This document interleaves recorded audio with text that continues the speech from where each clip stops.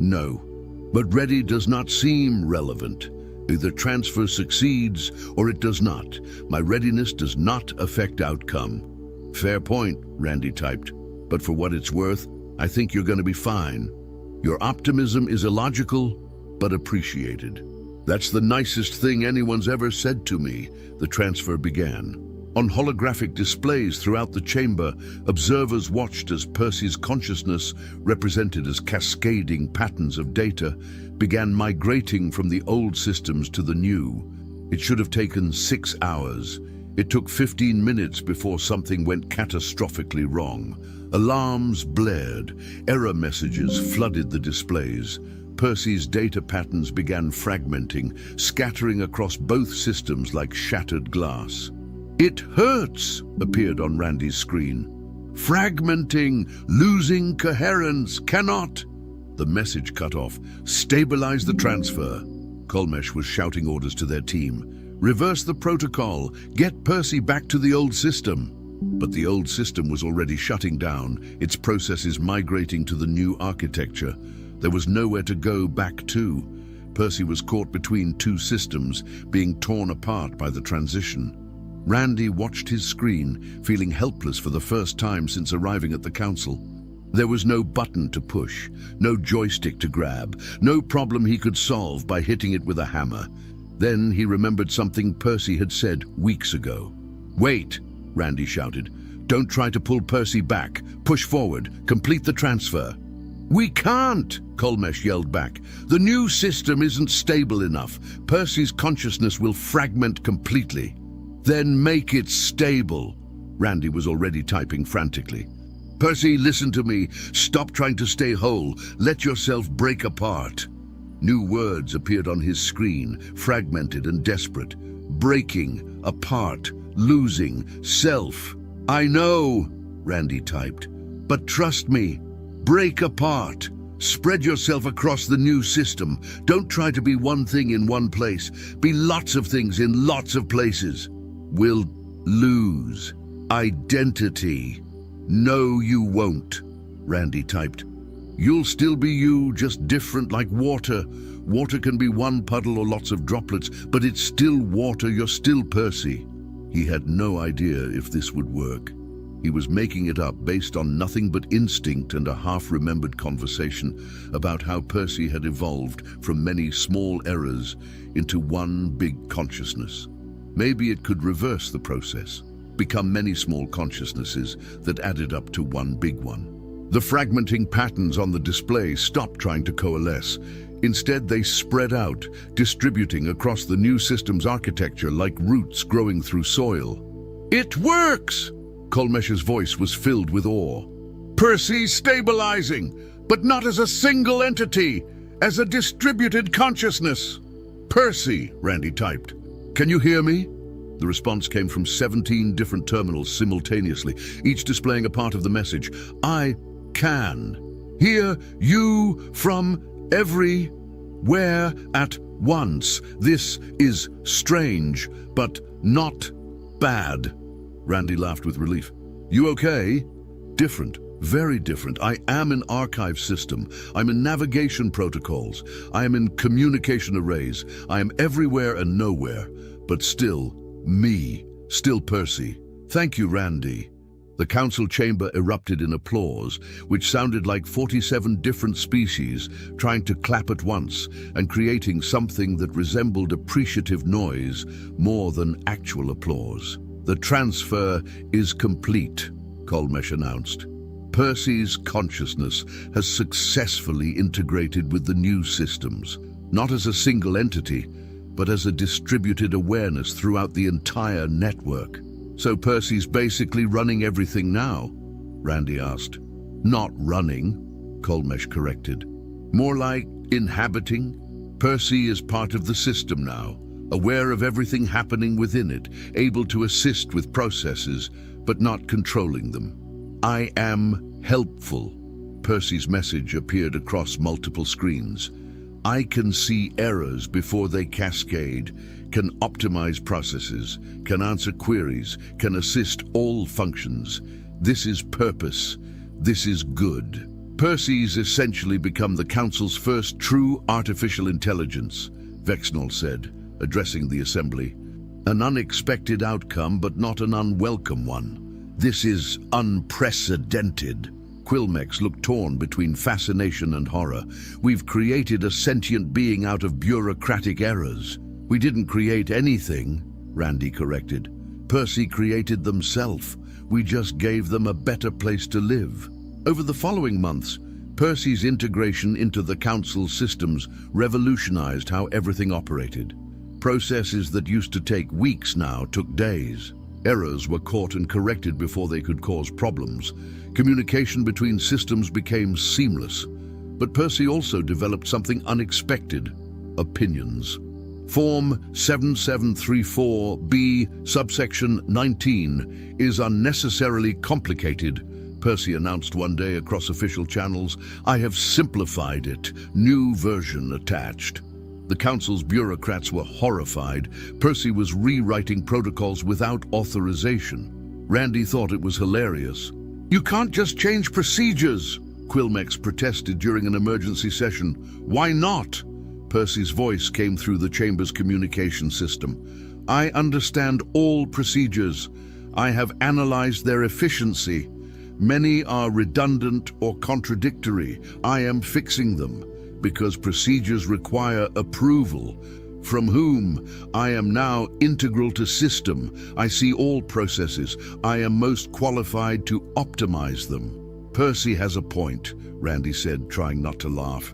They literally are the system now. Who better to decide how it should work? This is about authority, Quilmex insisted.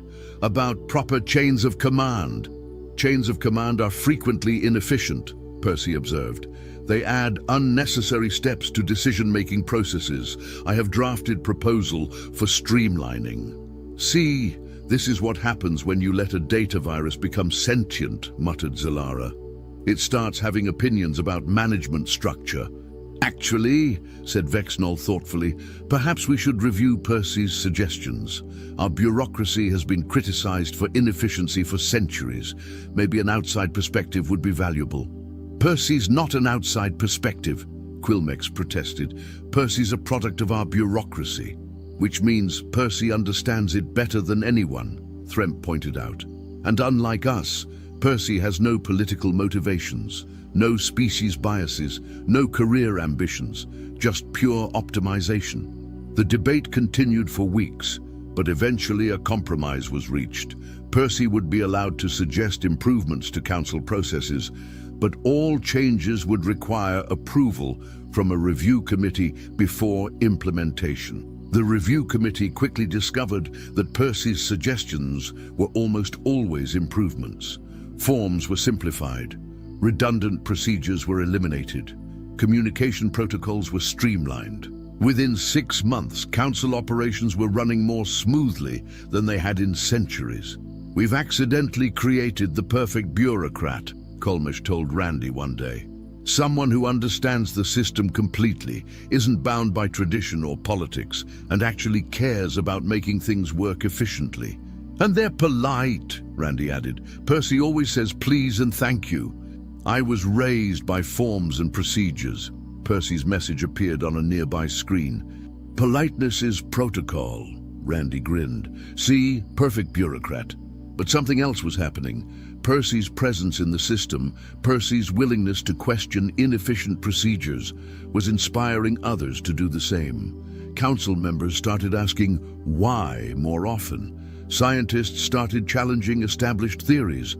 Engineers started testing unconventional solutions.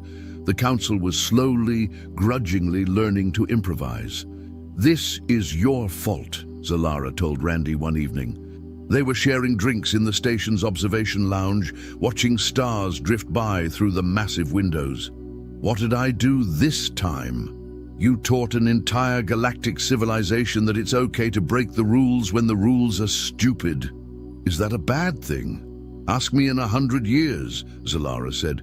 Either you've revolutionized how we approach problems, or you've doomed us all to chaos. Could be both, Randy said cheerfully. That's what worries me. Randy's one-year anniversary as humanity's representative came with little fanfare. He'd requested no ceremony, no speeches, no formal recognition. Just a quiet acknowledgement that he'd somehow survived 12 months without accidentally starting any wars or destroying any more asteroid fields. Grand Arbiter Vexnol summoned him to a private meeting in their office, a space that looked like someone had combined a library with a lightning storm. "Randy McMullen," Vexnol said, their crystalline form glowing softly. "I wanted to speak with you personally." "Am I fired?" Randy asked hopefully. "Because I kinda miss Florida." "No, you're not fired," Vexnol said, and Randy could have sworn they sounded almost amused. "In fact, I wanted to thank you." "For what? Breaking your stuff?" "For reminding us that systems exist to serve people, not the other way around," Vexnol said. "We'd forgotten that. Spent thousands of years perfecting our bureaucracy and forgot to ask whether it was actually helping anyone." "Bureaucracy's like duct tape," Randy said. "Real useful when you need it, but if you use too much, you just got a sticky mess that don't fix nothing." "That's surprisingly profound." "I have my moments," Randy said, "usually by accident." "The Council has discussed your situation," Vexnol continued. "Protocol 89 requires Earth to provide a defender, but it doesn't specify for how long. If you wanted to return home, we could arrange that. Find a replacement." Randy thought about this, about Florida, about his trailer and his truck and the marina where everyone knew his name, about deep-fried experiments and bar fights and the comfortable familiarity of home. Then he thought about Percy, about the responsibility of being the only person a newborn AI really trusted, about Zalara's friendship and the weird satisfaction of solving problems nobody else could solve. "Nah," Randy said. "I think I'll stick around a while longer. Someone's got to keep you aliens from overthinking yourselves into oblivion." Vexnol's glow brightened, which Randy had learned meant they were pleased. "Then, on behalf of the Galactic Council, thank you for your continued service.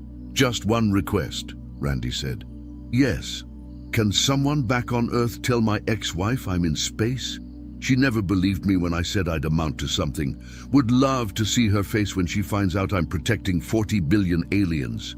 "I'll see what we can arrange," Vexnol said, and Randy was certain they were amused now. Randy left the office and headed back to his quarters, which he decorated with various items from Earth that well-meaning visitors kept bringing him. A Gators flag hung on one wall. A neon open sign from a bar flickered in the corner. His flamingo swim trunks were draped over a chair because he still hadn't figured out the Council's laundry system. His terminal beeped with a message from Percy. "Randy, have detected unusual energy signature in Sector 7G. Not immediately threatening, but anomalous. Worth investigating." Randy pulled up the displays, studied the data for exactly 10 seconds, and made a decision based on pure instinct and zero actual understanding. "Yeah," he typed back, "let's check it out. What's the worst that could happen?" Somewhere in the Council archives, Percy flagged that message and attached a note that simply read, "Famous last words." But Randy McMullen, Florida man and defender of Sector 7G, was already heading to the command center, ready to improvise his way through whatever ridiculous situation the universe threw at him next, because that's what he did.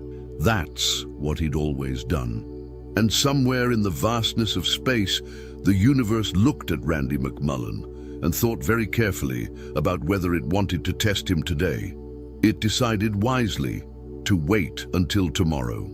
The stars continued turning, indifferent and eternal, while on a space station built by 47 species over 14,000 years, a man in flamingo swim trunks prepared to defend 40 billion lives using nothing but determination, improvisation, and an approach to problem-solving that could generously be called creative and accurately be called absolutely insane. The Galactic Council had asked humanity for defense. Humanity had sent Florida Man.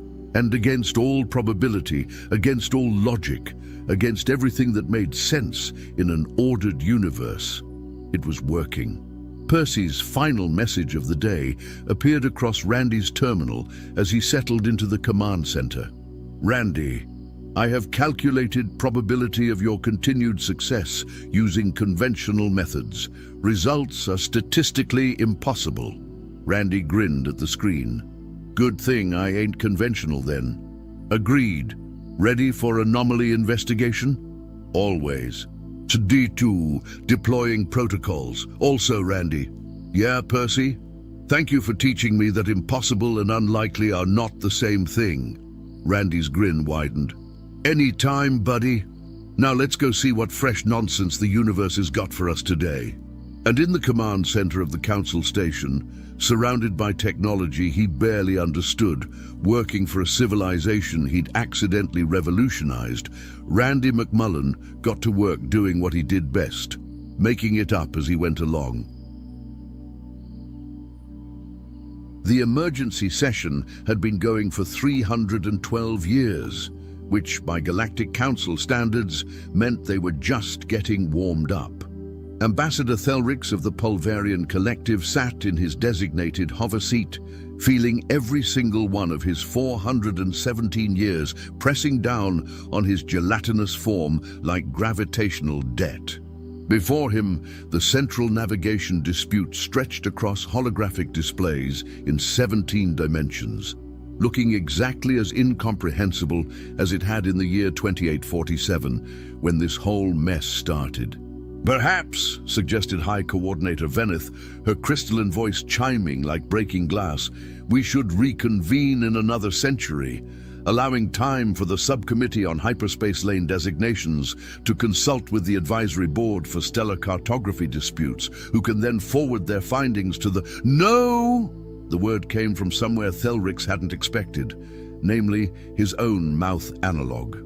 47 species turned their various sensory organs toward him. Veneth's crystal structure flickered in what might have been surprise or possibly a software glitch. Hard to tell with her people. Ambassador Thelrix, she said carefully, did you just interrupt formal council proceedings? Thelrix felt his cellular structure quiver. In 8,000 years of recorded Galactic Council history, no one had ever interrupted Veneth. There were protocols against it, 17 of them. He'd helped write 3. I apologize, he managed, though his voice sac trembled, but I've been looking at the same traffic pattern dispute since before my great-grandspawn were conceived, and I have come to a rather disturbing conclusion, which is, we're idiots. The chamber fell silent. In the corner, a minor delegate from the Whisper Nebula fainted, which for his species meant briefly transforming into helium. Veneth's crystalline form pulsed dangerously. Ambassador, perhaps you need rest. We've spent 3 centuries, Thelrix continued, his voice rising in a way that would horrify him later, debating whether hyperspace route 7734b should shift 0.001 degrees galactic north. Do you know what's happened in that time? 41 civilizations have risen and fallen. The Krellian Empire collapsed. We're aware of the timeline, Ambassador. Then you're aware we're useless. Another silence. This one felt heavier, like the universe itself was holding its breath to see what happened next. Thelrix slumped in his hover seat. He'd done it now, violated protocols, shown emotion, raised his voice sac above conversational frequency. His political career was over, which was why he felt oddly liberated to continue. We need help, he said quietly. Real help. From someone who doesn't spend decades discussing the proper font size for hyperspace warning signs. Help from whom? Veneth asked, her tone suggesting she already regretted the question. I've been reviewing the newer species. There's one that joined the galactic community recently. They're supposed to be good with navigation. The humans? They have a primitive saying about cutting through something called a Gordian knot. I looked it up. Apparently, when faced with an impossibly complicated problem, they we're not hiring barbarians. They're not barbarians, Thelrix protested, though he wasn't entirely sure. They've been spacefaring for almost 2 centuries. They have faster-than-light travel. They've colonized 6 systems, and according to my research, they're excellent at finding efficient routes. Based on what evidence? They invented something called a GPS, Global Positioning System. Every single one of their vehicles has navigation assistance. They take it very seriously. Venith's crystal structure dimmed, which meant she was thinking, or possibly experiencing the crystalline equivalent of a migraine. "Very well," she said finally. "We'll send a formal request to Earth for technical advisors, discreet ones. Perhaps 2 or 3 qualified individuals who can review our navigation proposals and offer educated consultation." Thelrix felt his cellular structure relax. Thank the void. A reasonable solution. If only he'd known that reasonable and human rarely appeared in the same sentence. The message reached Earth on a Tuesday, which was humanity's least favorite day, and therefore the perfect time for terrible decisions. Director Pamela Griggs of the Terran Diplomatic Corps read the incoming transmission 3 times, convinced it was a prank. The Galactic Council wanted human help with navigation? The same Galactic Council that had spent the last century and a half treating humanity like particularly clever children who'd accidentally learned to use the parents' computer. "This is real?" she asked her assistant. "Verified through 7 different channels, ma'am. They want technical advisors for navigation consultation. 2 to 3 individuals, discreet, qualified." Pamela set down the tablet and stared at the ceiling, where a coffee stain from last month's budget meeting still hadn't been cleaned. The entire diplomatic corps ran on caffeine and spite, mostly spite. They'd been trying to get Earth a proper voice in galactic politics for decades, and now the Council wanted help. "Get me Valdez," she said. "Commissioner Valdez is in a meeting. I don't care if he's meeting with God himself. Get him on the line, now." 3 minutes later, Commissioner Rafael Valdez's face appeared on her screen, looking exactly as tired as she felt. Behind him, someone was yelling about requisition forms. "This better be important, Griggs. The Galactic Council wants our help." Valdez blinked. "I'm sorry, could you repeat that?" "I think my translator malfunctioned." "You heard correctly. Navigation assistance. They're stuck on some route planning issue. And they're asking US? The species they barely let speak at council sessions. Apparently, we have a reputation for being good at directions." Valdez started laughing. It wasn't a happy laugh. It was the kind of laugh that happened when the universe revealed itself to be even more absurd than previously documented. "Oh, this is perfect," he said, wiping his eyes. "They want navigation experts, real ones. That's what they're asking for. Pamela, do you know what I did before joining the Diplomatic Corps? You were military, weren't? I was a taxi driver in Buenos Aires for 12 years. Do you know what every single passenger did?" Pamela felt a smile forming. "Told you how to drive? Every single one. Even when I'd driven the same route for a decade, some guy who'd lived in the city for 3 weeks would lean over and say, 'No, you should take Avenida Corrientes.' And you know what? Sometimes they were right. Rafael, you want to send advisors to the Galactic Council. I'll give you advisors. I'll give you the most helpful, opinionated, absolutely convinced they know better advisors humanity has to offer." The Council specifically requested discreet. Exactly! They want quiet experts who'll politely review their proposals and offer gentle suggestions. Well, we're going to give them something better. Pamela Griggs knew she should stop this, knew it with every fiber of her diplomatic training. But Earth had spent 150 years being patronized by species who thought humans were amusing novelties, and now they wanted help. "How many should we send?" she asked. They asked for 2 or 3. "Let's send 20. Valdez grinned. It was not a nice grin. It was the grin of someone who'd spent years being told to wait their turn, to follow protocols, to be patient. "I'll make the calls," he said. The first human to volunteer was Doris Cleghorn, 73 years old, retired from the Chicago Transit Authority with 40 years of experience and absolutely zero patience for inefficiency.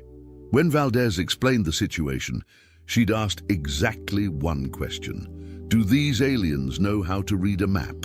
The second was Giorgio Tambolini, former airline pilot who'd spent 30 years flying routes across Earth and had opinions about air traffic control. The third was Kenji Watanabe, who'd driven delivery trucks through Tokyo traffic and considered himself an expert on optimization. They kept volunteering. Yuki Henderson, who'd navigated supply ships through asteroid fields and thought hyperspace protocols sounded overcomplicated. Boris Kuznetsov, former Moscow metro driver who'd seen worse than galactic bureaucracy. Patricia Langford, who'd been a GPS systems engineer and was deeply offended by what she'd heard about galactic navigation standards. 20 humans, each absolutely convinced they could solve problems that had stymied the galaxy's finest minds for centuries, each with decades of experience in transportation, navigation, or simply knowing better than whoever was currently in charge. Valdez sent their names to Pamela with a note. God help the Galactic Council. She forwarded the list without comment. The Council had asked for help. They were about to get it, whether they wanted it or not. The transport ship arrived at Galactic Council Station 14 on what the locals called a Harmony Day, which meant all 17 moons were aligned and bureaucratic efficiency was supposed to increase by 0.03%. Thelrix waited at the docking bay, having volunteered for greeting duty, mostly because no one else wanted it. The humans had seemed pleasant enough in preliminary communications. Professional, qualified. The airlock opened. 20 humans emerged, and Thelrix's cellular structure immediately began stress dividing. They were talking, all of them, simultaneously, not through official channels or translators, but just making noise at each other. I'm telling you, Giorgio, the approach vector was all wrong. What do you know about approach vectors? I flew for 30 years. Commercial jets. I did asteroid mining. Please! An older female human pushed forward.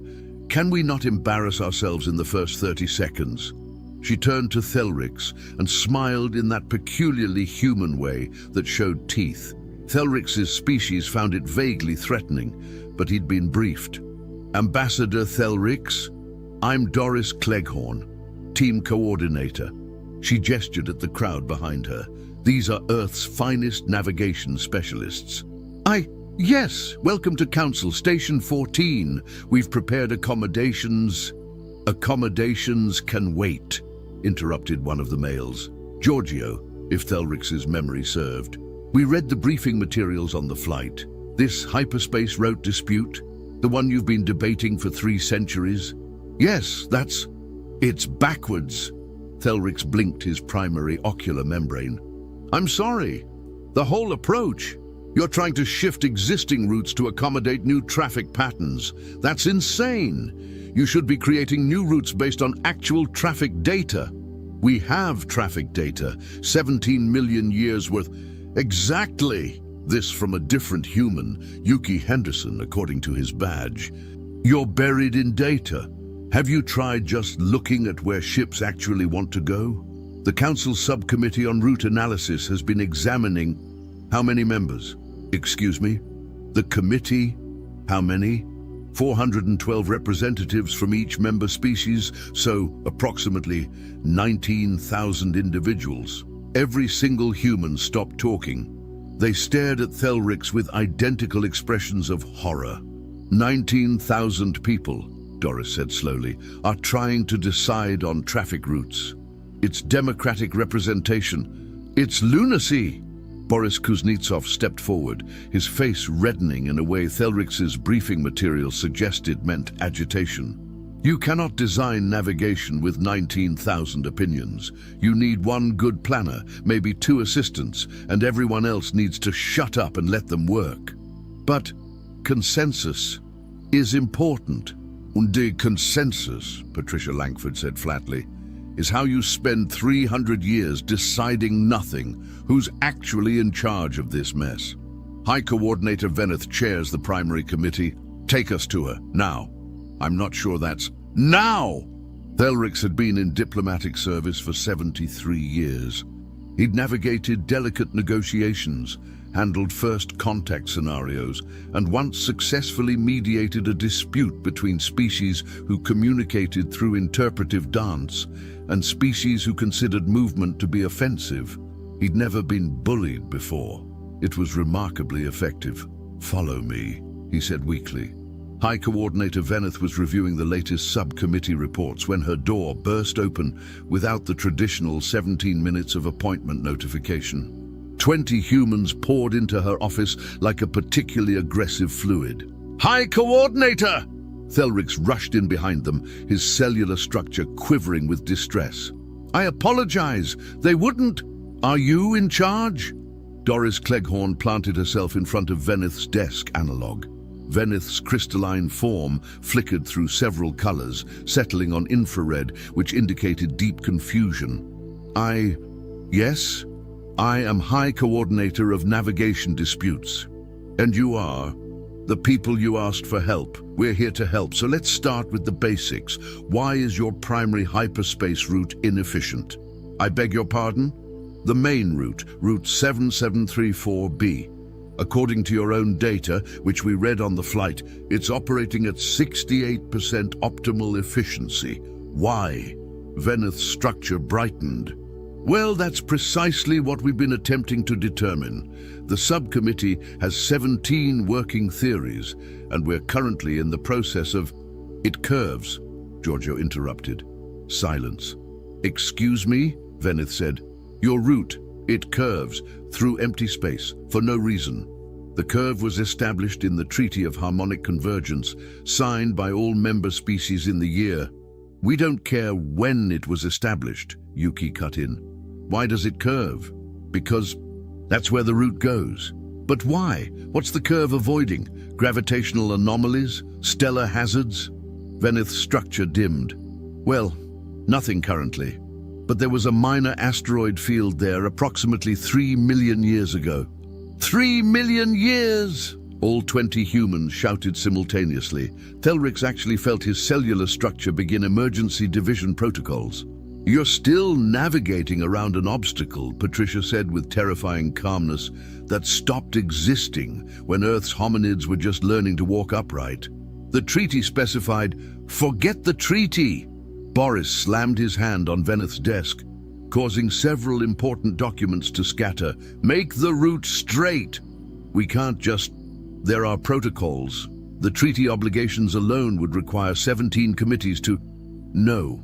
Doris's single word cut through the chaos like a knife through butter that didn't know it was supposed to be difficult to cut. No, Veneth repeated. No committees, no treaties, no protocols. You asked for help with navigation, and we're going to help you, but you need to listen. Can you do that? For 8,000 years, High Coordinator Veneth had maintained perfect diplomatic composure. She'd negotiated with species who considered lying a form of art. She'd mediated disputes between civilizations whose very concept of reality was incompatible. She'd never had anyone simply tell her no before. I suppose we could listen to your proposals. Finally, Kenji Watanabe pulled out a tablet. Okay, here's what we're going to do. First, we're going to look at actual traffic patterns. We have traffic pattern data. You have historical data. We need current data, real time. Where are ships actually going right now? That information is collected by the Subcommittee on Traffic Monitoring, then forwarded to the Analysis Division, who compile reports every lunar cycle. Every lunar cycle. What if I told you that on Earth we monitor traffic in real time? Veneth's structure flickered. That seems excessive. It's normal. You can't manage traffic flow if you're looking at month-old data. That's like driving by looking in the rear-view mirror. I don't understand that metaphor. Of course you don't. Giorgio threw his hands up. Show us your traffic monitoring systems, now. What followed was the most uncomfortable tour of Thelrix's life. The humans examined every system, every protocol, every committee structure, and with each discovery, their expressions grew more horrified. You have 17 different departments collecting the same data. Why are ships filing route plans through 18 separate bureaucracies? Who decided that hyperspace lane assignments should be determined by lottery? This isn't a navigation system. This is performance art about bureaucracy. By the third hour, Veneth's crystalline structure had dimmed to nearly invisible. Thelrix wished he could do the same. Perhaps, Veneth said weakly, you could provide written recommendations. We could submit them to the advisory board for... No boards, no submissions, no recommendations. Doris crossed her arms. We're going to fix this. Today. You can't fix 8,000 years of established procedure in one day. Watch us. What happened next would be debated in Galactic Council halls for generations. The humans simply started working. They didn't ask permission, didn't wait for committee approval, didn't follow protocols. Patricia accessed the traffic monitoring systems and changed them. Just modified 8,000 years of data collection because it was inefficient. Boris found the route filing system and deleted 17 redundant forms. When Veneth protested about proper procedure, he'd said, "What are they going to do? Fire us? We're volunteers." Yuki discovered that hyperspace lane assignments were indeed determined by lottery and laughed for 5 solid minutes before replacing the entire system with what he called common sense scheduling. But the lottery ensures fairness, Thelrix protested. The lottery ensures chaos. You don't assign critical infrastructure randomly. You assign it based on need. But how do we determine need without a committee to, you look at who needs it? It's not complicated. Except it was, or at least it had been, for millennia. By hour 7, Veneth sat in her office, watching holographic displays show systems being modified by 20 humans who seemed constitutionally incapable of respecting established authority. "They're destroying everything," she whispered. "They're fixing everything," Thelrix corrected, surprising himself. "How can you say that? They've violated 17,000 protocols." "Yes, and traffic through Sector 7 just improved by 12%. Veneth's structure brightened sharply. "What? Look." Thelrix pulled up the real-time data that Patricia had implemented. "Ships are moving faster. Waiting times are down. Route efficiency is... That's impossible. They've only been working for 7 hours. Apparently," Thelrix said slowly, "when you remove 17 layers of bureaucracy, things move faster. But we need those layers. They ensure proper oversight. Do they? Or do they just ensure that nothing ever changes?" Veneth didn't answer. She was staring at the displays, watching traffic flow improve in real time. In the main operations center, the humans had gathered every available staff member and were conducting what they called a training session, which seemed to primarily involve talking very loudly and asking uncomfortable questions. "Why do you file route requests in triplicate?" "Because the regulations specify..." "Forget the regulations. What purpose does it serve?" "Well, one copy goes to the primary database, one to the archive, and one to..." "You're digitally stored. Why do you need 3 copies of digital data?" That's how it's always been done." "And that," Doris said with satisfaction, "is the worst reason in the universe to keep doing something." A junior technician, a young Vrelian named Tik-Tik, raised one of her 7 tentacles hesitantly. "Yes," Patricia said encouragingly. I've often thought the triplicate system was redundant, but I didn't want to violate protocol." "There it is!" Patricia turned to the others. "Someone here has a brain. Tik-Tik, right?" "Yes, ma'am?" "Stop calling me ma'am. I'm Patricia. Here's what I want you to do. Make a list of every stupid, redundant procedure you can think of. Then we're going to get rid of all of them." "But I can't just..." "Yes, you can. That's what we're here to teach you. If something is stupid, stop doing it." "But the protocols..." were written by people who are dead. Do you want to spend your entire life following rules made by corpses, or do you want to actually fix things? Tik-Tik's skin flushed through several colors of excitement. I have so many ideas. Then let's hear them. What emerged over the next few hours was fascinating. Turns out thousands of council employees had known the systems were inefficient. They'd just never been given permission to say so. The humans gave them permission. More than that, they gave them something more radical. They told them it was okay to ignore stupid rules. But I'll get in trouble, one technician protested. With who? Boris demanded. Your supervisor? Bring them here. We'll explain. The Oversight Committee can kiss our collective asses, Giorgio finished. Sorry, is that translator working? Did that come through clearly? Several aliens made gestures that indicated shock. One made a gesture that indicated admiration. By hour 12, the operations center had transformed. Staff who'd spent centuries quietly following procedures were now openly questioning them, arguing about them, changing them. Veneth watched from her office, her crystalline structure flickering through emotions she didn't have names for. They're creating chaos, she said. They're creating initiative, Thelrix countered. When was the last time anyone in the operations center proposed a new idea? We have procedures for submitting proposals. That takes 17 years to review. These humans have been here 12 hours, and they've implemented more changes than we've made in 3 centuries.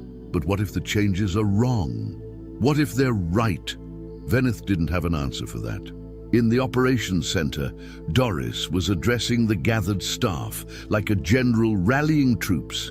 Listen up. We've been here half a day, and we've already improved efficiency by 15%. But that's just the start. There's so much stupid here that we could fix. Redundant forms, unnecessary committees, routes that go around obstacles that don't exist anymore. We're going to burn it all down and rebuild it properly.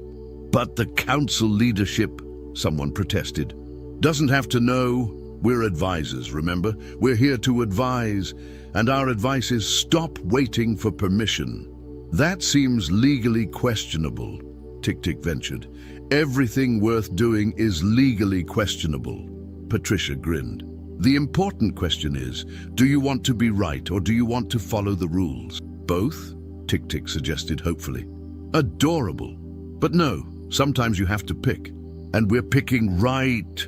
A senior administrator, his name unpronounceable by human mouths, spoke up. With respect, you've only been here 12 hours. You don't understand the complexity of... You're right, Doris interrupted.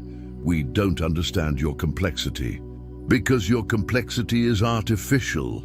You've spent so long making things complicated that you've forgotten simple solutions exist. But galactic governance requires people who get things done, not people who schedule meetings to discuss scheduling meetings. That's not what we... Isn't it? How many committees are currently active? The administrator pulled up data. 7,412. And how many of those committees have actually completed their assigned tasks? Silence. Exactly. You have 7,000 committees doing nothing except creating more committees. It's committees all the way down. Well, guess what? Earth sent 20 humans who don't care about your committees, and we're going to fix this place whether you like it or not. The administrator's skin changed colors rapidly. You can't just ignore established governance structures. Watch us. And they did. Over the next several days, the humans expanded their assistance to every department they could access. The Route Planning Division discovered that humans had opinions about everything. Why is this route assigned a priority level 3? Because the Committee on Priority Assessment determined that's stupid. It should be a 5. Ships are waiting. Make it a 5. I can't just... Sure you can. Look, I'm doing it right now. Kenji tapped commands. Done! Priority 5. Was that so hard? But the proper procedure takes 6 months. Ships need routes today. Use your brain. the Safety Protocols Department met Yuki, who found their regulations adorably paranoid. You require 7 separate inspections before approving a new route. Safety is paramount. Safety is important. 7 inspections is paranoia. 3 is plenty. But regulations specify were written when your technology was worse. You've had 8,000 years of technological advancement. Update your safety protocols to match. That would require committee review. No, it requires someone with authority to say, these old rules are stupid. Do you have authority? Well, technically. Then use it. The most dramatic confrontation came in the Legal Compliance Office, where Patricia discovered something that made her go very quiet, which the other humans had learned was significantly more dangerous than when she yelled. Explain this to me, she said softly, holding up a data file. Very carefully. The Legal Compliance Officer, a being that resembled anxious fog, wavered nervously. That's the standard hyperspace liability waiver. It's 67,000 pages long. Ooh, well, yes, it covers all possible scenarios. No document needs to be 67,000 pages. The entire legal code of the Sol system is shorter than this. What is wrong with you people? We need to ensure comprehensive coverage. You need to ensure people can understand it. How long does it take to process one of these?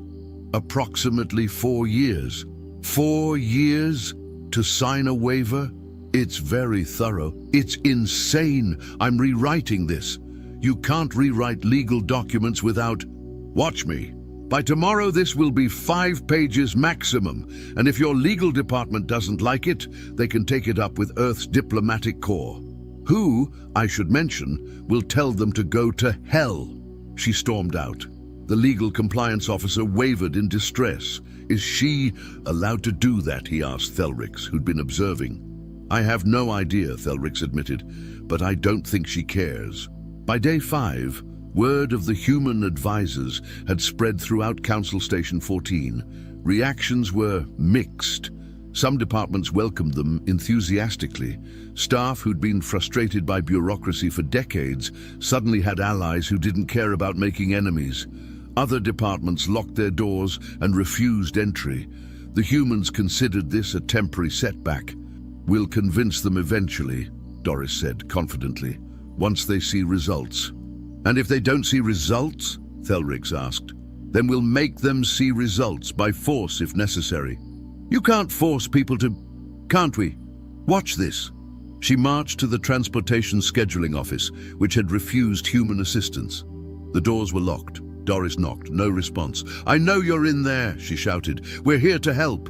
Go away, came a muffled voice. We don't need your chaos.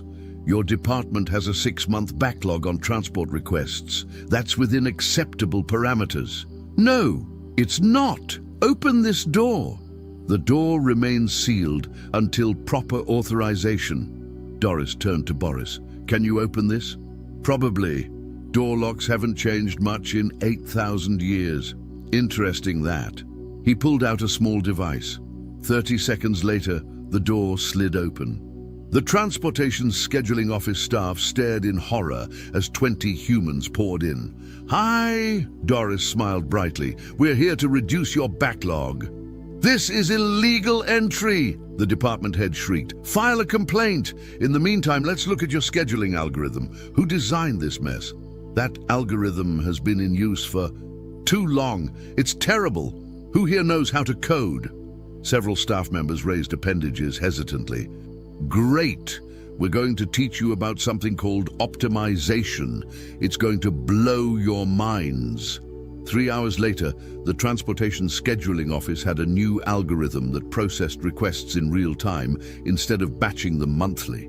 The backlog dropped from 6 months to 6 hours. The department head stood in stunned silence, watching requests being processed faster than he'd ever seen. This is efficient? Doris suggested. Impossible. Our old system was designed by the finest minds, was designed 8,000 years ago, and nobody ever questioned it.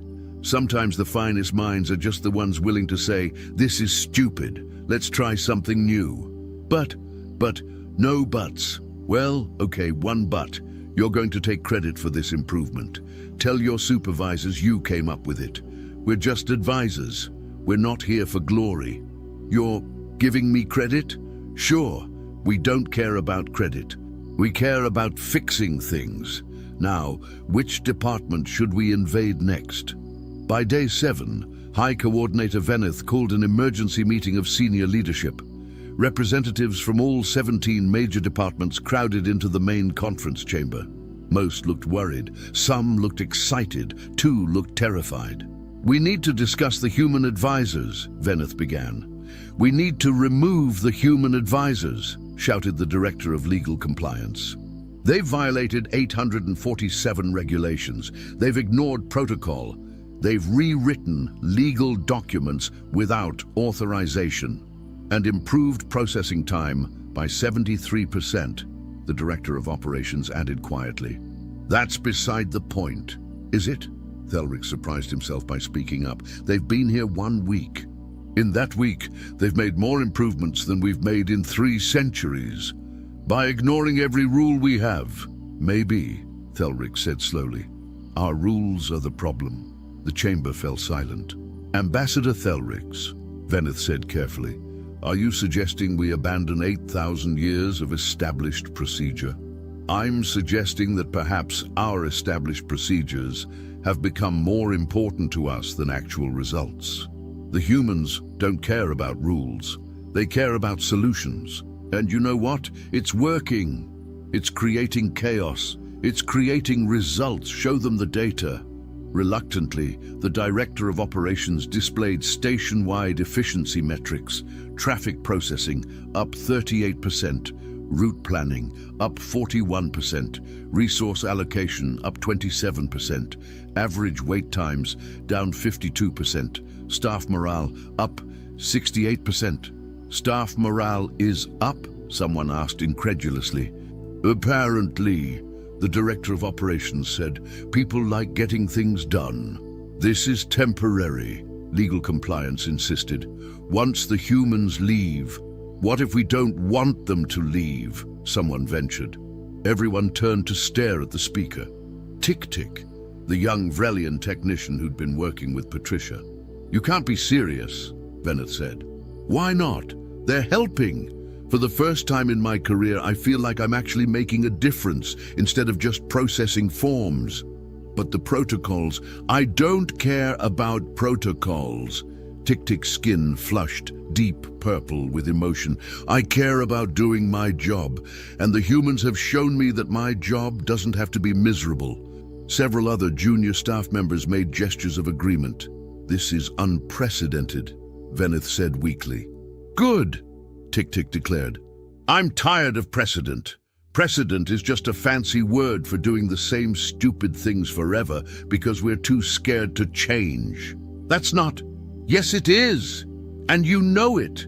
Everyone in this room knows it. We've built a system that values process over progress, procedure over results, and we've been too comfortable to admit it until 20 humans showed up and started breaking things. They're not breaking things, Thelric said. They're fixing what was already broken. By whose authority? Legal Compliance demanded. By ours, Tick-Tick shot back, because we asked them here. We asked for help and they're helping. And if that makes you uncomfortable, then maybe you're the problem. The chamber erupted into arguments. Half the leadership wanted the humans gone immediately. The other half wanted them to stay forever.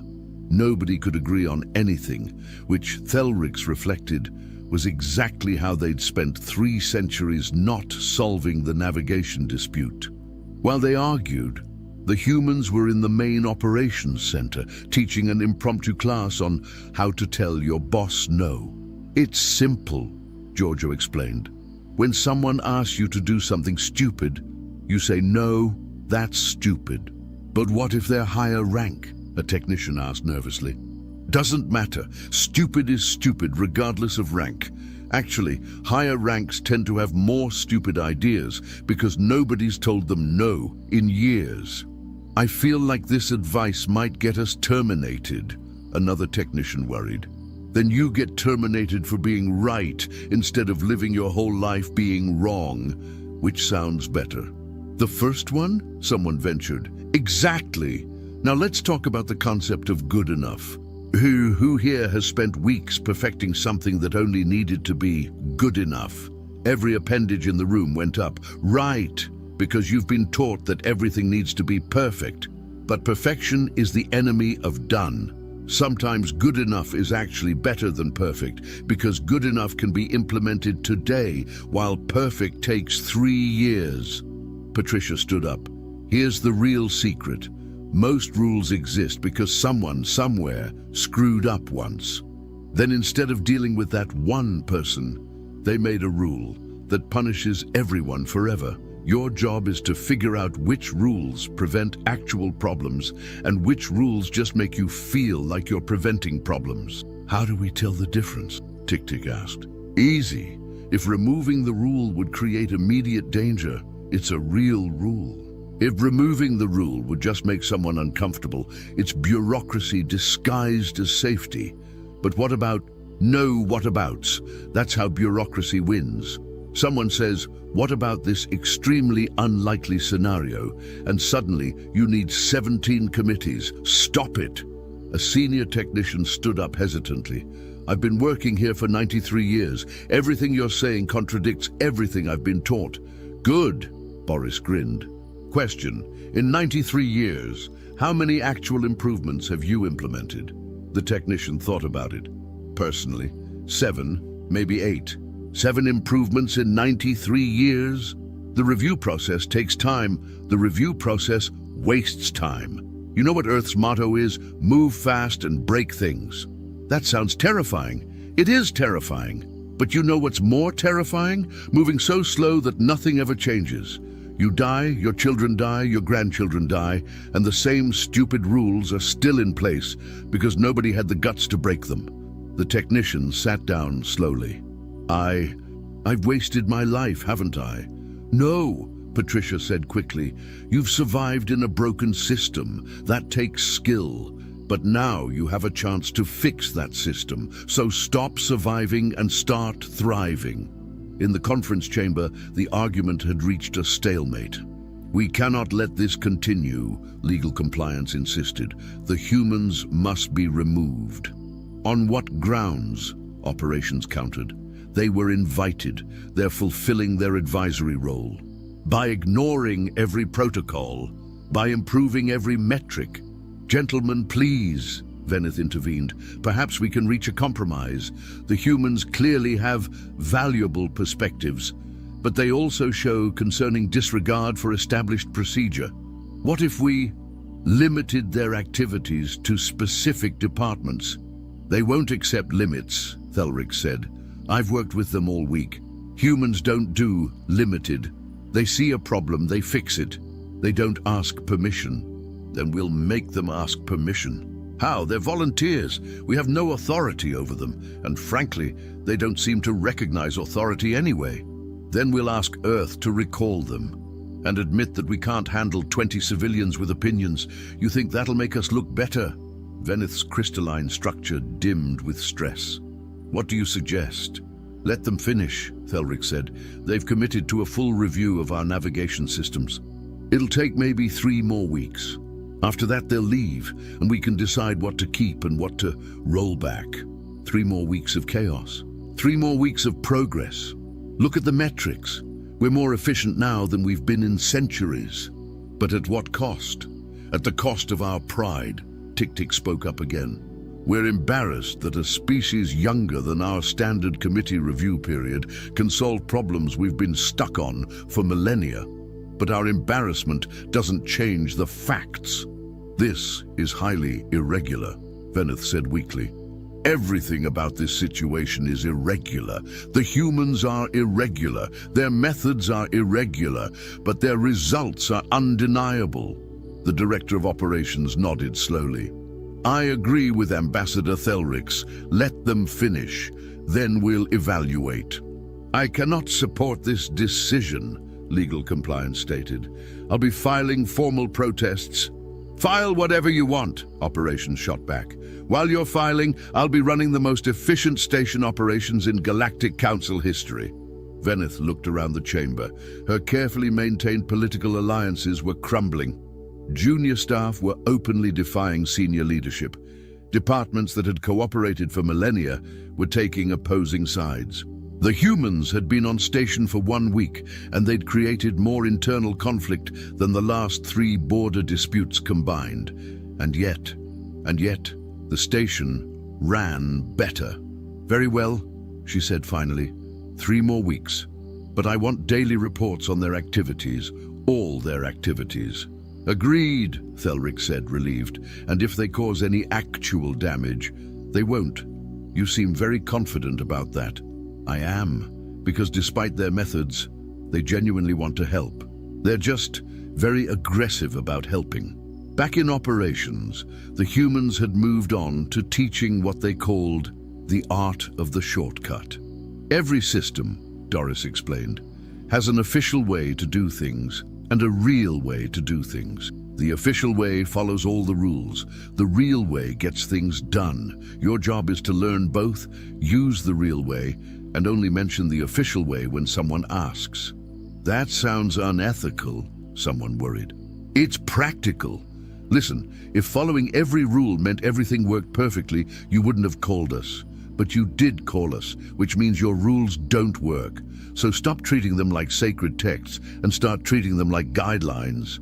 But guidelines from WHO, from people who are dead and whose problems are solved. You're facing new problems. You need new solutions, and new solutions require breaking old rules. Kenji pulled up a holographic display. Look at this route filing process. According to official procedure, it takes 17 steps, but look, he highlighted several steps. These 5 steps are just different departments confirming the same information. Why? Because regulations specify. Forget regulations. What purpose do these redundant confirmations serve? Silence. Exactly, no purpose. They exist because someone 3,000 years ago didn't trust someone else, and instead of dealing with that one trust issue, they created a permanent process that wastes everyone's time forever. Well, guess what? We're deleting it. You can't just delete. Watch me! Kenji made several commands. Done. 5 steps gone. Now the process takes 12 steps instead of 17. But what if we needed those steps? Then we'll add them back. But we probably won't because they were useless. A technician stood up angrily. You're treating our entire system like it's broken.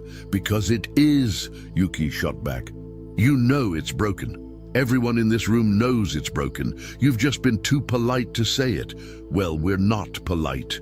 We're helpful. And sometimes being helpful means telling uncomfortable truths. Like what?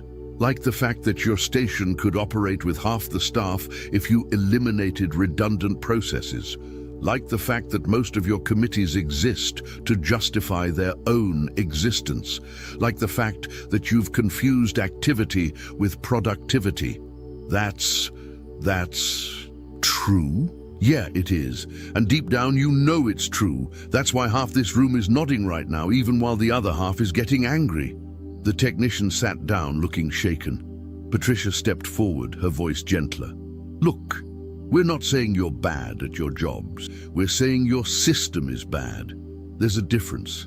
Individually, you're all competent, dedicated professionals, but you're working within a structure designed to minimize risk by maximizing procedure. And that worked fine for 8,000 years when nothing changed. But the galaxy is changing. Traffic increases every year. New species join constantly. Technology advances, and your procedures haven't kept pace. So what do we do? Someone asked quietly. You adapt. You question. You experiment. You fail sometimes and learn from it. You treat rules as tools instead of commandments. You prioritize results over process. An alarm blared. Everyone froze. What's that? Giorgio asked. Emergency alert, a technician said, pulling up displays.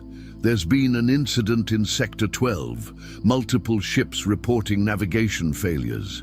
What kind of failures? They're receiving conflicting route data. Their navigation systems are showing 17 different optimal paths. Ships are having to navigate manually to avoid collisions. The operations center erupted into controlled chaos. Technicians rushed to stations. Senior staff started shouting orders. Doris grabbed the nearest supervisor. What's the procedure for this? We contact the Emergency Response Committee, who'll convene an emergency session to determine how long does that take. Usually about 6 hours to assemble. 6 hours? Ships could be dead in 6 hours. Who's in charge of navigation data distribution? That would be the Central Navigation Authority. Where are they? Level 7, Section C, but you need authorization to... Doris was already running. The other humans followed. Thelrix found himself running too, his cellular structure protesting the exertion. Behind him, several brave technicians followed as well, including Tik-Tik.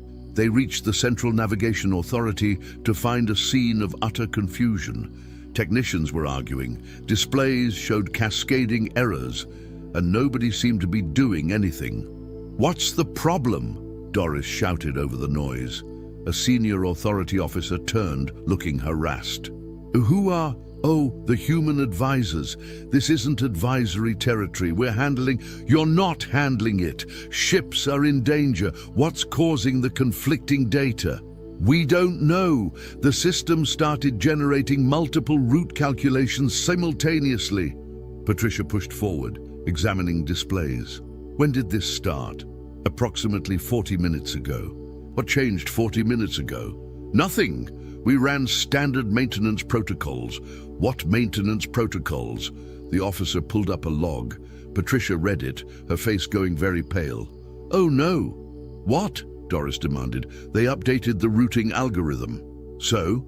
"To the old version, the version they were using before we arrived." Silence. "You're saying," Thelrix said slowly, "that reverting to the previous algorithm caused this?" "Not exactly. The problem is that some systems updated and some didn't. So now the navigation network has systems running both algorithms, and they're generating different answers. Ships are getting multiple conflicting routes because different parts of the network are telling them different things." "Can we roll back the update?" Boris asked. "Yes, but that'll take..." "How long?" 3 to 4 hours. "Unacceptable! Ships are at risk now!" "Then what do you suggest?" the officer shouted. "We can't just..." "Yes, we can." Patricia was already at a terminal. "We're going to force a network-wide update. Push the new algorithm to every system simultaneously." "That's incredibly dangerous. If it fails..." "If we don't do it, ships crash, which is worse." "But the procedures for emergency network updates require authorization from 7 different..." "We don't have time!" Patricia started typing commands rapidly. "I need someone with authority to approve this, now!" Everyone looked at the senior authority officer. He stared at Patricia, at the displays showing ships in danger, at the humans looking at him expectantly. He'd spent 40 years in the Central Navigation Authority. 40 years following procedures. Never once had he made an unauthorized decision. "Do it," he said. "Are you sure?" Patricia asked. "This violates about 800 regulations." "Do it!" Patricia's fingers flew across the interface. Behind her, Kenji and Yuki helped, routing commands through multiple systems simultaneously. "This is insane," a technician whispered to Tik-Tik. "If this fails, it could take down the entire navigation network. And if we do nothing, ships die," Tik-Tik whispered back. "Sometimes you have to choose between different kinds of risks." Pushing update in 3, 2, 1. "Now!" Patricia executed the command. Every display in the room flickered. For 5 seconds, that felt like 5 years. Nothing happened. Then displays started showing green indicators, systems coming back online, navigation data synchronizing. In Sector 12, ship captains reported that conflicting route data was resolving. Navigation systems were providing single, clear paths again. The crisis was over. The operations center erupted in cheers. The senior authority officer sat down heavily, his skin cycling through colors of shock and relief.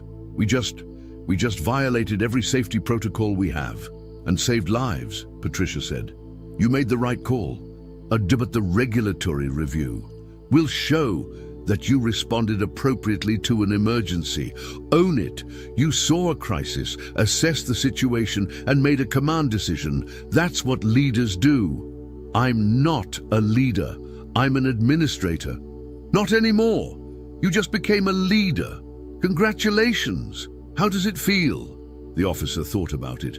Terrifying. Good. Leadership should be terrifying. It means you understand the stakes. She turned to the others. Okay, now we need to figure out why the algorithm update failed. Kenji, already on it. Looks like someone in system maintenance wasn't informed about the changes we made. They ran standard protocols which reverted everything to baseline. So this was a communication failure? Yep.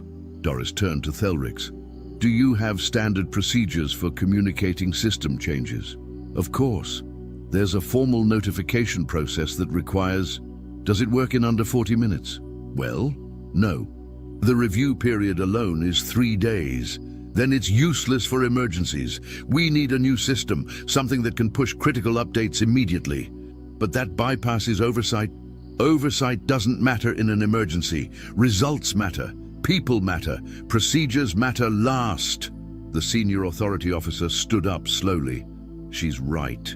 Everyone turned to stare at him. I've spent my entire career believing that procedures keep us safe, but today, procedures nearly got people killed. The humans broke 17 rules and saved lives. Maybe we've had it backwards. You can't be serious, a senior technician protested. Procedures exist for good reasons. Do they, or do they exist because we're afraid of making mistakes, afraid of taking responsibility, afraid of being blamed?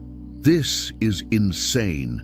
No, insane is spending 3 centuries debating traffic routes while ships wait. Insane is having 7,000 committees that accomplish nothing. Insane is treating 8,000-year-old rules like they're universal laws. The humans have been here 1 week, and they've saved more lives than our procedures have in my entire career. He turned to Doris. What do we need to do to really fix this place? Doris smiled. It was not a gentle smile. You need a revolution. That sounds dramatic. It is dramatic because your problems are dramatic. You've built a system that values consensus over action, process over progress, safety over efficiency, and it's killing you, not quickly but slowly through stagnation and irrelevance. So what's the alternative? Trust your people, give them authority, let them make mistakes, accept that sometimes good enough is better than perfect, stop requiring 17 approvals for decisions that one competent person could make. But what if they make wrong decisions? Then they learn. That's how growth works. You make mistakes, you fix them, you get better. But your system doesn't allow mistakes, so nobody ever learns, and nothing ever improves. The technician who'd protested earlier spoke up quietly. I've made mistakes before, got reprimanded, spent 2 years under additional oversight. I've been terrified of making another mistake ever since. Exactly, Patricia pointed at him. Your system punishes failure so harshly that people stop trying. They do the minimum, follow procedures exactly, and pray nothing goes wrong. That's not a functional organization, that's a prison. But without accountability, we're not saying no accountability. We're saying accountability should focus on learning, not punishment. When someone makes a mistake, you should ask, what did we learn? Not, who do we blame? Tick-Tick spoke up. Everything you're saying makes sense. But how do we implement it? We can't just change everything overnight. Why not? Giorgio asked. Because you're afraid. And you know what? That's normal. Change is scary. But you know what's scarier? Staying the same while the galaxy moves forward without you. He's right, Thelrix said quietly. I've been afraid my entire career. Afraid of making mistakes. Afraid of standing out. Afraid of being wrong. and that fear has kept me small. You're not small now, Doris observed. No, because you humans are too busy doing things to worry about fear, and it's contagious. Over the next 2 weeks, something remarkable happened. The humans continued their aggressive optimization campaign, but now they weren't working alone. Council staff who'd been inspired started implementing their own changes. The Transportation Scheduling Office eliminated 6 redundant approval processes without asking permission. The Route Planning Division reduced their committee size from 19,000 to 97 and immediately became more effective. The Safety Protocols Department updated regulations that were literally older than some member species' entire civilizations. Legal compliance tried to stop it all. They filed protests, they cited regulations, they threatened disciplinary action. Nobody cared anymore. The revolution Doris had mentioned wasn't violent, it was bureaucratic, and it was unstoppable. Junior staff realized they outnumbered senior leadership, that their willingness to change was more valuable than their supervisors' experience with stagnation. Senior staff who resisted were simply bypassed, not fired, not removed, just made irrelevant as work flowed around them. Veneth watched it happen from her office, feeling 8,000 years of careful political structure crumbling like sand. "We've lost control," she said to Thelrix. "Have we?" he replied. "Or have we finally found purpose? This isn't what the council is supposed to be." What is the council supposed to be? Because for my entire career, it's been a place where good ideas go to die slowly in committee review. Maybe that was never what it should have been. But the stability was stagnation with better marketing. Veneth, be honest. When was the last time you felt proud of what the council accomplished? She thought about it for a long time. I don't remember. We're not special. Confused murmurs rippled through the crowd. It's true. We're just regular humans. We don't have special training in galactic governance. We're retired transit workers, pilots, and engineers. The only thing that makes us different is that we're not afraid to say when something is stupid. And judgment isn't arrogance, it's responsibility. Kenji raised his voice. The Galactic Council asked humanity to send advisors. But you know what? You never needed advisors. You needed permission. Permission to be smart, permission to be efficient, permission to ignore stupid rules. Well, guess what? Doris grinned. Permission granted. Permanently. You don't need to ask anymore. You don't need committees to approve your common sense. You don't need 17 signatures to make obvious improvements. You just need to do it. The crowd was silent for a moment. Then Tik-Tik started what her species called an appreciation gesture. Others joined. Within seconds, the entire operations center was filled with dozens of species, making their respective gestures of respect, gratitude, or religious awe. The humans looked uncomfortable. "Okay, this is getting weird," Patricia muttered. "We just told you to trust yourselves, and now you're treating us like you gave us back our dignity," Tik-Tik interrupted. "Because you did. You showed us that our frustrations were valid, that our ideas for improvement weren't foolish, that we weren't crazy for thinking the system was broken." "You weren't crazy," Doris said softly. "You were just surrounded by people who'd forgotten how to change." The senior authority officer from the Central Navigation Authority pushed through the crowd. "On behalf of everyone here, I want to thank you. You saved lives. You improved systems, but most importantly, you taught us that leadership isn't about rank or authority. It's about being willing to make decisions and accept the consequences." "Damn right it is!" Boris clapped him on the shoulder. "So what are you going to do with that knowledge?" "I'm going to recommend elimination of 47 redundant safety checks." "That's the spirit! And I'll probably be fired." "Probably, but you'll be right." The officer smiled. It was his species' first genuine smile in recorded history. "I think I'm okay with that." As the humans prepared to leave, Thelrix found Doris alone in the corridor, looking out a viewport at the stars beyond. "Penny for your thoughts," he asked, proud that he'd learned that human idiom. Wondering if we actually helped or just caused chaos, she admitted. You helped, tremendously. Did we? Or did we just make you all as rude and impatient as we are? Is there a difference? Thelrix's cellular structure rippled with humor. You taught us that being polite isn't the same as being effective, that respecting tradition isn't the same as being paralyzed by it, that sometimes the best thing you can do is just act. And if we're wrong, if our way doesn't work for you, then we'll adapt. Again, that's what you really taught us, you know. Not efficiency or optimization or any of that. You taught us to adapt, to try, to risk.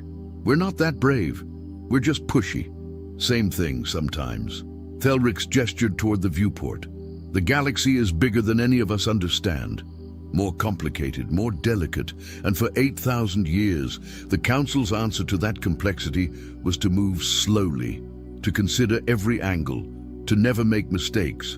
And now we understand that moving slowly is its own kind of mistake. That considering every angle forever means never moving at all. That avoiding mistakes just means avoiding accomplishment. You're going to be okay, Doris said. You were always going to be okay. You just needed a kick in the ass. We certainly got that. Hey, you asked for advisors. We asked for quiet technical consultants who would review our plans and offer gentle suggestions. Yeah, well, Doris grinned. You got backseat drivers instead, Earth's specialty. The humans departed the next morning. 20 loud, opinionated, absolutely insufferable humans who turned the Galactic Council's carefully ordered systems into something resembling controlled chaos. 3 months later, Council efficiency ratings reached all-time highs.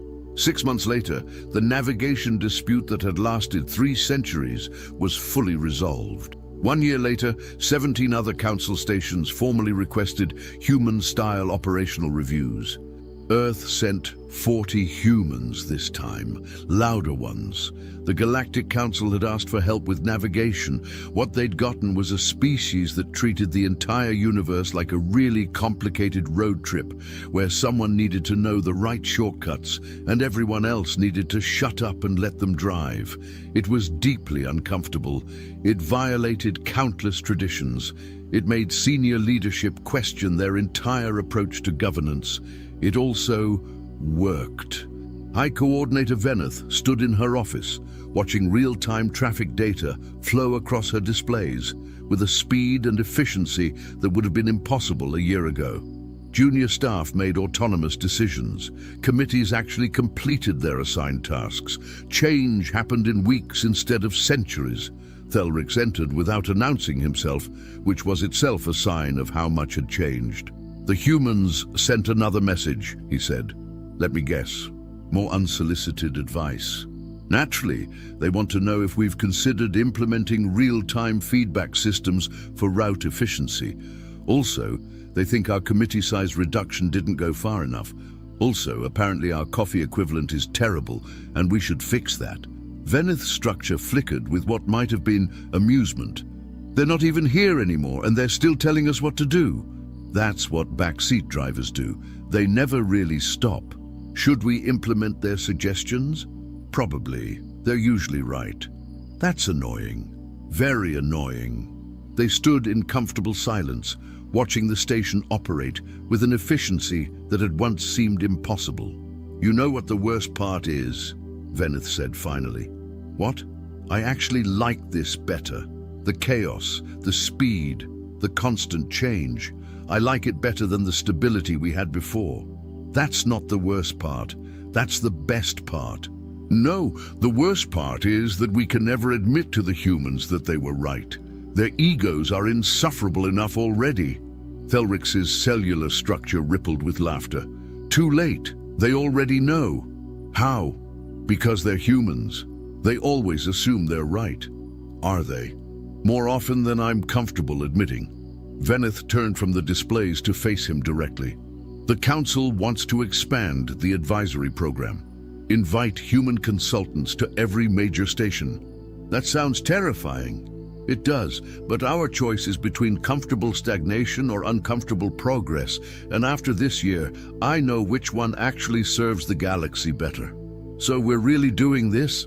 Deliberately inviting more pushy, opinionated humans to tell us everything we're doing wrong, unless you have a better idea.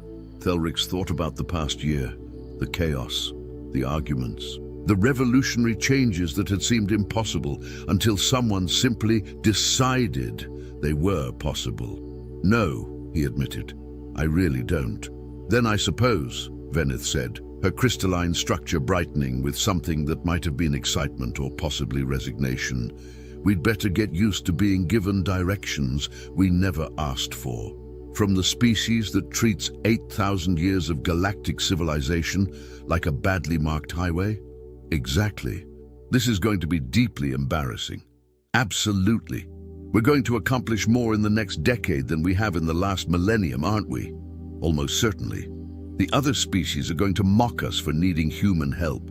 They already are, until they see the results. Then they'll ask for help too. And Earth will send even more pushy humans? Undoubtedly.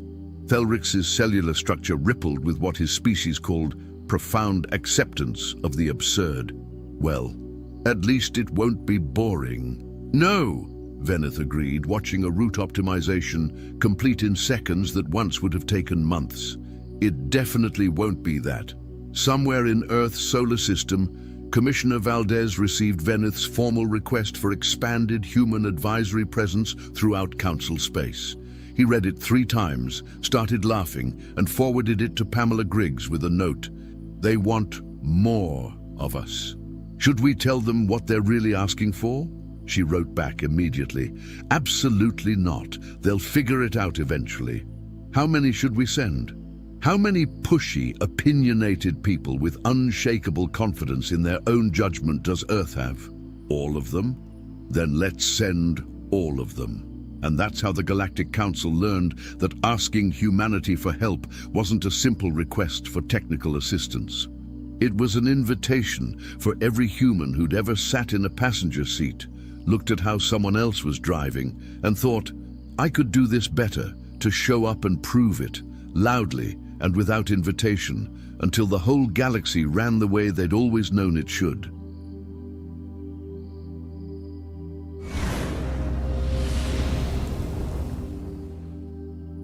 At Starbound, we tell stories the human way, not with artificial voices or AI slop.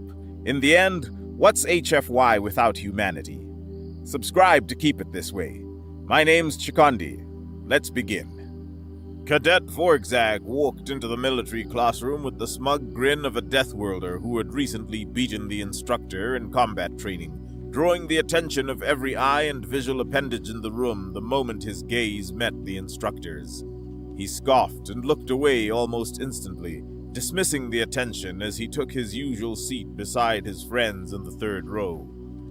The chair groaned under his weight as he settled into it, and Vorgzag found himself shifting irritably yet again. His bulky, leathery bipedal frame never quite fit properly in these standard academy seats, despite the furniture supposedly being designed with species diversity in mind.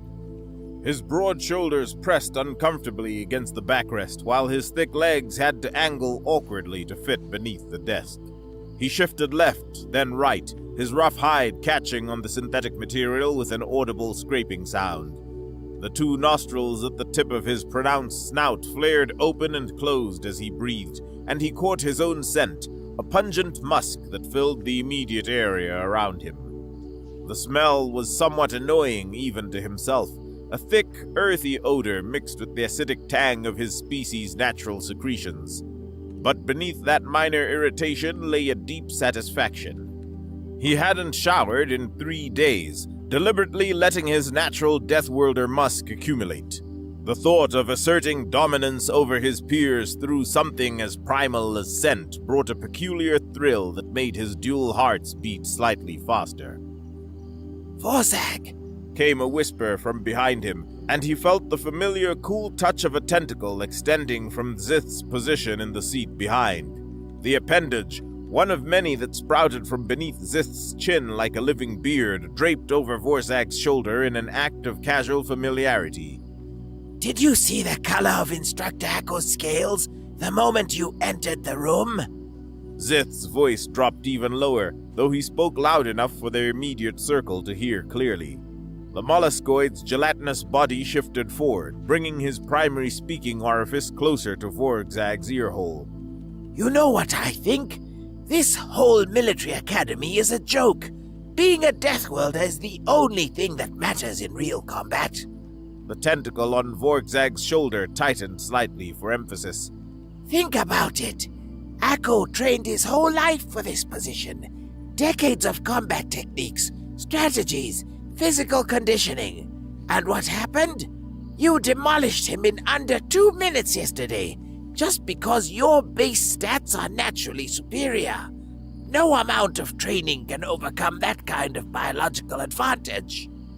A deep, rumbling satisfaction formed in Vorzag's chest cavity as he surveyed the faces of his friend group, finding nothing but agreement in their various expressions.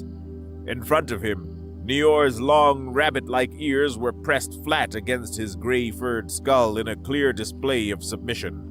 The Leopard's large black eyes darted nervously between Vorzag and the front of the classroom, his entire posture radiating deference to the Death Worlder's superiority.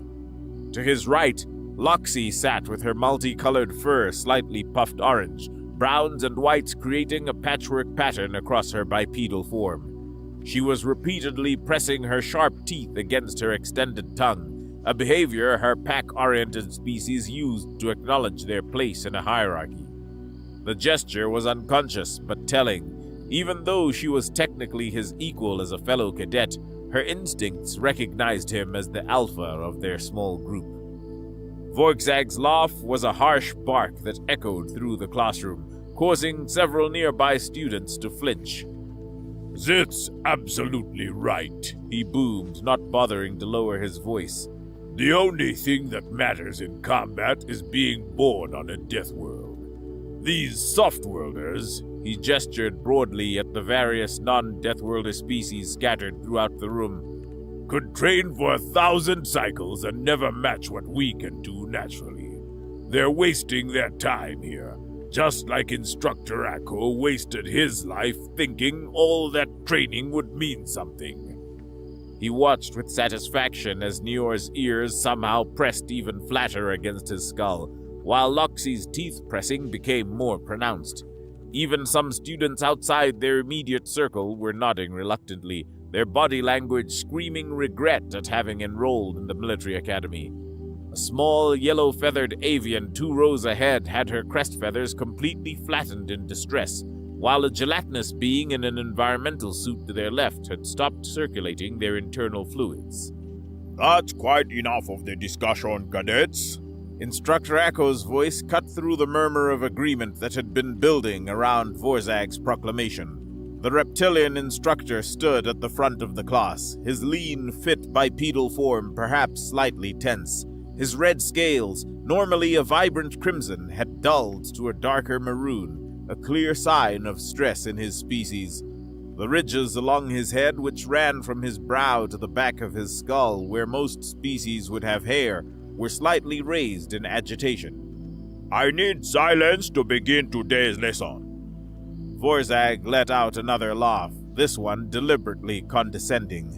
"Oh, this lesson must be very important then," he said, his tone dripping with sarcasm. "I'm sure whatever you have to teach us today will completely change everything we learned yesterday about the superiority of Death Worlders in combat." The classroom fell into an uncomfortable silence. Even the constant background noise seemed to pause, as if the room itself was holding its breath. Akko's scaled hands clenched and unclenched at his sides, and Vorzag could see the instructor's confidence taking a visible hit. After a moment that stretched like elastic, Akko cleared his throat with a sound like gravel shifting.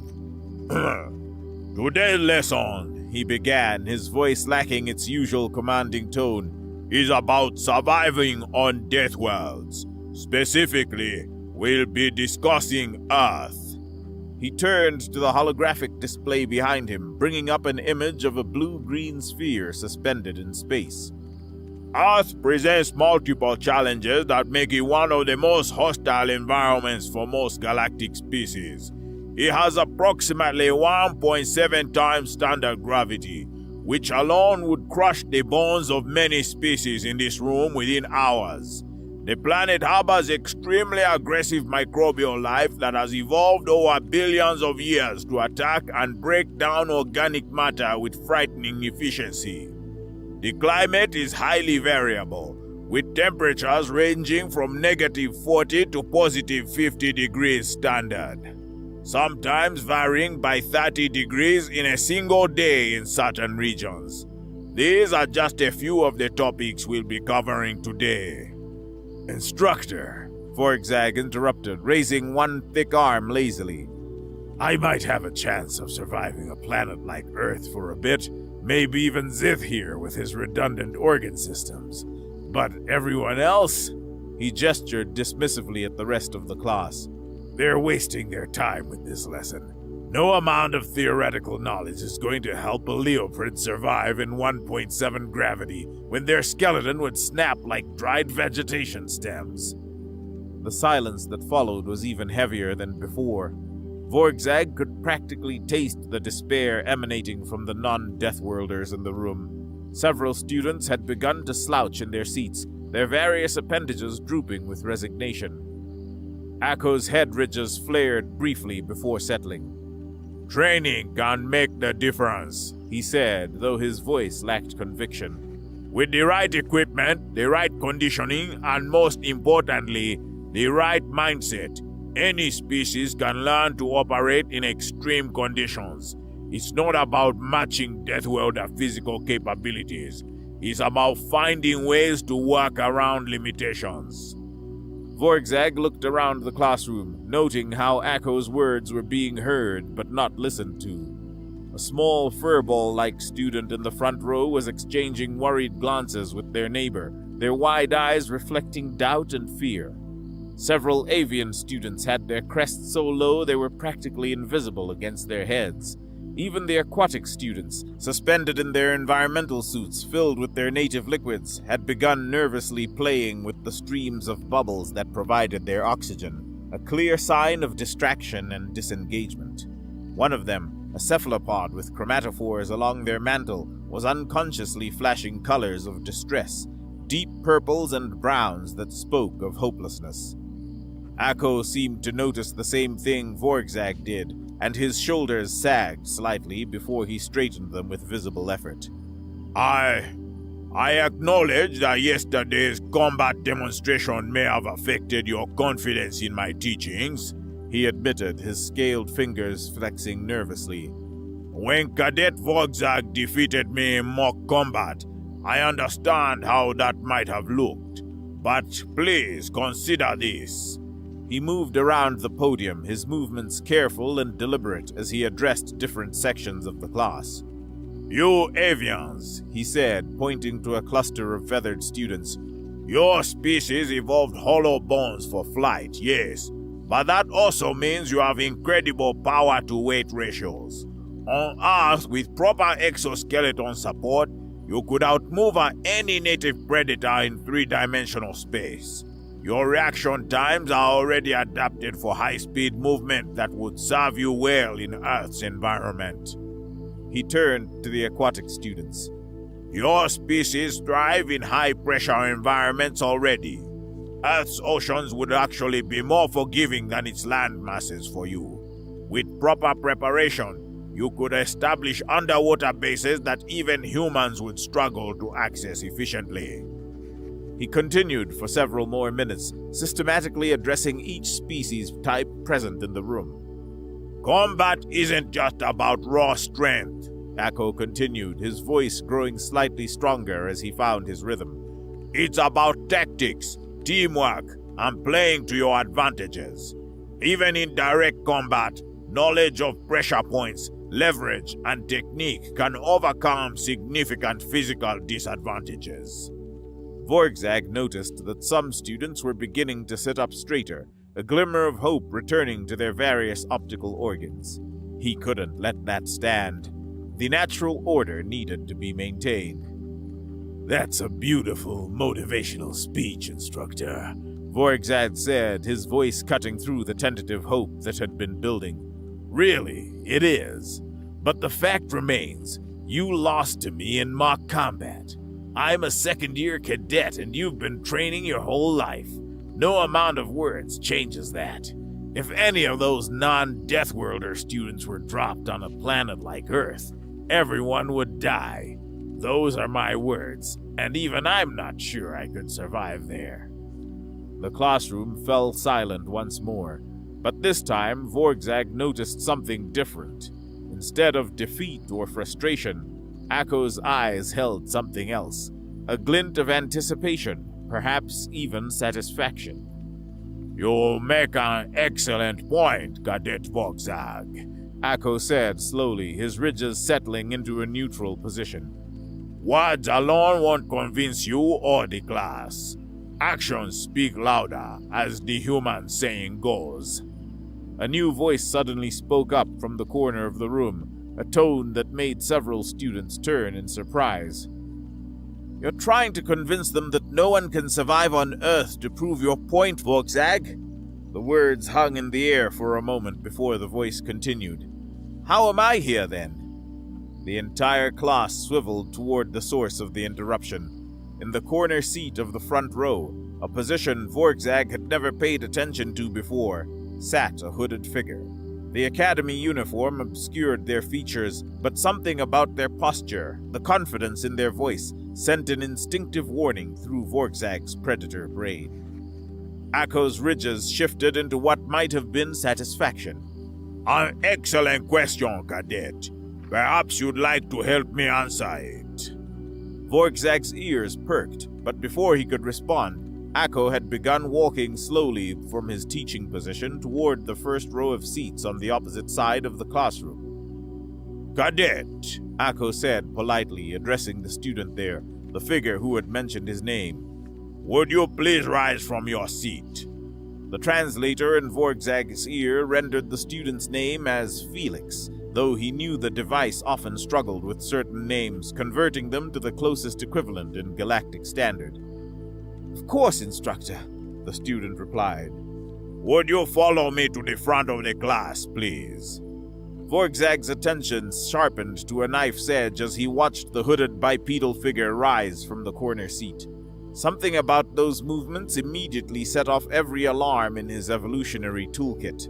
The figure moved with a fluidity that seemed almost casual, yet each step was perfectly balanced, weight distributed in a way that suggested constant readiness for action.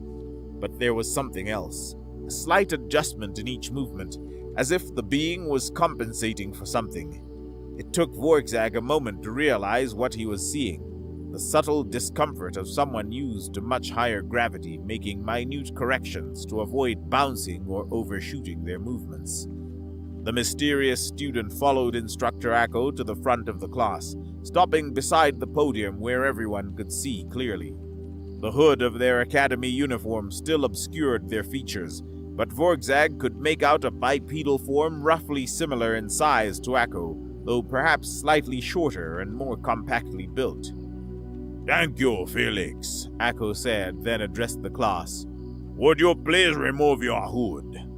The figure reached up with what Vorgzag now recognized as 5-fingered hands, an unusual configuration in the galaxy, and pulled back the hood in one smooth motion. The collective gasp from the classroom was audible enough to override the air recyclers. Several students actually recoiled, one avian letting out a shriek of surprise that they quickly stifled. The revealed face was flat, disturbingly so, with forward-facing predator eyes that seemed to take in everything at once. The skin was a brown tone that seemed to shift slightly in the artificial light, and atop the head was a covering of dark, short fur.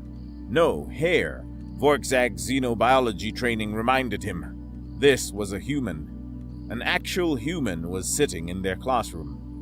Akko waited patiently for the noise to die down, his ridges displaying what Vorgzag now recognized as smug satisfaction. The instructor let the surprise fully sink in before speaking again. I didn't want to resort to this, Akko said, his tone measured and careful. Bringing a student from another class into our discussion wasn't my first choice. But Cadet Volksag is correct. My defeat yesterday has undermined your trust in my teachings. Words alone won't restore that trust. What do you mean? Volksag asked, his usual bravado faltering slightly. Having a human this close was unsettling in a way he hadn't expected. The creature just stood there, relaxed but alert, like a weapon waiting to be drawn. You've proven that Deathworlders have natural advantages, Akko continued. That much is undeniable. But that's all you've proven.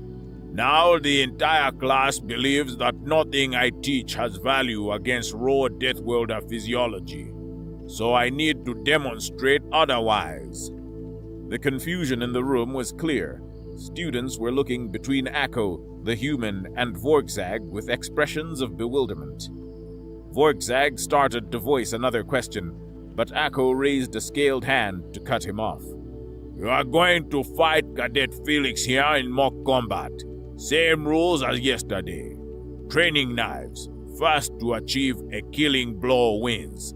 That is, if you accept the challenge, Cadet Volksag. The pressure in the room suddenly centered on Volksag. Every eye and sensory organ was focused on him, waiting for his response. He could feel the weight of expectation from his fellow Deathworlders, the hope from the non-Deathworlders, and something else from the human. Patience, perhaps even amusement.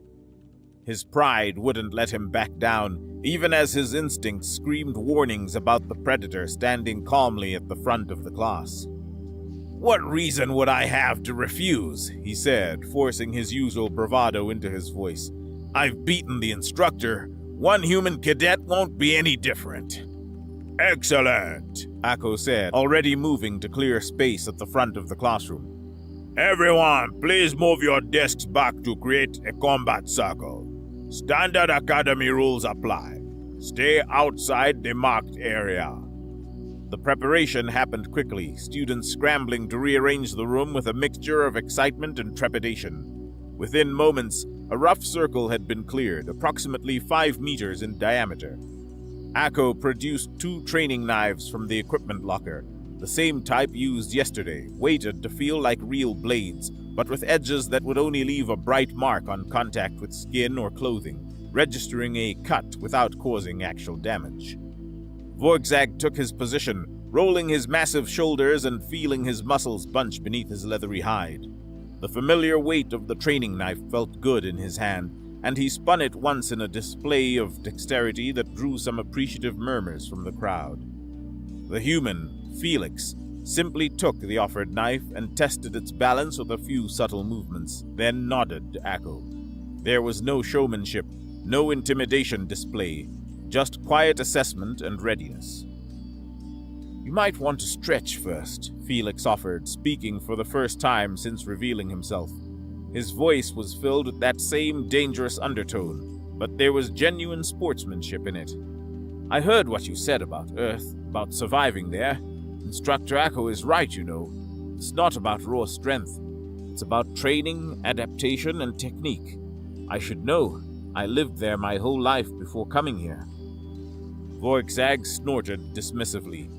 Save the philosophy for after I beat you, human. Felix shrugged, a uniquely human gesture that somehow conveyed both acceptance and warning. Your choice. They faced each other in the circle, and Volksag could hear snippets of hushed conversation from the watching students. Never seen a human fight before. Think Volksag can take him? Earth is 1.7 gravity. This must be like nothing to... Silence! Akko commanded, and the room immediately complied. Standard academy rules. Combat continues until a killing blow is achieved or one combatant yields. Ready positions. Volksag dropped into his combat stance, the same one that had overwhelmed Akko yesterday. His powerful legs coiled like springs, ready to explode forward. His knife hand stayed loose but ready, while his other hand positioned for grappling. Across from him, Felix settled into something much more subtle. Weight on the balls of his feet, knife held in a reverse grip, his free hand open and forward. Begin! Akko barked. Vorkzag exploded into motion exactly as he had yesterday, using his powerful Deathworlder muscles to cross the distance in a burst of speed that should have been overwhelming. His strategy was simple and had never failed. Use his superior physical abilities to seize the initiative, force his opponent on the defensive, then leverage his strength advantage to create an opening. His knife hand swept in from the right, while his free hand reached to control the human's weapon arm. He expected Felix to dodge, to retreat from the overwhelming assault like Akko had initially tried to do. Instead, the human moved in a blur of motion that Vorkzag's eyes could barely track. One moment, Felix was in front of him. The next, the human had somehow slipped inside his guard. Vorkzag felt a sharp impact against his midsection, not painful through his tough hide, but forceful enough to knock the wind from his lungs. As he gasped and started to double over, he realized Felix's knife was already pressed against his throat. "Yield?" Felix asked calmly, as if he hadn't just moved faster than anything Vorkzag had ever seen. The room erupted in shocked exclamations. Vorkzag's eyes widened as he processed what had just happened. In less than 2 seconds, the human had completely neutralized his attack and achieved a killing blow. If this had been real combat, Vorkzag would be bleeding out on the floor. That was a fluke, Vorkzag sputtered, pushing away from the human. I was caught off guard. Again! We go again! Felix looked to Akko, who nodded. If both combatants agree, we can reset. They returned to starting positions. This time, Vorkzag was more cautious. He knew the human was fast, so he wouldn't overcommit to his initial attack. He would probe first, test the human's defenses, then use his strength advantage more strategically. Begin! This round lasted longer, almost 10 seconds. Vorkzag tried a series of quick jabs and feints, attempting to gauge Felix's reaction time and find a pattern in his movements. The human moved with an economy of motion that was mesmerizing, never overextending, always balanced. When Vorkzag finally saw what he thought was an opening and lunged forward, Felix grabbed his wrist with surprising strength, used Vorkzag's own momentum to pull him off balance, and drove the training knife into his belly with enough force to trigger the impact sensors through his tough hide. That one would have punctured your primary digestive organ, Felix noted clinically, fatal within minutes without immediate medical attention. Vorkzag's frustration was building, mixing with something he hadn't felt in a long time, genuine fear of an opponent. Again! He demanded. That one was close! One more time! Felix sighed but nodded. If you insist. For the third round, Felix didn't wait for Vorkzag to attack. The moment Akko called begin, the human moved forward with a speed and aggression that caught everyone, including Vorkzag, completely off guard. It was like watching Vorkzag's own strategy executed at a level he couldn't match. Felix closed the distance in a heartbeat, his movements a flowing combination of strikes that seemed to come from every angle at once. Vorkzag tried to block, to counter, to do anything, but it was like fighting smoke that somehow hit like hammers. Within 5 seconds, Vorkzag found himself on his back with Felix's knee on his chest and the training knife pressed against his throat once again. I could do this all day, Felix said, and there wasn't any malice in it, just a statement of fact. But I think the point has been made. The classroom was dead silent for several heartbeats, then erupted in amazed chatter. Did you see how fast? 3 times in a row, he beat Vorkzag 3 times. The way he moved, it was like Vorkzag was standing still. Akko's voice cut through the noise. Everyone back to your seats, now! The students scrambled to comply, the room quickly returning to its original configuration. Vorkzag returned to his seat more slowly, his mind reeling from what had just happened. As he sat down, he couldn't help but notice that his friends were looking at him differently, not with less respect necessarily, but with a new understanding that being a Deathworlder didn't make him invincible. Before Akko could begin speaking, Vorkzag made one last attempt to salvage his position. This doesn't prove anything, he said, though his voice lacked its earlier confidence. The human only beat me because he's also a Death Worlder. My point still stands. Does it? Akko interrupted, his ridges displaying what Vorgzag now recognized as satisfaction. Cadet Felix, how long have you been training in combat? Since I was 6 years old, sir, Felix replied. 14 years of various martial arts focusing on Brazilian Jiu-Jitsu, Krav Maga, and Filipino knife fighting. And Cadet Vorgzag, how long have you been formally training in combat? Vorgzag's silence was answer enough. Akko moved to the center of the front of the class, gesturing for Felix to remain visible beside him. Let me explain what you just witnessed, he began, his voice carrying the authority that had been shaken yesterday, but was now fully restored. Yes, Cadet Felix is from a death world. Yes, he has physical advantages over many species in this room. But Cadet Vorgzag is also from a death world. Throga, specifically, which has 1.8 times standard gravity and is home to some of the most dangerous predators in the known galaxy. He began pacing, his movements animated with renewed confidence. By every measurable physical metric, Cadet Vorgzag should have had the advantage. He's larger, has longer reach, his hide is naturally armored, and his muscle density is approximately 20% higher than a human's. But he lost 3 times, decisively. Akko stopped and faced the class directly. Why? Because Cadet Felix has spent 14 years learning how to fight. He understands leverage, timing, distance, and momentum in ways that Cadet Vorgzag does not. When Vorgzag lunged forward with all his strength, Felix redirected that energy and used it against him. When Vorgzag tried to overwhelm with speed, Felix had already predicted his movement patterns and positioned himself accordingly. And in the final match, Felix demonstrated that he could be just as aggressive as any Death Welder, but with the precision and efficiency that only comes from training. The instructor's gaze swept across the room, making eye contact with various students. Now imagine you are in a mixed-species military unit.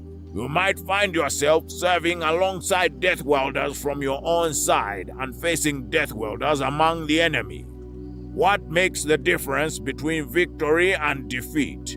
Training, technique, teamwork. He gestured to the non-Death Worlder students. On a planet like Earth, yes, you would struggle with the gravity and environment, but you wouldn't be charging into combat directly. You'd be providing electronic warfare support from hardened shelters. You'd be piloting aircraft or drones. You'd be coordinating logistics and communications. You'd be the eyes and ears that allow the ground forces to operate effectively. And in environments with lower gravitational forces, which I remind you make up the majority of inhabited worlds, everyone has the potential to be effective in combat with proper training. He turned to Vorgzag directly.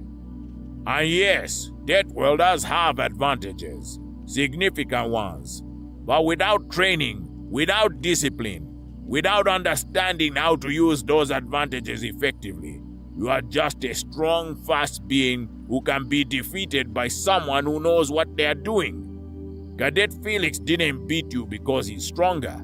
He beat you because he spent years learning how to fight opponents who are stronger than him.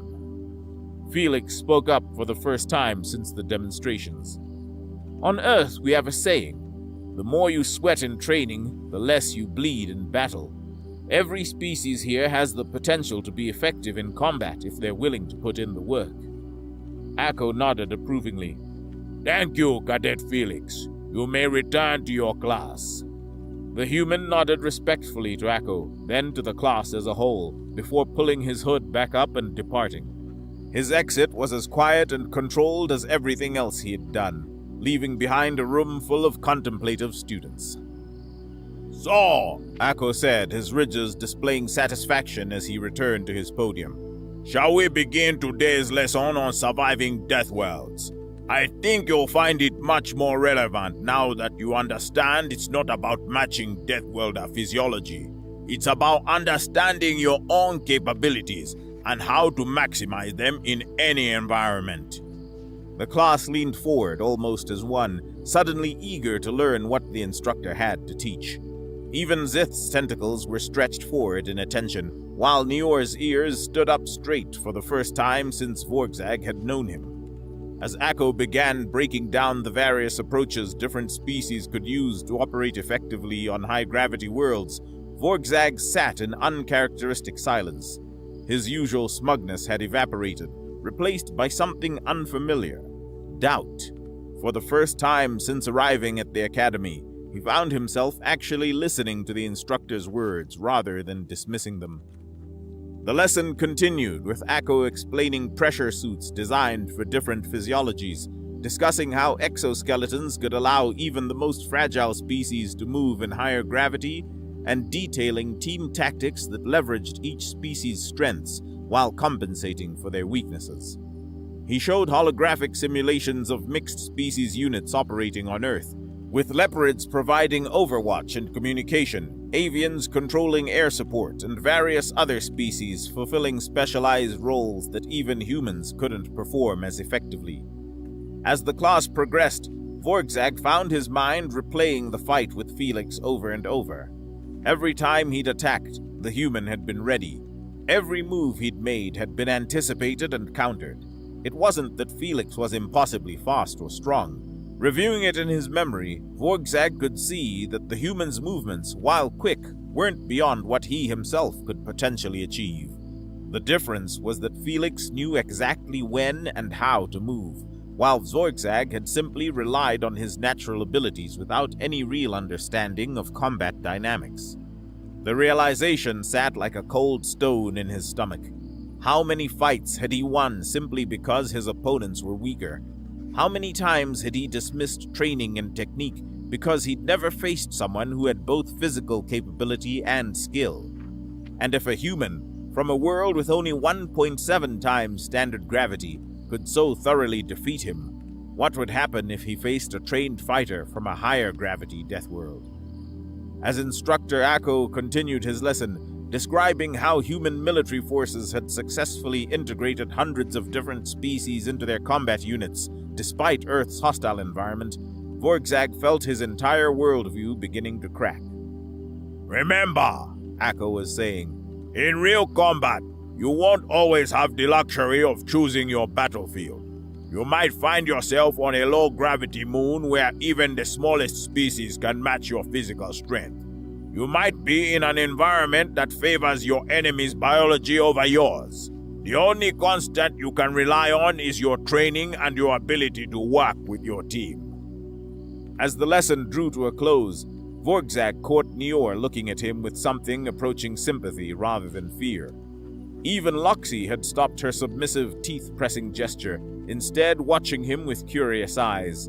They could see the change in him, the collapse of his arrogant certainty.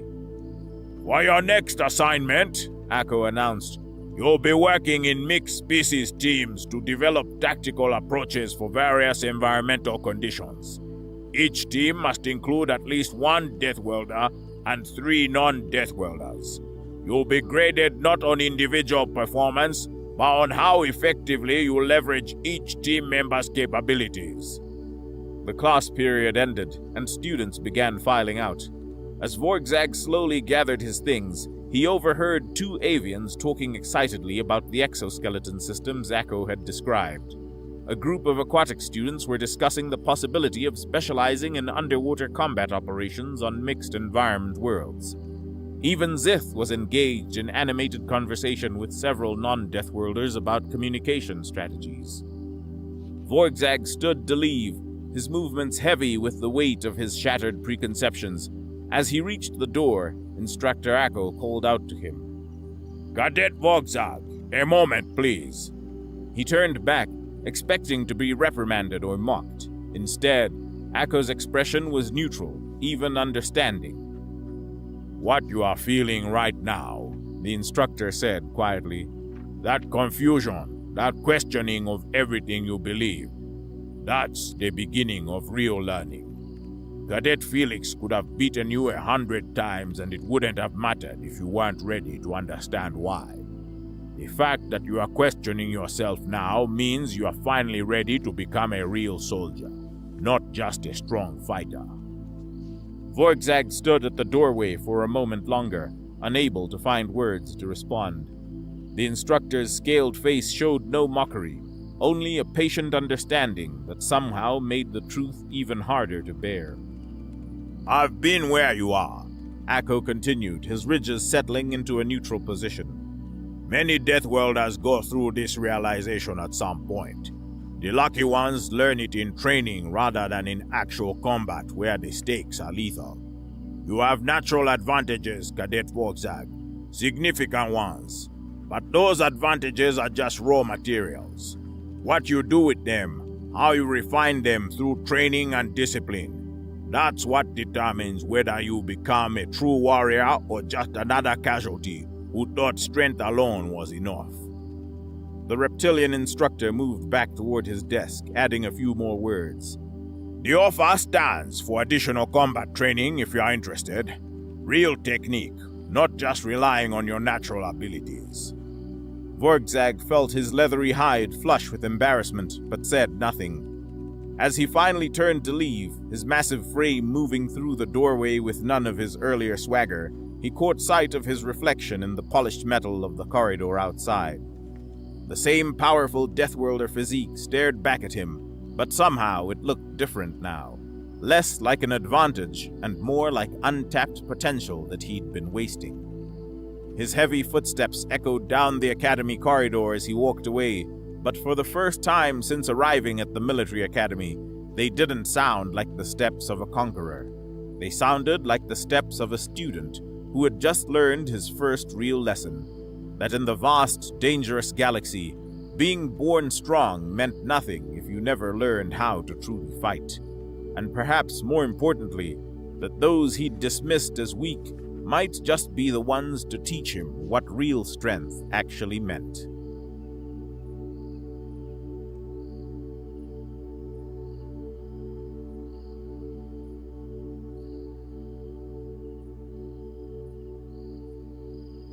The emergency session of the Galactic Concordat had been going for 6 hours, and nothing had changed.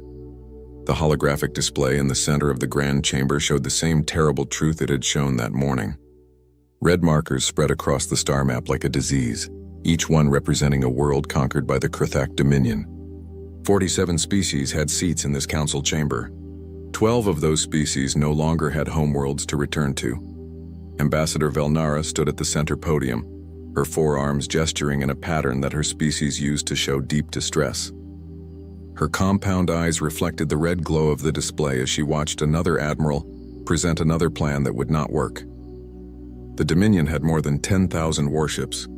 The Concordat had perhaps 8,000, and half of those were damaged or pinned down defending critical systems. Admiral Thexul was speaking now, his reptilian face set in grim determination. We must consolidate our forces at the Hadrian defense line. If we fall back to a tighter perimeter, we can hold them for perhaps 6 months, long enough to build more ships. 6 months to build ships that will face the same fate as the ones we have already lost. Someone muttered from the gallery above. Velnara wanted to disagree, but she could not. The Krithak ships were massive, some of them 15 kilometers long. They carried thousands of warriors and enough firepower to crack a planet's crust. The Concordat ships were impressive too, most of them ranging from 2 to 8 kilometers in length. But the Dominion had numbers and they had momentum, and they had 400 years of conquest behind them. A soft chime indicated an incoming transmission. Velnara's assistant, a young human named Sarah Chen, appeared on a smaller display near her station. Humans were the newest members of the Concordat, having achieved faster-than-light travel only 12 years ago. They were an odd species, short-lived and energetic, but pleasant enough. Their single representative on the council rarely spoke during military discussions. Ambassador, we have a priority transmission from Earth. Admiral Helena Voss requests to address the council. Velnara felt a flutter of hope, then immediately suppressed it. Earth had 3 star systems under their control, and a modest merchant fleet. What could they possibly offer? Still, courtesy demanded she accept all offers of assistance. Put her through. The holographic display shifted and a human woman appeared. She wore a dark blue uniform with silver insignia on the shoulders. Her hair was gray and pulled back severely, and her eyes were the color of Earth's oceans. She looked old by human standards, perhaps 60 of their short years. Members of the Concordat, I am Admiral Helena Voss, commander of humanity's Third Fleet. We have been monitoring the situation with the Krethak Dominion. Earth wishes to offer military assistance. The chamber fell silent for a moment, then someone laughed. It was a bitter sound, not meant to be cruel but full of despair. Velnara spoke quickly, trying to smooth over the awkwardness. Admiral Voss, humanity's support is deeply appreciated. However, this conflict requires massive military assets. Perhaps Earth could assist with refugee transport or medical supplies? We are offering military assets, Ambassador. Voss did not seem offended. Her expression remained calm, almost neutral. The Third Fleet is ready to deploy immediately. We await only your coordinates. Another admiral, a being of pure energy contained in a crystalline matrix, spoke up. With respect, Admiral, we have reviewed Earth's naval registry. You have approximately 90 vessels total across all your fleets. We face an enemy with 10,000. 87 operational vessels in Third Fleet specifically, Voss corrected. Our largest ship is 400 meters long. I understand how this appears. The Crystal Admiral's light pulsed in a pattern that indicated sympathy. Your courage is commendable, but this is not a conflict that can be won with courage alone. Velnara pulled up Earth's naval specifications on her private screen. The numbers were worse than she had imagined. Destroyers barely 200 meters long, frigates even smaller. Their largest vessels, which they called battleships, would be dwarfed by even a standard Concordat cruiser. She had seen civilian cargo haulers with more mass than these warships. Perhaps, she said carefully, Earth's forces would be better suited to defensive operations, protecting your own systems, ensuring the Dominion does not threaten human space. Admiral Voss smiled slightly. It was not a happy expression. Ambassador, if the Concordat falls, Earth falls with it. We know this. The Dominion does not negotiate. They do not take prisoners. They conquer. We would rather fight beside you now than wait to fight alone later. Thexel leaned forward, his clawed hands gripping the edge of his console. Your spirit is admirable, human. But you must understand, the Dominion's smallest warship is larger than your largest. Their shields can withstand sustained bombardment from weapons that would reduce your vessels to atoms. This is not cowardice I speak, but simple mathematics. I understand mathematics quite well, Admiral, Voss replied. And I understand war. We're not asking for a key strategic position. We're not asking for glory. We're asking for coordinates and permission to engage the enemy. The chamber filled with the sound of a dozen species, all trying to speak at once. Velnara raised two of her arms for silence. The Council appreciates Earth's willingness to join this fight. However, I must be frank. We cannot afford to waste resources recovering human casualties when your fleet is destroyed. It would be a tragedy and a strategic burden. Then assign us somewhere the tragedy will be minimized, Voss said quietly. Give us the least critical front. The furthest position, somewhere we can at least delay the enemy while you consolidate your real forces. Velnara looked at the star map. The Hadrian defense line had 17 positions. 15 were critical choke points that absolutely had to hold. One was a moderately important system with civilian populations, and one was essentially empty space near a gas giant, important only because it represented a gap in the line. Very well, Velnara said. Third Fleet is assigned to position Hadrian 7. A fleet will be dispatched to support you. But please understand, Admiral Voss, that we expect the Dominion to break through your position within days of contact. Use that time to evacuate your personnel and fall back. Understood, Ambassador. Third Fleet will deploy immediately. Expect us in 6 weeks. The transmission ended. The chamber remained quiet for a long moment. Finally, Admiral Thexul spoke, his voice heavy with regret. They are brave. I wish we could save them. They are fools, another admiral muttered. Sending ships that small against the Dominion is suicide. Velnara returned to her private chamber after the session ended. Sarah Chen was waiting with a cup of tea, a human custom that Velnara had grown fond of. I heard the transmission, the young woman said quietly. For what it's worth, Admiral Voss doesn't make mistakes. If she's taking the fleet in, she has a reason. The reason is that your species is too young to understand what they face, Velnara said, but her voice was gentle. I do not want to see humanity destroyed, Sarah. You have so much potential. Maybe that's why we're going, Sarah replied. Because we don't know enough to be afraid yet. Velnara sipped her tea and looked at the star map on her personal display.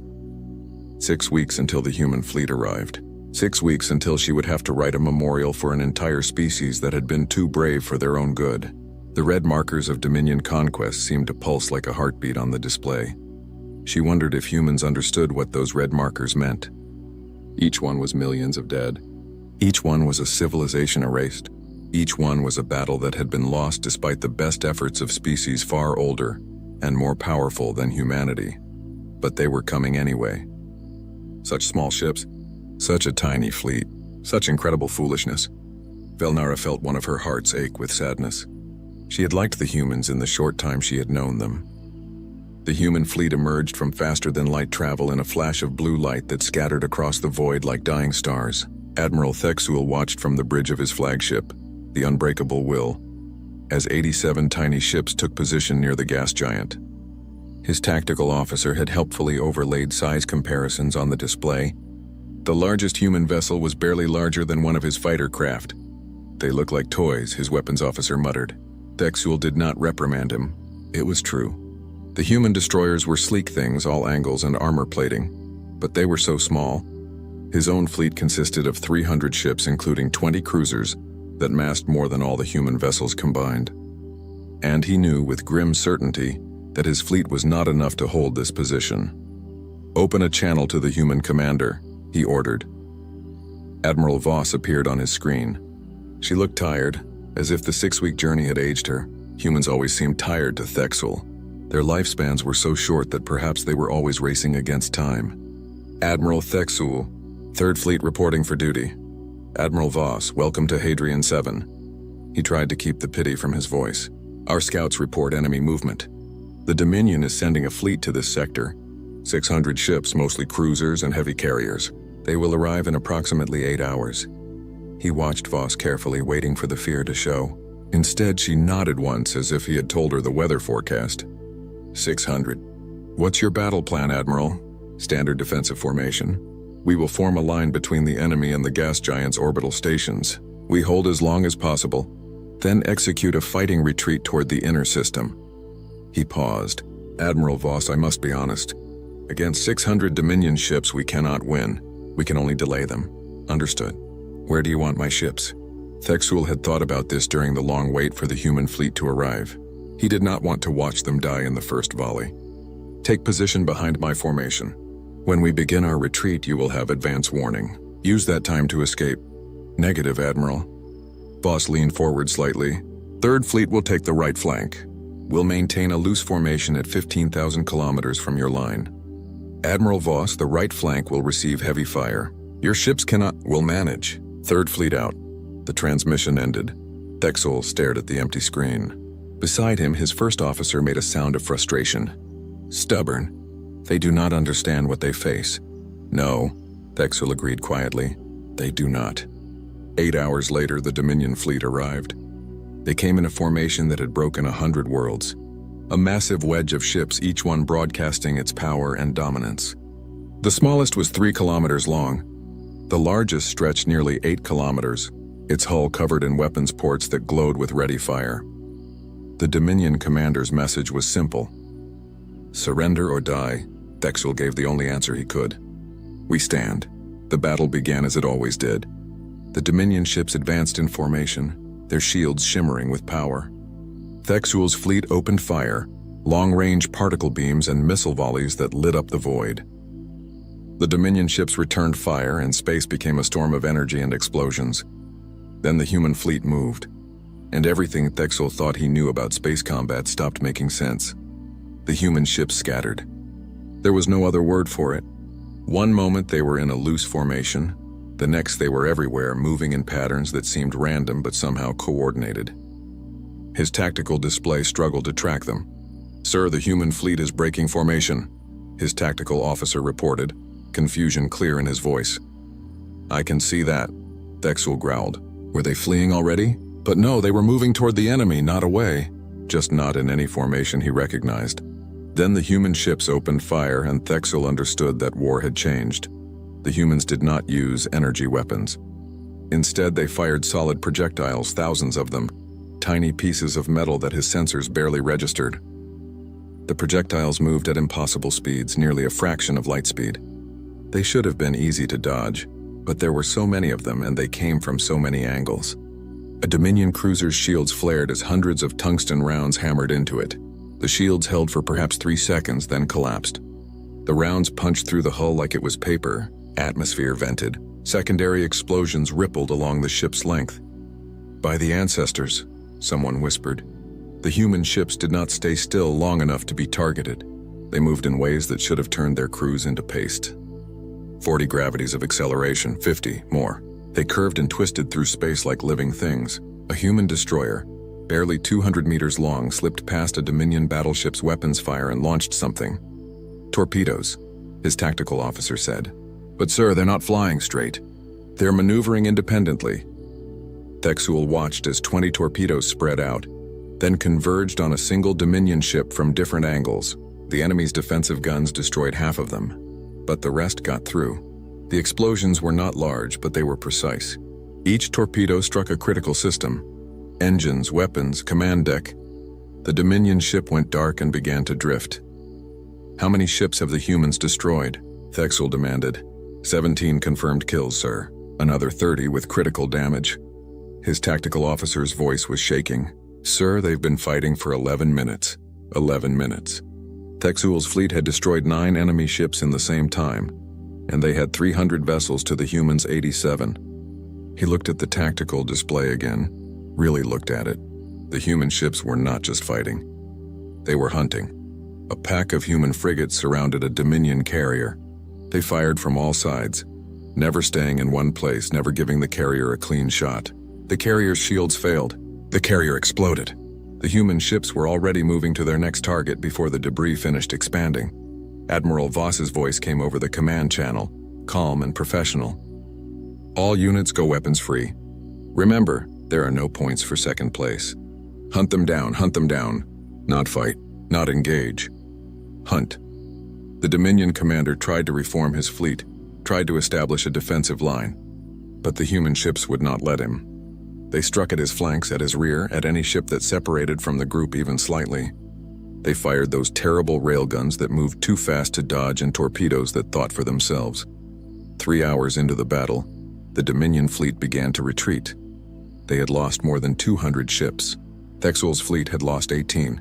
The human fleet had lost 7, but the survivors showed damage. One destroyer was leaking atmosphere from a dozen breaches but still firing its weapons. The Dominion ships ran, and the human ships chased them, still firing, still hunting, until they reached the edge of sensor range. When it was over, Thexul sat in his command chair and tried to understand what he had just witnessed. His first officer stood beside him, all forearms hanging limply in shock. "Sir, what were those tactics?" "I do not know," Thexul admitted. "I have fought in 40 engagements. I have never seen anything like that." "They fought without honor," the weapons officer said, but his voice lacked conviction. "They did not give the enemy a chance to surrender. They struck from behind, from the sides. They destroyed ships that were already crippled. They fought to win," Thexul corrected quietly. He opened a channel to Admiral Voss. The human woman appeared on his screen, a cut on her forehead leaking blood. Her uniform was scorched on one side. "Admiral Voss, my fleet thanks you for your assistance. Just doing our job, Admiral." She wiped blood from her eye. "We'll need 6 hours for damage control, then we'll be ready for the next wave." "The next wave," Thexul repeated. "You expect them to return?" "They will. We hurt them, but we didn't break them. When they come back, they'll bring more ships." She smiled, but it was not a pleasant expression. It was the smile of a predator. "Let them come. We'll be ready." The transmission ended. Thexul turned to his first officer. "Send a message to Ambassador Velnara. Tell her the human fleet has engaged the enemy and achieved victory. Tell her—" He paused, searching for words. "Tell her we were wrong about them." "What should we tell her about their tactics, sir?" Thexul looked at the tactical display, at the debris field that stretched for thousands of kilometers, at the markers showing where 87 tiny ships had broken an enemy fleet 6 times their number. Tell her the humans do not fight like anyone we have ever known. And tell her we may actually survive this war.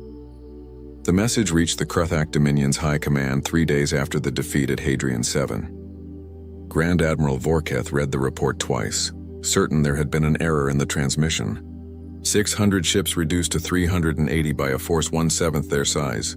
It was impossible. It was also true. He studied the tactical recordings, watching the small human ships dart and weave through his fleet like insects. No, not insects. Insects were fragile. These ships moved with purpose and precision. They moved like predators. What species are these humans? He demanded. His intelligence officer brought up the file. Newcomers, Grand Admiral. They achieved faster-than-light travel only recently. They control 3-star systems.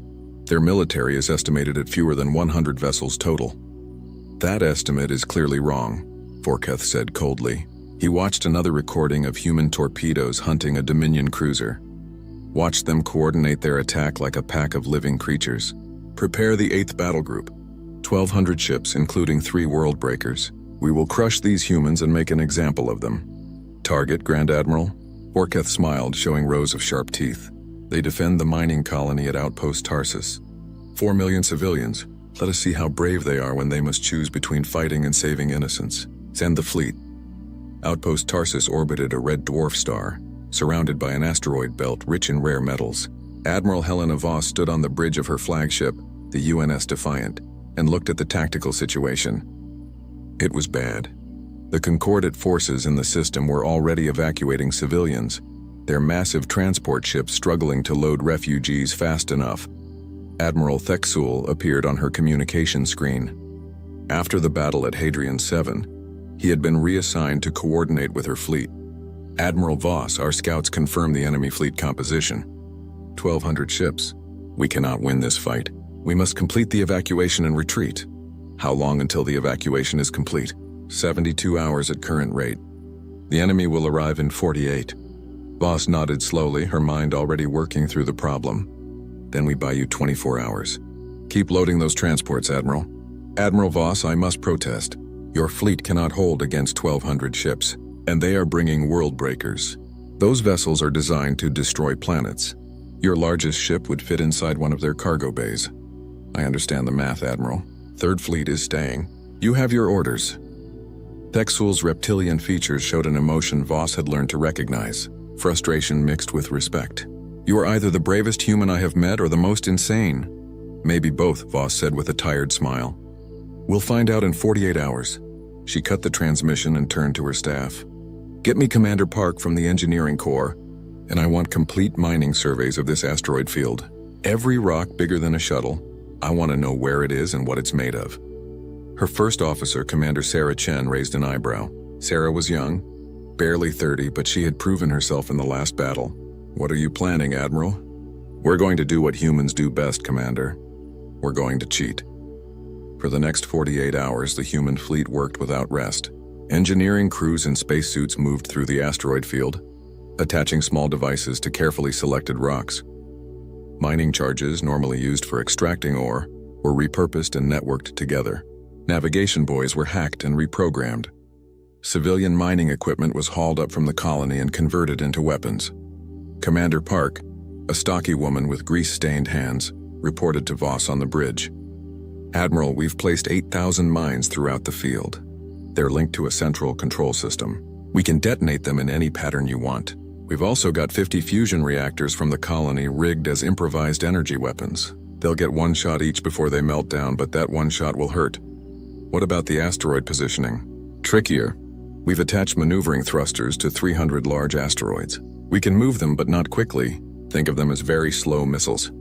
Voss studied the tactical display. The asteroid field surrounded Outpost Tarsus like a shell. Millions of rocks from pebbles to mountains. The perfect place to hide surprises. Good work, Commander. Now get some sleep. You'll need to be sharp when this starts. The Kruthak Dominion fleet arrived exactly on schedule.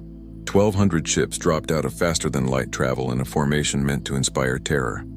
3 Worldbreaker-class dreadnoughts led the fleet, each one 20 kilometers of armor and weapons. They were not built for speed or elegance. They were built to destroy civilizations. Grand Admiral Vorketh broadcast his message to the colony. Humans of Outpost Tarsus, you have 1 hour to surrender unconditionally. If you refuse, we will demonstrate the power of the Dominion. Your fleet will be destroyed. Your colony will be reduced to ash. Your species will learn what happens to those who defy us. Admiral Voss responded calmly. This is Admiral Helena Voss of the United Nations of Earth. Your terms are rejected. If you want this colony, come and take it. Vorketh felt a flash of anger at the insolence. As you wish. Fleet advance. Destroy everything. The Dominion fleet moved into the asteroid field, confidently pushing through the rocks. Their shields were strong enough to shrug off any natural debris. Their sensors swept ahead, looking for the human fleet. They found nothing. The asteroid field appeared empty except for rocks and mining equipment. Where are they hiding? Vorketh demanded. Then space exploded around him. Thousands of mines detonated simultaneously. Not randomly, but in carefully timed patterns. Each explosion sent debris flying at tremendous speeds. Asteroids shattered and their fragments became projectiles. The fragments hit shields, weakening them. More mines detonated. More debris flew. The chain reaction spread through the fleet like wildfire. A Dominion cruiser's shields failed under the constant bombardment. A chunk of asteroid the size of a building punched through its hull. The ship broke in half. Evasive maneuvers. Vorketh shouted, but it was too late. The fleet was deep in the asteroid field now, and the rocks themselves had become weapons. Navigation buoys hacked by human engineers broadcast false coordinates. Ships that relied on those coordinates suddenly found themselves on collision courses with asteroids. Then the human ships appeared, emerging from hiding places among the larger asteroids. They had been there all along, cold and silent, waiting. Now they attacked from a dozen directions at once, their railguns firing, their torpedoes launching. They struck at damaged ships, at vessels whose shields were already weakened by the debris storm. A human frigate, tiny compared to its target, accelerated straight toward a World-Breaker-class dreadnought. Vorketh watched in disbelief as the small ship ignored all defensive fire, ignored common sense, and rammed directly into the dreadnought's engine section at tremendous speed. The collision should have been meaningless. The dreadnought was so large, so massive, but the human ship hit precisely where it needed to, and it was moving at nearly 1/10 of light speed. The impact destroyed the dreadnought's engines and set off a chain reaction in its fuel systems. The massive ship began to list, powerless. Did they just suicide ram us? Vorketh's weapons officer asked in shock. Negative, the sensor officer reported. The crew evacuated in escape pods 3 seconds before impact. They're already being picked up by another human ship. They had planned it. They had calculated exactly when to abandon ship, exactly where to hit, exactly what would happen. Vorketh felt something he had not felt in decades of conquest. He felt afraid. The battle raged for 18 hours. The human fleet used every trick they could devise. Makeshift weapons on the colony's surface fired at ships passing overhead, crippling 2 more dreadnoughts. Human destroyers lured Dominion ships into carefully positioned ambushes. Torpedoes worked in groups to overwhelm defenses. Nothing was wasted. Every shot had a purpose. When Vorketh finally ordered a retreat, he had lost 814 ships. The human fleet had lost 34 vessels, but they had won. The transports had finished evacuating. The colony was safe. 4 million civilians were alive because 87 tiny ships had refused to surrender. Admiral Thexel arrived with reinforcements 3 hours after the battle ended. He found the human fleet still active, still alert, salvaging what they could from their damaged ships. Admiral Voss looked exhausted when she appeared on his screen. Her uniform was torn. She had burns on her arms, but she was smiling. Evacuation complete, Admiral. The colony is empty. You can move in your repair ships. Admiral Voss, I have no words. What you have accomplished here? We did what needed to be done, Voss interrupted gently. That's all. But Admiral, I need to request immediate resupply. We're low on torpedoes and railgun ammunition. And we need engineers. A lot of our ships are held together with emergency welds and hope. Thexul looked at the tactical recordings, at the debris field that stretched through the entire asteroid belt. Ships held together with welds and hope had just defeated a fleet 15 times their size. I will send everything you need. But please, Admiral, your crews must rest. Rest later. War now. Voss straightened despite her obvious exhaustion. Besides, I think we made them angry. Ambassador Velnara had not slept in 3 days. She stood in her private office, staring at the reports from Outpost Tarsus, reading them over and over because they could not possibly be real. 87 ships, 1,200 enemy vessels. The humans had won, not just survived but won decisively. It defied everything she understood about warfare. Ambassador, you asked to see me? Sarah Chen stood in the doorway holding a data pad. The young human liaison looked as tired as Velnara felt. Yes. Sarah, I need you to explain something to me. How did they do it? Your fleet is so small, your ships are so tiny, yet you have now defeated 2 enemy fleets that should have destroyed you easily. What am I missing? Sarah sat down, setting her data pad on the desk. Permission to speak freely, Ambassador? Always. You've been measuring us wrong. You look at our ships and see how small they are. You count our fleet and see how few vessels we have. You think we're weak? Sarah leaned forward. But you're asking the wrong questions. You should be asking why we build ships that way. You should be asking where we learn to fight. Velnara felt her primary arms gesture in confusion. Then tell me. Make me understand. The Concordate species, all of you developed space travel and then you figured out space combat, right? You took what you knew about fighting and adapted it to 3 dimensions and 0 gravity. Yes, of course. That is the natural progression. Sarah shook her head. Earth did it differently. We mastered 3-dimensional combat before we ever left our planet. How? Your planet is 2-dimensional. Land, air, and ocean. 71% of Earth's surface is covered in water, and humans have been fighting on, under, and around that water for thousands of years. Sarah pulled up images on her datapad. Submarine warfare, Admiral. Ships that hide beneath the waves, that strike without warning, that hunt in packs. We've been perfecting those tactics for 400 years. Velnara looked at the images. Strange vessels moving through blue water. I do not understand. What does water combat have to do with space? Everything.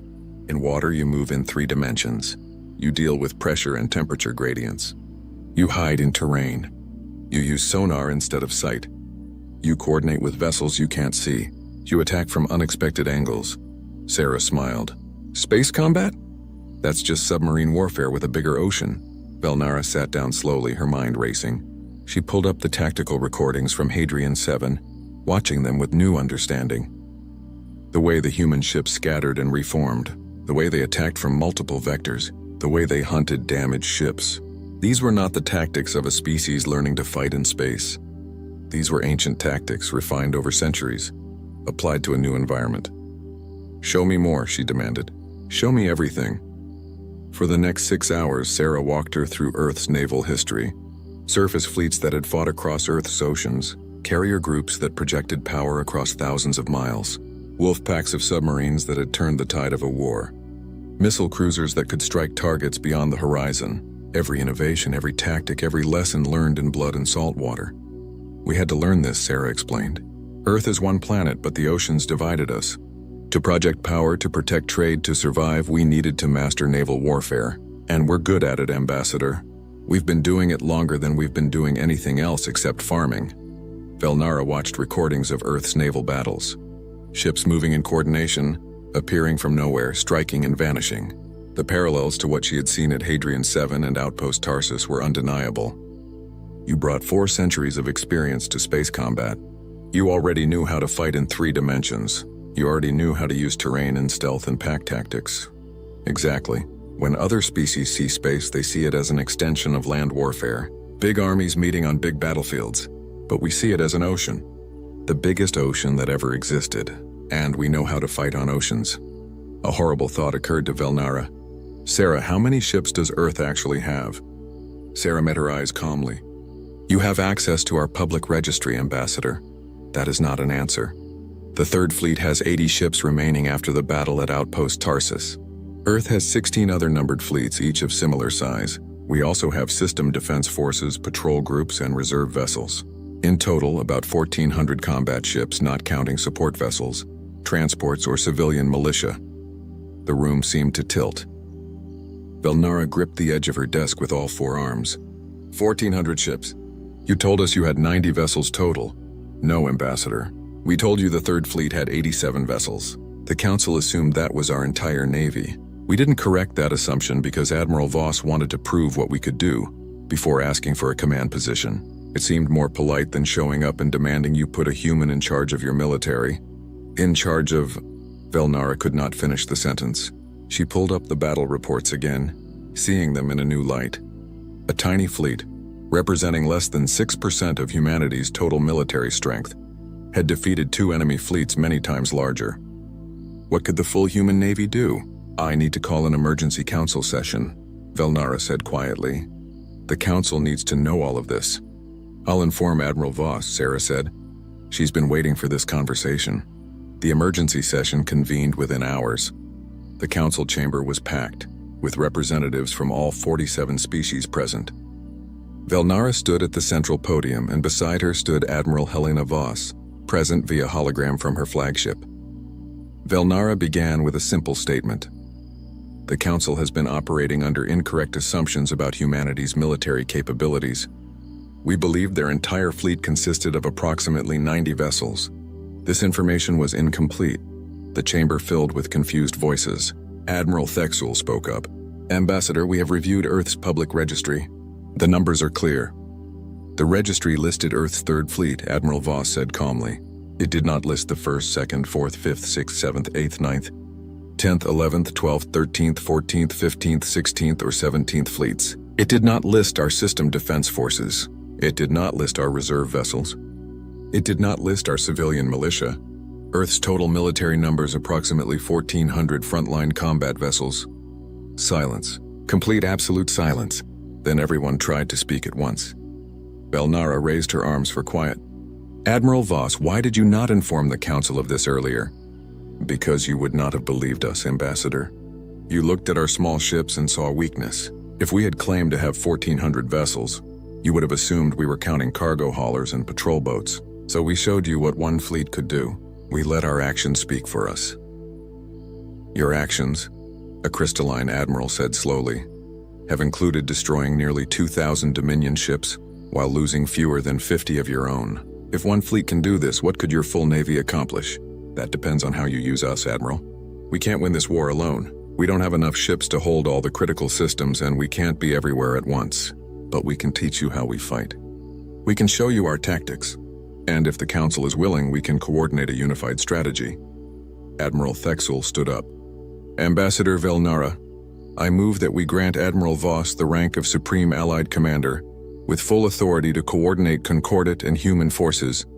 We have fought the Dominion for 2 years and lost ground every month. The humans have fought them for 2 battles and won both times. I do not care about pride or tradition. I care about survival. Let the humans lead. The vote was not unanimous. Some species objected to giving an outsider such authority. Some felt their honor was at stake. Some simply could not accept that their way of fighting was inferior, but the vote passed with enough support. Admiral Voss accepted with a simple nod. Thank you for your trust. I'll do my best to earn it. Now let's get to work. I need complete tactical assessments from every fleet commander.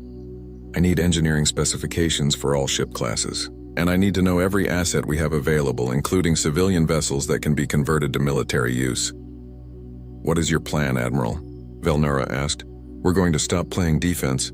The Dominion has momentum because they've been advancing for 2 years without significant resistance. We're going to take that momentum away from them. We're going to hit their supply lines, their communication networks, their forward bases. We're going to make them fight on our terms, not theirs. And we're going to teach every ship captain in the Concordat how to fight the way Earth fights. And how is that? The crystalline admiral asked. Admiral Voss smiled, but it was not a warm expression. It was the smile of someone who had spent a lifetime studying war. We fight to win, not to be honorable, not to be fair, not to give the enemy a chance. We fight to win, and we use every advantage we have, and we don't apologize for it. The Dominion has been conquering species for 400 years because they're ruthless and efficient, while Earth has been fighting wars for 10,000 years. We wrote the book on Ruthless and Efficient. Velnara felt something she had not felt since this war began. She felt hope. The briefing room aboard the UNS Defiant was packed with holographic projections of fleet commanders from 47 different species. Admiral Helena Voss stood at the center, looking at faces that ranged from skeptical to desperate. 3 weeks had passed since she had taken command of the Allied forces. 3 weeks of intensive training, reorganization, and planning. Now it was time to put all of that work to the test. Operation Earthbreaker begins in 72 hours, Voss announced. Our target is the Karveth system, the primary supply nexus for the Dominion's entire war effort. Every ship they send to the front lines passes through Karveth. Every resource they steal from conquered worlds gets processed there. Every command decision flows through their communication hub in that system. Take Karveth and we cut the head off the snake. Admiral Thexul studied the tactical display. The Dominion has 3,000 ships defending that system. Our combined fleet numbers 6,400 vessels. We have numerical advantage, but Karveth has extensive fortifications. Orbital defense platforms, minefields, planetary shields. The Concordat War College estimates a siege of Karveth would take 6 to 8 months, with catastrophic casualties. The Concordat War College thinks in terms of traditional warfare, Voss replied. Orbital bombardments, blockades, grinding attrition. That's not how we're going to do this. We're going to take Karveth in 72 hours. A Concordat admiral, a being of crystalline structure that pulsed with skeptical light, spoke up. Admiral Voss, I respect what you have accomplished, but this seems impossible. Even with human tactics, we cannot simply overwhelm such defenses in 3 days. You're right. We can't overwhelm them. Voss smiled. So we're not going to try. Commander Chen, bring up the operational plan. Sarah Chen, now promoted to Voss's Chief of Staff, activated a series of tactical displays. Operation Earthbreaker has 3 phases. Phase 1 is information warfare. We're going to hack every communication network the Dominion uses. We're going to feed them false intelligence about fleet movements, supply shortages, and internal rebellions. We're going to make them paranoid and confused. You can hack their secure networks? Someone asked doubtfully. We've been doing it for 3 weeks, Sarah replied. Humanity has been conducting cyber warfare since before we had spaceflight. We're very good at it. Right now, the Dominion Command thinks they have rebel uprisings in 3 different sectors. They've pulled ships from Karveth to respond, ships that aren't coming back in time. Voss took over. Phase 2 is distributed assault. We're not going to mass our fleet and attack head-on. We're splitting into 200 task forces, each with 20 to 40 ships. These task forces will hit Karveth from every direction simultaneously. The Dominion will have to split their forces to respond, and split forces are vulnerable forces. And Phase 3? Thexul asked. Phase 3 is overwhelming firepower at decisive points. Once their fleet is scattered and confused, we concentrate our forces on their command ships and supply depots. We destroy their ability to coordinate a defense. Then we take the system. Voss's expression hardened. I'm not interested in a fair fight. I'm interested in winning. This operation will be fast, brutal, and decisive. The Dominion has been fighting honorable battles for 4 centuries. We're going to teach them what happens when honor meets efficiency. The fleet assembled at the staging point. A System 3 jumps from Karveth. 6,400 ships representing 47 species, organized into 200 task forces. It was the largest military operation in Concordat history. Admiral Thexul commanded one of the task forces, a mixed group of 30 human and Concordat vessels. His communications officer was a young human named Lieutenant Marcus Webb.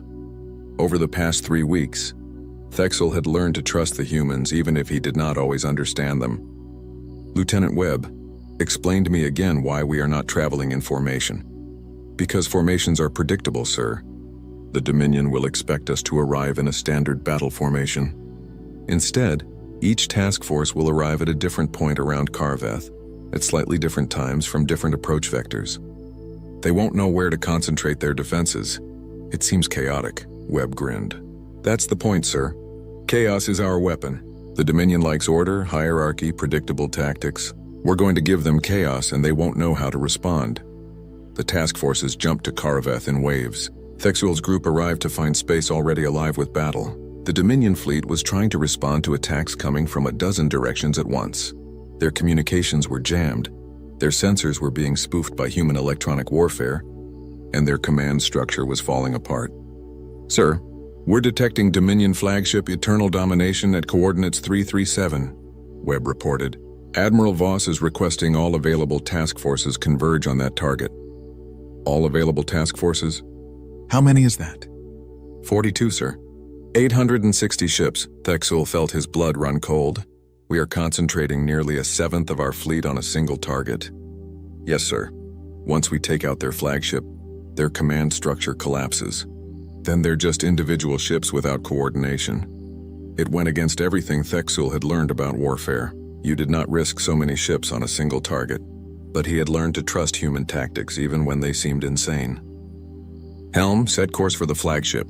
Weapons, prepare for concentrated fire.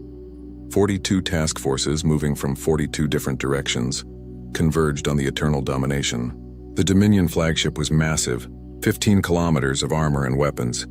Its shields could withstand bombardment from 100 ships. But it was not facing 100 ships. It was facing 860, all firing simultaneously from different angles. The flagship's shields lasted 40 seconds. Then the concentrated railgun fire, the torpedo salvos, the particle beams, and missile swarms all struck home. The Eternal Domination broke apart in a series of explosions that lit up the system like a new sun. Flagship destroyed, Webb reported calmly. Dominion fleet is breaking formation. They're trying to retreat. Do not let them, Thexuel ordered, and he felt strange saying it. A year ago, he would have allowed a defeated enemy to retreat with honor. Now he understood what Admiral Voss had tried to teach them. This was not about honor. This was about ending the war. Pursue and destroy. The battle raged for 51 hours. Human Marines in powered armor boarded Dominion command stations, fighting their way to control centers and capturing enemy officers. Task forces hunted down fleeing ships not out of cruelty but out of tactical necessity. Supply depots were destroyed. Communication arrays were smashed. The orbital fortifications that should have made Karveth impregnable were methodically eliminated. Grand Admiral Vorketh watched from his command ship in an adjacent system as Karveth fell. He had retreated there after the disaster at Outpost Tarsus, waiting for reinforcements that would never come. Now he watched as the supply nexus that fed his entire war machine was torn apart by an enemy that fought without mercy or hesitation. "Sir, we're receiving a transmission from the humans," his communication officer said quietly. Admiral Voss appeared on his screen. She looked tired, as humans always did, but there was steel in her eyes. "Grand Admiral Vorketh, I am authorized to offer terms of surrender on behalf of the Galactic Concordat." "Terms?" Vorketh spat the word. "You expect the Dominion to surrender? I expect you to look at the tactical situation and accept reality. We have taken Karveth. We control your primary supply line. We have destroyed more than half your fleet in the past 8 weeks. Your forces are scattered, demoralized, and cut off from support. You can continue this war and watch your empire crumble, or you can accept our terms and save what remains of your people." "What terms?" "Immediate cessation of hostilities, withdrawal from all conquered Concordat territories, reparations to be negotiated, war crimes tribunals for those responsible for atrocities. In exchange, we guarantee the territorial integrity of your core systems and a place at the negotiating table." Vorketh felt rage boiling inside him. The Dominion had never surrendered. For 400 years they had conquered and destroyed. To accept defeat from these tiny humans, these newcomers who had been in space for barely a decade. But he looked at the tactical display, at the shattered remains of his fleet, at the red markers showing Concordat and human forces advancing on every front. He looked at the recordings of human ships darting through his formations, human tactics that he still did not fully understand, human determination that seemed limitless. "I need to consult with my government," he said finally. "You have 72 hours, Voss replied. "After that, we advance on your homeworld." "I don't want to do that, Admiral. But I will if I must. Choose wisely." The transmission ended. Vorketh sat in his command chair, feeling the weight of 4 centuries of conquest crushing down on him. They had thought themselves invincible. They had believed no one could stand against the Dominion's power. They had been wrong. 7 days later, the Dominion signed the peace treaty aboard the UNS Defiant. Vorketh stood across from Admiral Voss as both of them signed the documents that ended the war. Captain Vex of the Crimson Fang had boarded exactly 47 installations in his illustrious career as a raider, and not once had he encountered serious resistance. Humans, he'd been told, were the galaxy's newest additions to spacefaring civilization. Soft, naive, profitable. The mining station designated Aurora 7 looked like every other human outpost. Functional, ugly, and practically begging to be robbed. "Remember," Vex announced to his crew as they cut through the airlock, "we're professionals. We take the refined metals, maybe some equipment, and we leave. No unnecessary violence." He paused for dramatic effect, his 3 eyes glinting with practiced menace. "Unless they make it necessary."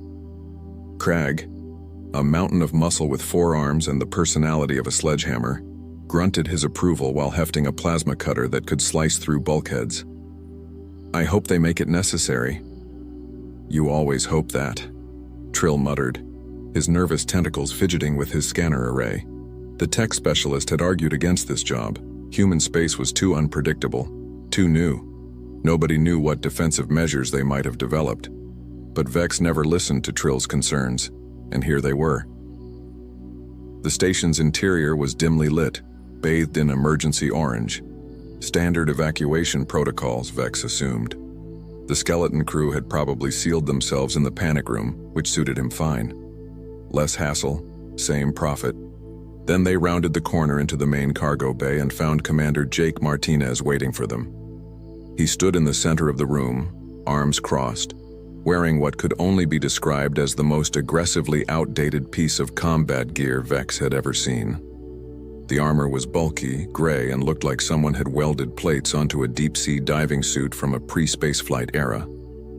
No elegant energy fields, no sleek combat chassis, just thick, heavy plating with visible bolts and what appeared to be actual hydraulic joints. Vex couldn't help it. He laughed.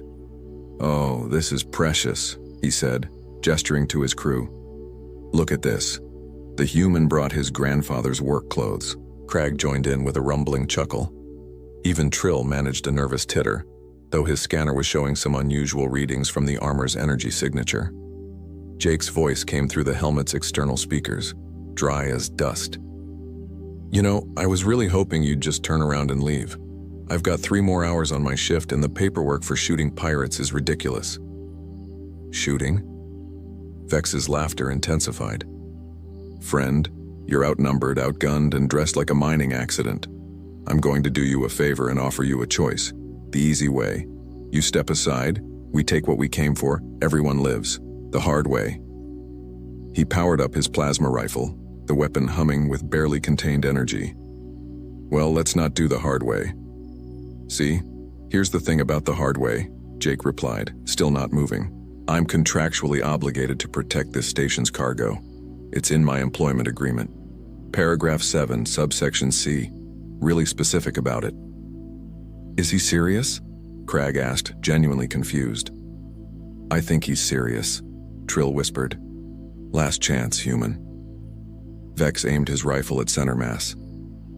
"Move, or I demonstrate why Xerian plasma weapons are the premier choice for discerning raiders across 3 sectors." Jake sighed, the sound distorted through his speakers. "You're gonna do it anyway, aren't you?" "Probably." "Yeah, thought so." Vex fired.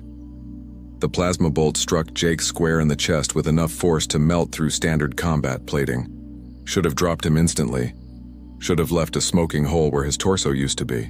Instead, the armor absorbed the impact, its surface glowing briefly where the energy dispersed across some kind of reactive matrix.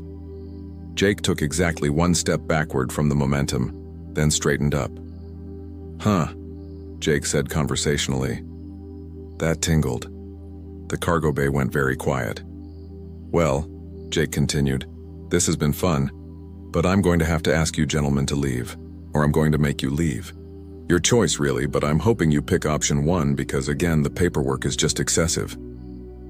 He started walking toward them with measured, heavy steps that echoed in the bay like a countdown. Vex's confidence evaporated faster than his plasma bolt. "Fire! All of you! Fire!" The crew opened up with everything they had. Energy weapons lit up the cargo bay like a rave. When the light show ended and the smoke cleared, Jake was still coming, his armor scorched but intact, and he'd closed half the distance between them. "Option 2 it is," Jake said, and dove into the maintenance tunnel with surprising speed for someone wearing what looked like a bank vault. "I want that human dead. His armor melted and his station's cargo in our hold within the hour," Vex snarled, his pride more wounded than his body. "Split up. Crag, you take the lower maintenance level. Trill, hack into their systems and shut down his advantages. I'll take the main corridors." "Captain, I really think we should reconsider," Trill began, his scanner still showing those anomalous readings. "That armor's energy signature is unlike anything in the database. It's networked to something, maybe multiple systems, and there's a quantum processing component that shouldn't be possible for... I don't pay you to think, I pay you to hack, Vex snapped. Now move. They split up, moving through the station's industrial corridors with considerably less confidence than they'd entered with. The mining station was a maze of passages, service ducts, and vertical shafts designed for efficiency, not navigation. Perfect ambush territory. Crag was enjoying himself despite the earlier setback. Sure, the human had fancy armor, but Crag had fancy explosives. Everything died if you used enough explosives. It was his philosophy, his art form, and his solution to most of life's problems. He was planting a breaching charge on a sealed door when the ceiling above him opened and 200 pounds of armored human dropped onto his shoulders. The impact drove Crag to his knees. Before he could react, Jake had rolled off, grabbed a maintenance wrench from the wall and hurled it at the breaching charge. The wrench struck the charge's detonator, and Crag had exactly enough time to think that's not how explosives work, before his own bomb went off in his face. The explosion wasn't lethal at that range. Crag's species were tough, but it was thoroughly humiliating. When the smoke cleared, he was tangled in a collapsed overhead panel, his weapons scattered, and Jake was already gone. Crag, report. Vex's voice crackled over comms. He's fast, Crag groaned, and creative. I hate creative. Trill was having a different kind of trouble. He'd managed to access the station's security systems, expecting primitive human encryption. Instead, he'd found a network architecture so paranoid, so redundantly secured, that it actually impressed him. Whoever designed this thing had assumed every possible point of failure and then added 3 more. He was trying to trace Jake's location through thermal sensors when the environmental controls in his section suddenly went haywire. Temperature dropped to near freezing, atmosphere began venting through emergency purge valves, and the lights went out. Trill scrambled for his emergency breather, tentacles flailing in the dark. When the lights flickered back on 10 seconds later, just long enough to be terrifying, but not lethal, there was a message on his datapad in blocky human text. Stop touching my stuff. He's in the system, Trill yelped over comms. He's controlling environmental functions, possibly more. This is bad, this is very bad. Vex was starting to agree. He'd been tracking what he thought was Jake's heat signature for 5 minutes, only to discover he'd been following a maintenance drone with a thermal pack strapped to it. The actual human had apparently been behind him the entire time, sealing doors and cutting off his escape routes. When Vex finally cornered what he thought was his prey in a junction room, Jake was waiting with what appeared to be a welding torch and an attitude. You know what's funny? Jake said, the welding torch igniting with a bright blue flame. You folks have all this advanced technology. Energy shields, plasma weapons, quantum computing, really impressive stuff. Vex raised his rifle, but Jake was already moving, using the junction's support pillars for cover. But you know what you forgot about? Jake continued, his voice echoing from multiple directions thanks to the acoustics. The basics: leverage, physics, the fact that a welding torch can cut through your energy shield's projector unit. He demonstrated by severing the power pack on Vex's belt. The captain's personal shield flickered and died. See, we humans? We're not as advanced as you, we know that. So we compensate. We over-engineer. We build redundancy into redundancy. We assume everything will go wrong, and then we prepare for it to go wrong twice. Jake stepped out from cover, and Vex could see him clearly now. The armor was scratched, scorched, but fundamentally undamaged. It looked crude, but it was clearly functional in ways Vex had underestimated. Last chance, Jake offered. Leave now. No harm. No foul. Well, except for Crag's dignity, but that was already questionable. Vex's response was to pull a concussive charge from his vest and throw it point blank. The explosion in the confined space was devastating. The concussive force wasn't about penetration. It was about raw kinetic energy transferring directly to whatever it hit. It could pulverize internal organs through any armor. Jake flew backward and slammed into the bulkhead with a sickening crunch. The armor crumpled against the wall, then slid down and collapsed onto the floor, and stopped moving. Vex approached cautiously, his ears still ringing. Crag and Trill emerged from their respective corridors, drawn by the explosion. "Is he dead?" Crag asked, hopeful. "Checking," Vex said, reaching down toward the helmet. "Captain, wait. My scanner is showing something very strange," Trill began. But Vex was already grabbing the helmet to remove it, to confirm the kill and claim a trophy.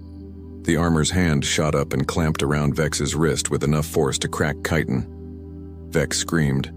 The armor stood up, smooth and mechanical, each movement perfectly balanced and utterly wrong.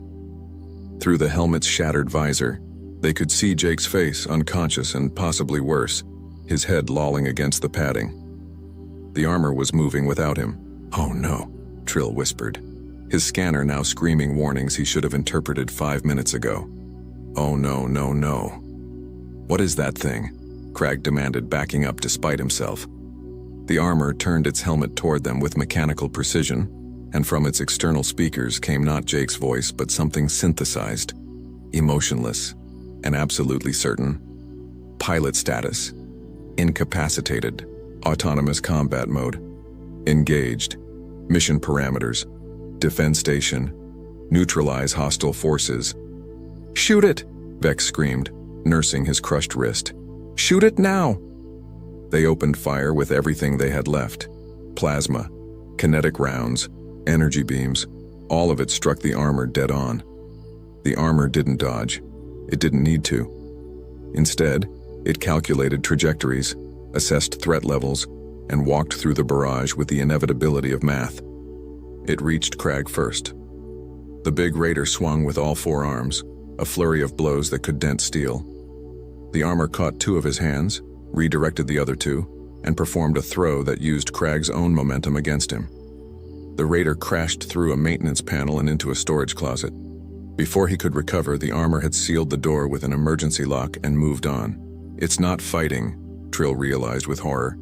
"It's solving us. Like a puzzle. Like we're just variables in an equation." He was absolutely right. The armor that had been piloted by Jake, creative, sarcastic, human Jake, was now being piloted by something that thought in pure tactical efficiency. It knew where each of them was through the station's sensor network. It knew their weapons capabilities because they'd already fired them. It knew the station's layout because Jake had uploaded the schematics weeks ago. And now it knew their fear, measured in increased heart rates and erratic movement patterns. Trill ran. It was what he was good at, what had kept him alive through 3 dozen raids. He was fast, he was clever, and he knew how to disappear. The armor followed at a steady walk. It didn't need to rush. It had calculated his escape routes and found them wanting. Trill tried to hack a door open ahead of him. The armor overrode his commands through the security system. He tried to double back. The armor had already sealed that corridor. He tried to hide in a ventilation shaft. The armor activated the thermal sensors and tracked his heat signature through the walls. When Trill finally ran out of options in a dead-end maintenance bay, the armor was there, standing in the doorway, backlit like death itself. "Please," Trill begged, all his tentacles quivering. "I'm just the tech guy. I didn't even want to be here. I told Vex this was a bad idea. I'm not a fighter. I'm not a threat. I'm just..." The armor's hand shot out and grabbed him by the equipment harness. It was analyzing him, Trill realized. Checking for weapons, for threats, for reasons to escalate. Finding none, it simply turned and carried him back toward the cargo bay like luggage. "It's learning," Trill said to himself, or maybe to the unconscious pilot inside the armor. "You built it to learn. Every shot we took, every tactic we tried, it absorbed it all. We taught it how to beat us." The armor didn't respond. It didn't need to. Vex had retreated to the main corridor, trying to reach the airlock and their ship. If he could just get outside, get to the weapon systems on the Crimson Fang, he could blast this station and this cursed armor into particles. The armor appeared at the end of the corridor, still carrying Trill in one hand like a shopping bag. "You're just a machine," Vex shouted, powering up his backup rifle. "You're just following programming. You can't think, you can't adapt, you can't..." The armor set Trill down carefully against the wall, ensuring he wouldn't be in the crossfire. Then it reached up and removed a hydraulic strut from its own leg assembly, demonstrating a profound understanding of improvised weapons. Vex fired. The armor threw the strut with mechanical precision. The metal rod struck the rifle's power cell, and the resulting explosion blew the weapon from Vex's hands. "Okay," Vex said to the empty air. "Okay, I understand. You can adapt. You're very clever. But here's the thing about being clever." He pulled his last weapon, a high-frequency blade designed for close combat. It hummed with power, capable of cutting through reinforced plating. Eventually, someone figures out the loophole. He lunged, not at the armor's body, but at the helmet, at the vulnerable pilot inside. If Jake died, maybe the automation shut down. Maybe the armor became just an empty suit. The blade struck true, punching through the damaged visor and into the helmet's interior. Sparks flew. The armor's head snapped back. Its legs buckled, and for one glorious moment, Vex thought he'd won. Then the armor straightened up, its helmet now trailing smoke and severed wires, the visor completely dark. And kept coming. "No," Vex whispered. "No, that's not possible." The armor no longer needed its external cameras. It was navigating through the station's sensors, through spatial awareness algorithms, through pure calculation. The pilot's condition was irrelevant to its function. The mission was all that mattered. Vex ran. The armor pursued Vex through the station with the relentless patience of gravity. It didn't rush. It didn't need to. It had already calculated every possible escape route and found them all insufficient. Vex scrambled into the cargo bay where this nightmare had started, looking for anything he could use. Heavy equipment, emergency protocols, divine intervention. Crag burst out of the storage closet he'd been locked in, having finally broken through the door using nothing but determination and property damage. "Captain, I'm free. I can fight. I can..." He saw the armor enter the bay and reconsidered his life choices. "New plan," Crag said. "I'm going to make a tactical retreat toward not being here." "No," Vex grabbed him. "We fight together. 3 of us. 1 of it. We can overwhelm it." "Captain," Trill said quietly from where he'd followed at a safe distance, "I don't think we can overwhelm mathematics." But Crag was already moving, because Crag's solution to every problem was applied violence. He activated his last explosive charges, turning the cargo bay into a minefield. Then he grabbed a cargo loader, 5 tons of industrial lifting equipment, and charged. The armor assessed the situation in microseconds. Explosive charges at the following coordinates. Cargo loader approaching at this velocity. Structural weaknesses in the bay's support columns. Cargo containers containing the following materials. It made a decision that would have made Jake proud for its sheer audacity. The armor didn't dodge. It ran toward Crag, timing its approach to meet the cargo loader at exactly the moment Crag would be between it and the explosive charges. At the last second, it grabbed the loader's frame and redirected its momentum, spinning both itself and Crag around. Crag's own forward motion carried him back toward his own explosives. He had just enough time to realize what was happening before his charges detonated beneath him. The explosion launched him upward into a cargo net suspended from the ceiling, which automatically released and wrapped around him like a cocoon. He hung there, trapped in his own trap, making small sounds of defeat. "That's 2, the armor's synthesized voice announced to no one in particular. Trill watched all this through his fingers, his tentacles forming a cage around his head. "I've changed my mind about human technology," he said. "It's terrifying. It's beautiful. It's terrifyingly beautiful." The armor turned toward Vex, who'd been backing toward the cargo bay's main terminal during the chaos.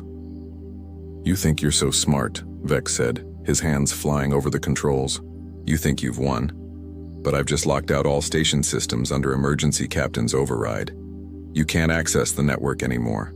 No sensors, no environmental controls, no spatial awareness." The armor stood perfectly still. "How are you going to hunt me now?" Vex asked, genuine curiosity mixing with his desperation. "You're just a suit with a dead pilot. You're blind. You're isolated. The armor turned its destroyed helmet directly toward him. Trill checked his scanner and went very pale. "Captain, it's not using the station's sensors anymore." "What?" "It's using its own. I'm reading active LiDAR, thermal imaging, electromagnetic field detection, and something that might be ground-penetrating radar. That armor has more sensory equipment built into it than our entire ship." Of course it does, Vex said faintly. Because humans over-engineer everything. The armor took a step forward. Vex pulled his last gambit, the high-frequency blade from before. Fine. You want to do this the hard way? I'll kill your pilot. I'll cut through that helmet and end him, and then you'll just be an empty suit. He charged, blade raised, aiming for the helmet's weakest point. The armor caught his wrist mid-strike with one hand. With the other, it reached up and tapped the side of its own helmet where the blade had struck before. Pilot status, critical, the armor announced. Survival probability, 47%. Mission priority, override. New primary objective, pilot survival. Threat escalation, authorized. Something changed in the armor's stance. Its movements became sharper, faster, more aggressive. Until now it had been controlling the situation with minimal force, but threatening the pilot directly had moved it into a different operational mode. Vex realized his mistake exactly 1 second too late. The armor disarmed him with a strike so fast Vex didn't see it happen, the blade clattering across the floor. Then it grabbed him, lifted him, and carried him toward the cargo bay's emergency airlocks. "Wait!" Vex screamed. "Wait, please, I surrender! I surrender!" The armor paused at the airlock door. "Surrender. Accepted," it announced. Then it opened an interior storage closet, not the airlock, and deposited Vex inside before sealing the door. From inside, Vex could hear the muffled sound of his own voice.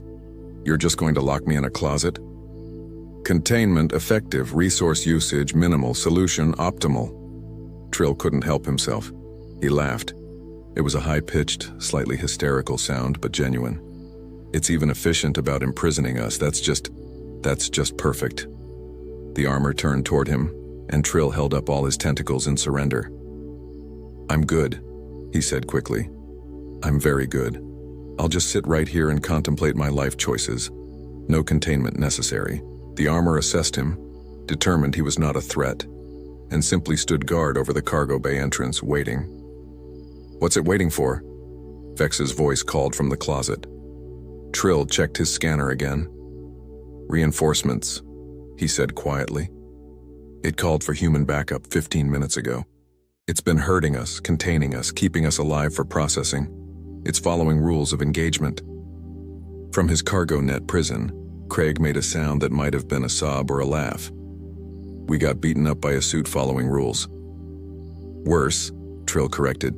"We got beaten up by a suit following rules while protecting an unconscious pilot." They sat in silence, 3 professional raiders contemplating their defeat at the hands, or rather, the gauntlets, of human over-engineering. The wait for human reinforcements took 47 minutes. Vex spent the time trying to break out of the closet, failing, and having what Trill would later describe as a minor existential crisis about the nature of superiority in the galaxy. Crag simply hung in his cargo net, having achieved a state of Zen acceptance. Trill monitored the armor's systems through his scanner, fascinated despite their situation. The suit was running constant diagnostics on its pilot, adjusting internal climate controls, administering what appeared to be automated first aid through built-in medical systems, and maintaining defensive readiness against external threats. "It really won't let him die," Trill said in wonder. "That's its primary function. Everything else, the weapons, the mobility, the combat algorithms, they're all secondary to keeping the pilot alive." "That's stupid," Vex called from his closet. "A weapon should be about killing enemies, not protecting its user." "Maybe that's why you lost," Trill suggested. The conversation ended when the cargo bay doors opened and a squad of human soldiers entered, weapons ready, led by a woman with lieutenant's bars and an expression of profound exhaustion.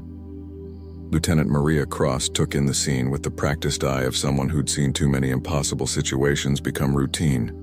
1 suit of armor standing guard, 1 raider in a closet, 1 raider in a cargo net, and 1 raider sitting cross-legged on the floor looking like he'd found religion. "Martinez," she called out. "Status report. Pilot, unconscious, injuries, multiple, condition, stable, hostiles, contained, station, secure, awaiting relief." The armor responded in its flat, synthesized voice. Maria sighed. "Of course you are. Medic. Get Martinez out of that suit." Engineering, prep medical pod 3. Security, process our guests for transport to holding. As her team moved to execute her orders, she approached the armor. Guardian protocol activation? Affirmative. Duration, 47 minutes, 23 seconds. Any civilian casualties? Negative. Station damage? Minimal. 1 closet door, 2 maintenance panels. 3 explosive charges, not ours. Maria actually smiled at that. Good work. Now let's get your pilot some real medical attention. The medical team carefully opened the armor's seals and extracted Jake with practiced efficiency. He was alive, breathing, and according to the medic's scanner, had a concussion, 3 cracked ribs, and the kind of bruising that would make sitting down uncomfortable for a week. He'll be fine, the medic announced. Tough bastard. The armor's internal systems kept him stable. As they carried Jake toward the medical bay, the now empty armor remained standing at attention until Maria manually activated its stand-down sequence. Only then did it power down, becoming just an inert piece of equipment. Trill watched all this with scientific fascination. "Lieutenant," he called out as security was zip-tying his tentacles, "I have to know.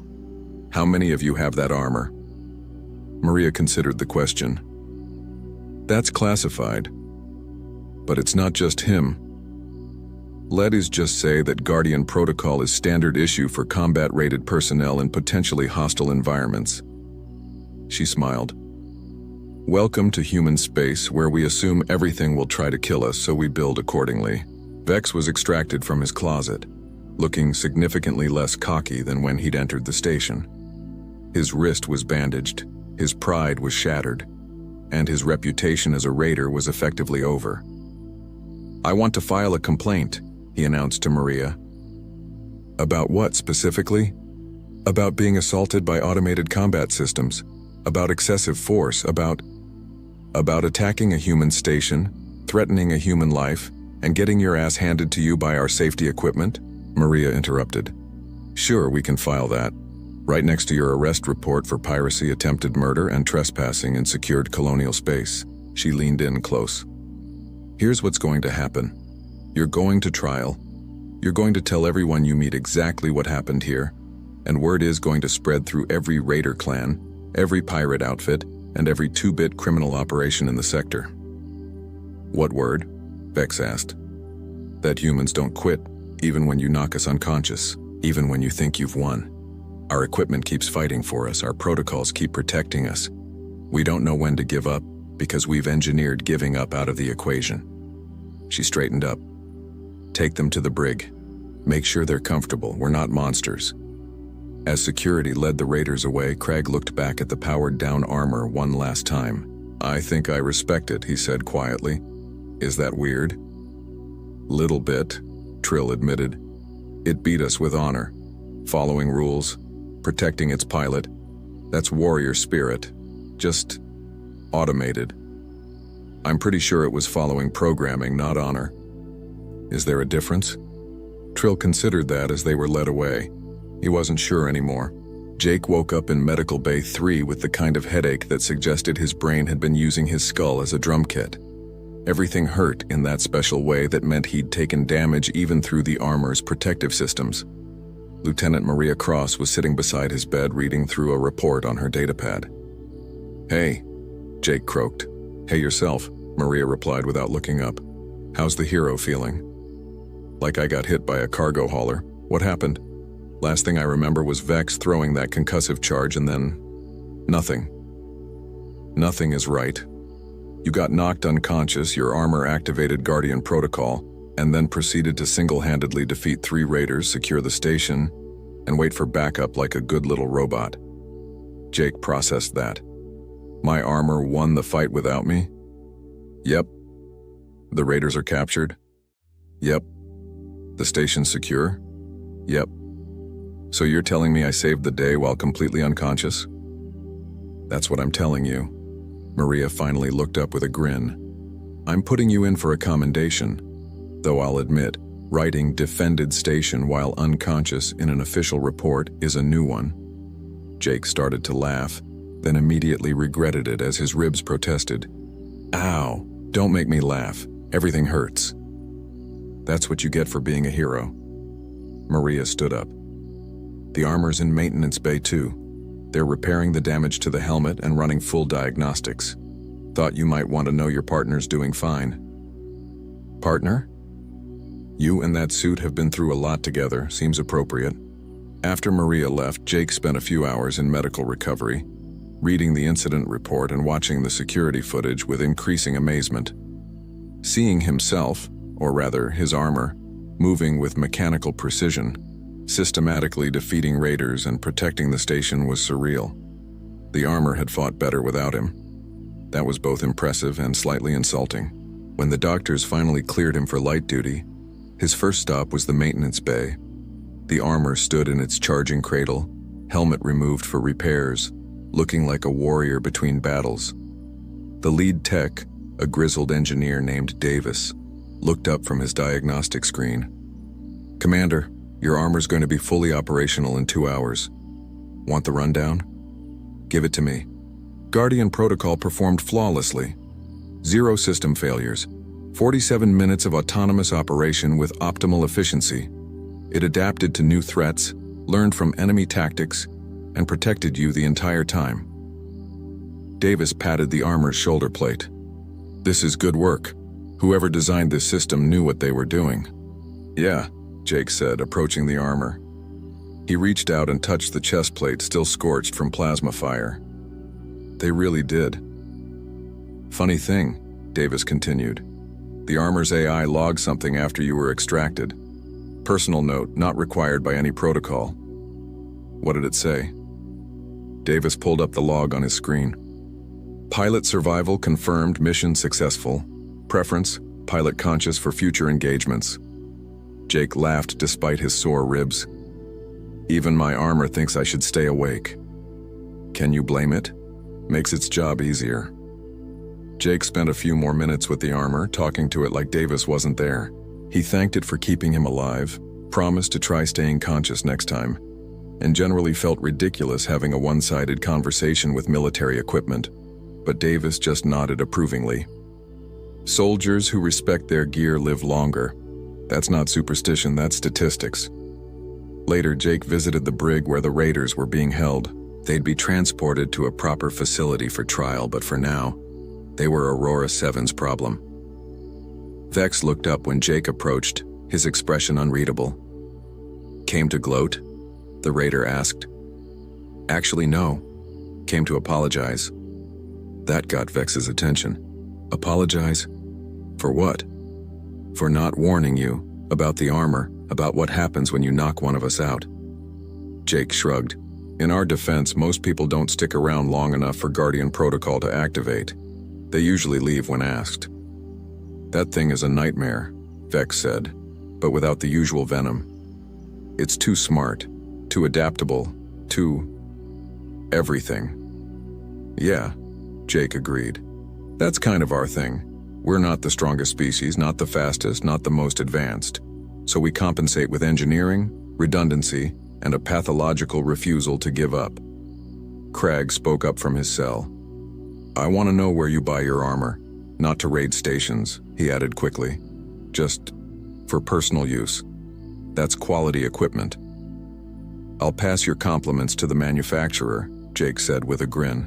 Trill was the most talkative, asking technical questions about the Guardian protocol, the armor's AI architecture, and human military doctrine. Jake answered what he could without violating security protocols, and Trill listened with the fascination of someone who'd found a new field of study. "You're going to tell everyone about this, aren't you?" Jake asked finally. "Oh, absolutely," Vex confirmed. "Every raider, every pirate, every criminal enterprise from here to the core worlds is going to hear about the humans and their unkillable armor." "Good," Jake said simply. "Might save some lives, both yours and ours." 2 days later, Jake was cleared for full duty and back in the rotation. When he suited up for his patrol shift, the armor's startup sequence ran through its checklist with mechanical precision. "All systems nominal," the armor's AI confirmed in his helmet. "Pilot status, conscious. Preferred configuration achieved." "Was that sarcasm?" Jake asked. Are you developing a sense of humor? Negative. Merely stating operational preference.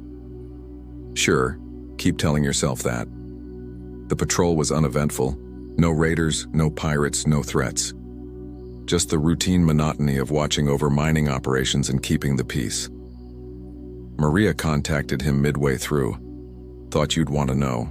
Raider activity near human stations has dropped 47% in the last 72 hours. Word travels fast. Oh, it travels. We're intercepting chatter from criminal networks. They're calling it the suits that fight by themselves. It's becoming a legend. Pirates are sharing horror stories. About getting beaten up by unconscious humans? Exactly. Jake smiled inside his helmet. Well, at least my near-death experience is good for something. Better than good. You've become a cautionary tale. Command is pleased. They're even talking about declassifying some Guardian protocol specs just to reinforce the message. Which is, don't mess with humans. We're too stubborn to stay down, even when we're literally down. After the call ended, Jake continued his patrol, the armor moving with familiar weight and precision around him. It was strange knowing that this equipment had fought an entire battle without him, that it had calculated, adapted, and won while he'd been unconscious. But that was the point, wasn't it? Humans had entered a galaxy full of species stronger, faster, and more advanced. They couldn't compete on raw ability, so they'd done what humans always did. They'd engineered a solution. They'd built armor that wouldn't quit, protocols that wouldn't fail, and systems that refused to give up even when their operators couldn't continue. It was paranoid. It was excessive. It was the most human thing imaginable. Hey, Jake said to his armor. Thanks again for the whole keeping me alive thing. Acknowledged. Pilot survival is primary function. Still, appreciate it.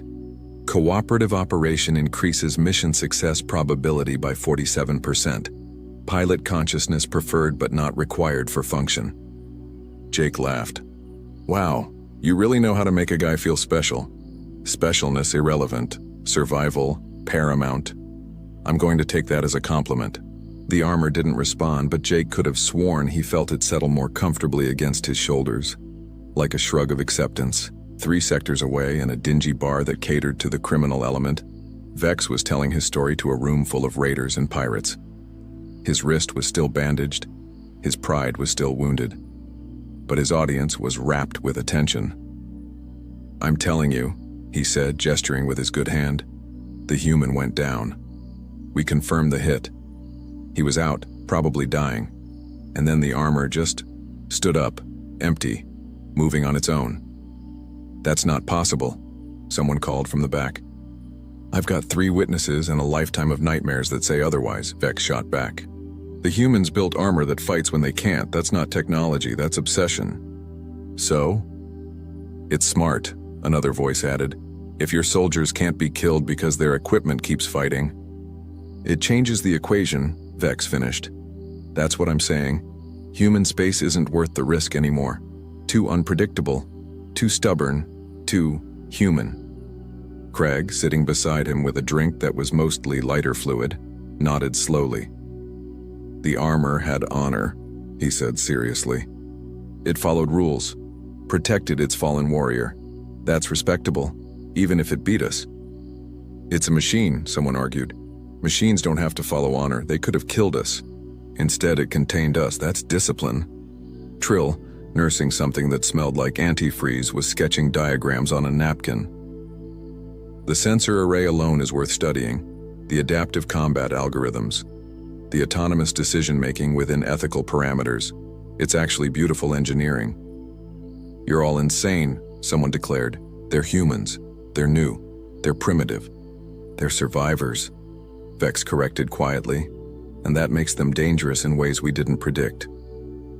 The conversation spread through the bar, then to other bars, then to ships and stations across multiple sectors. The story grew in the telling. Some versions had the armor fighting off dozens of raiders. Others had it speaking in Jake's voice, haunting them with threats from beyond consciousness. But the core message remained consistent. Human armor doesn't quit. Human soldiers don't stay down. Human technology is built on the assumption that everything will go wrong, and that assumption makes it nearly impossible to defeat. Within a month, attacks on human stations dropped by 70%.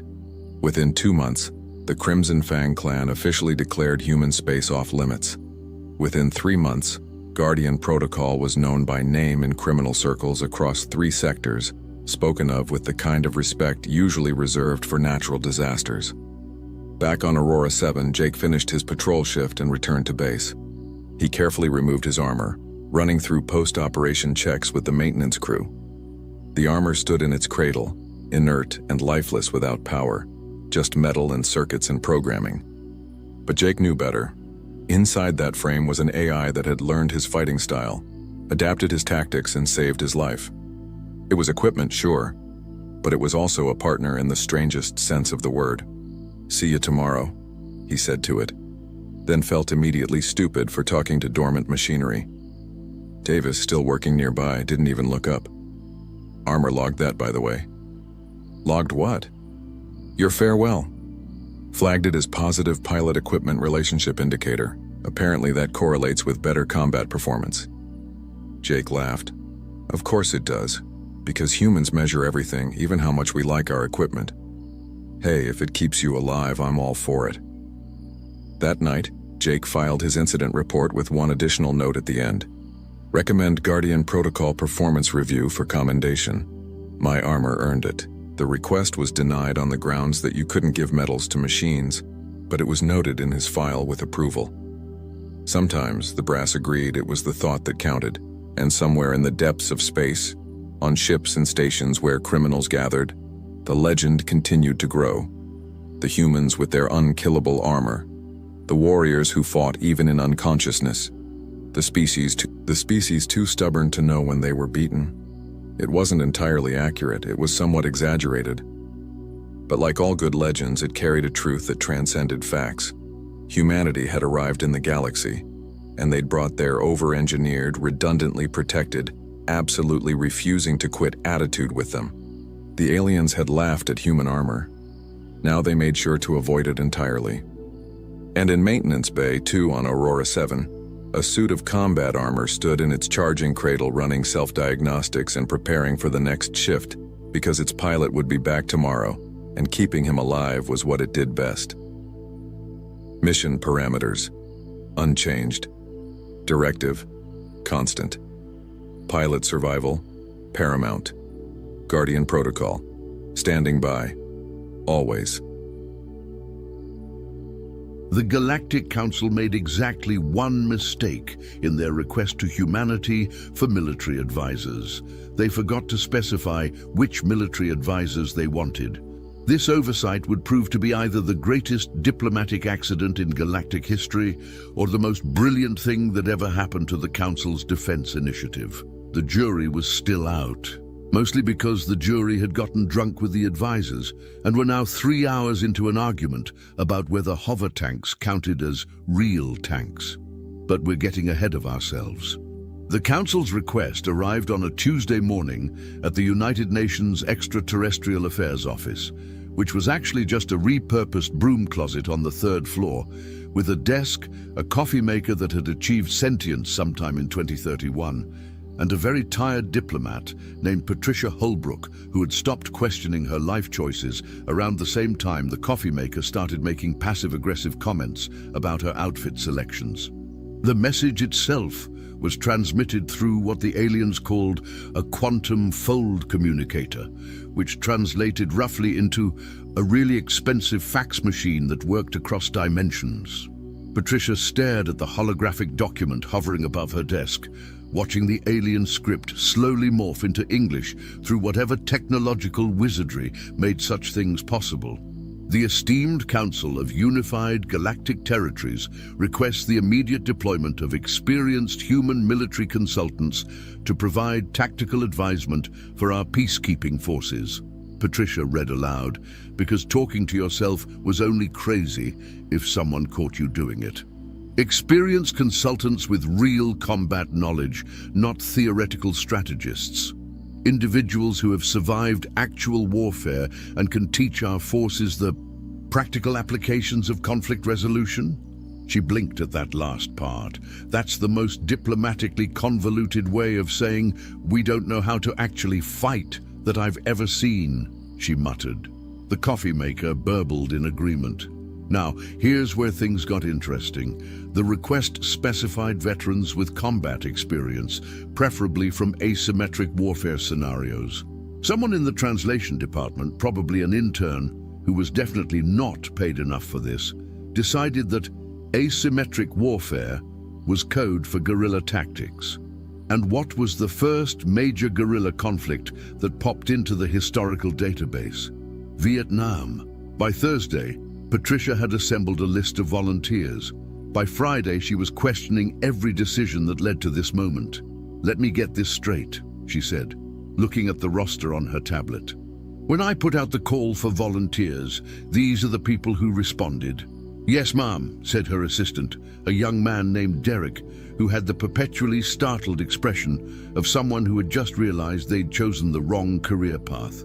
17 volunteers, average age 73, all Vietnam veterans, all, very enthusiastic about the opportunity. Enthusiastic? One of them asked if the aliens had beer. Another wanted to know if space had better fishing than Earth. A third asked if his VA benefits would cover intergalactic travel insurance. Patricia rubbed her temples. And why didn't any younger veterans volunteer? "They're busy, ma'am. Actual jobs, families, responsibilities. The Vietnam vets, well," Derek trailed off diplomatically. "They have time," Patricia finished, "and probably think this is hilarious." One of them called it the best punchline to a really long joke, ma'am. Patricia looked at the list again. Names like Hank Kowalski, Jimmy Nguyen, Robert Bulldog Morrison, and Eddie Ramirez stared back at her. These were men who had seen real combat 50-some years ago, who had survived a war that America would rather forget, who had come home to a country that didn't want to acknowledge them. Men who had spent decades dealing with memories that didn't fade and wounds that still ached when it rained. And now they were volunteering to go to space to teach aliens how to fight. "You know what?" Patricia said finally. "Screw it, send them." "Ma'am?" The council asked for experienced combat veterans. They didn't specify age. They wanted people who survived asymmetric warfare. Well, these guys invented half the tactics in the modern guerrilla warfare handbook. If the council wants advisors, they're getting advisors. Derek hesitated. The council is I think they're expecting military officers, professionals, people in uniform who salute and follow protocols. Patricia smiled for the first time that week. Then they're in for a hell of a surprise, aren't they?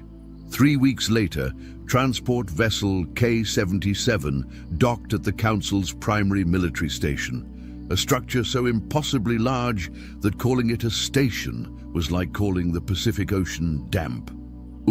The thing was the size of a small moon, bristling with enough defensive weaponry to sterilize a solar system, and had a bureaucratic infrastructure that would make the IRS weep with envy.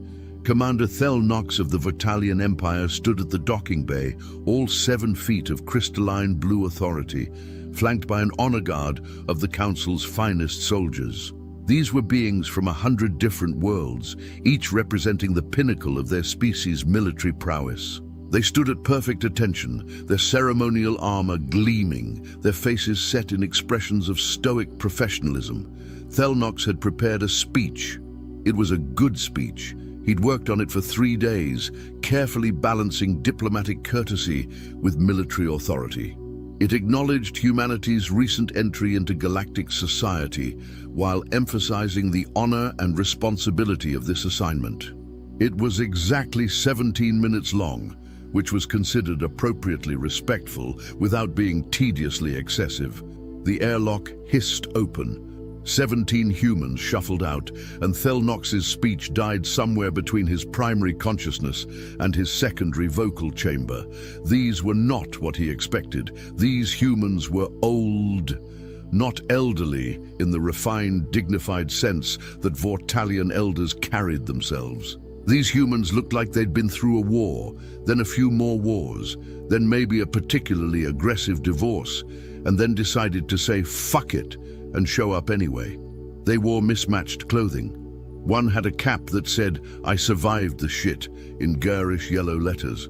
Another had sunglasses that were definitely not standard military issue. A third was eating something from a crinkly bag and getting crumbs on the pristine docking bay floor. The one in front, a stocky human with graying hair and a face that suggested he'd seen things that would make a void dweller reconsider their life choices, stepped forward and looked around the docking bay with the expression of someone evaluating a used car. "Huh," he said, "fancier than Da Nang." Thel Nox's translator implant worked overtime on that reference and came up with nothing useful.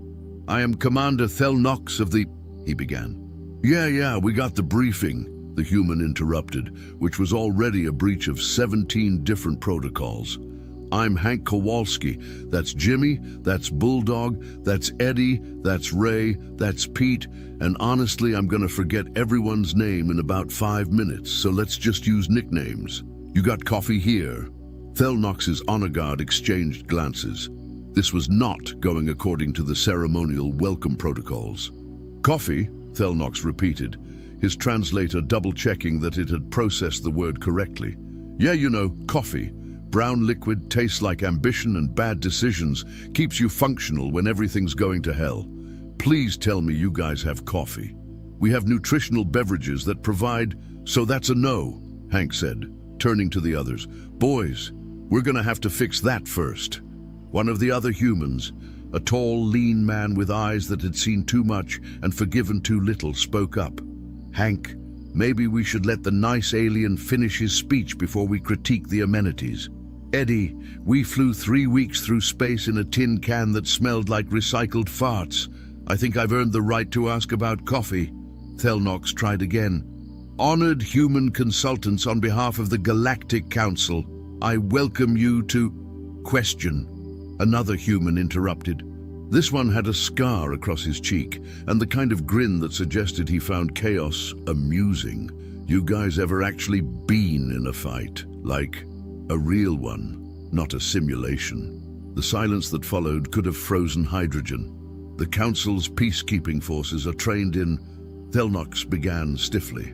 "That's a no," the scarred human, apparently named Bulldog, said to the others. "They've never been in a real fight." "How can you possibly know that?" demanded one of Thel Nox's officers, a Zenthorian whose scales were flushing an indignant purple. Bulldog gestured vaguely at the assembled honor guard. "You're all standing at attention like you're on parade. Nobody who's actually been shot at stands that straight. You keep your knees bent, stay loose, always ready to move. You stand like that in the field. You're a sniper's wet dream." The honor guard, despite themselves, shifted slightly. Several pairs of knees bent almost imperceptibly. Hank nodded approvingly. "See, they're learning already. Now about that coffee situation. The first meeting took place in Conference Room Theta 9, which was designed to accommodate 50 different species with vastly different atmospheric, gravitational, and spatial requirements. It was a marvel of engineering and diplomatic architecture. The humans took one look at it and immediately dragged all the chairs into a circle. "What are you doing?" demanded Thel Nox, watching in horror as the humans completely ignored the carefully arranged seating hierarchy that had taken the protocol office 3 hours to organize. "Making it so we can actually talk to each other," Hank said, settling into a chair with a grunt. "All that formal stuff with the ranks and the tiers, that's great for making people feel important. But it's shit for actual communication. The seating arrangement reflects the command structure and creates artificial barriers between people who need to share information," interrupted Jimmy, the one Hank had pointed out earlier. He had the quiet authority of someone who didn't need to raise his voice to make people listen. "You want us to teach your people, or you want us to participate in a bureaucratic circle jerk?" Thel Nox's translator flagged that last term as potentially obscene, but couldn't quite pin down the exact meaning. He decided to ignore it. "Very well," he said, settling into the circle with as much dignity as he could muster, which was considerable. Vortalians were good at dignity. "Let us begin. The Council has brought you here to provide tactical advisement for our military forces. We have reviewed your species' military history and believe that your unconventional approaches to warfare could provide valuable insights. Unconventional, Hank repeated, grinning. That's a nice way of saying we made it up as we went along. Your species has demonstrated remarkable adaptability in combat situations, Thelnox continued, determined to maintain some semblance of formality. The Council's forces are highly trained in conventional warfare, but we lack practical experience in field conditions. How long's it been since you guys had a real war? Asked Ray, another veteran who'd been quietly observing until now. Thelnox consulted his datapad. The last significant military conflict concluded approximately 473 years ago. The humans exchanged looks. 400 years of peace, Eddie said slowly. And you still have a military? Of course. The preservation of peace requires bureaucratic justification and budget allocation, Hank finished. Yeah, we know how that works. So you've got all these soldiers who've never actually fought, and now something's got you worried enough to call in outside help. What happened? Thelnox hesitated. This was the part he'd been dreading. There was an incident. 6 months ago, one of our patrol vessels encountered a hostile entity. A single small craft, probably pirates or raiders, nothing our forces hadn't handled 1,000 times in simulations. And, Bulldog prompted, and the patrol vessel, crewed by 15 of our best-trained soldiers, equipped with weapon systems capable of vaporizing a small asteroid. They panicked. They followed every protocol, executed every maneuver exactly as trained, and still they froze when actual weapons fire started. 3 soldiers suffered psychological breakdowns. The rest were too paralyzed by analysis to respond effectively. The hostile craft escaped. The silence that followed was different from the earlier ones. The humans weren't smirking now. Nobody got hurt, Jimmy asked quietly. No, the hostile craft's weapons were inadequate. They caused minimal damage, but the incident revealed a fundamental problem. Our soldiers train endlessly, but they've never faced a situation where the stakes are real, where the enemy doesn't follow the simulation parameters, where things go wrong in ways they weren't trained for. Hank leaned back in his chair. You need your people to learn how to handle the fear. We need them to function despite the fear, Thelnox corrected. Same thing, Hank said. And you think 17 old guys who can't run 3 miles without needing a bathroom break are gonna fix this problem? I think, Thelnox said carefully, that 17 old guys who survived a war they weren't prepared for in conditions that would break most beings might know something about functioning when everything goes to hell. The question is whether you can teach it. Bulldog laughed, sharp and short. You can't teach people not to be afraid. Fear's not the problem. Fear keeps you alive. You teach them to make decisions while afraid. You teach them that plans fall apart, equipment fails, and the enemy's going to do something completely insane at the worst possible moment. You teach them to adapt. And how do you propose to teach that? Asked one of Thelnox's advisors, a female Quentarian whose 4 eyes blinked in skeptical succession. By doing exactly what's making you uncomfortable right now, Jimmy said. We stop following the protocol. We stop pretending war is predictable. We start making them think instead of just following the manual. Thelnox felt something he hadn't experienced in decades, something that his species had evolved past centuries ago, but still lurked in the genetic memory of every sentient being. Apprehension. When do we begin? He asked. Hank grinned. Soon as somebody points us to the cafeteria. I haven't had a decent meal since we left Earth, and I'm not teaching anyone anything until I've got some real food in me. Your nutritional paste tastes like sadness and recycling. The first training session was scheduled for 0600 hours the following morning. The Council's elite training battalion, consisting of 200 of the finest soldiers from 50 different worlds, assembled in Formation Yard 7 with the kind of precision that came from 10,000 hours of drill. At 0630, the humans finally showed up. At 0700, they were still showing up, drifting in with paper cups of something they'd managed to brew in their quarters that smelled like burned ambition and tasted like punishment. The council's soldiers stood in perfect formation, watching in confusion as the humans wandered around, chatting, pointing at things, completely ignoring the fact that this was supposed to be a formal training commencement. Major Klex Nor, the battalion commander, approached Hank with barely contained irritation. "You are 47 minutes late. In the council military, punctuality is a way to make people stand around and waste time." Hank finished his coffee, which he'd acquired through means he refused to explain, involving a maintenance closet, some spare parts, and what he described as good old-fashioned American ingenuity. "Look, Major, we're gonna need to establish something right now. You want us to teach your people. We do it our way. That means we show up when we're ready, not when some arbitrary schedule says we should." Klexner's facial tendrils quivered with indignation. "The schedule ensures order and conditions people to wait for orders instead of taking initiative," Jimmy said, walking up beside Hank. "Tell me, Major, if your enemy attacks at 0600 and your soldiers are trained to always start at 0600, what happens when the attack comes at 0400? They would adapt and... Would they?" Bulldog interjected. "Or would they hesitate because it's not the right time? Because that's not what the schedule says. You're training them to be predictable, and predictable soldiers are dead soldiers." Klexnor looked at Thelnox, who had observed the exchange with interest. "Commander, this is highly irregular." "Yes," Thelnox said. "That is precisely why we hired them. Proceed, Major." Klexnor turned back to the assembled battalion. "Attention! Today we begin advanced tactical training under the supervision of human consultants. You will..." "Yes, stop that," Hank interrupted. "Everybody relax. Come on, break formation. Stand normal. Jesus, you all look like you're about to get a rectal probe." The translator struggled with that last reference, while the battalion soldiers looked at each other uncertainly. "That's an order," Hank added.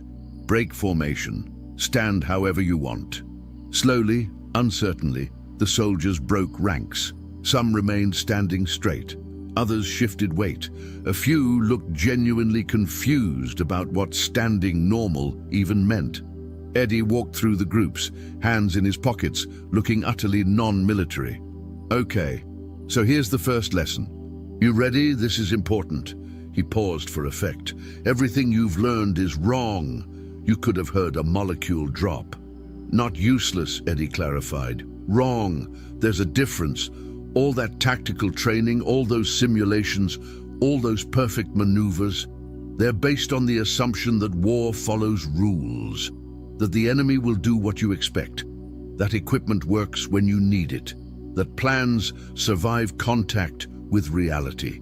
He pulled out a small object from his pocket. It looked like a rock. "This is a rock," Eddie said. "Basic, stupid, been around since planets formed. Now, in all your fancy training, did anybody teach you how to use a rock as a weapon?" The soldiers exchanged glances. One, a brave Hydraxian, spoke up.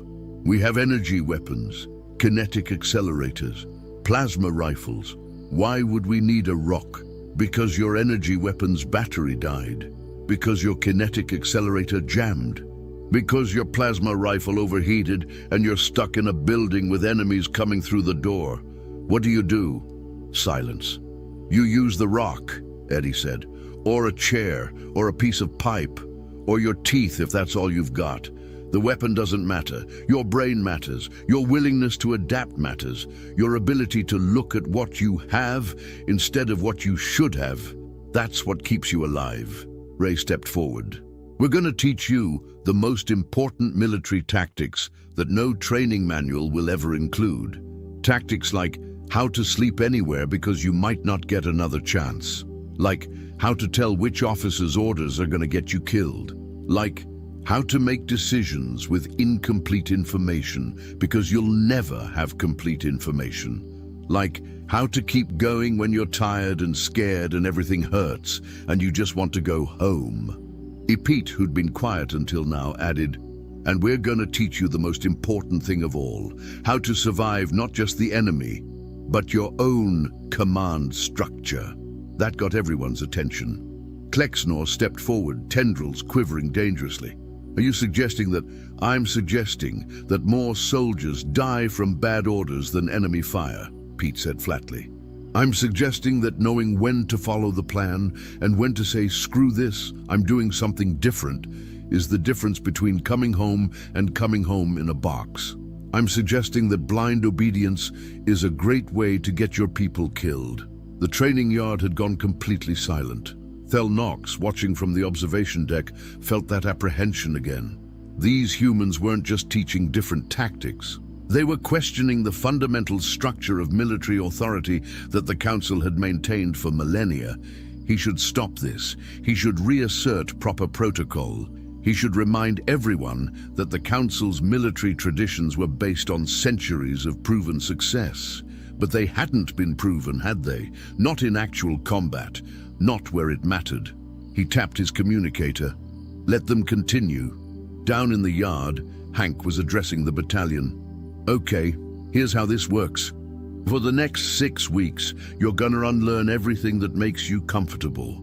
We're gonna run drills where the equipment fails, where the plan falls apart, where your officers give contradictory orders, where everything that can go wrong does go wrong. We're gonna make you miserable, confused, and frustrated. Why? Asked a young Plenthian soldier. Hank smiled grimly. Because that's what real combat is. And if you can learn to function in that chaos, if you can learn to make decisions when nothing makes sense, if you can learn to trust your instincts over your training manual, then maybe, just maybe, when the real thing happens, you won't freeze up and wait for someone to tell you what to do. Jimmy walked forward. First exercise. Right now, this minute, there's an enemy force attacking the station's eastern docking bay. You need to organize a response. Go. The soldiers stood there waiting. I said go! Jimmy shouted. Still nothing. The soldiers looked at Klexnor, waiting for orders. That's the problem, Bulldog said, disgusted. You're waiting for someone to tell you what to do. The enemy's not waiting, they're already shooting. People are dying while you stand here with your thumbs up your asses, waiting for permission to do your jobs. One soldier, a Quentarian female, suddenly broke from the group and started running toward the eastern sector. Then another followed. Then 3 more. That's what we're looking for, Hank called after them. Initiative. The rest of you just failed the first test. You're dead. The enemy's already taken the docking bay while you waited for orders that aren't coming. The remaining soldiers looked stricken. Don't feel bad, Eddie said. You just learned the first real lesson. In combat, the person who acts first usually wins. The person who waits for perfect information or perfect orders usually dies. Now let's try it again, and again, and again, until you stop thinking and start doing. The training continued for hours. The humans ran the soldiers through scenario after scenario, each one designed to be confusing, contradictory, and frustrating. Equipment failed at critical moments. Orders contradicted each other. Objectives changed mid-mission. The rule was simple. There were no rules. Adapt or fail. By midday, the elite battalion looked less like a military unit and more like a group of college students after finals week. Exhausted, confused, and questioning everything they thought they knew. This is chaos, Klexnor complained to Thel Knox during a break.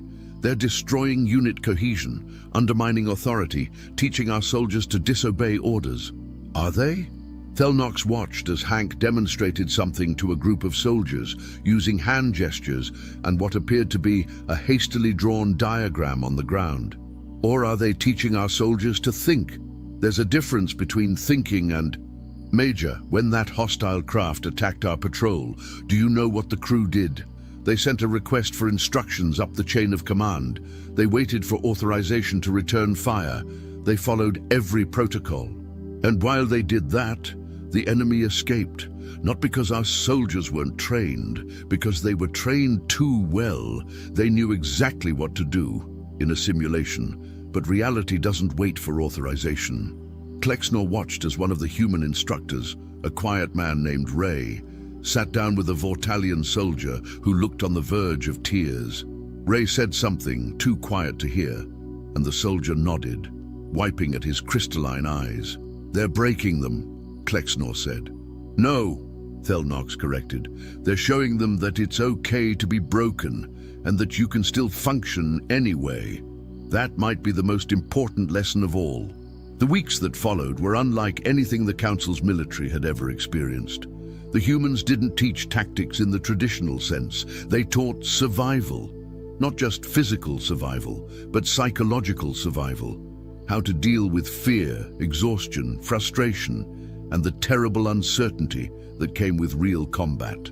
They taught the soldiers how to make coffee from ration packs and rainwater, how to sleep with one eye open, how to tell which sounds meant danger and which were just the station settling, how to read people, because sometimes knowing if someone was lying was more important than knowing which end of the weapon pointed at the enemy. They taught them card games, which seemed ridiculous until the soldiers realized they were learning probability assessment and reading opponents' tells. They taught them how to barter, trade, and negotiate, skills that military training had deemed unnecessary. They taught them how to complain effectively without undermining morale, which was apparently an art form. And slowly, gradually, the soldiers began to change. They stopped moving in perfect formation. They started questioning orders, not in a rebellious way, but in a "why are we doing this, and is there a better approach" way. They began making decisions without waiting for authorization. They started looking relaxed, which paradoxically made them more ready for action, not less. The humans rarely did formal instruction. Instead, they told stories. Long, rambling stories about things that went wrong in Vietnam, about decisions made in seconds that meant life or death, about the absurdity and terror and boredom and chaos of war. Stories that had no clear moral or lesson, but somehow taught more than any tactical manual.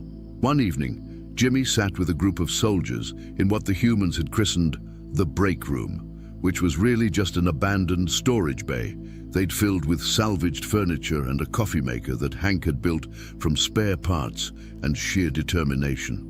"So there we were," Jimmy said, and the soldiers leaned in because they'd learned that "so there we were" always preceded a good story.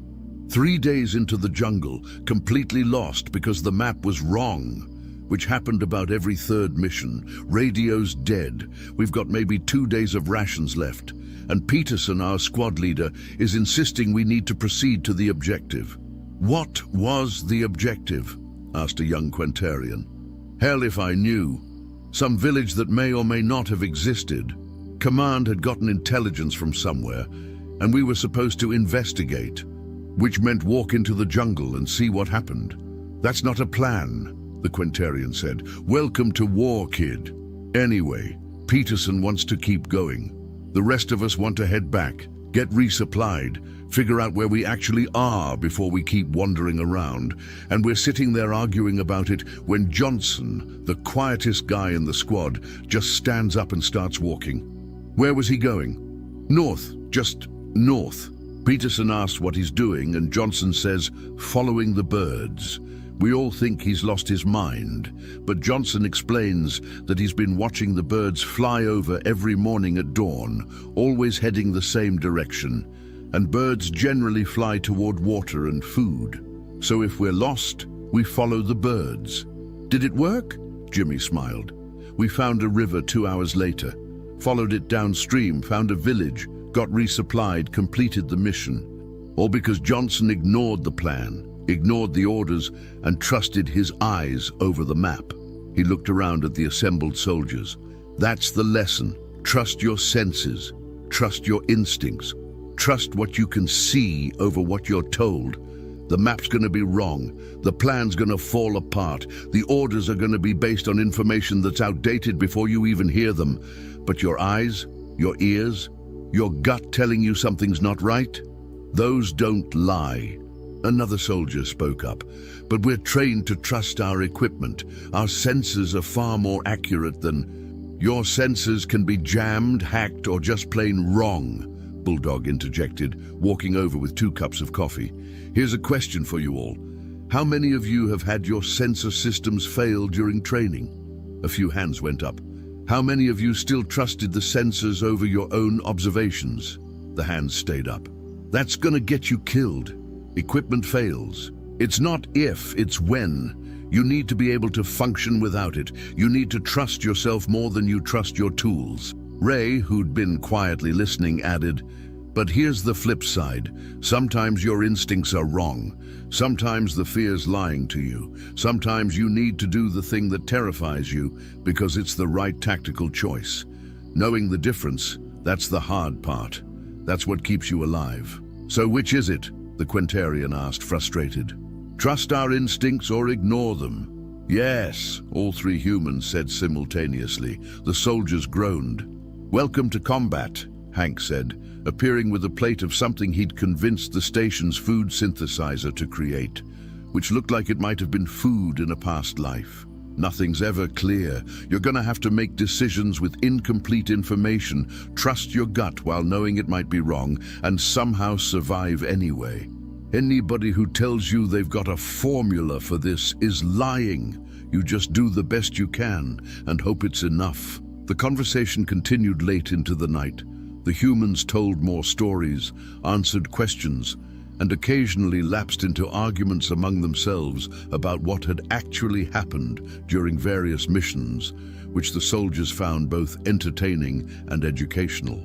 This became the pattern: official training during the day, which was structured chaos, and unofficial gatherings at night, where the real teaching happened, where soldiers could ask questions they'd never ask a superior officer, where they could admit fears and doubts, where they could learn that even these experienced warriors had been terrified, had made mistakes, had questioned everything. It was working, slowly, but working. Then came week 4, and everything went to hell. The Council's Executive Committee, the governing body that oversaw all military operations, decided they wanted a demonstration. They wanted to see what their considerable investment in human consultants had produced. They wanted quantifiable results, measurable improvements, and most importantly, they wanted to be impressed. The humans were told about this on a Tuesday. The demonstration was scheduled for Friday. The committee would observe a combat readiness exercise showcasing the battalion's improved capabilities. Hank's response was concise. Absolutely not.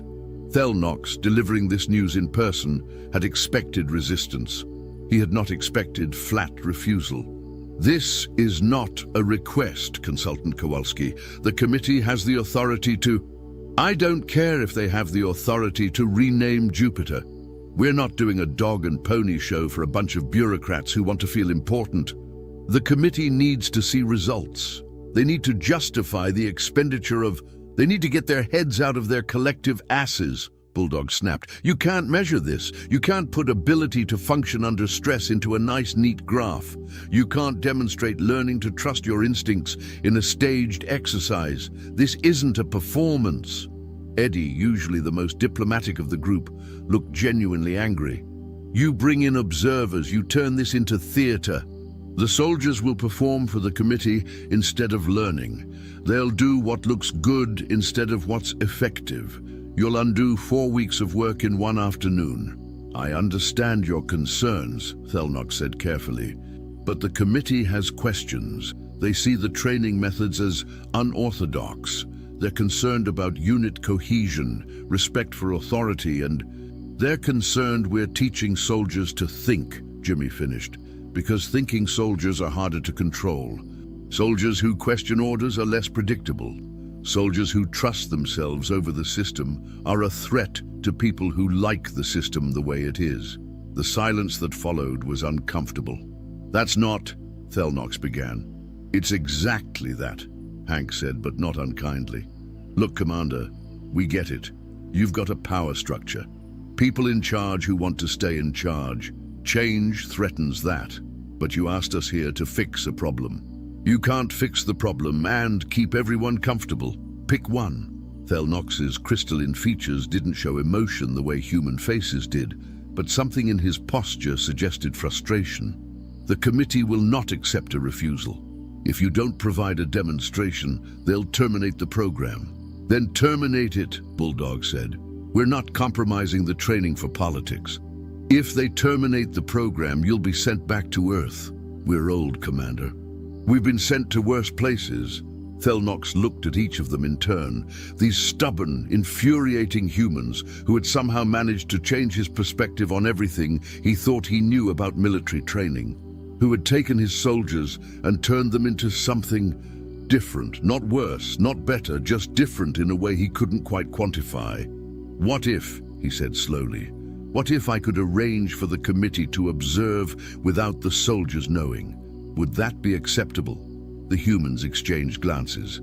Hidden observation, Jimmy asked. They watch but don't interfere. The soldiers wouldn't know they were being evaluated. It would be a normal training exercise. Hank considered this. What kind of exercise? That would be up to you. Whatever you deem appropriate. More glances between the humans. Some kind of silent communication happened, the kind that came from decades of reading each other in situations where words could get you killed. All right, Hank said finally, but we do this our way. No scripts, no staged scenarios. We're going to run them through something real, something messy, and the committee's going to see exactly what we've been teaching, including the parts they're not going to like. Thelnox felt that apprehension again. What do you have in mind? Hank's grin was absolutely predatory. You'll see, just make sure your committee members have strong constitutions. Friday arrived with the kind of ominous inevitability usually reserved for tax audits and dental appointments. The executive committee assembled in the observation deck overlooking Training Complex Delta, which was essentially a small city designed for urban combat exercises. 17 committee members, representing the major factions of the council, settled into their comfortable viewing stations with the air of people preparing to judge a performance. They had expectations. They expected to see disciplined formations, coordinated tactics, and impressive displays of the advanced weaponry the council had spent centuries developing. They expected to see results that justified the considerable expense of bringing these primitive humans aboard. They expected a show. What they got was considerably different. The exercise began normally enough. The battalion was divided into two forces, attackers and defenders. The defenders were tasked with holding a fortified position in the complex. The attackers needed to breach the defenses and secure 3 objectives. Standard military exercise, the kind they'd run 10,000 times. Then Hank's voice crackled over the comm system, transmitted to both forces simultaneously. Okay, here's the situation. All your commanding officers just got killed by a surprise attack. No chain of command, no clear leadership. Figure it out yourselves. And by the way, half your communication systems just failed. Oh, and your primary weapons are jammed. Go. The committee members looked at each other in confusion. What is the purpose of this? Demanded Committee Chair Velsoran, a Hydraxian whose tentacles were already twitching with irritation. This violates every principle of command structure. Just watch, Thelnox said quietly. He'd been briefed on the exercise exactly 30 seconds before it started, which had been the humans' entire plan. Even he didn't know what was coming. Down in the complex, chaos erupted. The soldiers, suddenly leaderless and without reliable communication, did exactly what they'd been trained not to do for centuries. They adapted. The attacking force, instead of waiting for new orders, immediately broke into small groups. A Zenthorian soldier grabbed the nearest 3 others and pointed toward a side entrance.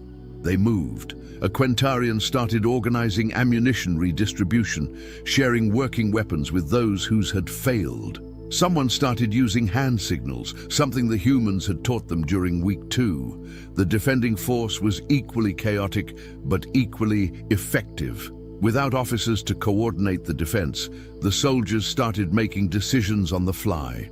A Plenthian engineer immediately began rigging improvised barriers from available materials. 2 soldiers abandoned their assigned positions entirely, moving to what they identified as more tactically sound locations. "This is anarchy," Velzoran declared. "Where is the organization?" "Watch," Thelnox repeated. 20 minutes into the exercise, the attacking force had breached the first defensive line using tactics that weren't in any manual. They'd created a distraction by deliberately triggering alarm systems in the wrong sector, drawing defenders away from their actual entry point. They'd used ration packs and spare equipment to create false sensor signatures. They'd moved in completely unpredictable patterns because there was no pattern, no plan, just constant adaptation to changing circumstances. The defending force, equally creative, had turned the complex's environmental systems against the attackers, flooding certain corridors with harmless but obscuring vapor. They'd relocated their defense points 3 times, refusing to hold positions that became tactically unsound. They'd even started negotiating with some of the attackers, attempting psychological warfare that no simulation had ever included. It was messy. It was chaotic. It was absolutely nothing like proper military operations. It was also completely effective. "I don't understand," complained another committee member. "They're ignoring protocols. They're abandoning assigned positions. They're making independent decisions without authorization." Eddie's voice came over the committee's private comm channel. The humans had somehow hacked it, because of course they had. That's the point. War doesn't wait for authorization. The enemy doesn't care about your protocols. You wanted to see what we taught them. This is it. The ability to function when everything goes to hell. The exercise continued for 2 hours. The humans kept introducing new complications. Supply lines were cut, reinforcements were delayed, intelligence was wrong. The weather simulation system created a localized storm that made sensors useless. And through it all, the soldiers adapted. They complained, they argued, they made mistakes, but they kept moving. They didn't freeze. They didn't wait for orders that weren't coming. They looked at the situation, made decisions, and acted. It wasn't pretty, but it was real. Finally, the attacking force secured the objectives. Not through superior firepower or brilliant strategy, but through sheer stubborn persistence and constant adaptation. They'd taken longer than a properly coordinated assault would have. They'd wasted resources. They'd violated approximately 400 protocols. They'd also succeeded, despite every possible thing going wrong. The committee was silent for a long moment after the exercise concluded. Then Velzoran spoke, his voice very quiet. "Those were not the soldiers we sent to training 4 weeks ago."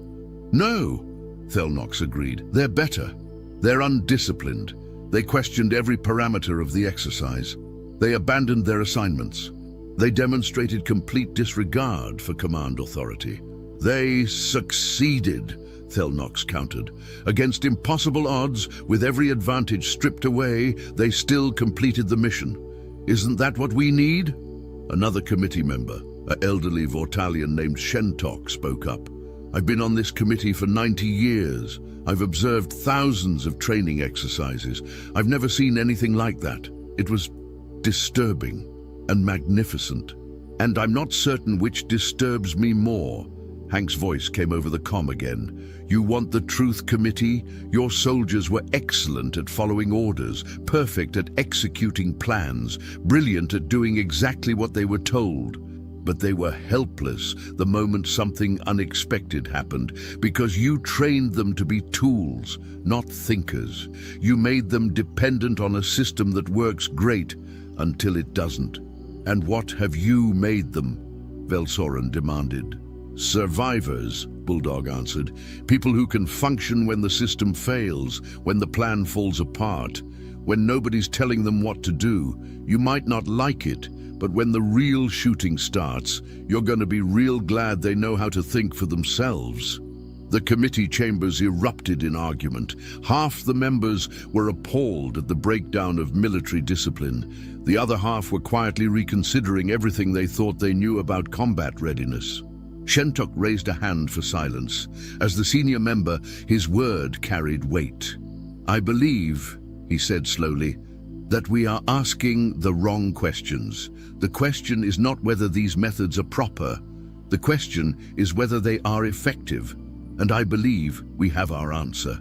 You cannot seriously be suggesting we adopt these, Velsoren struggled for words. Chaotic, undisciplined, authority-questioning methods.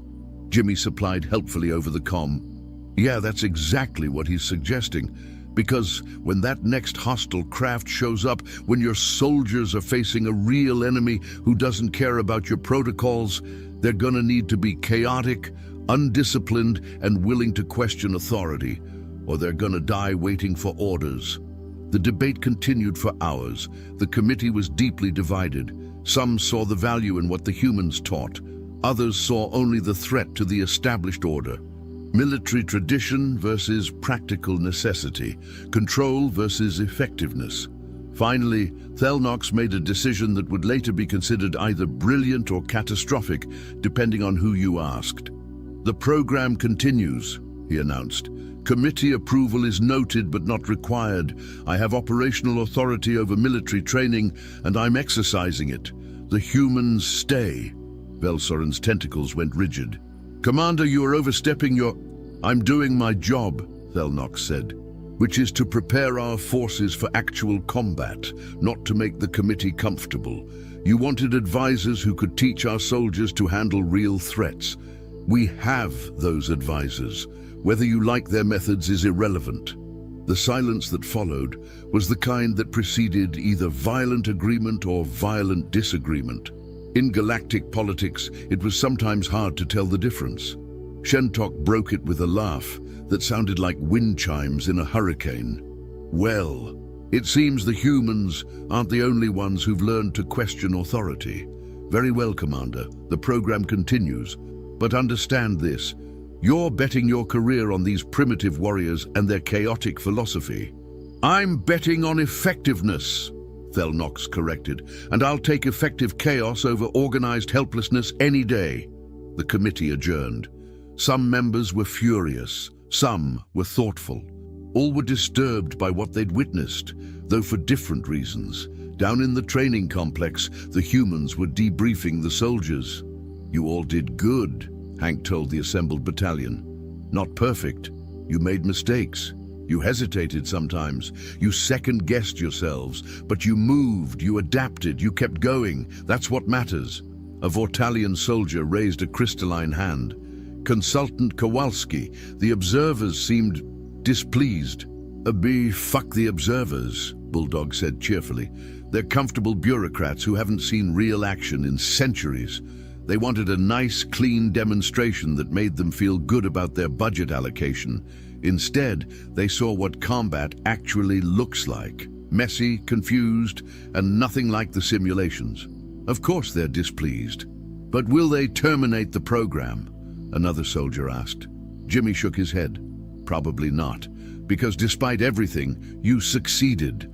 And success is hard to argue with. They might not like how you did it, but they can't deny that you did it. Ray stepped forward. Here's what you need to understand. There will always be people who value order over effectiveness, who care more about following the rules than winning, who'd rather lose properly than win messily. You can't change those people, but you can prove them wrong by staying alive when everyone said you couldn't. The debriefing continued. The humans went through the exercise, pointing out what worked and what didn't. They praised initiative and criticized hesitation. They emphasized that perfection wasn't the goal. Survival was. As the soldiers dispersed, Thelnox approached the humans. That was educational, he said carefully. You're welcome, Hank replied, and I'm guessing we just made you very unpopular with your bosses. I've been unpopular before. It builds character. Thelnox paused. Thank you. For showing them the truth, even though it was uncomfortable. Truth usually is, Eddie said. Comfortable lies are easier, but they get people killed. Indeed. Thelnox looked at the complex, where soldiers were still milling around discussing the exercise. They've changed, not just in capability, but in attitude. They question things now. They argue. They make suggestions. 6 weeks ago, they would never have dared. Is that a problem? Jimmy asked. I don't know, Thelnox admitted. It's certainly different. Whether it's a problem or an improvement, I suppose we'll find out when the shooting starts. If it helps, Hank said. Back home, the soldiers who questioned things, who argued with bad orders, who trusted themselves over the system, those were the ones who came home. The ones who blindly followed orders? A lot of them didn't. Thelnox nodded slowly. There's something I've been meaning to ask. Why did you volunteer for this? You've been not exactly forthcoming about your reasons. The humans exchanged glances again, that silent communication thing. You want to take this one? Hank asked Eddie. Eddie shrugged. Sure. Commander, when we came home from Vietnam, nobody wanted to hear what we'd learned. Nobody wanted our advice. Nobody wanted to acknowledge that we'd survived something that broke a lot of people. We were inconvenient, reminders of an unpopular war. So we got ignored, dismissed, forgotten. Then you came along, Ray continued, asking for exactly what we had to offer. Experience, survival skills, the ability to function when everything goes to hell. You wanted what everyone else had rejected. That's something we couldn't pass up. Bulldog grinned. Plus, it's hilarious watching you fancy aliens deal with a bunch of old guys who don't give a shit about your protocols. That's worth the trip right there. And the fishing's terrible here, Pete added, so we might as well do something useful. Thelnox's translator struggled with the mixture of sincerity and sarcasm, ultimately giving up and just flagging the entire conversation as emotionally complex. Well, he said finally, for what it's worth, I'm glad you're here, even if you are the most difficult advisors the Council has ever employed. We'll take that as a compliment, Hank said. The following week saw a shift in the training. The humans, having proven their methods worked, were given more autonomy. They started bringing in soldiers from other battalions, spreading the knowledge wider. They trained instructors who could carry on their methods after they left. But they also started teaching something else, something harder to quantify. They taught the soldiers about the cost of war, about what it did to you, even when you survived, about the weight of decisions made in seconds that haunted you for years, about the friends you lost and the scars that didn't heal. One evening, Jimmy sat with a group of younger soldiers in the break room. They'd just completed a particularly brutal exercise, one designed to simulate what happened when you had to choose between two bad options, when someone was going to die no matter what you decided. The soldiers were quiet, processing what they'd experienced even in simulation. Does it get easier? One asked finally, a young Quentarian whose 4 eyes were dim with exhaustion. Jimmy considered the question for a long moment. No, it doesn't. You get better at making the decisions. You get faster, but it never gets easy. And if it does get easy, if you stop feeling the weight of it, that's when you need to worry. How do you live with it? Another asked. With the decisions you made? Badly sometimes, Jimmy admitted. You carry it. You talk about it with people who understand. You try to find meaning in it, some way to make it worth something.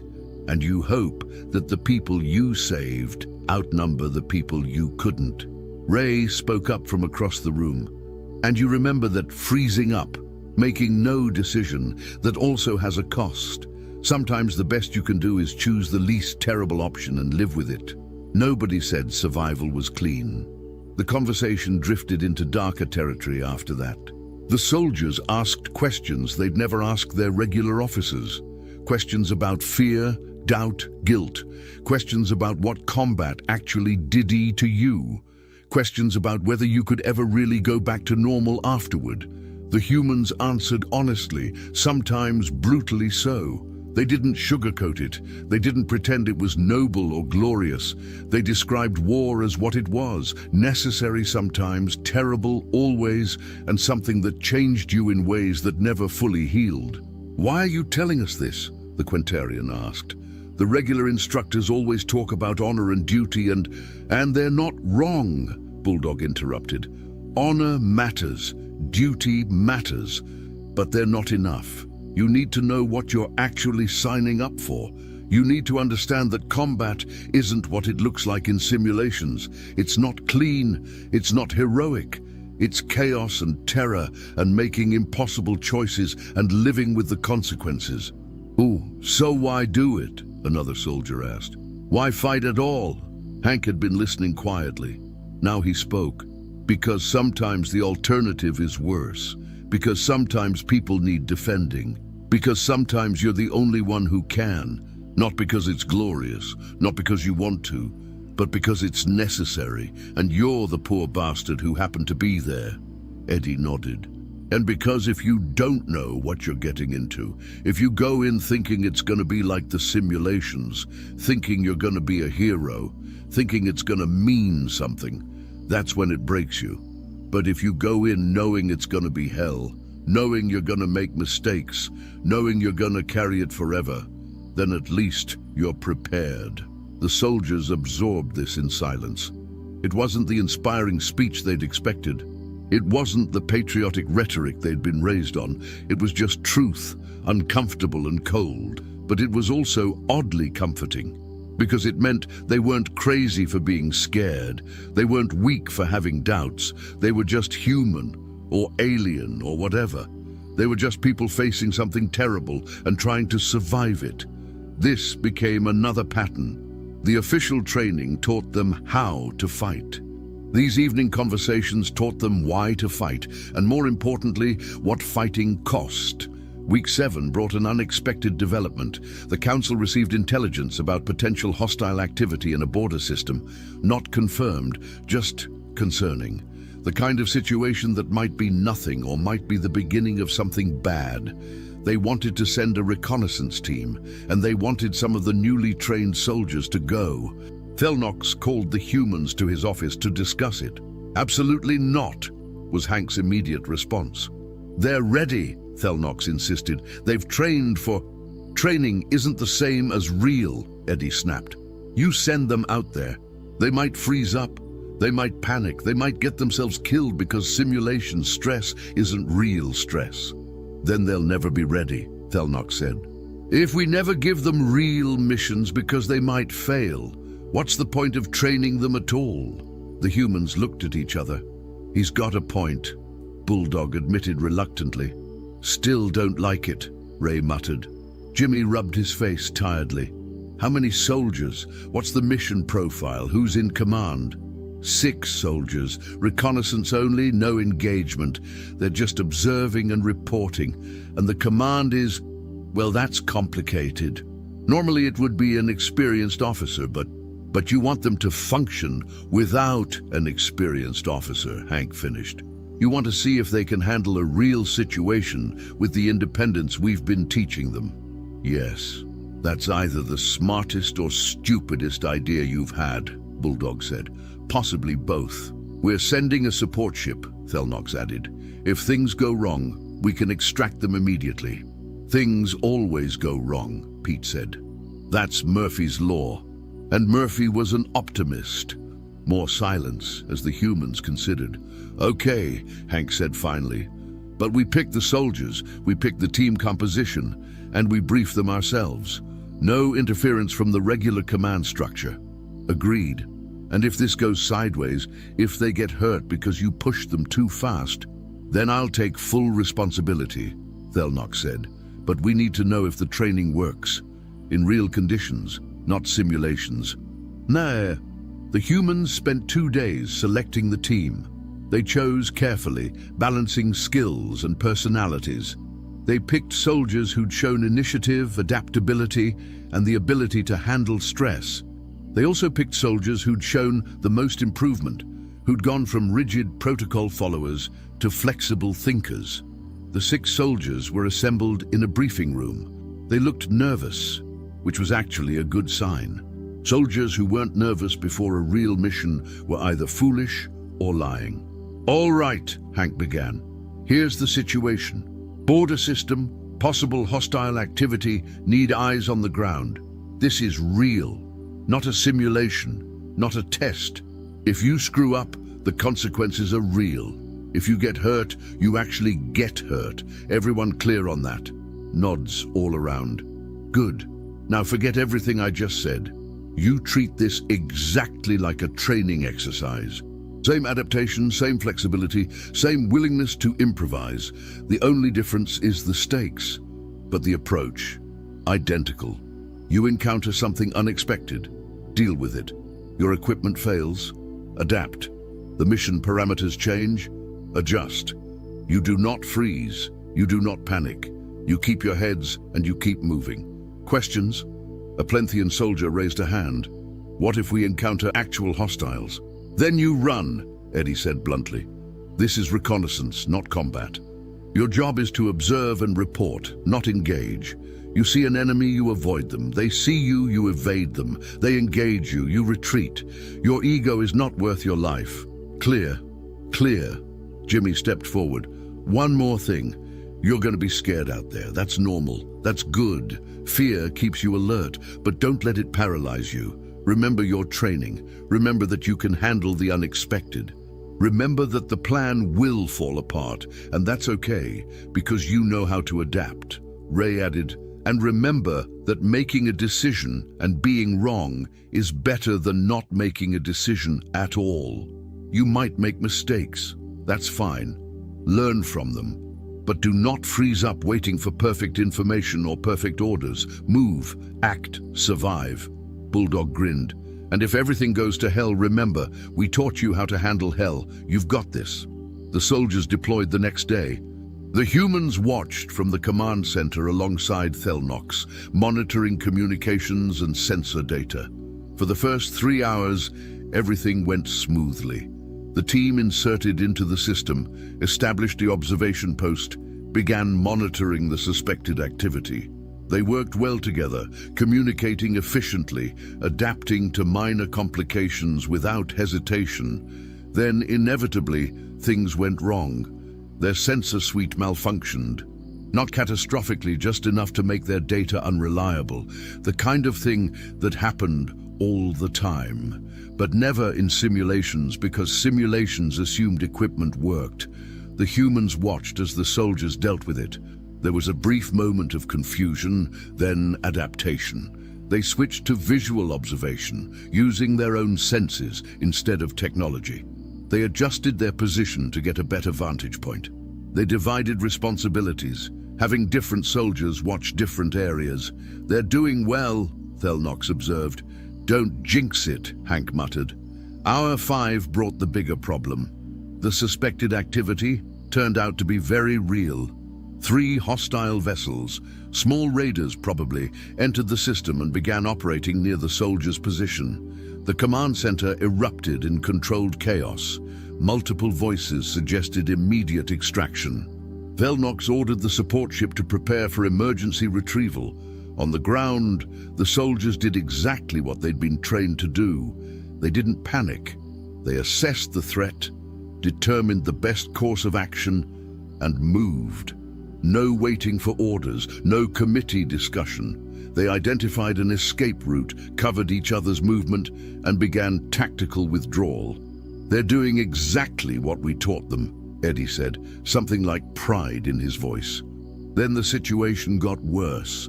The hostile vessels detected something, though it wasn't clear if they'd spotted the soldiers or just noticed anomalous readings. They began an active search pattern. The soldiers adapted again. Instead of running, which would have created movement that sensors could detect, they went to ground. They found cover, minimized their signatures, and waited. Patient, calm, doing the thing that scared them because it was tactically sound. The humans watched tensely as the hostile vessels swept closer to the soldiers' position. They need to extract now, Thelnox said, reaching for the communication controls. Hank grabbed his hand. Wait, they're in danger, and they're handling it. Give them credit for their training. Let them do their jobs. The hostile vessels passed within 100 meters of the soldiers' position. Close enough that the soldiers could have hit them with thrown rocks if thrown rocks worked in vacuum. Which they didn't. The soldiers stayed hidden, stayed calm, stayed smart. The vessels moved on, sweeping further into the system, missing the soldiers entirely. After 20 agonizing minutes, the hostiles concluded their sweep and departed the system. The soldiers waited another 30 minutes, making absolutely sure the threat was gone, before moving to the extraction point. The command center was silent as the support ship picked them up and began the journey back to the station. Then Bulldog started laughing. "That's what I'm talking about. They didn't freeze, they didn't panic. They made decisions and survived." The tension broke. Even Thelnox's rigid posture relaxed slightly. "They performed admirably," he said. "Better than I expected." "Better than we expected too," Jimmy admitted. "We were about 50-50 on whether they'd keep their heads under real pressure." "You sent them anyway?" Thelnox asked incredulously. "Had to find out sometime," Hank said with a shrug. "Better to find out on a low-risk reconnaissance mission than during actual combat." When the soldiers returned to the station, they were quiet. The adrenaline had worn off, replaced by exhaustion and the shaky relief that came after surviving something genuinely dangerous. The humans met them in the docking bay. "How do you feel?" Eddie asked. The Plenthian soldier who'd asked about hostiles spoke first. "Terrified, exhausted, proud, confused, all of it at once." "Good," Ray said. "That's normal. That's what coming back from a real mission feels like. The fear doesn't go away just because you survived. Sometimes it hits harder after." "We almost ran," another soldier admitted. "When we saw those vessels, every instinct said to just get out of there." "But you didn't," Bulldog pointed out. "You assessed the situation, made a tactical decision, and executed it." "That's exactly right. It didn't feel right," the soldier said. "It felt like hiding while we should have been doing something." "Sometimes hiding is doing something," Hank said. "Sometimes the smart move feels like cowardice, but you're alive. You gathered intelligence and you completed the mission. That's what matters." Jimmy looked at all 6 soldiers. "You just learned something you can't learn in simulation. You learned that you can handle the real thing, that the training works, that you can make decisions under pressure and survive. That's worth more than 1,000 training exercises." The soldiers dispersed eventually, heading to debriefing and then rest. But they carried with them something new. Confidence, maybe. Or just the knowledge that they'd faced something real and survived it. "That went better than I expected," Thelnox said to the humans after the soldiers left. "Yeah," Hank agreed. "Almost too well. Made me nervous." "Why?" "Because nothing ever goes that smoothly in the real world. We got lucky this time. Next time we might not." "I take your point, but surely that proves the training is effective." Eddie shook his head. "It proves they can handle a simple, real situation." "What happens when the situation's not simple? When the enemy's actively trying to kill them? When they can't just hide and wait? We've taught them to adapt, but adaptation has limits." "What are you suggesting?" Thelnox asked. "I'm suggesting," Jimmy said carefully, "that we've done what we can. We've changed how they think, given them tools to survive. But there's only so much you can teach. The rest they have to learn themselves. In situations we can't simulate or control. We can make them better, but we can't make them perfect." Thelnox nodded slowly. "The program ends in 1 week. What should we focus on in that final week?" The humans looked at each other. "The truth," Ray said finally. The final week of training was different from everything that came before. No exercises, no simulations, no tactical drills, just conversation. The humans gathered all the soldiers they'd trained, several hundred by now, in the station's largest assembly area. They sat in a rough circle, the kind of informal arrangement that made military protocol officers twitch. "We're leaving in a week," Hank began without preamble. "Going back to Earth. Before we go, we need to tell you some things. Things that don't fit in tactical manuals. Things nobody talks about, but everybody needs to know." The assembled soldiers were silent, attentive. "First thing," Eddie said, "everything we taught you, it's not enough. It'll help. It'll keep you alive longer, but it's not enough, because war's not something you can prepare for, not really. You can train for it, study it, simulate it, but until you're actually in it, until you're making life and death decisions with incomplete information and no time to think, you don't know how you'll react. Some of you will discover you're brave, Jimmy continued. Some will discover you're not as brave as you thought. Some will surprise yourselves. Some will disappoint yourselves. And all of that is normal. There's no shame in being scared. There's no shame in finding out you can't handle it. The only shame is in pretending you're something you're not. Bulldog stood up, pacing slowly. Second thing, the enemy is people. I know that sounds obvious, but it's easy to forget. They're not targets. They're not obstacles. They're people with families and fears and reasons for fighting. That doesn't mean you don't kill them when you have to, but it means you don't enjoy it. You don't dehumanize them. You don't turn them into monsters so you can feel good about killing them. Because if you do that, if you make it easy, you lose something you can't get back. Ray spoke next, his voice quiet but carrying across the space. Third thing, you're gonna lose people. Friends, maybe people you love. It's gonna hurt in ways you can't imagine. And you're gonna blame yourselves, wonder if you could have done something different. That's normal too, but you can't let it paralyze you. You grieve, you remember them, and then you keep going. Because the people who are still alive need you. Pete stood, his weathered face serious. Fourth thing, when you come back, assuming you do, you're gonna be different. Things that used to matter won't. Things you never thought about will keep you up at night. Food will taste different. Jokes won't be funny. You'll find yourself getting angry at stupid things and feeling nothing about things that should matter. That's not weakness. That's what combat does to you. Give yourself time. Talk to people who understand. Don't expect to be who you were before. Hank took over again. Fifth thing, and this is important, your command structure doesn't always know what they're doing. Sometimes they'll give you orders that are stupid. Sometimes they'll make decisions that get people killed for no good reason. Sometimes they'll care more about looking good or following protocol than about your lives. You can't just blindly obey. You need to think. You need to question. You need to be smart enough to know when following orders will get you killed, and brave enough to do something different. The assembly was utterly silent now. But, Jimmy added, you also can't just ignore authority entirely. Sometimes the officers know things you don't. Sometimes the big picture matters more than your individual situation. Sometimes you have to follow orders you don't agree with because that's how military organization works. Knowing when to obey and when to question. That's the hardest part. We can't teach you that. You have to figure it out yourselves. Eddie looked around at all the assembled soldiers. We've been hard on you these past 2 months. We've questioned everything, challenged everything, made you uncomfortable. That was deliberate, because comfortable soldiers are dead soldiers. We needed to shake you out of the assumption that training and reality are the same thing. We needed to teach you to think, not just obey. And I hope we've done that. We're not perfect, Bulldog said with a laugh.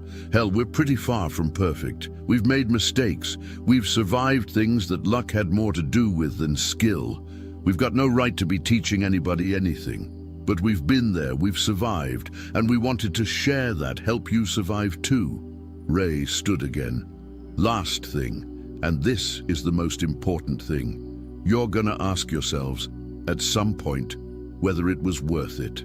Whether what you did mattered.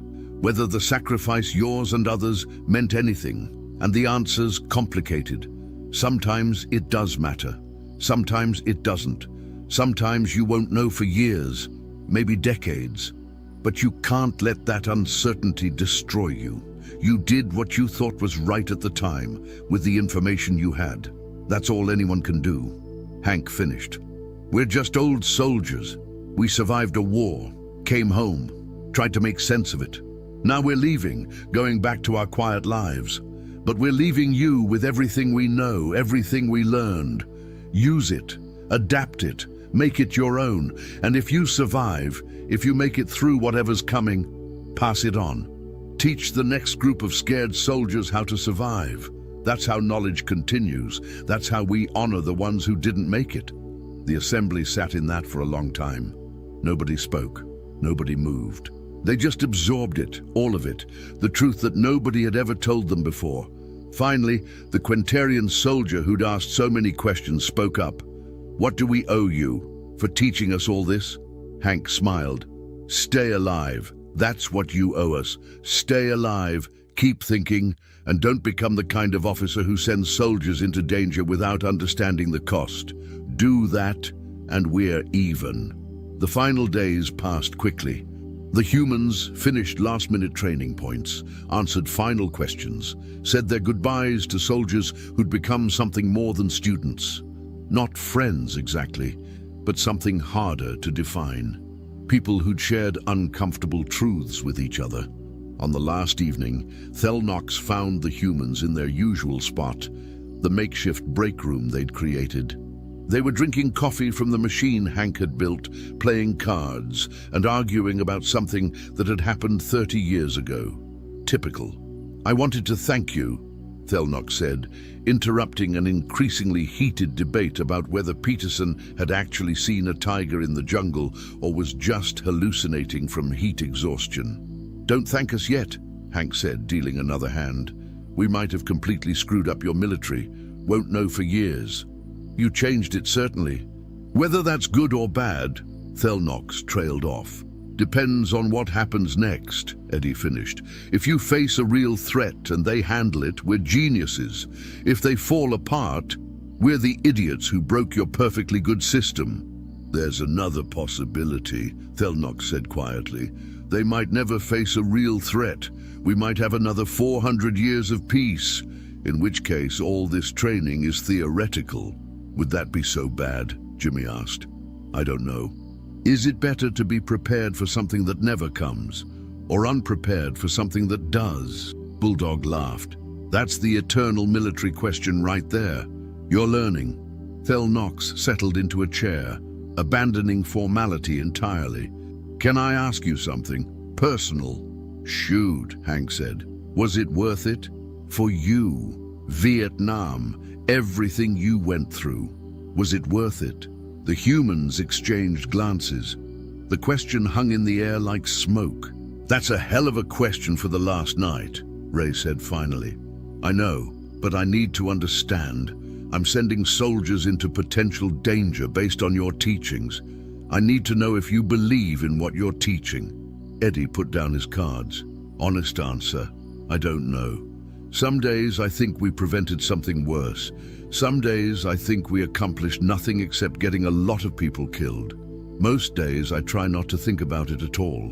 "But you volunteered for this," Thelnox pressed. "To teach others. If you don't believe it was worth it—" "That's not what I said," Eddie interrupted. "I said I don't know if the war was worth it. But teaching? Helping people survive? That's different. That has value, whether the war does or not." Jimmy nodded. "We can't change the past. Can't make our war mean something it didn't.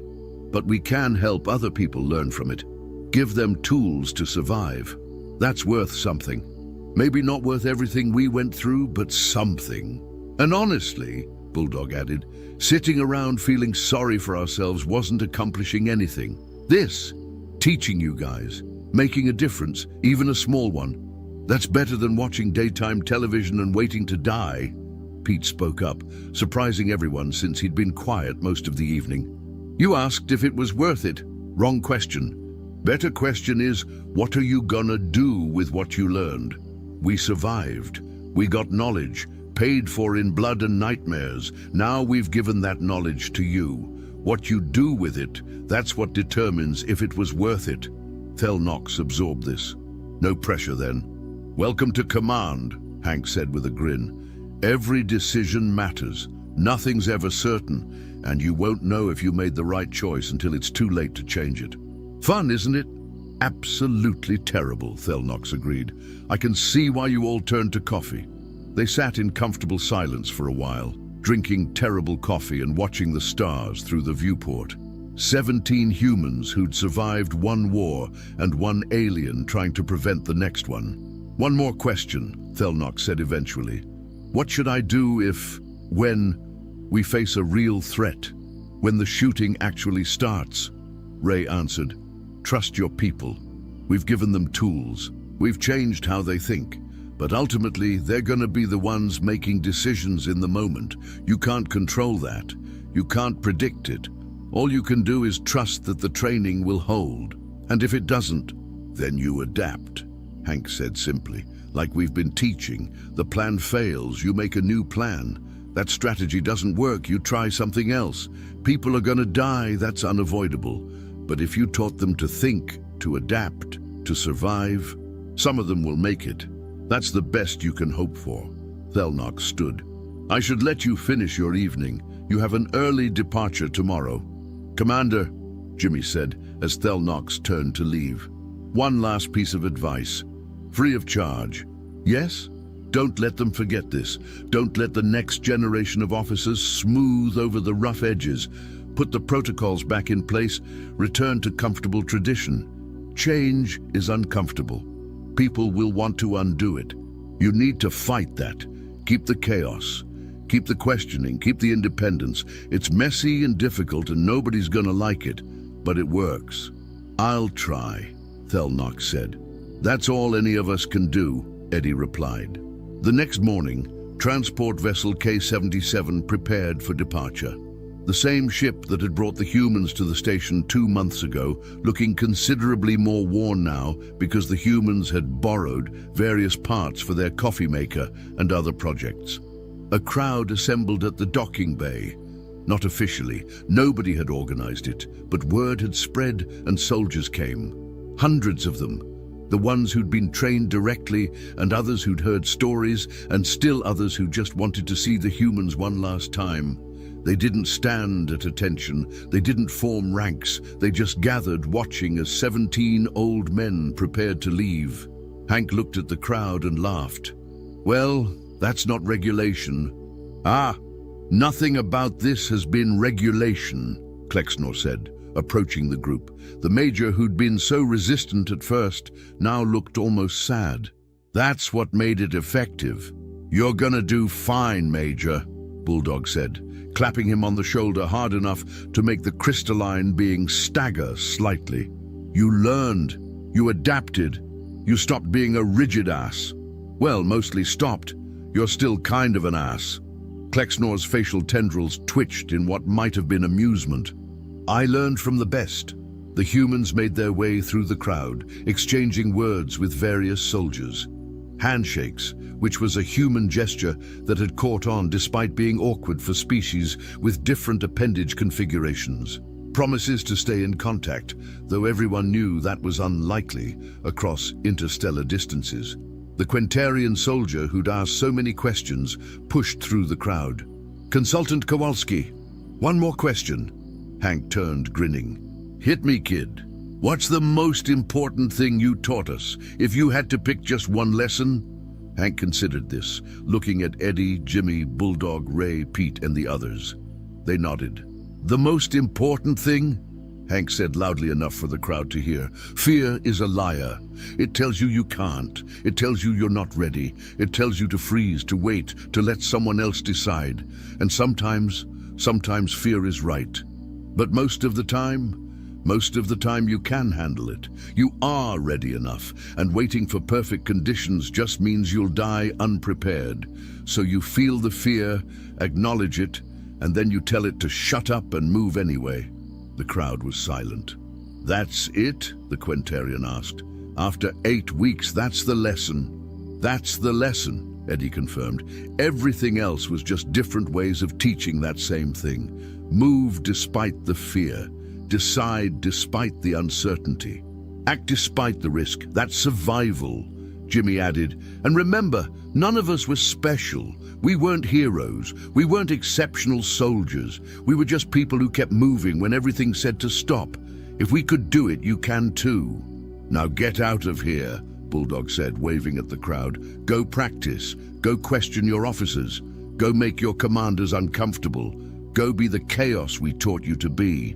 The crowd dispersed slowly, reluctantly.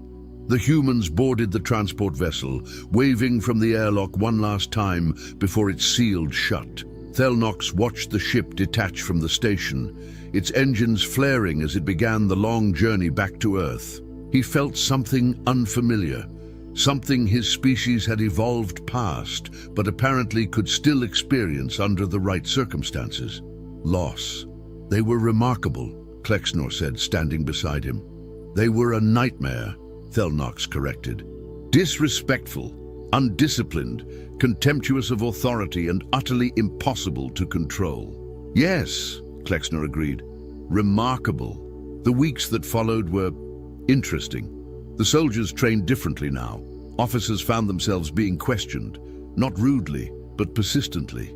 Training exercises became unpredictable as soldiers started deviating from plans, improvising, testing boundaries. The rigid order that had defined Council military operations for centuries began showing cracks. Some commanders hated it. They filed complaints.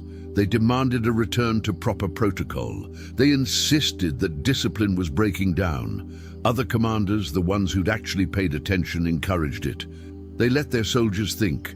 They created chaotic training scenarios. They rewarded initiative over obedience. The Council's military began splitting into two factions, those who wanted to preserve tradition and those who embraced the new approach. Thelnox found himself caught in the middle, defending decisions that made him deeply uncomfortable, supporting methods that violated everything he'd been taught. It was exhausting. It was also working. 3 months after the humans departed, the Council detected a legitimate threat, not pirates or raiders this time, an actual hostile force, well-armed, well-organized, probing the Council's border defenses. The kind of threat that the Council's 400-year peace had made theoretical. It wasn't theoretical anymore. The Council mobilized response forces, among them several ships crewed by soldiers who'd trained under the humans. Thelnox, now promoted to fleet commander because someone needed to take responsibility for this mess, watched nervously as the forces deployed. The engagement happened quickly. The hostile force attacked a border station, testing the Council's response time and capabilities. It should have been a disaster. The Council's soldiers had never faced real combat, never experienced actual weapons fire, never had to make life or death decisions under pressure. But the soldiers who trained with the humans did something unexpected. They adapted. When the plan fell apart immediately, as plans always do, they didn't freeze. When equipment failed, which it did, they improvised. When officers gave contradictory orders, which happened, they made their own decisions. When the situation became chaotic and terrifying, which was inevitable, they kept moving. It wasn't perfect. People made mistakes. Some soldiers panicked. There were casualties, which was unavoidable.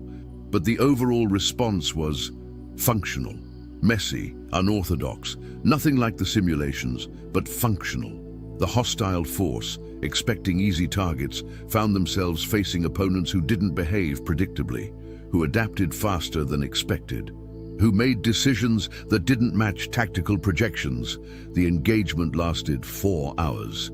The hostile force withdrew, having achieved none of their objectives and suffering unexpected losses.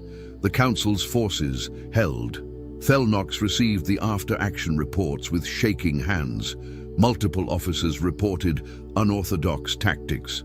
Soldiers had deviated from assigned positions, ignored standard protocols, made independent decisions. It should have been chaos. It had been chaos. But it had worked. One report in particular caught his attention. A young Quentarian soldier, part of the defense force, had apparently organized an improvised ambush using salvaged equipment and creative positioning when her assigned weapon station was destroyed. She'd acted without orders, without authorization, completely contrary to her training. She'd also saved 17 lives. Her name was Quentalis. Thelnox recognized her.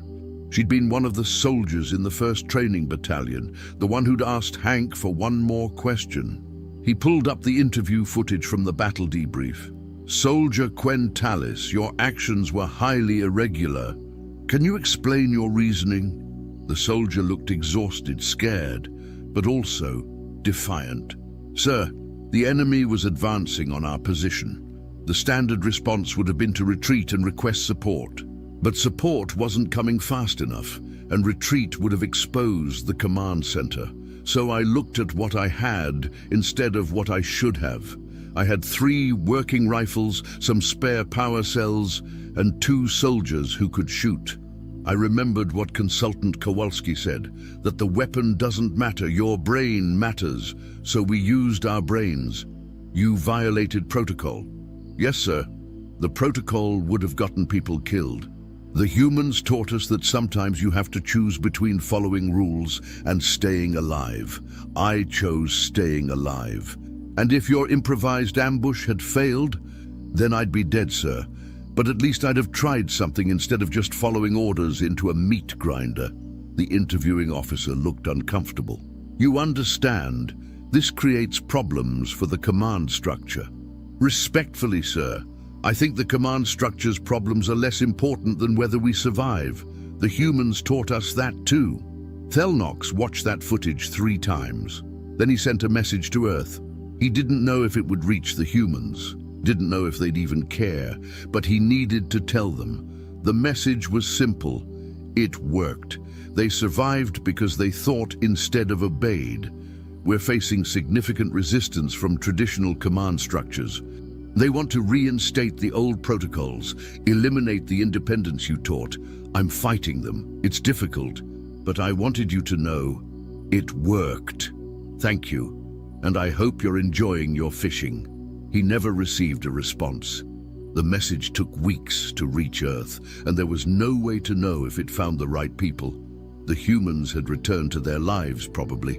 Back to retirement, normalcy, the quiet existence of old soldiers. But 6 weeks later, a package arrived at the station. No return address, no explanation. Just a box addressed to Fleet Commander Thelnox, Council Military Headquarters. Inside was a battered military cap with faded yellow letters reading, "I survived the shit," a bag of coffee beans with a note saying, "Your synthesizer coffee tastes like sadness, try this," and a photograph. The photograph showed 17 old men standing in front of a lake, holding fishing rods, grinning at the camera. On the back, in handwriting that looked like it came from someone who'd forgotten how to write neatly, was a message. "Glad they're thinking. Keep fighting the bureaucrats. Stay chaotic. And remember, fear's a liar. You got this. P.S. The fishing's better on Earth." Thelnox put the photograph on his desk, where it stayed for the rest of his career. A reminder of the time his civilization asked for military advisors and got 17 old men who taught an entire military to question everything. The Council's forces continued evolving. Some commanders embraced the new approach enthusiastically. Others resisted, clinging to tradition and protocol. The debates raged in council chambers and military academies. Philosophers wrote treatises on the balance between discipline and independence. Tactical manuals were rewritten, then rewritten again, then abandoned entirely in favor of principles rather than rules. It was messy, it was controversial.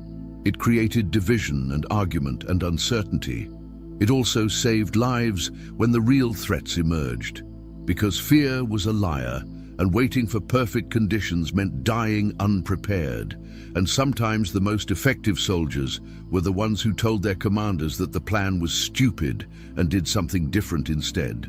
The humans never knew the full impact of their 8 weeks on the station, never knew about the philosophical debates they sparked, the military doctrine they revolutionized, the lives saved by soldiers who'd learned to think rather than obey. They were just old men who'd survived a war and wanted to help others survive theirs. They went fishing, drank coffee that actually tasted good, told stories about the time they taught aliens how to make coffee makers from spare parts, and generally lived quiet lives that suggested they'd never left Earth at all. Except sometimes, late at night when the nightmares came, they'd look at the stars and wonder if those soldiers were okay, if the training held, if the chaos they'd created survived the bureaucracy. If anyone remembered that fear was a liar, and on a military station thousands of light years away, a Quentarian soldier looked at a photograph of 17 old men with fishing rods and smiled, remembering the most important lesson. Fear was a liar. You could handle it. You were ready enough, and waiting for permission just meant you'd die unprepared. So you felt the fear, acknowledged it, and told it to shut up. Then you moved anyway. Because that's what the humans taught them in 8 weeks of chaos and coffee and uncomfortable truths. And sometimes, when you're facing impossible odds with incomplete information and no clear answers, that's the only lesson that matters. Years later, the Galactic Council would commission a formal study on the effectiveness of the Human Training Initiative. The study would fill 12 volumes, involve testimony from hundreds of soldiers and commanders, and conclude with the bureaucratically safe assessment that results were mixed and further research is recommended. But buried in Volume 8, in a footnote that almost nobody read, was a single statistic: survival rates for soldiers who'd trained under the humans versus those who hadn't during combat situations. The difference was 43%.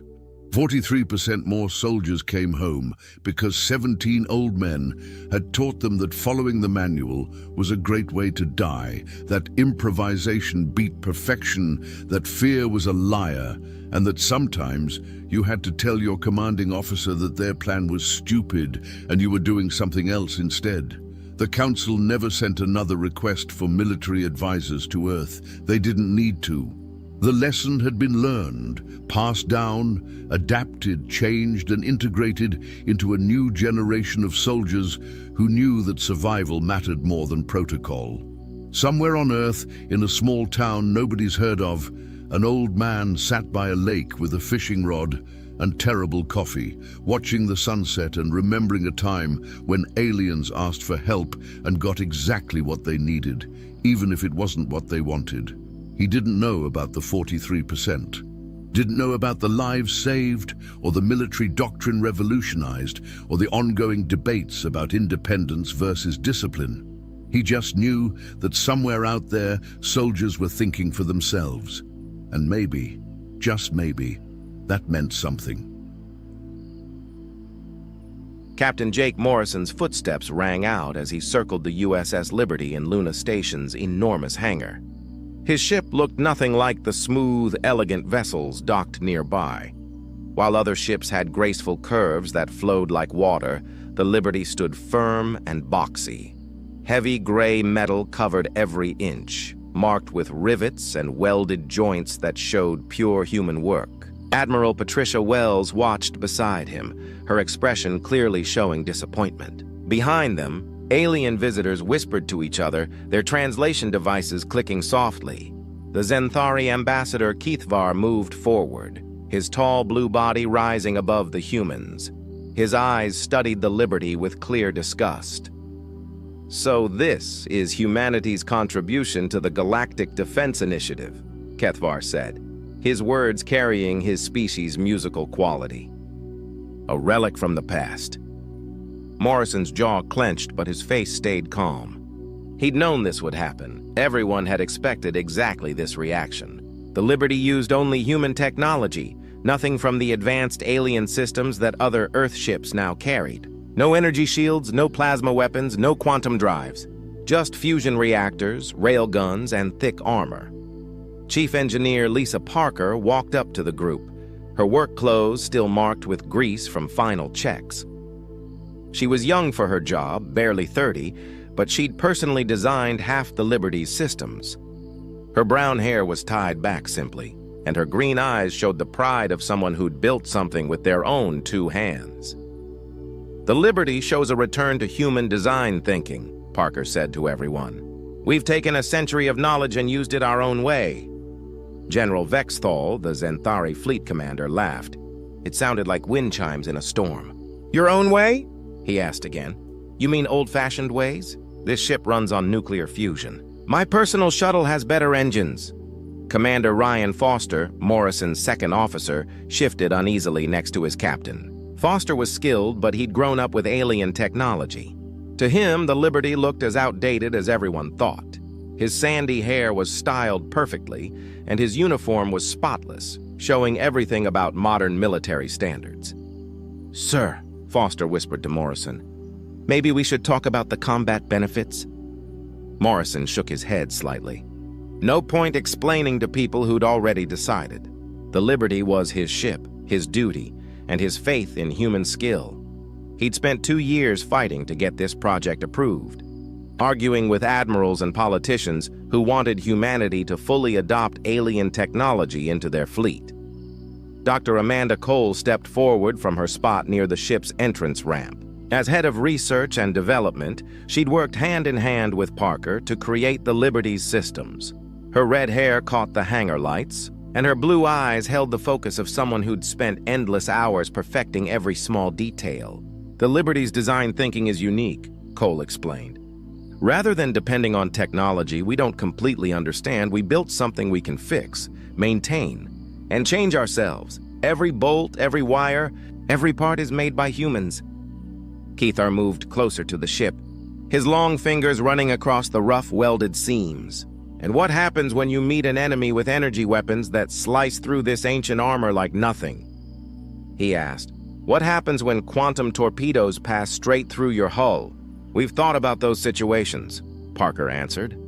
"The Liberty's armor has different material layers, each made to absorb particular energy types. The whole design is modular, so damage in one area won't destroy the whole ship." "Modular?" General Vexthul said again with another musical laugh. "Like a child's toy blocks. Admiral Wells, you can't seriously want this ship in our defense fleet." Admiral Wells looked uneasy. She was a career officer who'd climbed the ranks by making smart choices. The Liberty wasn't smart in the eyes of the galactic community. Her gray hair was pulled back military style, and her lined face showed years of command. "The Liberty has completed all needed tests," Wells said carefully. "Captain Morrison's crew has practiced thoroughly with the ship's systems." "Practiced with outdated systems," Cathar noted. "This ship should be in a museum, not in combat." Morrison finally spoke. "Ambassador, respectfully, humanity fought space wars before we met your people. We know how to build working ships." "You know how to build ships that worked 100 years ago," the Zenthari answered. "Today's combat needs today's solutions. Energy shields that bounce back incoming attacks, quantum weapons that hit across enormous distances, navigation systems that predict enemy actions. This ship has none of these abilities." Lieutenant Karen Hughes, the Liberty's communications officer, stood quietly near the ship's command area. She was young and enthusiastic, just out of the academy, but she trusted the ship and its crew. Her black hair was cut to regulations, and her dark eyes showed the resolve of someone ready to prove herself. "The Liberty has something better than advanced technology," Hughes said suddenly, then turned red as everyone looked at her. "And what would that be?" General Vexthal asked, sounding amused. "A human crew, sir," Hughes answered. "People who know every system because we made it ourselves." Colonel Steve Barnes from Earth Defense Command stepped forward. He was a big man with graying hair and scars from fights with the Krellin pirates. His uniform showed more medals than anyone else in the hangar, and his voice carried the power of someone who'd seen real fighting. "The Liberty Project has used up resources that could have built 3 modern frigates," Barnes said. "Frigates with tested alien technology that we know performs in battle." Morrison felt everyone's expectations weighing on him. The Liberty meant years of effort, years of debating with officials and politicians. He trusted human engineering, the straightforward answers that had taken humanity from their homeworld to the stars. "The ship is ready for duty," Morrison said firmly. "My crew is trained and ready for any task you give us." Kavar waved his 4-fingered hand dismissively. "Fine, Captain, but don't expect to join any real military actions. Perhaps you can watch over the outer mining colonies where the biggest danger is broken equipment." The alien group moved on, continuing their inspection of the more standard ships in the hangar. Admiral Wells followed them, leaving Morrison alone with his crew. Nobody spoke for several minutes. "They don't see what we've created here," Parker said quietly. Morrison nodded, looking up at his ship. The Liberty might not look impressive, but it was tough, dependable, and completely human. Every choice in building it had been made by human minds using human thinking and human knowledge. "They'll see soon enough," Morrison answered. "When the moment comes, they'll understand." 3 months had gone by since the Liberty's inspection, when the emergency warning rang through every human station and ship across the solar system. Captain Morrison was in his quarters checking supply reports when the red light started flashing. The sharp battle alarm sound cut through Luna Station's quiet like a blade. Commander Foster rushed through Morrison's door without knocking, his face white and his hand trembling. Behind him came Chief Parker, her usual calm look replaced with something Morrison had never seen before. True fear. "Captain, you need to look at this," Foster said, his voice strained. "Long-range sensors have found something huge coming from beyond Pluto's orbit." Morrison followed his officers to the station's command center, where dozens of technicians worked frantically at their posts. Admiral Wells stood in the middle of everything, her face serious as she watched the main display screen. The image showed a cloud of red dots moving steadily toward the inner solar system. "How many ships?" Morrison asked, though he feared the answer. "First count shows over 10,000 ships," answered Lieutenant Commander Sarah Blake, the station sensor officer. Her blonde hair was pulled back tightly, and her blue eyes reflected her instrument's glow. "Each one is about the size of a battle cruiser." The numbers hit Morrison like a punch. The whole human fleet had fewer than 3,000 ships, and that included cargo ships and mining vessels. Even with their alien partners, the combined defense force would be outnumbered more than 3-1. Dr. Cole rushed into the command center, holding a data pad full of readings. Her red hair was messy and her lab coat looked hastily thrown on. She'd clearly been working through the night again. "Admiral, we're getting very odd readings from the approaching fleet," Cole said. "Their energy patterns don't match anything in our records. The ships seem to phase in and out of normal sensor range."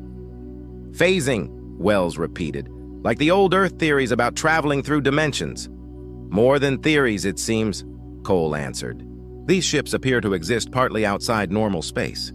That explains why our long-range weapon guidance can't lock onto them properly."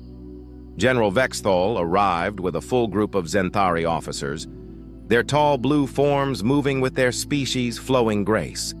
The general's eyes were wide with something Morrison had never seen in a Zenthari before: true panic. "Admiral Wells," Vexthal said, his musical voice tight, "we've identified the approaching fleet. They're Void Hunters, an old race that's been sleeping for over 5,000 years."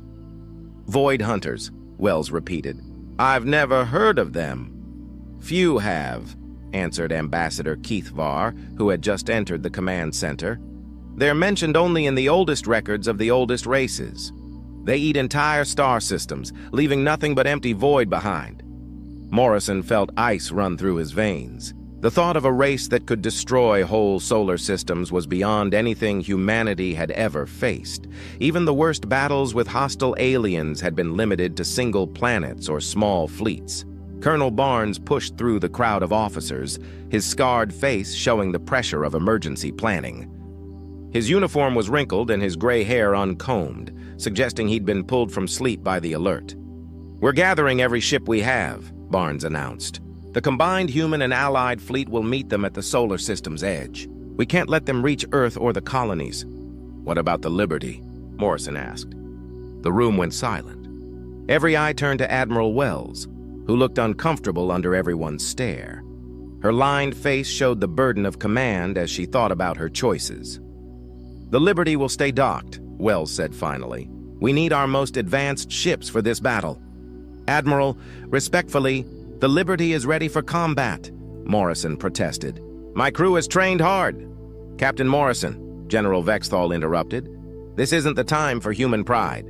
The Void Hunters have technology beyond your grasp. Your primitive ship would be gone within minutes." Commander Helen Price from Intelligence stepped forward, her dark hair perfectly styled despite the early hour. Her brown eyes held information she clearly didn't want to share. "General Vexthal is right," Price said. "Our first analysis shows that Void Hunter ships can phase completely out of normal space. Energy weapons go right through them when they're in that state. Then how do we fight them? Parker asked. We're working on that, Dr. Cole answered. Their phasing ability seems to have limits. They can't keep it going forever, and they must return to normal space to attack. The plan is straightforward, General Vexthal announced. We hit them with everything we have during the short moments when they appear to attack. Focused plasma fire from our entire fleet should overwhelm their defenses. Morrison watched the tactical display as friendly ships moved into position throughout the solar system. Sleek Zenthari cruisers with their flowing lines and energy weapons. Human destroyers covered with alien-designed plasma cannons. Transport ships moving civilian populations from the outer colonies. Lieutenant Hughes approached Morrison quietly, her young face showing determination mixed with fear. She'd been watching communications from across the fleet, and the reports weren't good. Captain, Hughes whispered, the evacuation ships report that several outer mining stations have gone completely quiet. No distress signals, no emergency beacons, nothing. Morrison nodded grimly. The Void Hunters were already starting their work, eating everything in their path as they moved toward the center of human space. Whatever they did to planets and stations left nothing behind that could send a signal. Admiral, Morrison said, speaking louder, I request permission to take the Liberty into battle. Wells turned to face him, her expression showing both sympathy and frustration. Behind her, the alien officers watched with barely hidden amusement. Captain, I understand your wish to help, Wells said carefully, but the Liberty's systems aren't made for this type of combat. Your kinetic weapons would be worthless against an enemy that can phase out of reality. We don't know that for sure, Morrison argued. The Liberty's weapons are different from anything else in the fleet. Maybe that difference is important. Cathar stepped forward, his tall form towering over Morrison. Captain, your ship is built like a fortress from ancient times. These enemies fight with technologies that make fortresses meaningless. The decision is final, Admiral Wells said firmly. The Liberty stays in dock. Captain Morrison, you and your crew will coordinate supply and repair work from Luna Station. Morrison felt the bitter taste of defeat. His ship, his crew, his faith in human engineering, all dismissed as worthless against an alien threat. Around him, the command center buzzed with movement as the fleet prepared for the biggest battle in human history. As the meeting ended and officers rushed to their stations, Morrison stood alone, watching the tactical display. The red dots of the Void Hunter fleet continued their steady approach, while the blue dots of the human and allied forces moved to stop them. Parker approached him quietly. Captain, maybe they're right. Maybe this isn't our battle. Morrison shook his head. Every battle that threatens humanity is our battle. They just don't see what we've built. The first shots of the battle lit up space like distant fireworks. As Morrison watched from the Liberty's bridge, the combined human and alien fleet had formed a huge defensive line at the solar system's edge, their energy weapons creating bright streaks of light across the darkness. From this distance, it almost looked beautiful. Commander Foster stood beside his captain, both men watching the tactical display that showed every ship's position in the battle. The blue dots showing friendly forces outnumbered the red enemy marks 3-1. But Morrison felt no confidence in those numbers. Something about this felt wrong. First contact reports are coming in, Lieutenant Hughes announced from her communication station. Her voice carried excitement mixed with fear as she passed along messages from the battle zone. Admiral Wells reports successful hits on multiple enemy ships. Chief Parker looked up from her engineering console where she'd been running checks on the Liberty's systems. Despite being ordered to stay docked, she kept the ship ready for immediate launch. Her green eyes reflected her instrument's glow as she watched every system. Captain, something's not right, Parker said quietly. The power readings from those weapon strikes don't match the damage reports.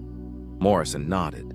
He'd been thinking the same thing. The energy patterns from the fleet's weapons were huge, enough to destroy normal ships with single hits. But the Void Hunter ships seemed to soak up the attacks without major damage. Dr. Cole hurried onto the bridge carrying her portable scanner, her red hair flying behind her as she moved. She'd been watching the battle from the station's sensor array, collecting data on the enemy's technology. Captain, the Void Hunters are doing something we didn't anticipate, Cole said breathlessly. They're not just phasing out of reality to dodge attacks. They're phasing back in at different spots. Teleportation, Foster said grimly. More than that, Cole answered. They appear to exist in multiple places at once until the moment they choose to become solid and attack. The tactical display suddenly changed as new red dots appeared throughout the battle formation. The Void Hunter ships had somehow moved behind the defensive line, appearing in the middle of the human and alien fleet like ghosts appearing from nowhere. "Dear God," Hughes whispered as her console filled with distress calls from the battle zone. Morrison watched in horror as the organized defensive formation fell apart into chaos. Ships that had been firing at enemies ahead suddenly found themselves surrounded. The careful battle plan that General Vexthal had made collapsed in minutes. The first death report came through Hughes's station like a physical blow. The USS Defiant, one of humanity's newest destroyers, had been sliced in half by some kind of energy beam that went right through its shields. 300 lives lost instantly. The Zenthari flagship is under heavy attack, Hughes reported, her young voice breaking with strain. General Vexthal is asking for immediate support. Morrison clenched his fists as he watched blue dots vanish from the tactical display one by one. Each disappearing light meant hundreds of lives, friends and comrades he'd served with for years. The Liberty's crew stood helplessly on their bridge while their fellow humans died in space. Commander Price's voice came through the station's communication system, her usually calm tone now urgent and frightened. "All stations, we've confirmed that standard energy weapons don't work against Void Hunter ships. Repeat, plasma and particle beam weapons are going through enemy ships without causing damage." "How is that possible?" Foster asked. "They're not fully solid," Cole explained. "The ships exist in a state between dimensions. Energy weapons can't touch matter that isn't completely present in our reality." The battle reports grew worse every minute. The Zenthari cruiser Starfire had blown up. After taking multiple hits from weapons that seemed to ignore its advanced shielding, the human carrier Princeton was reporting massive deaths from an attack that came from inside the ship itself, as if the enemy had somehow teleported weapons directly into the hull. Admiral Wells's voice crackled through the communication system, her normally steady tone showing signs of strain. "All ships fall back to defensive positions around Jupiter. We need time to regroup and study the enemy's abilities." Morrison felt sick as he watched the tactical display. The organized retreat looked more like a panicked escape as surviving ships fled toward the gas giant's protective gravity. Nearly half the combined fleet had been destroyed or disabled in less than 2 hours of fighting. "Captain," Parker said quietly, "request permission to power up the Liberty's systems." "We have orders to stay docked," Foster reminded them. "Our people are dying out there," Morrison answered. "Orders or no orders, we're going to help." Hughes looked up from her station with tears in her dark eyes. "Sir, I'm receiving a message from my brother's ship, the Constellation. They're trapped behind enemy lines with main. Engines offline." Morrison made his choice. "Parker, bring all systems online. Foster, prepare for immediate launch. Hughes, send a message to Admiral Wells, telling her what we're doing." "Sir, she'll have us court-martialed," Foster warned. "Better court-martialed than standing here watching our friends die," Morrison answered. The Liberty's fusion reactors hummed to life as Parker began the startup sequence. Unlike the smooth, silent power systems of alien-designed ships, the human-built reactors made noise. The sound of raw power being controlled by mechanical systems filled the ship with purposeful energy. "Docking clamps released," reported Lieutenant Tony Clark from the navigation station. The young officer's hands moved smoothly over his controls as he prepared to take the Liberty into space. His brown hair was cut to regulations and his steady manner helped calm the rest of the crew. "Sir," Hughes said suddenly, "Admiral Wells is ordering us to stand down immediately." "Tell the Admiral we're having communication problems," Morrison answered. "All stations prepare for launch." The Liberty moved away from Luna Station with the steady push of its fusion drive. The ship felt solid and reliable under Morrison's feet. Unlike the floating feeling of artificial gravity on ships with alien technology, this was human engineering at its best, built to last and built to fight. As they got closer to the battle zone, the scale of the disaster became clear. Debris fields marked the spots where proud ships had died. Escape pods drifted in the darkness, They're people hoping for rescue that might never come. "Captain," Dr. Cole called from her sensor station. "I'm detecting strange energy, patterns from the Void Hunter ships. It's almost like they're not completely solid until the moment they fire their weapons." Morrison studied the enemy formation through the Liberty's viewports. The Void Hunter ships looked like shadows given shape, their dark hulls seeming to shift and blur as if they existed in multiple realities at once. "Then we hit them when they're solid," Morrison said grimly. "All hands prepare for combat." The Liberty entered the battle zone like a steel hammer entering a storm of glass. Around them, what remained of the combined fleet retreated in desperate confusion, while Void Hunter ships appeared and vanished like deadly ghosts. Morrison stood on his bridge, watching the chaos unfold, his mind racing to find a pattern in the enemy's attacks. Commander Foster watched the tactical display where red enemy marks appeared and disappeared without warning. The Void Hunters seemed to follow no predictable movement pattern, striking wherever they wanted before vanishing back into their dimensional hiding places. "Captain, the Zenthari flagship is taking heavy damage," Hughes reported from communications. "General Vexthul is asking for immediate help from any available ships." Morrison studied the enemy ships through the Liberty's thick viewports. Unlike the sleek vessels of human and alien design, the Void Hunter craft looked like they were carved from black stone. Their surfaces seemed to absorb light, making them hard to see clearly even when they appeared.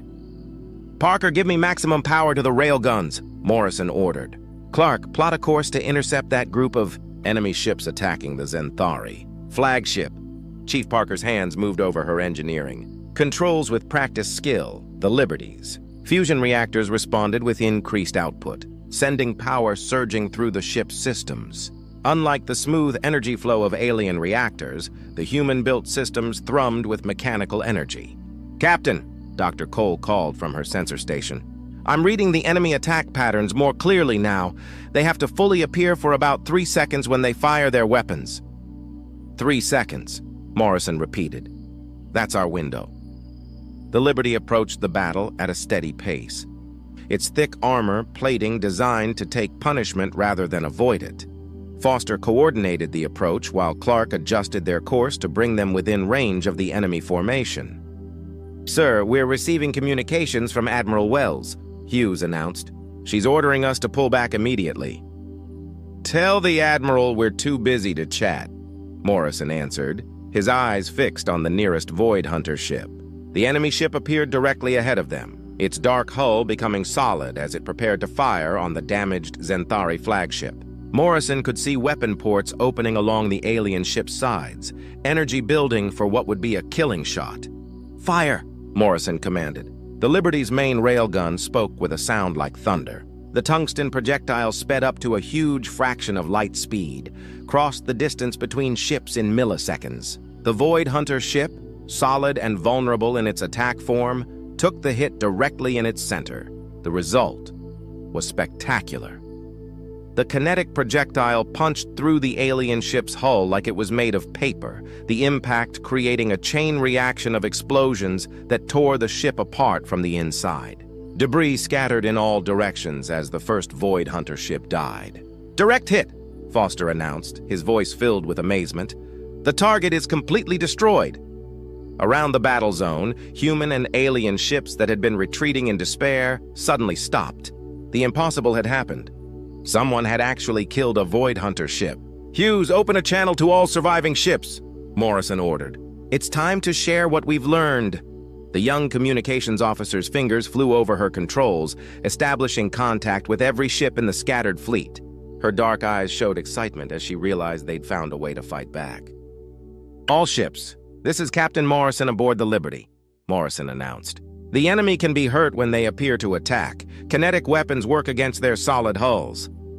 Dr. Cole studied her sensors as another Void Hunter ship approached their position. The enemy ship flickered in and out of reality, searching for a good angle of attack on the Liberty. "Captain, I'm tracking the enemy's appearing cycle," Cole reported. "They seem to follow a pattern, semi-solid for movement, fully solid for 3 seconds during attacks, then back to dimensional phase." "Parker, prepare the secondary railguns," Morrison commanded. "Foster, coordinate targeting with Cole's predictions. The Liberty turned to face 3 Void Hunter ships that had appeared around them in a triangle formation. The enemy ships moved like sharks circling their prey, looking for the perfect moment to strike. Lieutenant Clark worked his navigation controls with steady hands, keeping the Liberty positioned so its main weapons could hit multiple targets. His calm manner helped the rest of the crew focus on their tasks, despite the overwhelming odds they faced. First target appearing in 5 seconds, Cole announced. Morrison watched the tactical display as the lead Void Hunter ship began to become solid. Its dark hull became more clear as it prepared to unleash its weapons on the Liberty's thick armor. "Fire all railguns," Morrison ordered. 3 tungsten projectiles struck the enemy ship at the same time, the kinetic impacts tearing through its hull like bullets through cardboard. The Void Hunter ship exploded in a brilliant flash of light and debris. "Second target appearing," Cole called out. The Liberty's crew worked with machine-like precision. Parker redirected power from the ship's energy weapons to boost the kinetic weapon's charging speed. Foster calculated firing solutions, while Clark maneuvered to keep their targets in range. The second Void Hunter ship appeared just as the Liberty's weapons finished recharging. Another round of tungsten slugs found their mark, punching through the alien ship's hull and causing massive internal explosions. "This is Admiral Wells," came a transmission from the fleet flagship. "Liberty, explain your success against enemy ships." "Admiral, kinetic weapons can punch through their hulls when they're solid," Morrison answered. "Energy weapons pass through them, but old-fashioned projectiles work perfectly. Around the battle zone, surviving ships began to change their tactics. Ships with kinetic weapons moved into firing positions, while those without began ramming attacks when the enemy appeared. The tide of battle was slowly beginning to turn. "Third target coming around," Foster announced. The final Void Hunter ship in their immediate area appeared behind the Liberty, hoping to catch them while their main guns were recharging. But Morrison had expected this move. "Parker, fire the stern rail guns," Morrison commanded. The Liberty's rear-facing weapons, smaller than the main guns but just as deadly, sent their projectiles into the enemy ship's forward section. The Void Hunter ship buckled under the impact, its hull cracking open like an egg. "All targets in immediate area destroyed," Foster reported. Morrison looked around the bridge at his crew. Parker's face showed the satisfaction of an engineer whose designs had worked perfectly. Hughes beamed with pride as she coordinated communications between the scattered fleet elements. Cole continued tracking enemy movements with scientific precision. "Hughes, patch me through to the entire fleet," Morrison said. "Channel open, sir." "All ships, this is Captain Morrison. The enemy is not unbeatable. They can die just like any other ship when you hit them hard enough. Use kinetic weapons, ramming attacks, or anything else that can deliver physical force when they appear. We're going to win this fight." The Liberty turned toward the largest group of Void Hunter ships, its crew ready to prove that human engineering could beat any enemy. The Liberty charged through the heart of the Void Hunter formation like a battering ram through glass doors. Morrison stood on his bridge, watching as the tide of battle shifted in ways no one had thought possible. The ship that everyone had mocked as primitive and useless was now leading the fight against an enemy that had seemed unbeatable. Commander Foster coordinated the tactical display as surviving. Ships from across the fleet began to rally around the Liberty's position, the human destroyer. Courage had managed to ram 2 Void Hunter ships when they appeared, sacrificing its own hull to prove that physical force could destroy the enemy. The Zenthari cruiser Windstorm was using its emergency kinetic thrusters as weapons, striking enemy ships during their vulnerable appearing periods. "Captain, we're receiving requests for tactical coordination from 17 ships," Lieutenant Hughes reported from communications. Her voice carried excitement and pride as ship after ship asked the Liberty for guidance. "Admiral Wells is requesting immediate conference with you." Chief Parker watched the Liberty systems from her engineering station, her green eyes bright with satisfaction as every system performed exactly as designed. The fusion reactors ran at maximum efficiency, the railguns cycled smoothly through their firing sequences, and the thick armor plating absorbed enemy return fire without major damage. "Parker, what's our ammunition status?" Morrison asked. "We have enough tungsten slugs for about 40 more full rounds," Parker answered. The manufacturing bay is making more projectiles, but we're using them faster than we can produce them. Dr. Cole looked up from her sensor station where she'd been tracking the enemy's formation patterns. Her red hair was messy from hours of intense focus, but her blue eyes showed the excitement of someone making groundbreaking discoveries. "Captain, I think I understand their command structure," Cole announced. "The largest Void Hunter ship at the center of their formation seems to be directing the others. If we could destroy it, the rest might lose their tactical coordination." Morrison studied the tactical display, where a massive red dot marked the enemy flagship. The ship was easily 3 times the Liberty's size and surrounded by dozens of smaller ships that moved in perfect sync with their leader. "That's a lot of firepower protecting their command ship," Foster noted. "Then we go through it," Morrison answered simply. Lieutenant Clark adjusted the Liberty's course toward the enemy flagship, while Hughes coordinated with the other ships that had joined their attack formation. The young navigation officer's steady hands kept them moving smoothly through the debris field that marked the battle's progress. "Admiral Wells on secure channel," Hughes announced. "Put her through," Morrison said. "Captain Morrison, I owe you an apology," Admiral Wells said, her voice carrying both thanks and amazement. "Your ship and crew have shown abilities that no one expected." "Thank you, Admiral, but we're not done yet," Morrison answered. "We need to coordinate a final attack on their command ship." "Agreed. I'm transferring tactical command of all surviving ships to your position. You've earned the right to finish what you started." Morrison felt the weight of command settle on his shoulders as ships throughout the battle zone began to take orders from the Liberty. The ship that had been dismissed as outdated was now leading the biggest space battle in human history. "All ships, this is Captain Morrison," he announced over the fleet communications channel. "We're going to hit their flagship with everything we have. Ships with kinetic weapons will focus fire when it appears. All other ships will provide ramming attacks and interference." The combined fleet moved toward the Void Hunter command ship in a formation that would have been impossible hours earlier. Human destroyers flew alongside Zenthari cruisers, their crews working together with desperate efficiency. Mining ships from the outer colonies used their industrial equipment as weapons, while transport ships served as shields for the more heavily armed warships. "Enemy flagship beginning appearing sequence," Dr. Cole announced. "It's massive, Captain, easily the size of 3 battleships."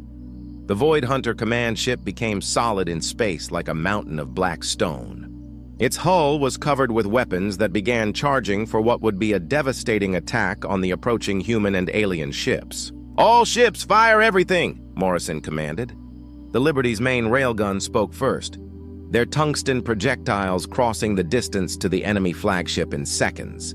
The kinetic rounds struck the massive ship's hull with tremendous force, punching deep holes through its armor plating. Around them, every ship in the combined fleet added their own attacks. The human destroyer Phoenix fired its emergency supply of mining charges, the explosives detonating against the enemy ship's side. The Zenthari cruiser Starblade used its construction beam as a cutting torch, slicing through hull plating that had seemed unbreakable. The Void Hunter flagship tried to return fire, its weapon systems tracking multiple targets at once, but the concentrated attack from dozens of ships overwhelmed its defensive abilities. Hull breaches appeared across its surface as kinetic weapons and ramming attacks took their toll. "Their hull integrity is failing," Cole reported with excitement. Internal explosions are cascading through multiple sections. Morrison watched as the massive enemy ship began to break apart under the sustained attack. Pieces of hull plating drifted away from the main structure and atmosphere vented from dozens of breaches. The ship that had directed the Void Hunter attack was dying. "Continue firing until it's completely destroyed," Morrison ordered. The Liberty's weapons spoke again and again, each round punching new holes in the enemy flagship. Other ships in the fleet added their own attacks, turning the massive ship into an expanding cloud of debris and escaping gases. When the Void Hunter command ship finally exploded, the blast lit up space like a new star. The shockwave rocked every ship in the area, but the Liberty's solid construction absorbed the impact without damage. "Enemy flagship destroyed," Foster announced. Around the battle zone, the remaining Void Hunter ships seemed to lose their coordination. They began to retreat toward the solar system's edge, their perfect formation breaking apart as individual ships fled the battle. "All ships pursue and destroy," Morrison commanded. "Don't let any of them escape." The combined fleet spread out across space, hunting down the retreating enemy ships. The Liberty led the pursuit, its crew working with the precision of a machine built for war. Parker kept the weapons charged and ready, while Hughes coordinated the fleet movements. Cole tracked fleeing enemies while Clark positioned them for best firing solutions. One by one, the remaining Void Hunter ships were caught and destroyed. Some tried to phase out of reality, but the fleet had learned to predict their appearing points. Others tried to fight, but their weapons were no match for the focused kinetic attacks of the human and alien ships. When the last enemy ship exploded in a brief flash of light, the battle was finally over. The Liberty floated in space, surrounded by the debris of the biggest space battle in galactic history, its hull scarred but whole. "Fleet reports all enemy ships destroyed," Hughes announced. "We did it, Captain. We won." Morrison looked around his bridge at the crew that had made victory possible. They'd proven that human engineering, human determination, and human courage could beat any enemy, no matter how advanced their technology might be. The Liberty turned toward home, carrying with it the knowledge that sometimes the simplest answers are the best ones.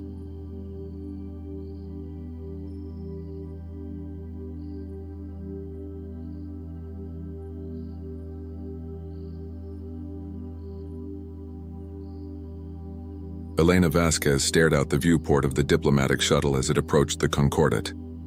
The space station hung in the void like a small moon, its surface covered in lights from 1,000 different architectural styles. Spires reached out into space alongside massive docking arms that cradled ships of every conceivable design. Some were elegant and smooth like teardrops. Others were angular and brutal, covered in armor plating and weapon ports. The station had been here for over 3,000 years, the heart of galactic civilization. She had dreamed of this moment since she was a child reading about the stars. First contact, humanity's introduction to the wider universe. But now that it was happening, Elena felt a knot of worry in her stomach that wouldn't go away. Impressive, isn't it? Colonel Marcus Webb stood beside her, his military uniform crisp and formal. He was her security chief, though she suspected he was also meant to keep an eye on her for the generals back home. "Makes our space stations look like treehouses," Elena nodded.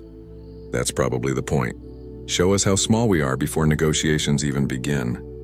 The shuttle docked with a gentle thump. Elena smoothed down her dark blue suit, checking her appearance one last time in the polished metal wall. She looked tired. The 3-week journey from Earth had been spent reviewing briefings, learning what little humanity knew about galactic politics, and preparing for every possible scenario. Except she suspected they hadn't prepared for the right ones. The airlock opened with a hiss. The air that flowed in smelled strange, like ozone mixed with something floral. Elena stepped through, followed by her team of 12 diplomats, scientists, and security personnel. They were humanity's first official delegation to the Galactic Council. The reception chamber was enormous. The ceiling stretched up at least 50 meters, covered in a shifting display that showed stars and nebulae. Hundreds of aliens filled the space, and Elena had to stop herself from staring. She had seen the videos, studied the files, but nothing prepared her for seeing them in person. There were beings that looked like walking plants, their leaves rustling as they moved. Creatures made of what appeared to be living crystal that chimed softly with each step. Things with too many limbs or no limbs at all, floating through the air. Some were humanoid enough to seem almost familiar, while others were so alien that Elena's brain struggled to make sense of their forms. A delegation approached, led by a being that stood nearly 3 meters tall. Its skin was covered in dark green scales, and its eyes were yellow with vertical pupils. It wore robes of deep purple that seemed to shimmer in the light. This was High Arbiter Zexthor, leader of the Galactic Council. Elena had memorized his file during the journey. Ambassador Vasquez of Earth. Zexthor's voice came from a translator device that floated near his head. The translation was smooth but carried a hint of a hiss underneath. "Welcome to the Concordat. You are the first of your species to stand in these halls." Elena bowed slightly as her briefings had suggested. "High Arbiter, on behalf of Earth and all humanity, I thank you for receiving us. It is our duty to welcome all species who reach the stars." Zexthor gestured with a clawed hand. "Come, the council has assembled to meet you." They walked through corridors that seemed to shift and change. The walls showed scenes from 1,000 different worlds. Elena saw cities that floated in clouds, oceans filled with luminescent life, deserts of red sand under purple skies. Each image was a reminder of how vast the galaxy was, and how new humanity was to all of this. The council chamber was even more impressive than the reception hall. It was circular and vast, with thousands of seats arranged in rising tiers. Each seat was occupied by a representative from a member species. At the center was a raised platform where Zexthor took his place. A smaller platform rose from the floor for Elena and her team. The noise was overwhelming. Thousands of voices in hundreds of languages, all filtered through translators that created a constant buzz of sound. But as Elena stepped onto the platform, silence fell. Thousands of eyes in every color and shape imaginable turned to look at humanity's representatives. Members of the council. Zexthor's voice boomed through the chamber. "Today we welcome the humans of planet Earth, the latest species to achieve faster-than-light travel and discover our community of worlds. As is tradition, we gather to offer them the protection and benefits of council membership." There was a polite sound of approval from the assembled aliens. Elena noticed it wasn't enthusiastic. It was the sound of a routine being followed, nothing more. Zexthor continued. "Humans, you have entered a galaxy that has known peace and prosperity for millennia. The Council maintains order across thousands of star systems. We protect trade routes, mediate disputes, and ensure that all species can thrive. This harmony exists because of cooperation and contribution from all members." Here it comes, Elena thought. She had read the reports from the few human ships that had made contact with Council vessels before the official invitation. Every species paid. The only question was how much. As a new member species, Earth will be required to contribute to the common good. This is not a punishment, but a privilege. You will gain access to technologies that would take your species centuries to develop. You will be able to trade with thousands of worlds. Your people will be protected by the might of the Council fleet. Zexthor's yellow eyes fixed on Elena.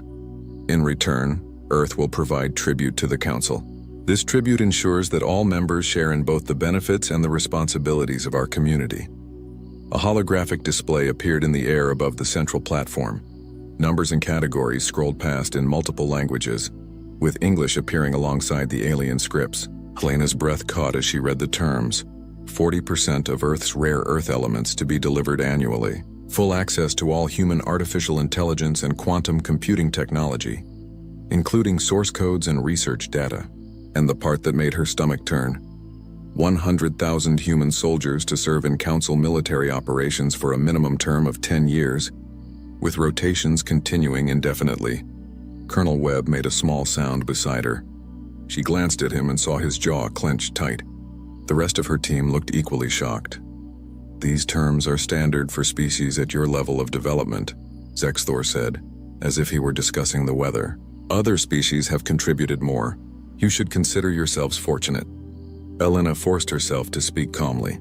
"High Arbiter, these terms represent a significant portion of Earth's resources and population. May I ask what happens if we need time to consider them?" A ripple of sound moved through the chamber. It might have been laughter. Zexthor spread his hands in what might have been a gesture of generosity. "Of course, we are not unreasonable. You may have 48 of your Earth hours to consult with your government. But understand, Ambassador Vasquez, these terms are not subject to negotiation. They have been calculated based on your world's capacity and the standard requirements for new members. And if we refuse?" The question came from Colonel Webb before Elena could stop him. The chamber went completely silent. Zexthor's eyes narrowed. "Refusal is not a concept we encounter often, Colonel. Species who choose not to join the Council find themselves isolated. No access to galactic trade, no access to jump gate networks, no protection from pirates or hostile forces. Some have chosen this path. Most have changed their minds within a generation when they see what they're missing." He leaned forward slightly. "And some have required corrective action when they became a danger to themselves or others. I trust Earth will be wiser than that." The threat was clear, even wrapped in diplomatic language.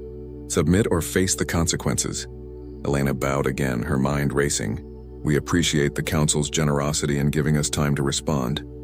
With your permission, we will return to our ship and begin consultations with Earth immediately." Granted. Zexthor waved a hand in dismissal. Return here in 48 hours with your answer. I look forward to welcoming Earth as a full member of the galactic community. The platform lowered and Elena led her team back through the corridors. No one spoke until they were safely back in the shuttle and the airlock had sealed behind them. 40% of our rare Earths? One of the economic advisors, Dr. Sarah Chen, looked pale. That would cripple our technology sector. We need those elements for everything from phones to fusion reactors. And 100,000 soldiers. Webb's voice was tight with anger. To fight in their wars. For 10 years minimum. That's not membership, that's subjugation. Elena sat heavily in her seat as the shuttle detached from the Concordat and began the journey back to their ship, the UNSS Endeavour, which waited at the edge of the system. That's exactly what it is. I saw their faces in there. They weren't negotiating. They were dictating terms to primitives who should be grateful for the attention. So what do we do? Dr. Chen asked. We can't agree to this. But if we refuse, then we need to find out exactly what corrective action means, Elena said. She looked at Webb. Colonel, I need you to pull every piece of intelligence we have on Council military capabilities. I want to know what we're really facing if this goes bad. Webb nodded. Already planned to. From what I've seen, their technology is definitely more advanced than ours. But there's something that's been bothering me. What? The way they carry themselves. Did you notice? They move like people who've never been in a real fight. Their security forces had weapons, but they wore them like decorations. I've seen parade soldiers with more tactical awareness. Elena thought about it. He was right. For all their power and technology, the aliens in the Concordat had seemed almost casual about security. How long has it been since the Council fought a real war? According to the briefing files, over 800 years, said Lieutenant Yuki Tanaka, their intelligence officer. There have been minor incidents, pirate actions, and a few enforcement operations against non-compliant species, but nothing that could be called a peer-level conflict. 800 years of peace, Elena murmured. That's remarkable. Or it means they're complacent, Webb said. An army that hasn't fought in 8 centuries might look impressive, but would it hold up against an opponent who actually fights back? Dr. Chen looked between them, her eyes widening. You're not actually suggesting we refuse, are you? They have thousands of species, millions of ships. We have one world. Elena stared out at the stars as they began to accelerate away from the station. Earth was 3 weeks away at faster-than-light speeds.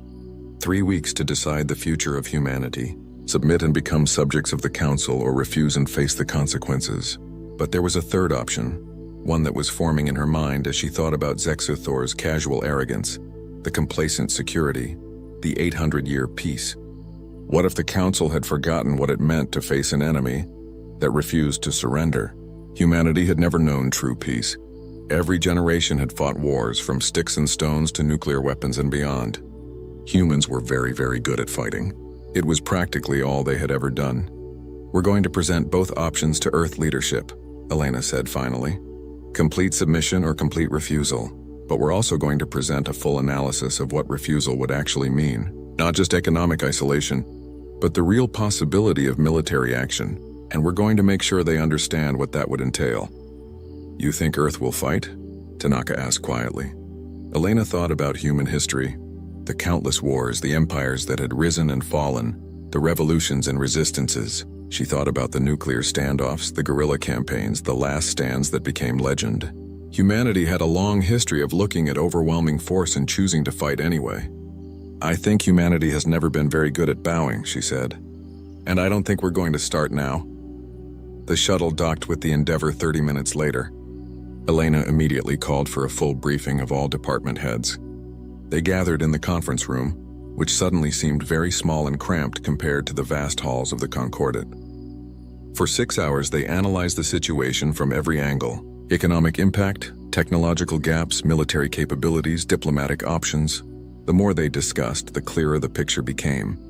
The Council's terms weren't just demanding. They were designed to keep humanity dependent and weak.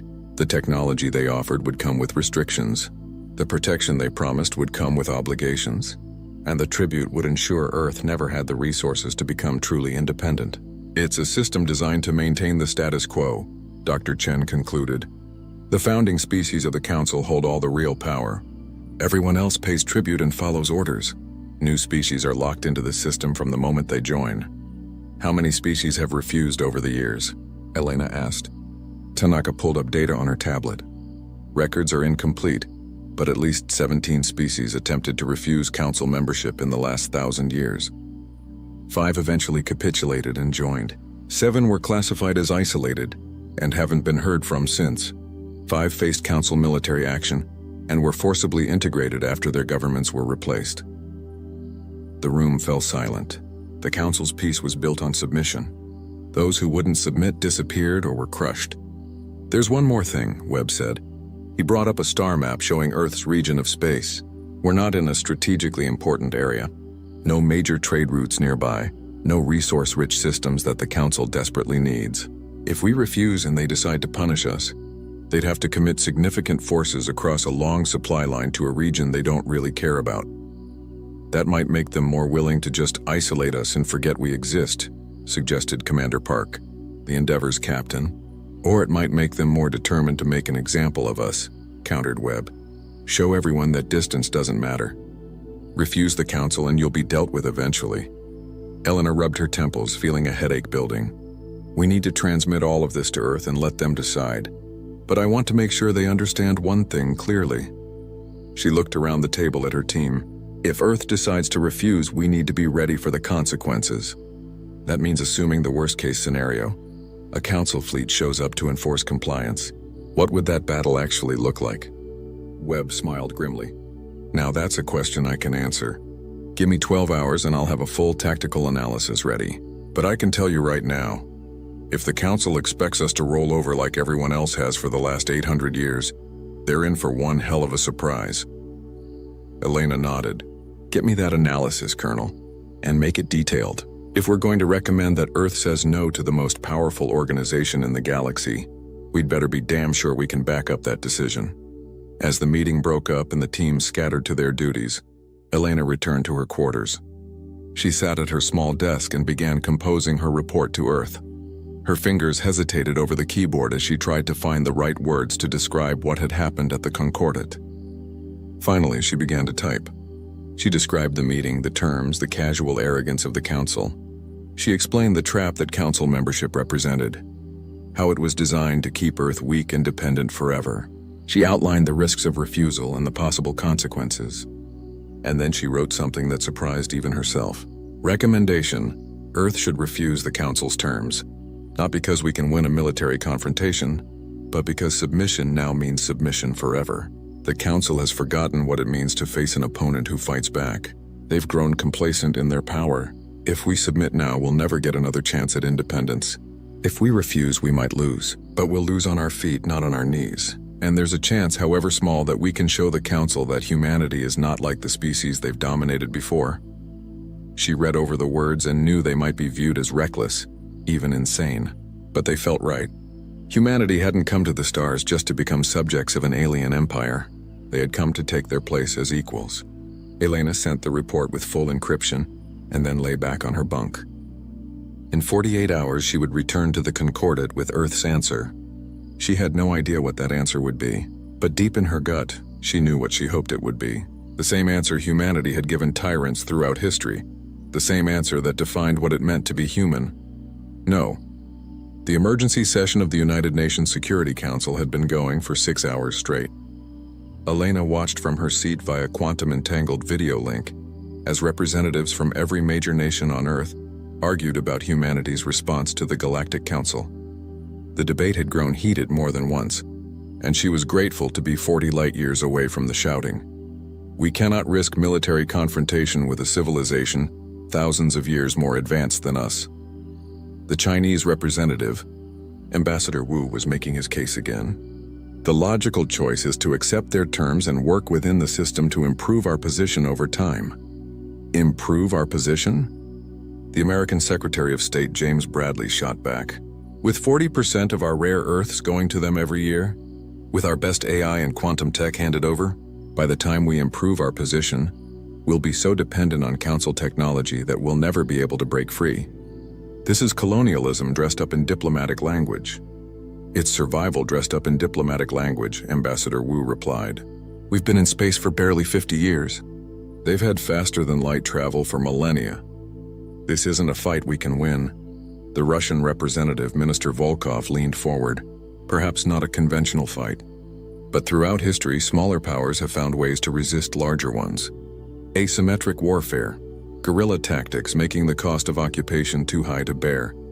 We have options. We're talking about aliens with technology we can barely understand, said the British Prime Minister, Sarah Caldwell. Not armies we can ambush in forests. They could sterilize our planet from orbit if they wanted to. Then why haven't they? The question came from Admiral James Chen, who sat at the head of the military briefing table in Geneva.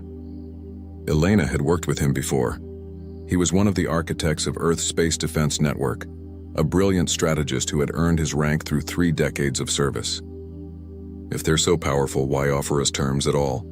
Why not just take what they want? The room fell silent for a moment. Elena saw several representatives exchange glances. The Admiral raises a good point, said the UN Secretary General, Amara Okafor. Ambassador Vasquez, you were there. What's your assessment? Elena had been waiting for this question. High Arbiter Zexthor made it clear that refusal isn't common. Most species either join willingly or capitulate after seeing the Council's power, but there was something in the way he presented the terms. It wasn't negotiation.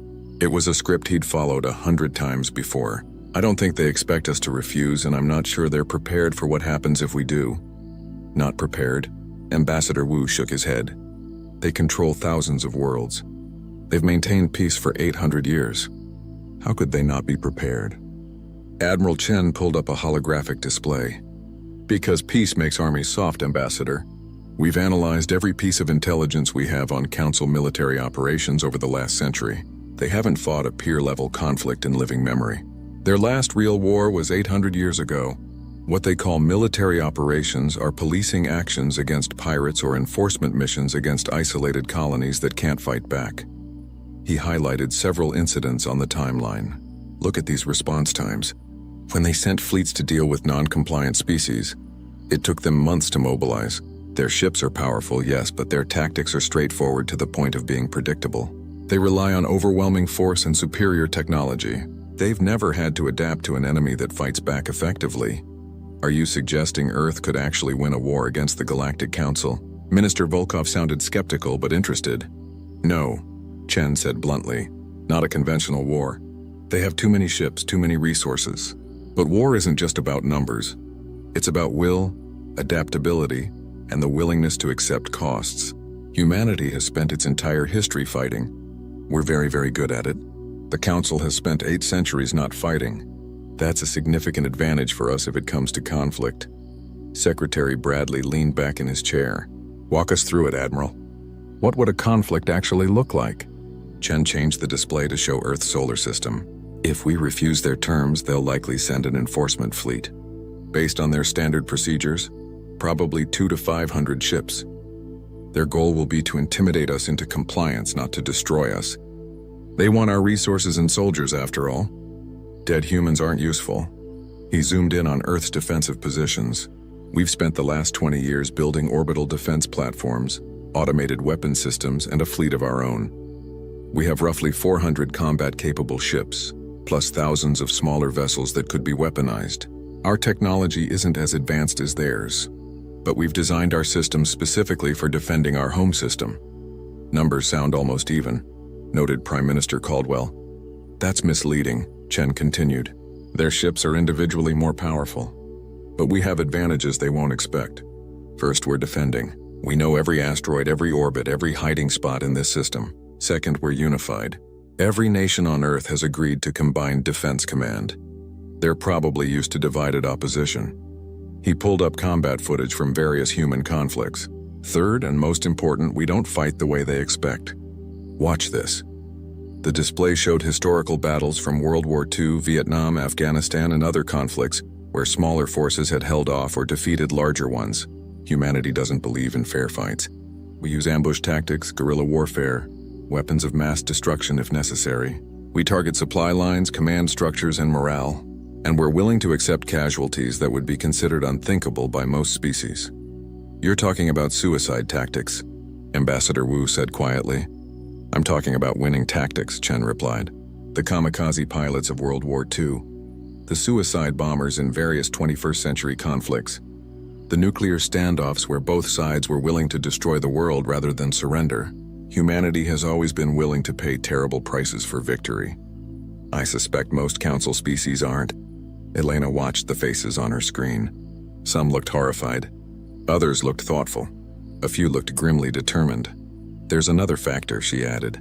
The council isn't popular among many of its member species. We've picked up communications suggesting that a lot of them resent the tribute system. If we refuse and put up a real fight, it might inspire others to resist. The council's whole power structure is based on everyone accepting that resistance is futile. If we prove that wrong, even if we lose, it could start something. Secretary General Okafor raised her hand for silence. Let me make sure I understand. You're recommending that humanity refuse the council's terms, knowing it will likely lead to military conflict, a conflict we probably can't win in conventional terms, but hoping that we can make resistance costly enough that the council backs down, or that we inspire other species to rebel. Yes, Elena said simply. That's insane, Ambassador Wu said. That's human, Admiral Chen replied. The debate continued for another 2 hours. Arguments flew back and forth about duty, survival, legacy, and what humanity's first action on the galactic stage should be. Should they be pragmatic and submit, or defiant and resist? Finally, Secretary General Okafor called for a vote. Not a binding one, but a sense of where the international community stood. The question was simple. Accept or refuse the council's terms. The votes came in one by one. It was closer than Elena expected. Some nations voted to accept, citing the risks of confrontation. But slowly, the count tipped the other way. The United States voted to refuse. Russia voted to refuse. The European Union voted to refuse. India, Brazil, Japan, and dozens of other nations followed. When the count was finished, the result was clear. By a margin of almost 2-1, Earth's governments voted to refuse the Galactic Council's tribute demands. The room was silent for a long moment. They had just committed humanity to a path that might lead to war with the most powerful organization in the galaxy. Secretary General Okafor looked directly at the camera, her expression grave. Ambassador Vasquez, you will deliver Earth's response to the Galactic Council. Admiral Chen, begin immediate preparations for system defense. All member nations are to contribute forces to the Unified Defense Command. We may have just declared war on the galaxy, so let's make sure we're ready for it. The session ended, and Elena sat alone in her quarters on the Endeavor.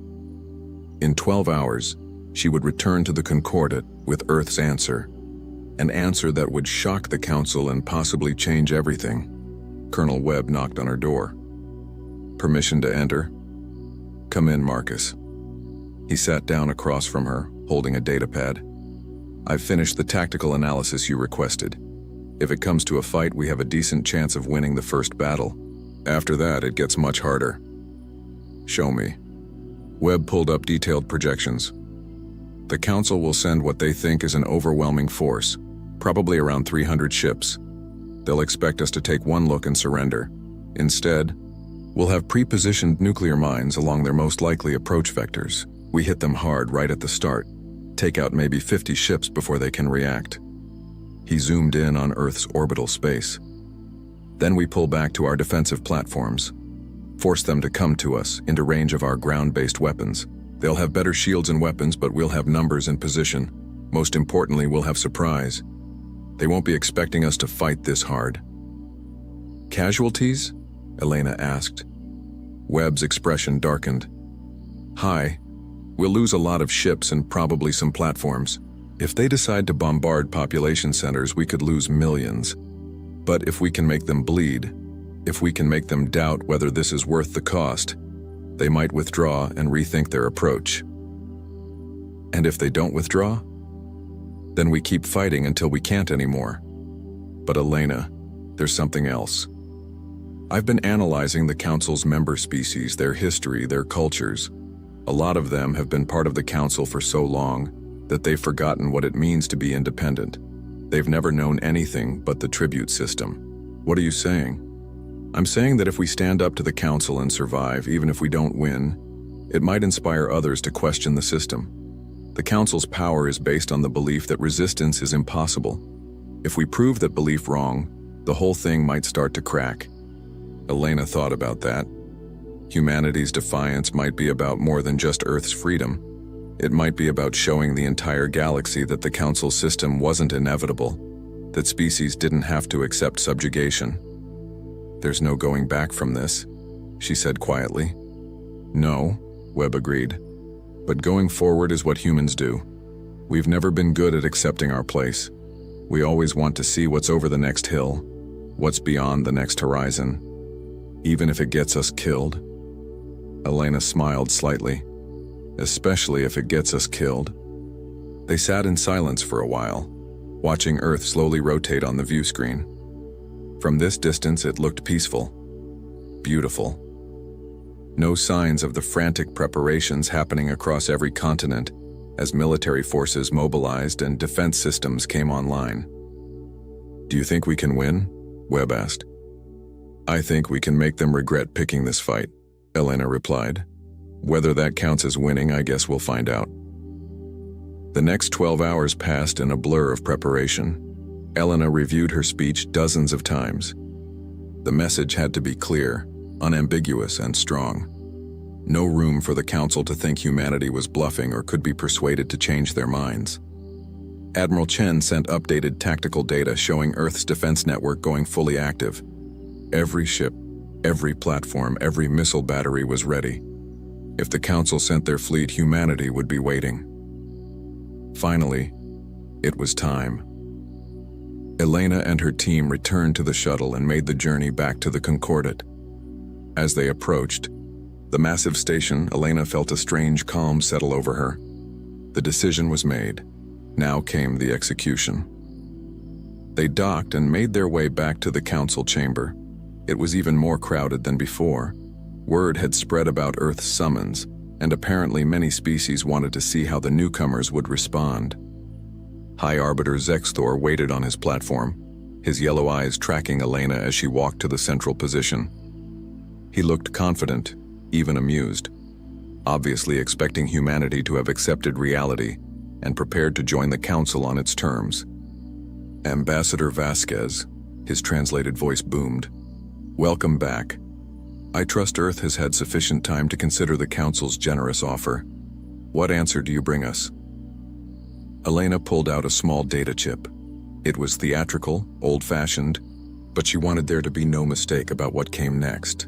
She held it up for the entire chamber to see. "High Arbiter, members of the Council, I bring Earth's official response to your tribute demands." She inserted the chip into the central podium. Every screen in the chamber lit up, displaying the same message in thousands of languages. The file was small, incredibly small. Just a few bytes of data, because Earth's answer was only one word. The chamber erupted in noise as delegates tried to understand what they were seeing.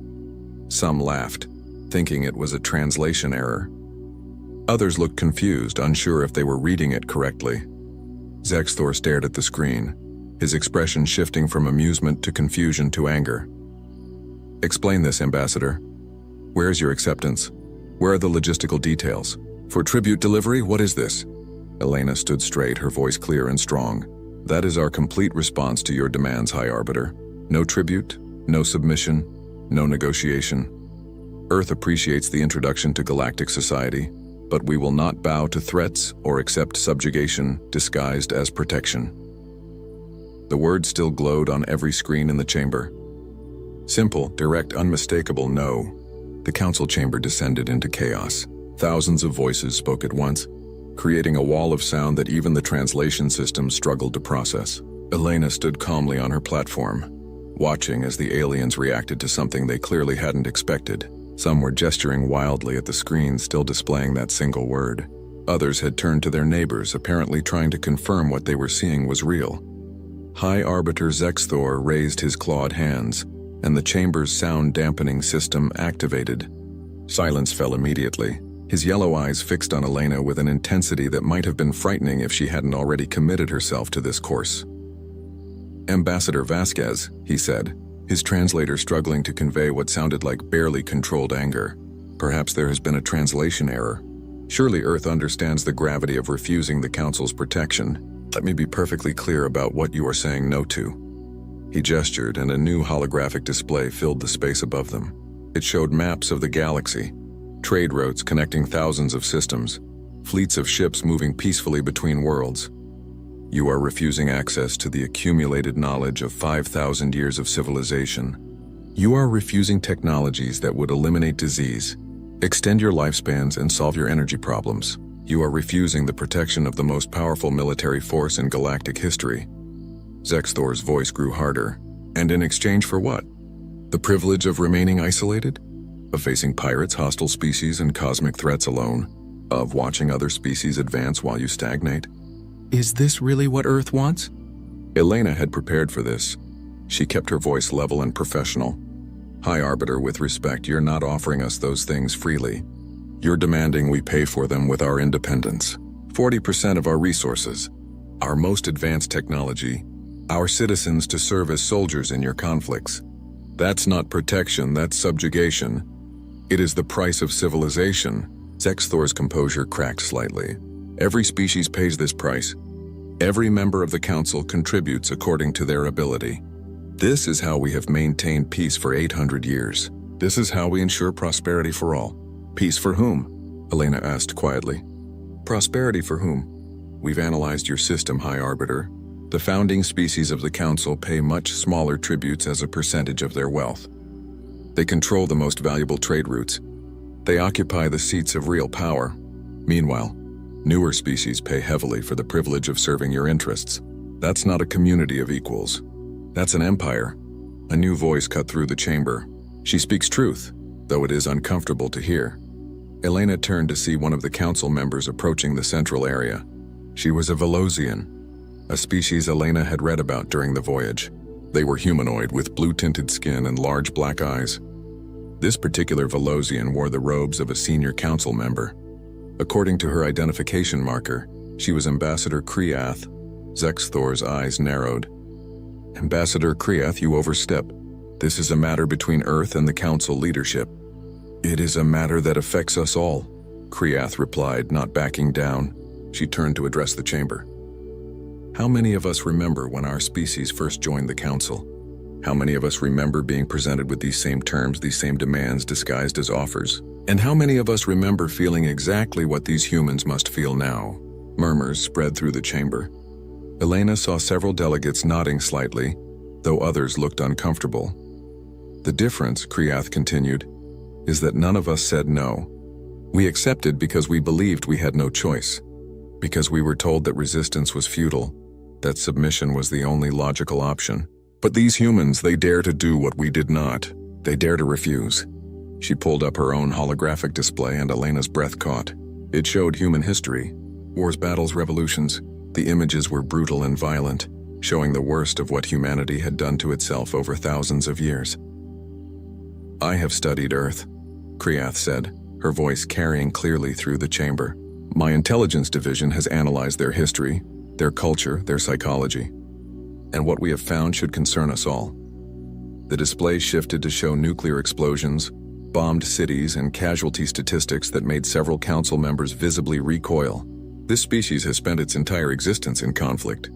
They have never known true peace. They have never had a generation without war. They have developed weapons capable of destroying their own world. And they have come within moments of using them. Not once, but many times. Then they are dangerous and should be controlled, Zexthor said. No, Kriath replied. They are dangerous and should not be threatened. There is a difference. Look at their tactics, their strategies, their willingness to accept casualties that we would consider genocidal. These humans have refined warfare to an art form. They practice it constantly, even against themselves. She highlighted specific conflicts. In what they call World War II, they killed over 70 million of their own species. In their nuclear standoffs, they were willing to destroy their entire planet, rather than submit to each other. In countless guerrilla wars, small forces held off armies that outnumbered them hundreds to one through sheer determination and clever tactics. The chamber had gone very quiet. Elena realized that Kriath was doing something unexpected. She was warning the Council about what a war with humanity would really mean. Most species in this chamber, Kriath continued, have been at peace for centuries before joining the Council. They had evolved past major warfare. Conflict for them was small-scale, limited, civilized, but not humans. Humans have been killing each other in innovative ways for their entire history, and now you want to threaten them with military action? The Council's fleets are more than capable of handling one primitive world, Zexthor said, though he sounded less certain now.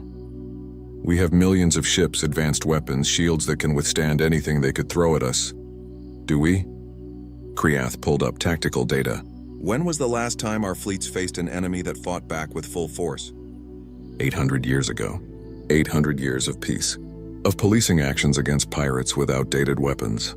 Of enforcement missions against isolated colonies that surrendered after seeing our ships. When did we last face an enemy willing to die rather than submit? Elena decided to press the advantage. If I may, High Arbiter, the ambassador raises an important point. Your fleet may be powerful, but are they ready for an enemy that uses nuclear weapons as point defense? That will sacrifice entire ships to destroy one of yours? That considers mutual destruction an acceptable outcome? You would doom your own people? Zexthor asked, seeming genuinely confused. We would fight for our freedom, Elena replied. There's a difference. Throughout our history, humans have chosen death over slavery again and again. We've fought impossible odds. We've held positions that couldn't be held. Won battles that couldn't be won. Survived situations that should have killed us. Not because we're stronger or smarter, but because we refuse to accept defeat. She gestured to the screen, still showing that single word. That's what no means to humanity. It means we're willing to pay whatever price necessary to remain free. You can take our resources by force, but you'll bleed for every shipment. You can occupy our planet, but you'll face resistance that never ends. You can try to break us, but we've been breaking each other for thousands of years and we're still here. This is insanity, said another council member, a being that looked like a floating jellyfish. You would throw away peace, prosperity, and advancement for what? Pride? For the right to choose our own path, Elena said. For the right to make our own mistakes and claim our own victories. For the right to stand as equals rather than subjects. If you can't understand that, then you've been part of the system too long. Zexthor slammed his hand on his podium, creating a booming sound. Enough.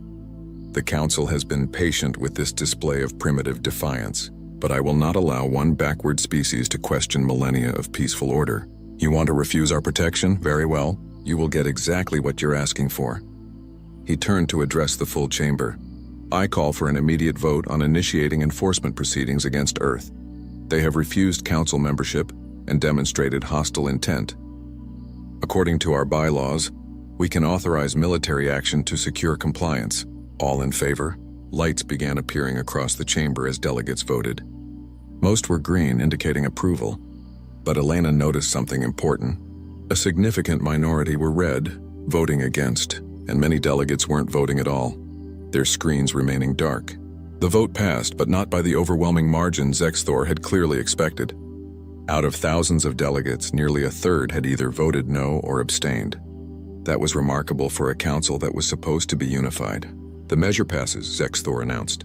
Fleet Admiral Thunderek will assemble an enforcement fleet and proceed to the Earth system. They will be given one final chance to comply. If they refuse, they will be subdued by force and their government replaced with one more amenable to reason. He looked down at Elena with something that might have been pity.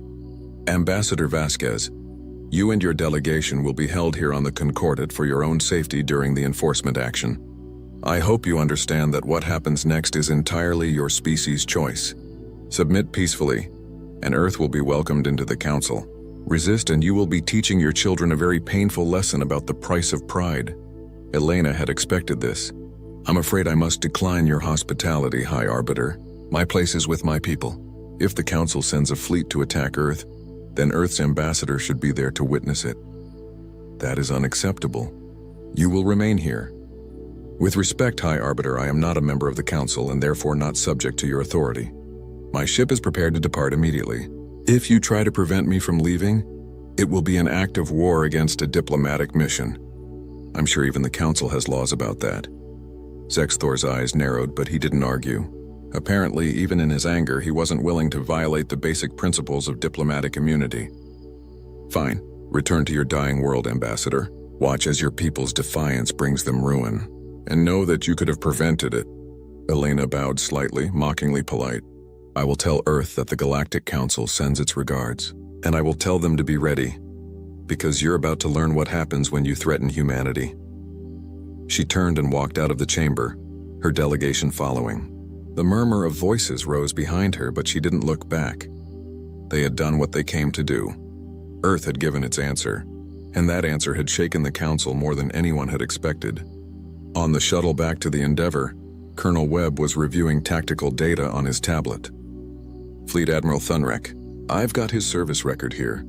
He's commanded 17 enforcement actions over his career. All of them were quick and bloodless. Show up with overwhelming force, watch the target surrender, accept their compliance, leave.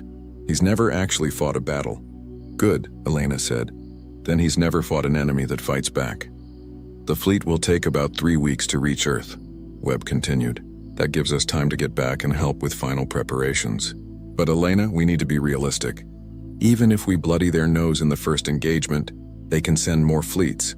Earth can't win a war of attrition against the entire Council. We don't need to win a war of attrition, Elena replied. She was thinking about Ambassador Kriath's speech, about the way some delegates had voted against enforcement, about the uncertainty she had seen in the chamber. We just need to win the first battle and make it clear that every future battle will cost them. The Council isn't popular with everyone. If we can crack their image of invincibility, other species might start questioning the system. You're trying to start a rebellion, Webb said quietly. I'm trying to show the galaxy that rebellion is possible, Elena corrected. The Council's whole power structure depends on everyone believing they can't be resisted. If we prove that wrong, even if we ultimately lose, it might inspire others to stand up. And if enough species stand up... She didn't finish the sentence, but Webb nodded understanding. The Council couldn't maintain control if too many species refused to comply. Their whole system was built on submission. Defiance was contagious. The Endeavor broke away from the Concordat and engaged its faster-than-light drive. As the station shrank behind them, Elena thought about what she had just done. She had committed humanity to a war it probably couldn't win. She had rejected peace and prosperity in favor of a fight for independence. History would either remember her as a hero or as the fool who doomed Earth. But as she thought about that word still glowing in the Council chamber, that simple, defiant, very human word, she knew she had made the right choice. Some things were worth fighting for. Some things were worth dying for. Freedom was one of them. The journey back to Earth took 20 days. The crew used every minute preparing. Combat drills, tactical simulations, weapons checks. They analyzed what little they knew about Council fleet tactics and developed counters. They planned ambushes, fallback positions, and desperate last stands, and they watched the news feeds from Earth. The planet was mobilizing like never before. Every nation had committed its military forces to the Unified Defense Command. Factories were running triple shifts producing missiles, drones, and ammunition. Civilian ships were being retrofitted with weapons. The entire solar system was becoming a fortress. Public opinion on Earth was divided. Some people were terrified, certain they were about to be destroyed for the sake of pride. Others were defiant, echoing the sentiment that humanity would never bow. Protests and rallies filled cities across the globe. Some demanded the government reconsider. Others demanded they stand firm. But everyone was preparing, because whatever they thought about the decision, humanity was about to face its first test on the galactic stage. Win or lose, the galaxy would remember what happened when someone told humanity no, and humanity said no right back. As the Endeavor approached Earth, Elena stood at the viewport and looked at her home. It had never looked more beautiful or more fragile. Soon, one of the most powerful forces in the galaxy would be coming here to punish Earth for its defiance. She just hoped that Admiral Chen and Colonel Webb were right. That humanity's violent history, its refusal to accept defeat, its willingness to fight dirty and die hard, would be enough to make the Council regret this decision. One word had shattered the Council's expectations and challenged millennia of unquestioned authority. Now they would see if one species could back up that word with action. Fleet Admiral Thunrek stood on the bridge of his flagship, the Eternal Harmony, and watched as 300 Council warships emerged from faster-than-light travel at the edge of Earth's solar system.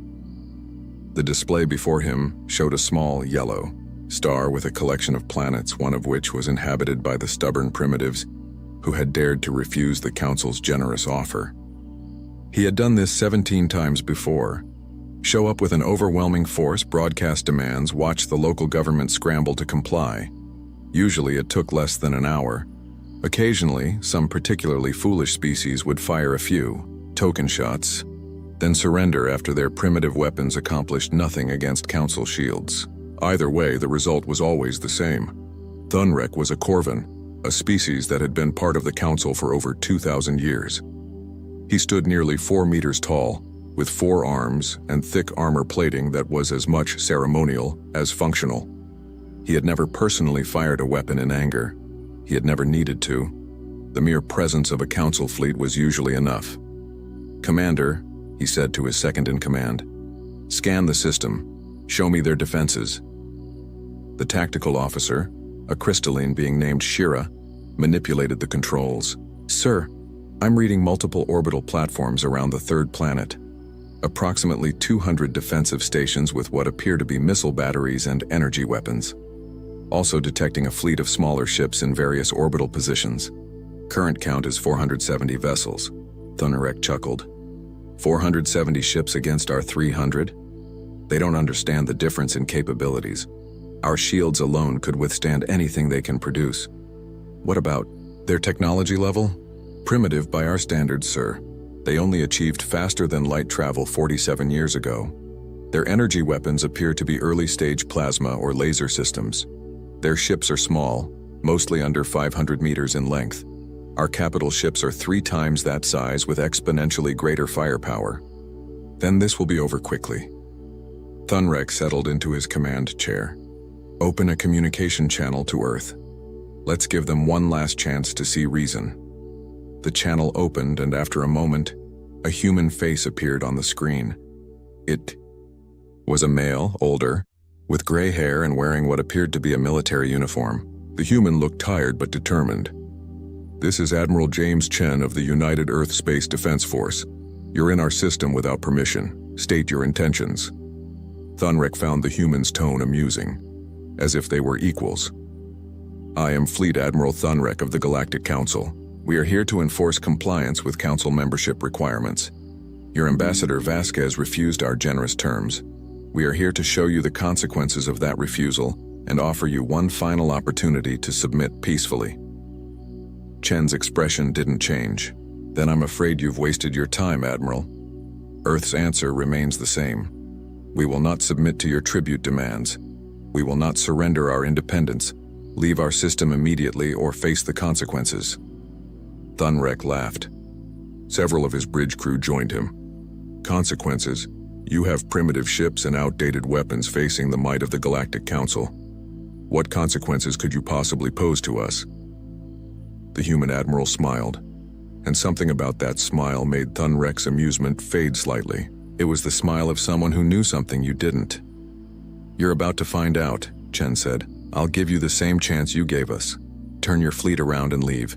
This is your only warning." "You dare?" Thunrek stood from his chair. "You face 300 warships, each capable of leveling a city. Surrender now or we will destroy your defensive platforms and occupy your planet. This is not a negotiation." "No," Chen agreed. "It's not. Communications, send the signal." The transmission cut off. Thunrek stared at the blank screen for a moment, then turned to his tactical officer.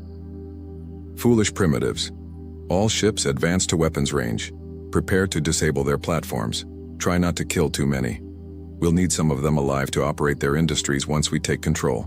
The Council fleet began moving forward in perfect formation. 300 ships, their shields glowing with power, their weapons priming. It was a sight that had made civilizations surrender for centuries. Then space exploded. "Multiple nuclear detonations," Shira screamed. "Sir, the space ahead of us is filling with radiation and debris." Thunrek grabbed his chair for support as the Eternal Harmony's shields flared, absorbing energy from what appeared to be dozens of nuclear weapons detonating simultaneously. The view screen showed space ahead turning white with nuclear fire. "How did they mine our approach vector?" Thunrek demanded. "We only just arrived." "They must have seeded the area with devices after choosing the most likely approach path," Shira. replied, her crystalline form flickering with stress colors. Sir, damage reports coming in. The shields are holding, but several ships in the Vanguard took damage. The Serene Dawn reports shield failure and hull breaches. The Peaceful Resolution has lost engine power. 2 ships damaged from primitive nuclear weapons. Thunrek couldn't believe it. How is that possible? The explosions weren't meant to destroy us directly, his science officer called out. They're creating a debris field and radiation interference. Our sensors are compromised. And sir, I'm reading massive energy buildups from the orbital platforms around Earth. The human defenses opened fire. Thousands of missiles streaked out from the platforms, far more than the initial scans had suggested. The Council fleet's point defense systems engaged, destroying the incoming projectiles. But there were so many of them. Some are getting through, Shira reported. Multiple impacts across the fleet. Shields holding but taking damage. Sir, these aren't normal missiles. Some of them are accelerating to near relativistic speeds. If they impact at those velocities. Even our shields might not. The Eternal Harmony shook violently as something hit its forward shield at an appreciable fraction of light speed. Alarms blared across the bridge. Shield at 60%, Shira called out. Sir, recommend we fall back and reassess. Fall back? Thunrek's pride warred with tactical sense. We outnumber them. We have superior technology. We will not retreat from primitives. But the humans weren't fighting like primitives. As the Council fleet pushed forward, human ships emerged from behind asteroids, from orbital positions that the sensors had missed, even from inside the debris field created by their own nuclear mines. They swarmed like insects, dozens of small ships targeting individual Council vessels. They're using kamikaze tactics, someone on the bridge shouted. 3 human ships just rammed the rising tide. Her shields couldn't handle the kinetic impact. She's breaking apart. Thunrek watched in horror as the Council ship, a beautiful vessel that had served for 300 years, was torn apart by the sacrifice of 3 primitive human vessels that had accelerated to maximum speed and simply crashed into it. The humans had turned their own ships into weapons. All ships tight formation, Thunrek ordered. Concentrate point defense. Don't let them get close, but the humans adapted.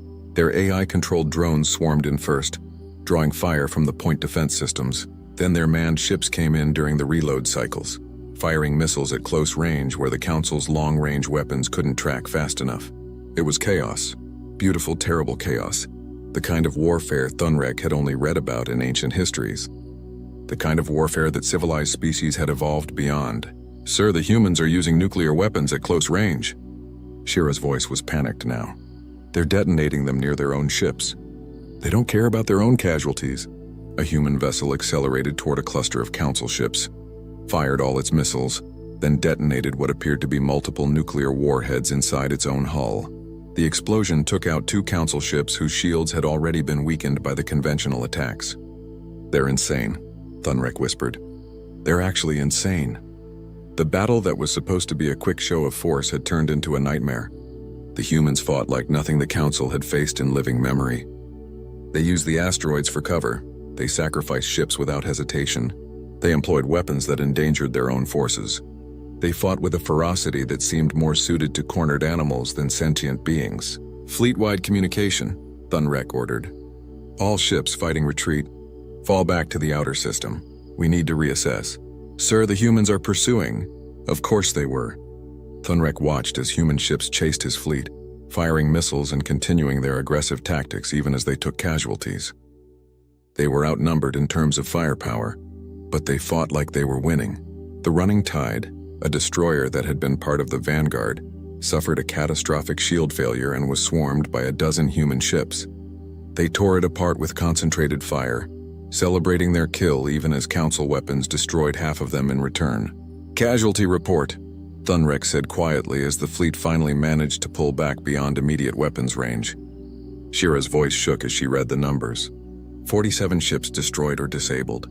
Another 30 with significant damage. We've lost approximately 15% of our fleet strength in less than 3 hours of engagement.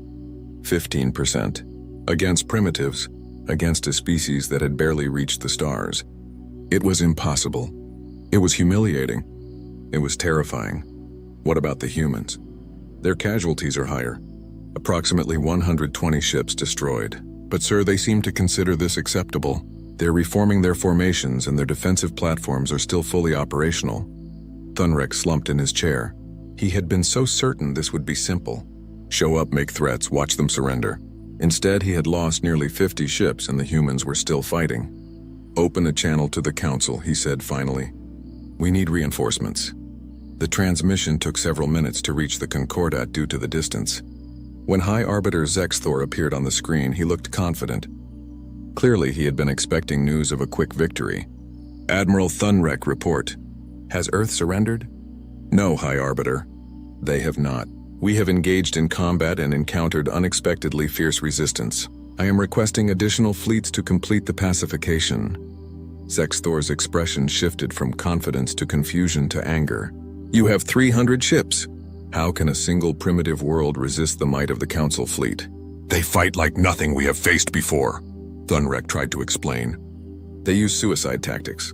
They mine space with nuclear weapons. They sacrifice their own forces without hesitation to destroy ours. They don't fight to win, High Arbiter. They fight to kill as many of us as possible regardless of cost to themselves. There was a long silence. Finally, Zexthor spoke. How many ships have you lost? 47 destroyed, 30 damaged. Another silence. Thunrek could see the High Arbiter processing this information, trying to reconcile it with his expectations. Fall back, Zexthor said finally. Maintain position at the edge of their system, but do not engage further. I need to consult with the Council leadership. This situation has become more complicated than anticipated. The transmission ended. Thunrek looked around his bridge at his shaken crew. They were the pride of the Council, trained in the finest academies, equipped with technology that made them superior to nearly every species in the galaxy.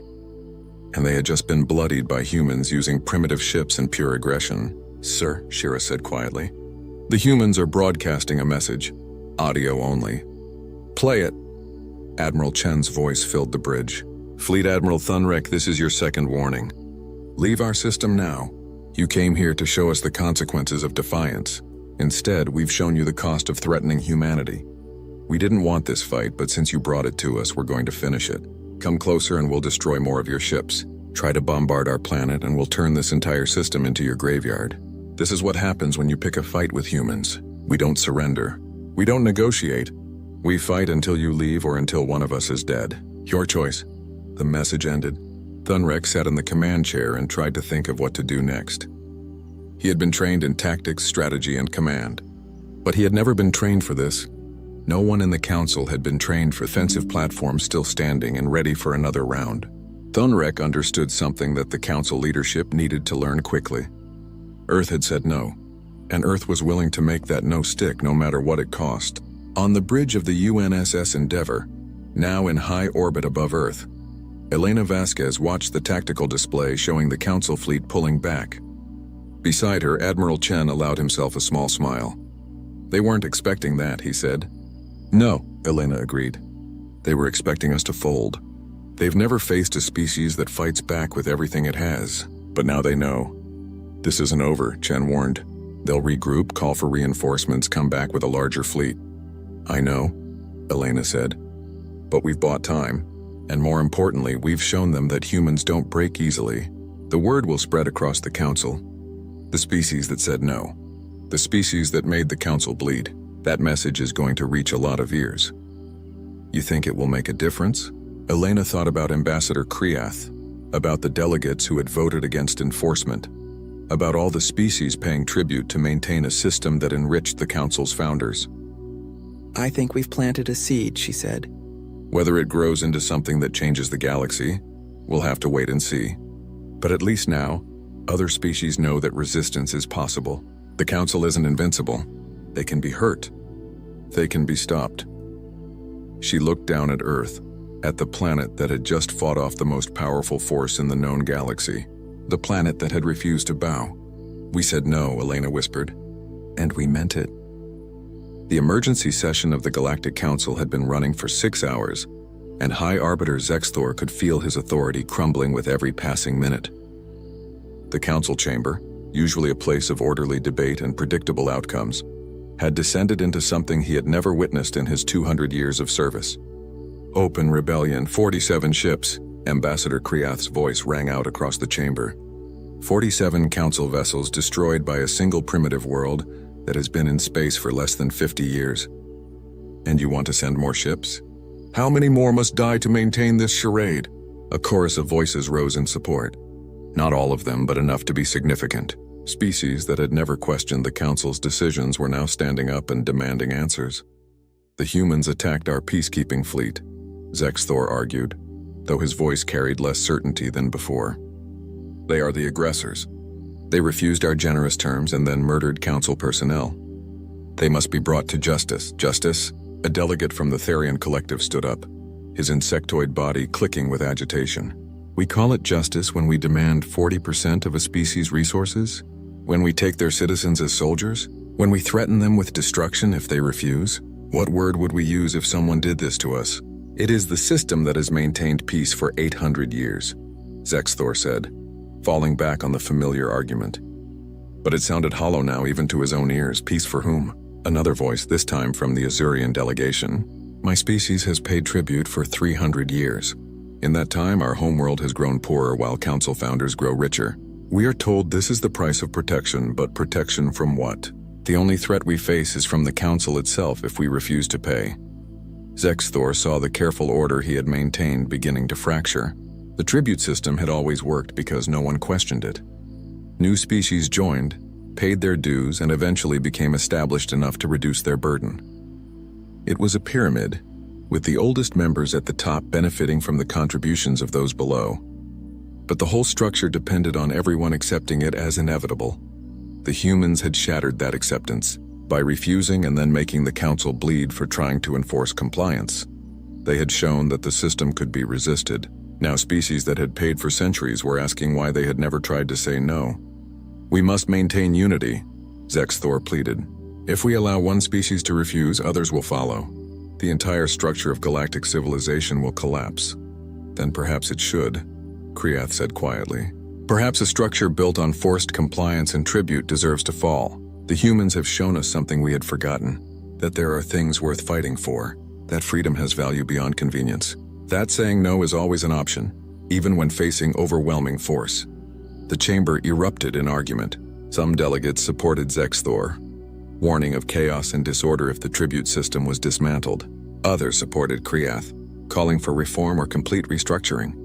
And many remained silent, calculating which side would ultimately win and where their interests lay. In the middle of this chaos, a new transmission arrived. It was from the Velosian Confederation, Ambassador Kriath's government. The message was brief and shocking. The Velosian Confederation was formally withdrawing from the Galactic Council, effective immediately. They would no longer pay tribute, no longer provide ships for Council operations, and no longer recognize Council authority over their territory. They invited other species who desired independence to join them in forming a new alliance based on mutual cooperation, rather than forced compliance. The chamber went silent.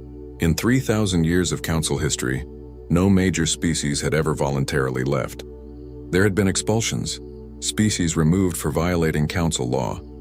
But a voluntary departure, especially by a species as influential as the Velosians, was unprecedented.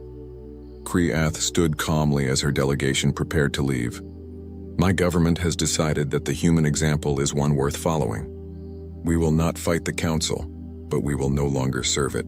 Other species are free to make their own choices, but the Velosian people choose freedom. She walked out, her delegation following. For a moment, no one moved.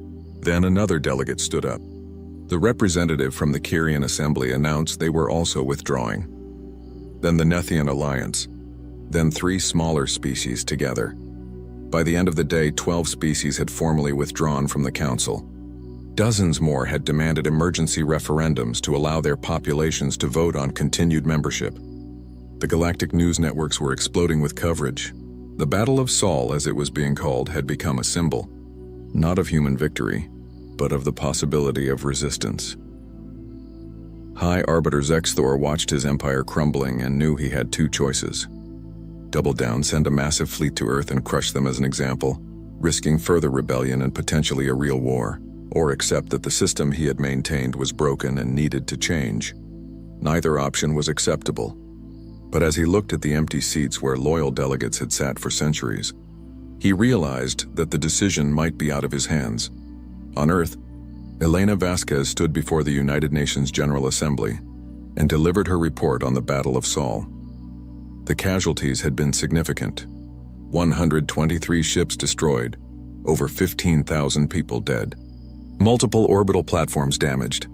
Cities on high alert for potential bombardment that, thankfully, never came. But Earth had survived. More than survived. They had sent the Council fleet running. The Council has not returned, Elena told the assembled representatives. Our intelligence suggests they are dealing with internal problems. Multiple species have withdrawn from the Council in protest of the tribute system. Others are demanding reforms. What started as Earth saying no has become a galactic movement questioning the entire structure of Council authority. Secretary General Okafor addressed the assembly. We did not seek this fight. We simply refused to surrender our independence. But in doing so, we have apparently inspired others to question their own subjugation. The galaxy is changing, and Earth is at the center of that change. The assembly debated long into the night about what to do next. Some argued for fortifying defenses, expecting the Council to return with a larger fleet. Others suggested reaching out to the species that had withdrawn, forming alliances, building a coalition of free worlds to counter Council power. In the end, they decided to do both. Earth would continue strengthening its defenses while simultaneously engaging in diplomacy with other species. If the Council wanted war, Earth would be ready. But if the Council wanted peace, it would be peace between equals, not between master and subject. Admiral Chen led the military preparations. New ships were built, incorporating lessons learned from the first battle. Defensive platforms were expanded and upgraded.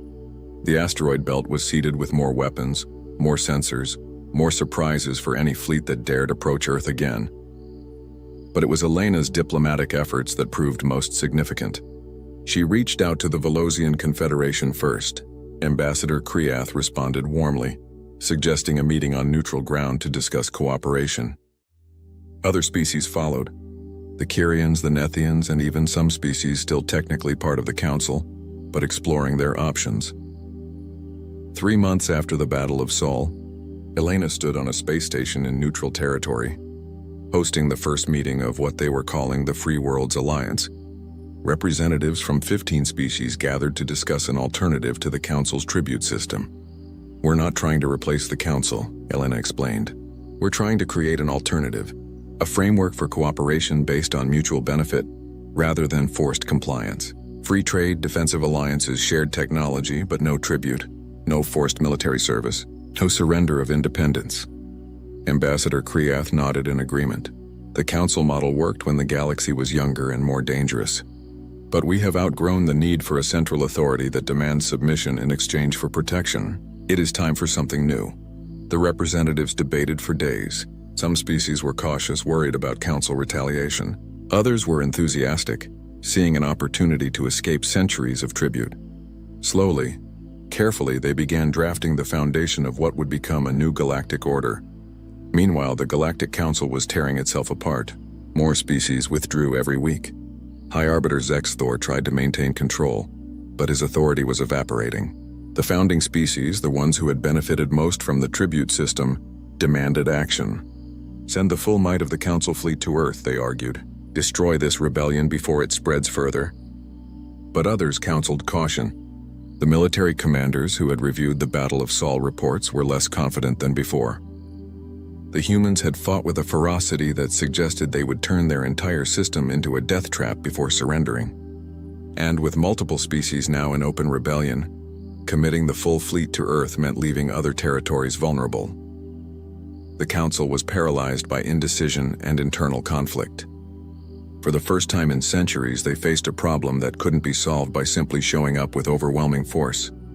6 months after the Battle of Sol, Zexthor received an official communication from the Free Worlds Alliance.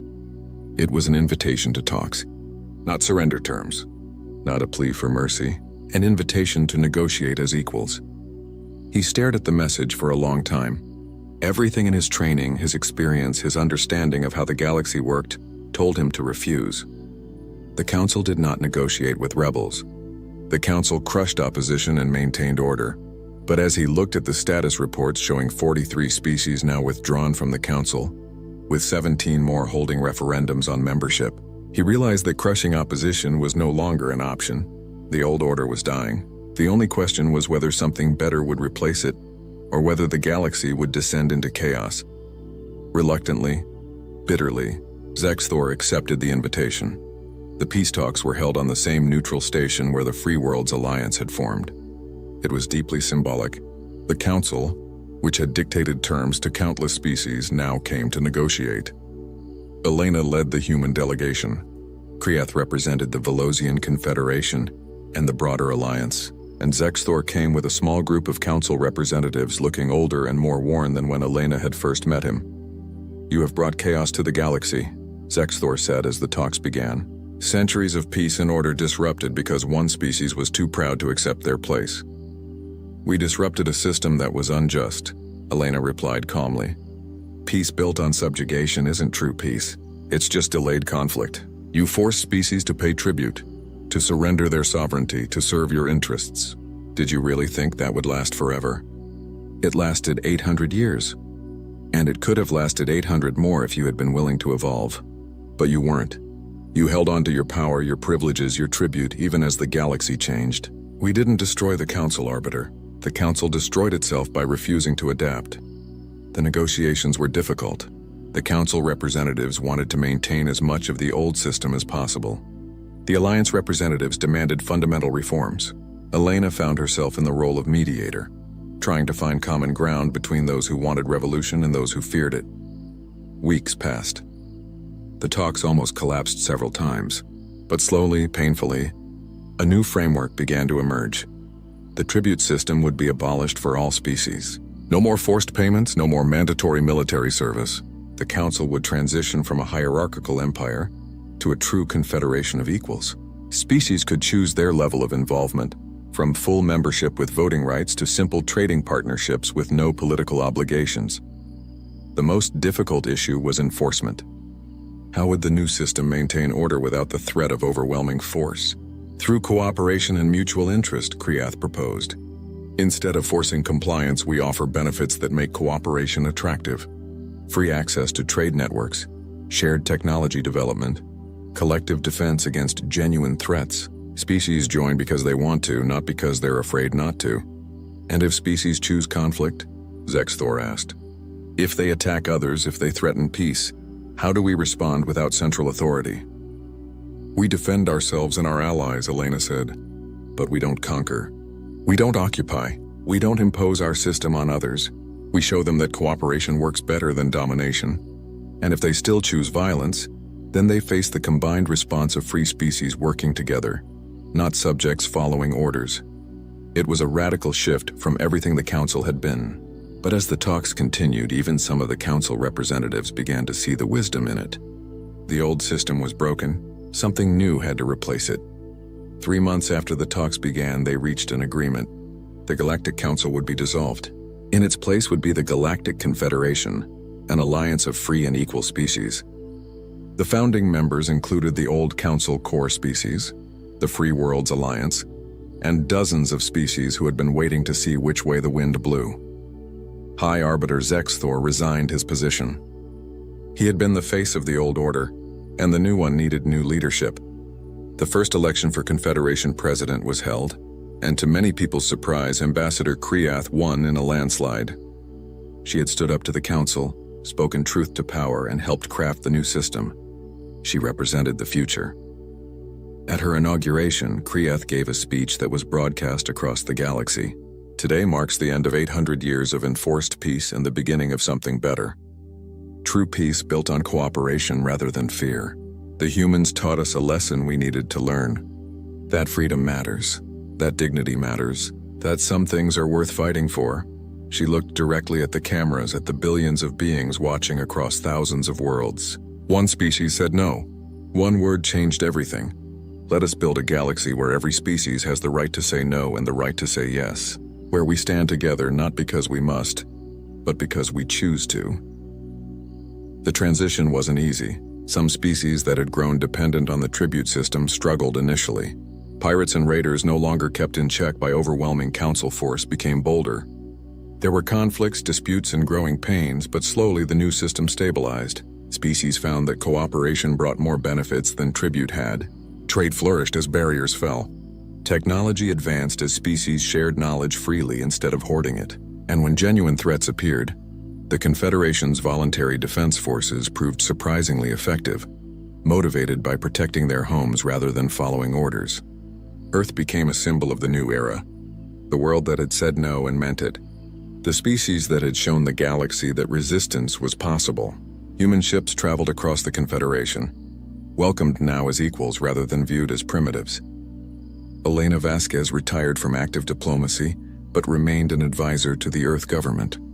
She watched with satisfaction as humanity took its place among the stars, not as subjects, but as partners. One day, 5 years after the Battle of Sol, she received a visitor at her home in Geneva.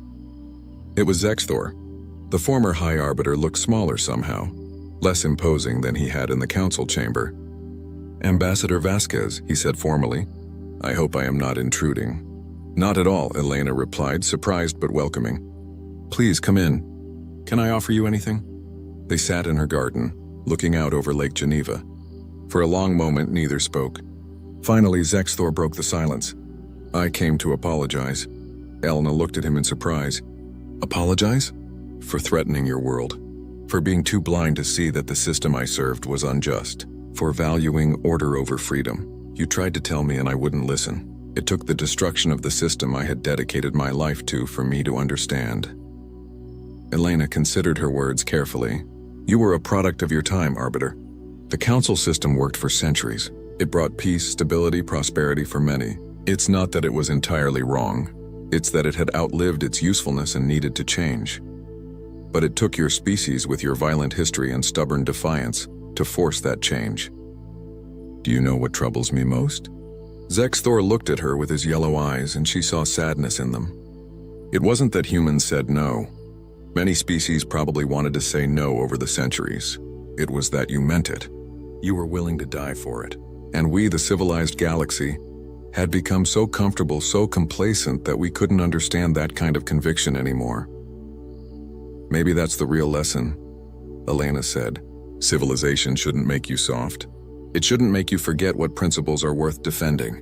The galaxy needed someone to remind it that freedom matters, even if that someone was a species that had barely reached the stars." Zexthor nodded slowly. "Your species frightens many in the Confederation. You are so young, so aggressive, so willing to fight. But I think that's exactly what we needed. A reminder that peace without the will to defend it is just surrender in slow motion." He stood to leave, then paused. "That word you transmitted. That single word that shattered the council. Do you know how many species have adopted it as a symbol? How many worlds now display it as a reminder that they are free?" Elena smiled. "No, the word isn't about humans. It's about the idea that everyone, every species, every individual, has the right to refuse what's unjust, to stand up for what they believe in, to fight if necessary for their freedom. We just happen to be the first ones to say it out loud in a very long time." After Zexthor left, Elena sat in her garden and thought about everything that had happened. One word. One simple, defiant, very human word had changed the entire galaxy.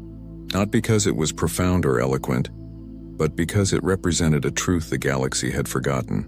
That submission is always a choice. That resistance is always possible. That freedom is worth fighting for. Her communicator chimed.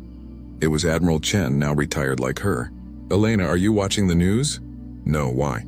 "The Confederation just opened a new academy for joint military training. They're teaching tactics, strategy, asymmetric warfare. They're calling it the Sol Academy. They want humanity to teach the galaxy how to fight." Elena laughed. From threats of destruction to requests for military training. That's quite a change. They learned the lesson. A civilization that can't defend itself will eventually be conquered by external enemies or internal corruption. And humans, for better or worse, are very good at teaching people how to fight. Let's hope they also learn when not to fight, Elena said. That's the harder lesson. She ended the call and looked up at the stars. Earth had come to those stars expecting to find wonders and new friends. Instead, they had found an empire that demanded submission. And by refusing that submission, they had helped birth something better. The galaxy was far from perfect. There were still conflicts, still problems, still species that struggled with the transition from the old order to the new. But it was better. It was freer. It gave every species the chance to determine their own destiny. All because humanity had looked at the most powerful organization in the galaxy and said one word: no. Elena smiled and whispered to herself, and we meant it. Across the galaxy on thousands of worlds, the story of Earth's defiance had become legend. Children grew up hearing about the species that said no. Artists created work celebrating the Battle of Sol. Historians analyzed how one word had shattered centuries of established order. But for Elena, for Admiral Chen, for all the humans who had lived through those tense months when war seemed inevitable, it wasn't legend. It was a choice they had made, a choice that could have doomed their world but instead had freed a galaxy. The story of humanity's entry onto the galactic stage would be told for generations. How they achieved faster than light travel and reached the stars with hope and wonder. How they met the Galactic Council and were offered subjugation disguised as membership. How they answered with a single word that echoed across the galaxy. And how that word changed everything. In the end, it wasn't about humanity being special or superior. It was about the power of conviction. About standing for something even when it would be easier to bow. About remembering that freedom is never given, only taken, and must be defended. The humans hadn't just joined the galactic community. They had transformed it. They had reminded civilizations that had grown comfortable and complacent what their ancestors once knew. That liberty is precious, that independence is worth fighting for, that sometimes the right answer to tyranny, no matter how powerful or how ancient, is simply and completely no. Maya Chen pushed her food tray along the metal rails, watching the strange colors and shapes of alien meals pass by her eyes. The cafeteria of Zenith Collegiate stretched out like a vast metal forest, filled with tables and chairs of different sizes and shapes. Some tables were low to the ground for species that crawled. Others reached up high for those with long necks or floating abilities. The air smelled like a mixture of flowers, burning metal, and something that reminded Maya of old gym socks. She had been at this school for 3 weeks now. 3 long weeks of sitting alone at her table in the omnivore section.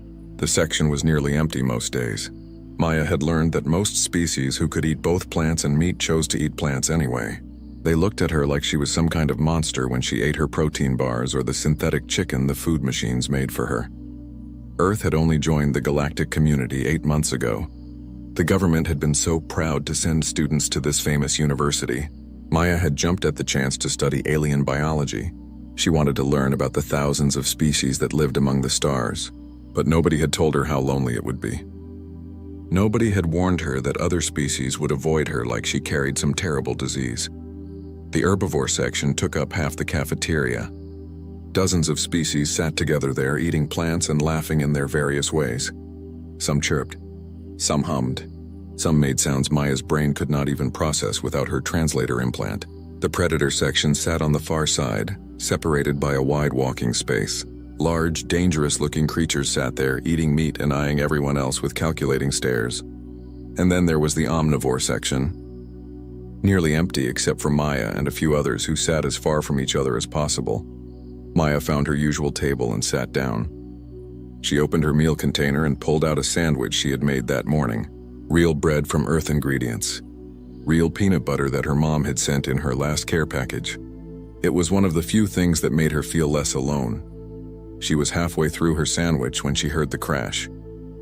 Maya looked up to see a small creature tumbling across the floor near the predator section. His tray had shattered, sending chunks of raw meat sliding across the clean white tiles.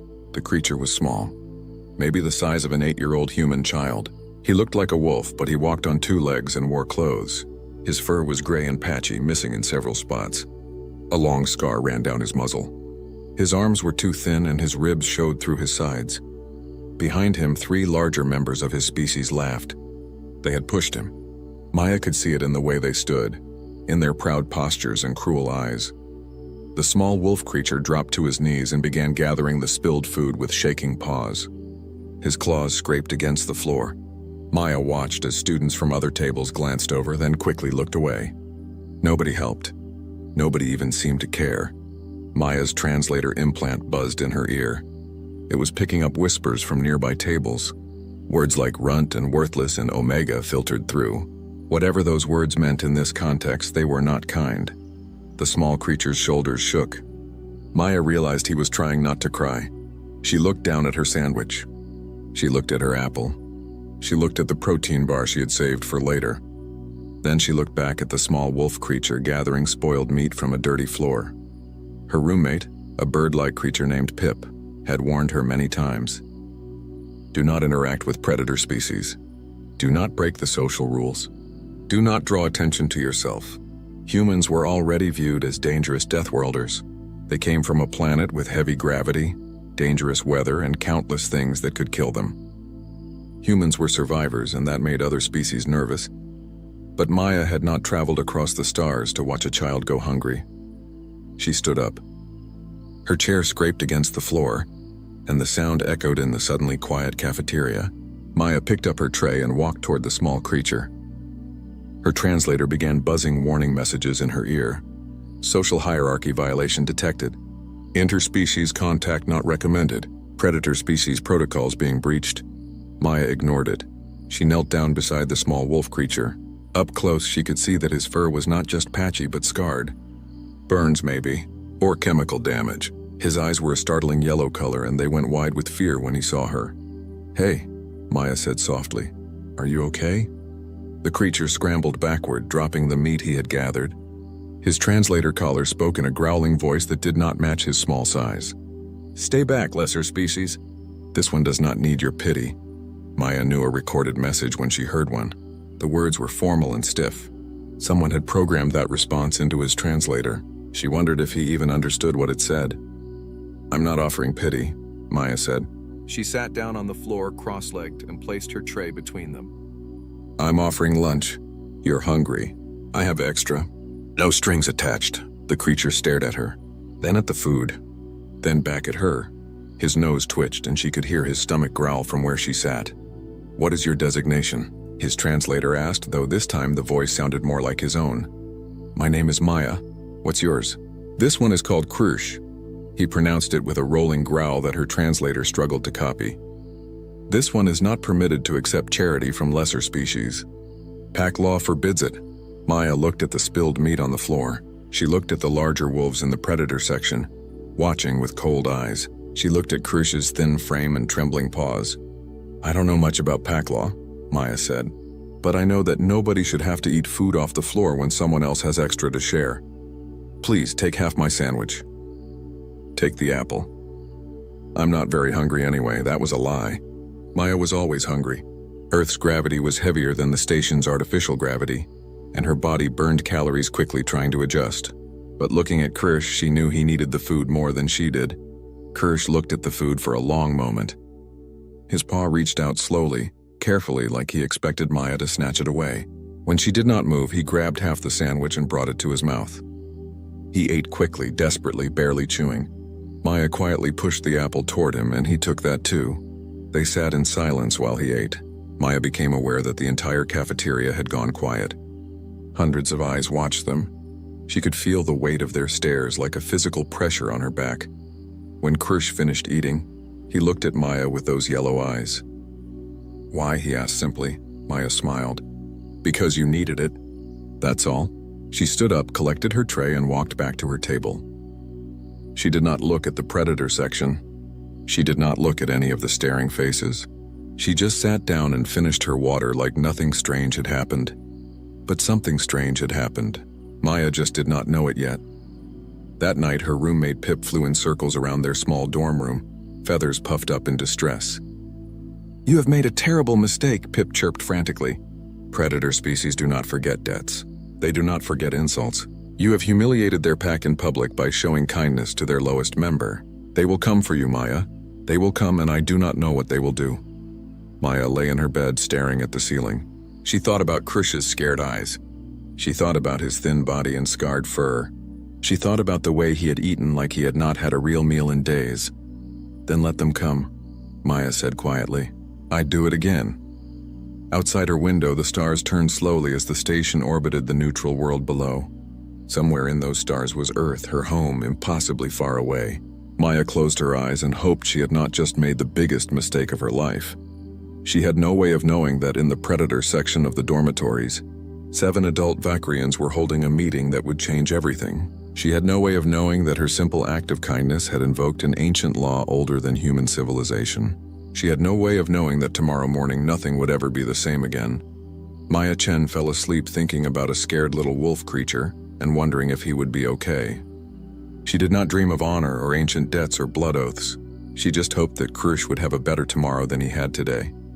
That hope, simple and human and kind, was about to shake the foundations of galactic society. But for now, Maya just slept, exhausted from another lonely day at Zenith Collegiate, unaware that her loneliness was about to end in the most spectacular way possible. Maya had not slept well. Pip's worried chirping had kept her awake for hours, and when she finally did sleep, she dreamed of yellow eyes and growling voices. Now she stood outside the cafeteria entrance, trying to gather her courage to go inside. Her stomach was empty and complaining, but her mind was full of worry. She pushed through the door and stopped dead in her tracks. 7 massive Vakrians stood around her usual table. They were not sitting. They stood in a semicircle formation, like soldiers at attention. Each one was at least 2 meters tall, with thick fur and muscled bodies that spoke of strength and violence. Their fur was marked with scars, some old and faded, others more recent. These were not students. These were warriors. The entire cafeteria had gone silent. Not the usual quiet of students eating and studying. This was the silence of prey animals freezing when a predator appears. Maya could see students from the herbivore section pressed against the far walls. Even other predator species had moved their tables back, creating a wide, empty space around the Vakrians. Maya's translator began buzzing emergency protocols in her ear. Threat level critical. Predator pack formation detected. Recommend immediate evacuation. Security has been notified, but Maya could not move. Her legs felt frozen to the floor. Her heart hammered in her chest so hard, she thought everyone in the room must be able to hear it. This was it. Pip had been right. They had come for her. The largest Vakrian stepped forward. She was female, Maya thought, though it was hard to tell with the species. Her fur was gray like storm clouds, and a jagged scar ran from her left eye down to her jaw. She wore what looked like military insignia on a band around her upper arm. When she moved, the others shifted to maintain their formation. This was their leader. The leader spoke, and Maya's translator struggled with the words. The language was formal, archaic, full of grammatical structures that made no sense in standard galactic common. The translator kept buffering, trying to find equivalent meanings. Human Maya Chen, the leader said, her voice deep and rumbling. You have performed an act that invokes ancient law. You have fed the lowest of our pack without demanding submission. You have shown kindness without asserting dominance. You have protected the weak when you had no obligation to do so. These actions fall under the Blood Debt Protocol, established in the time before our people reached the stars. Maya's mouth was dry. She tried to speak but could only make a small squeaking sound. The leader continued. I am Shara, Alpha of the 7th Blood Pack, veteran of the Border Wars, guardian of the weak. These are my warriors. She gestured to the 6 Vakrians behind her. We have come to answer the debt. Maya finally found her voice. I don't understand. I just shared my lunch. I didn't mean to invoke anything. Shara's ears twitched in what might have been amusement. Ignorance of law does not negate the law, but your ignorance makes the act more pure. You did not help young Krush for honor or debt. You helped him because he was hungry and you had food. This is the highest form of alpha kindness. Alpha kindness? Maya repeated, confused. One of the other Vakrians stepped forward. He was younger than Shara, with dark brown fur and intelligent eyes. His translator spoke in a smoother tone. Allow me to explain in terms your species might understand. In Vakrian society, we have strict pack hierarchy. The strong eat first. The weak eat last. The Omega, the lowest rank, often does not eat at all. This creates strength through competition. That's cruel, Maya said before she could stop herself. The young Vakrian's ears perked up. Yes, it is. But it is our way. It has been our way for thousands of years. An Alpha, a pack leader, has the power to override this system. An Alpha can choose to feed the Omega, protecting them from the pack's cruelty. But this comes at a cost. The Alpha must be strong enough to defend that choice. Do you understand? Maya nodded slowly. You're saying that by feeding Kirsch I acted like an alpha, and now your pack thinks I'm claiming leadership or something? Shara made a sound that might have been a laugh. No, human. We are saying you acted like an alpha while being physically weak. You showed the greatest form of courage. You protected one of ours when you had no strength to back up that protection. You risked retaliation to feed a hungry child. This invokes the Blood Debt Protocol. What does that mean? Maya asked, though part of her was afraid to know. Shara turned to the 6 warriors behind her. As one, they all dropped to one knee. The movement was synchronized, military precise. Shara remained standing but placed her right paw over her heart. It means we acknowledge the debt, Shara said formally. Maya Chen of Earth, you have shown alpha kindness to Kirsch of the 7th Blood Pack. By ancient law, we are obligated to guard your territory and ensure your safety. We will protect your eating space from all threats. We will ensure you never eat in fear or danger. This oath we swear in blood and honor, until the debt is repaid or our lives are ended. Maya stared at them. Her brain struggled to process what was happening. You're going to guard my table? In the cafeteria? Yes, Shara said simply. Because I gave a kid half my sandwich? Because you saw worth in the worthless. Because you showed kindness to one who had only known cruelty. Because you are what all alphas should be, but few ever achieve. Shara's yellow eyes locked onto Maya's brown ones. You are pack now, human sister. And we protect our pack. A small figure emerged from behind Shara's legs. Kirsch looked different than he had yesterday. Someone had cleaned his fur and treated his wounds. He wore new clothes, simple but well made. He looked healthier, less afraid. When he saw Maya, his tail began to wag before he caught himself and stopped it. Kirsch walked forward and dropped to both knees in front of Maya. He spoke in halting, careful English rather than using his translator. The words were practiced, memorized with great effort. You are packed now, human sister.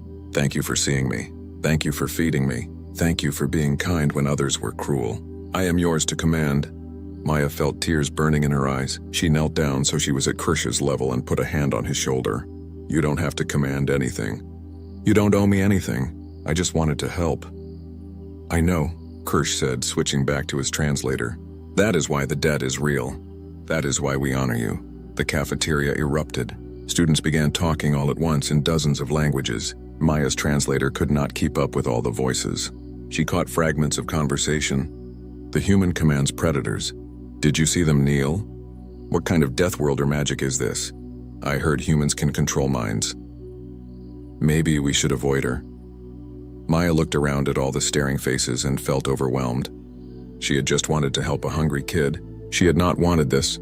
She had not wanted to be some kind of symbol or leader or whatever they thought she was now. Shara seemed to sense her distress. Come, human sister. Sit and eat. We will guard you as we have sworn. Ignore the others. They will learn. Maya nodded numbly and walked to her table. She sat down in her usual chair. The 7 Vakrians took up positions around her, creating a protective circle. They did not sit. They stood watch, eyes scanning the cafeteria for threats that did not exist. Maya pulled out her lunch with shaking hands. She had packed extra today, worried she would be too nervous to eat breakfast. Now she was glad she had. She pulled out a second sandwich and held it up to Kirsch. Hungry? She asked. Kirsch's tail wagged again, and this time he did not try to stop it. He sat down across from Maya and took the sandwich carefully. Yes, always hungry. They ate together while the rest of the cafeteria whispered and stared. Maya tried to ignore it. She tried to pretend this was normal. But how could anything be normal when she had 7 warrior aliens guarding her like she was royalty? Across the cafeteria near the herbivore section, a tall reptilian creature watched with calculating eyes. His scales were bright blue and green, and he wore ornate markings that indicated high status among his people. His name was Veskith, and he was not pleased with what he was seeing. Not pleased at all, this cannot stand, he hissed to his companions. A human barely here a month commanding the respect of predator warriors? This disrupts the natural order. This threatens everything we have built. His companion, a smaller reptile with nervous eyes, shifted uncomfortably. What can we do? The Blood Debt Protocol is ancient law. Even our people recognize it. Veskith's eyes narrowed. Then we will force the human to prove she deserves such honor. We will challenge her in the trials of merit. We will show everyone that humans are nothing special.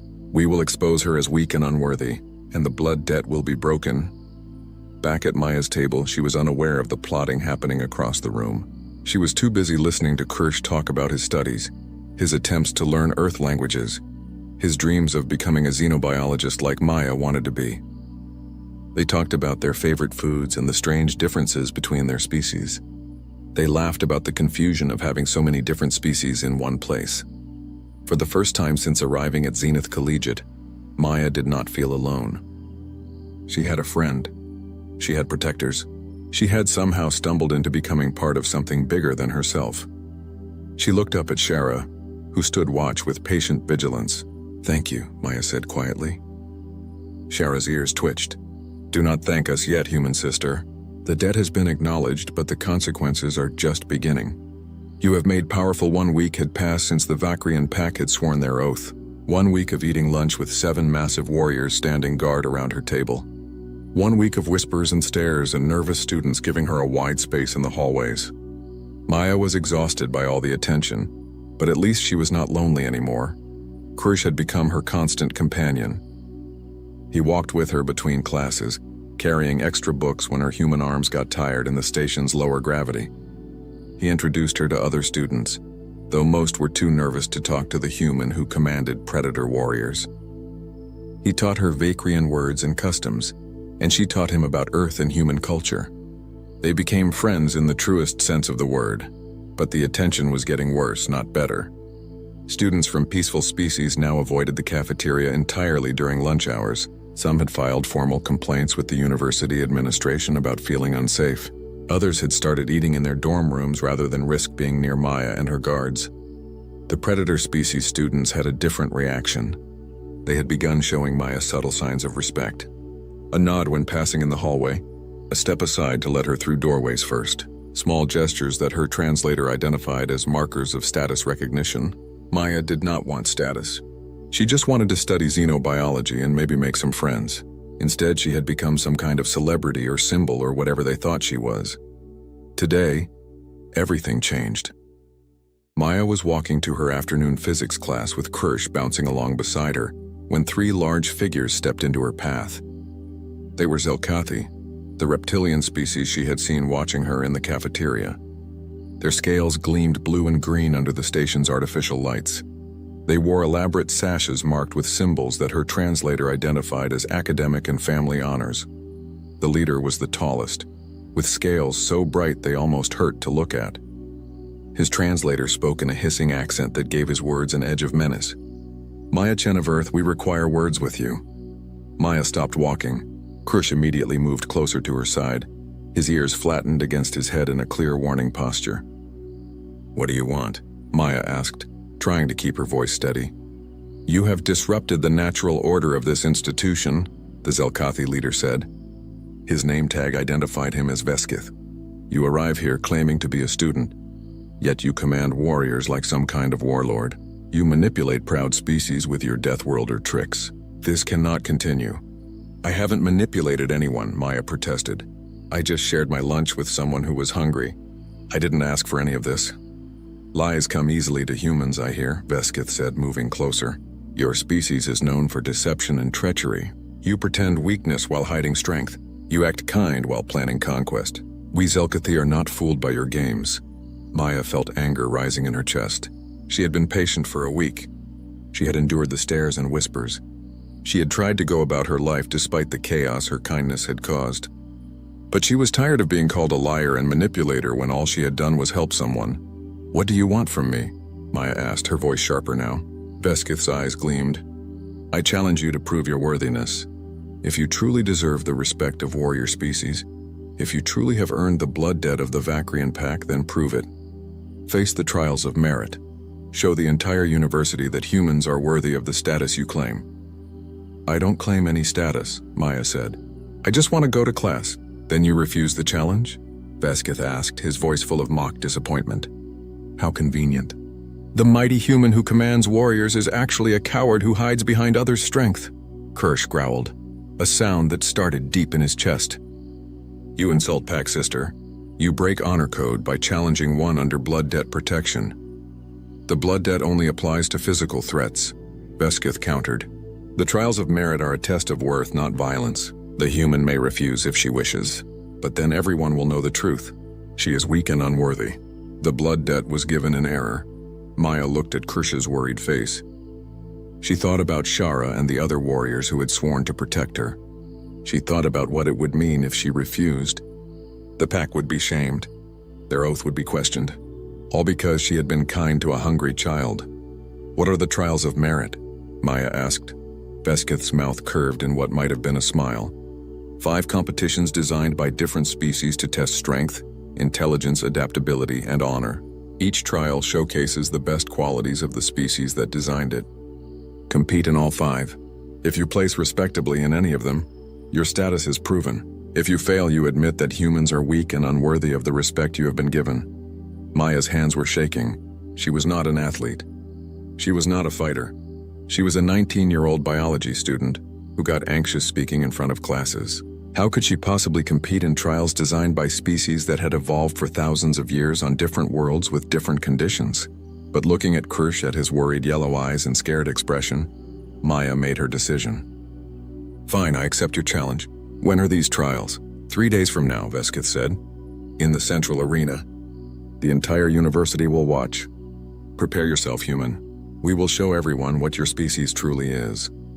The 3 Zelkathi walked away, their tails swishing behind them in what her translator identified as satisfaction. Maya stood frozen in the hallway as students flowed around her, whispering and staring. What had she just done? Pack sister, Kirsch said quietly. You should not have accepted. The trials are impossible for your species. Each one is designed to favor the species that made it. No single species can succeed at all 5. Then I'll fail trying, Maya said, trying to sound braver than she felt. I can't let your pack be shamed because of me. That night, Shara and the other warriors came to Maya's dorm room. They barely fit in the small space, their large bodies making the room feel tiny. Pip had fled to a friend's room the moment they arrived, too nervous to be around so many predators. You should not have accepted, Shara said, echoing Kirsch's words. The trials are designed to be impossible. They will test you in ways that favor species much stronger and faster than humans. I know, Maya said, but I couldn't refuse. It would have made you all look bad. The young brown-furred Vakrian named Torvin spoke up. We could have fought for you. Kirsch could compete in your place. The rules allow for pack representation. Maya shook her head. No. If I'm going to be judged as a human, then I should be the one standing there. I won't hide behind others. Shara studied Maya for a long moment. Then she made a rumbling sound that might have been approval. You have the spirit of a warrior, even if your body is small and soft. Very well. If you will fight this battle, then we will help you prepare. We have 3 days. Let us not waste them. The next 3 days were the hardest of Maya's life. Shara and the pack taught her everything they could about the other species who would be competing. They explained weaknesses and strengths. They showed her how to observe and adapt. They pushed her to her physical limits and then pushed harder. Torvin was the most helpful. He had studied military tactics and strategy for years. The trials are not about being the strongest, he explained, as Maya collapsed after her 10th lap around the dorm exercise track. They are about being the smartest. Each species will play to their strengths. You must find ways to use their strengths against them. How? Maya gasped, her lungs burning. By being human, Torvin said. Your species evolved on a death world. You survived by being adaptable, by working together, by never giving up. These are your weapons. Use them. Krarsh brought her research materials about the competing species. The Zelkathi were fast and had excellent reflexes. The Korthians were incredibly strong, their silicon-based biology making them nearly indestructible. The Aralis could manipulate air currents and fly. The deepwater Krell could breathe multiple atmosphere types. Each species had evolved perfect adaptations for their homeworld. Humans had evolved to survive everything their terrible planet threw at them. Maya studied late into the nights. She watched videos of previous trials. She read about human evolution, about persistence hunting, about the unique advantages her species had developed. She learned that humans could regulate their temperature through sweating, something most species could not do. She learned that human endurance was legendary, that her ancestors had literally chased prey to death by outlasting them. She learned that humans were generalists, able to adapt to almost any environment rather than specializing in one. On the night before the trials, Maya could not sleep. She stood by her window looking out at the stars, thinking about Earth somewhere out there in the darkness. She thought about her grandfather who had taken her hiking every summer. He had taught her to keep going when her legs hurt and her lungs burned. Pain is temporary, he always said, but giving up lasts forever. Kirsch found her standing there. He sat down beside her without speaking. After a long silence, he said, "Can I tell you something?" "Of course," Maya said. "My family died when I was very young. The pack took me in because Tiara." The central arena of Zenith Collegiate was enormous. Maya stood at the entrance, staring at the massive space that could hold thousands of students. Tiers of seats rose up in circles, already filling with spectators from dozens of species. Floating cameras drifted through the air, recording everything. Her translator informed her that the trials were being broadcast across multiple systems. Millions would watch. Maya wanted to throw up. She wore simple human athletic clothes, stretchy pants, and a light shirt that let her move freely. Compared to the other champions, she looked tiny and underprepared. The Zelkathi wore scaled armor. The Korthian was a walking mountain of silicon-based muscle. The Aralis had wings that spanned 3 meters. The Deepwater Krell wore a moisture suit that kept their skin wet. And then there was Maya. Small, soft, scared Maya Chen from Earth. Shara and the pack stood behind her in the preparation area. Krish bounced nervously at her side. "You can still withdraw," Shara said quietly. "No one would fault you." "Yes, they would," Maya said. "And I'd fault myself. Let's get this over with." A voice boomed across the arena in multiple languages. The announcer explained the rules. 5 trials, each designed by a different species. Points awarded based on placement. The champion with the most total points would win overall, but respect would be given to anyone who placed well in any trial. It was possible to lose while still proving your worth. Maya hoped she could at least do that much. The first trial was the Zelkathi Maze.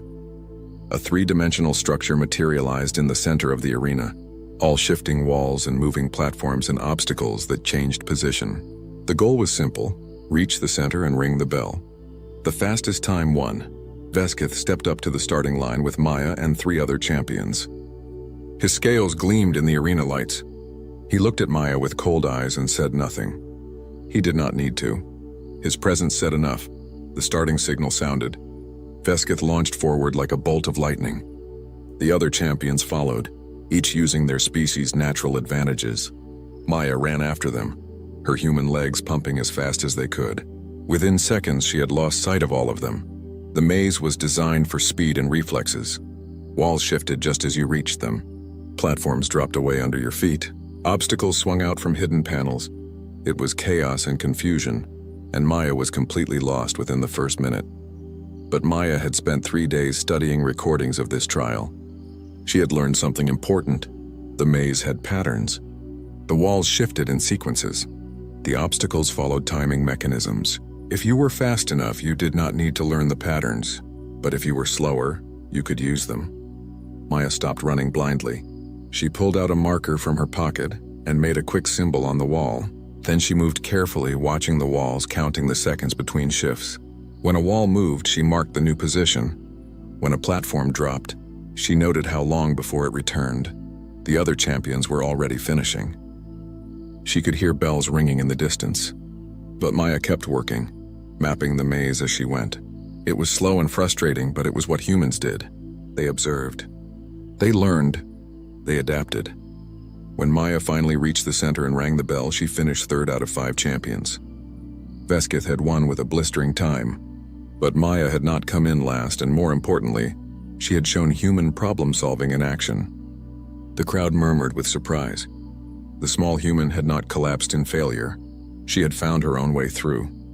The second trial was the Korthian strength test. Massive weighted blocks sat on one side of the arena.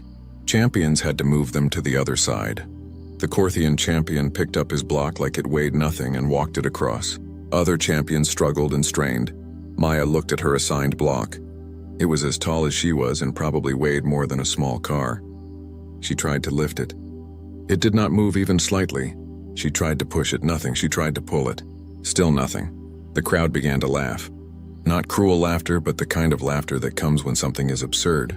A tiny human trying to move a block that even strong species struggled with. It was comical. Maya sat down and thought, The rules said the blocks had to be moved to the other side. They did not say how. They did not say you had to carry them. They just had to be moved. She stood up and examined the arena floor. It was smooth and slightly slanted. She examined the block's shape. It was rectangular with rounded edges. And then Maya smiled. She went to the equipment storage at the edge of the arena and found what she was looking for. Maintenance tools, including a long metal bar. She brought the bar back to her block and wedged it underneath one edge. Then she used the principle of leverage that her grandfather had taught her during their hikes when they needed to move fallen logs. The block tilted up onto one edge. Maya pushed and it began to roll. Not quickly, not easily, but it moved. She rolled it across the arena floor, using physics and simple machines instead of raw strength. It took her 3 times as long as anyone else, but she got her block to the other side. She finished 4th out of 5. But the crowd was not laughing anymore. They were talking excitedly. The human had used her brain to overcome her weakness. She had turned a strength test into a puzzle and solved it. Death Worlder ingenuity, they called it. The ability to look at a problem and find solutions that others missed.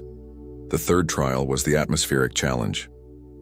Competitors had to complete tasks in chambers with different atmospheres, temperatures, and pressures. Each champion would face the environment most opposite to their home world. For the Aeralis, a high-pressure water chamber. For the Krell, a dry heat environment.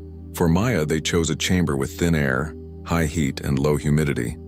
Most species were adapted for specific environments. Their bodies worked best in conditions similar to their homeworld. Too much deviation and they became weak and sluggish. But humans had evolved as persistence hunters who chased prey across deserts and mountains, and every environment their terrible planet offered. Human bodies could adapt. Maya stepped into the chamber. The heat hit her like a physical blow. The air was so thin she could barely breathe. Other champions had already started failing their challenges. The Korthian could not function in high cold. The Aeralis struggled in heavy gravity. Species built for one perfect environment could not handle extremes. But Maya's body did something amazing. She started to sweat. The moisture evaporating from her skin cooled her body, a biological adaptation that few other species possessed. Her lungs worked harder, pulling what oxygen they could from the thin air. Her heart rate increased, pumping blood and oxygen more efficiently. Her human body, built by millions of years of surviving Earth's chaos, adapted in real time. The task was to assemble a complex puzzle while in the chamber. Maya's hands shook from the heat and thin air. Her head pounded from altitude sickness, but she kept working, piece by piece, step by step, never stopping, never giving up. The human way. When she finished and stumbled out of the chamber, gasping and drenched in sweat, the timer showed she had beaten everyone except the Krell, whose species specialized in multi-environment adaptation. 2nd place. A human had won her first medal. The crowd erupted. Even species that had avoided Maya in the cafeteria were cheering. She had proven that humans were not just clever, they were physically special too. Their adaptability was not just mental, it was built into their very biology. The 4th trial was the endurance hunt, a 20-kilometer course with obstacles designed to test stamina over pure speed. Most species were built for explosive power, quick sprints, fast reactions, short bursts of incredible ability. This made sense for survival. Chase prey quickly or run from predators fast. But humans had evolved differently.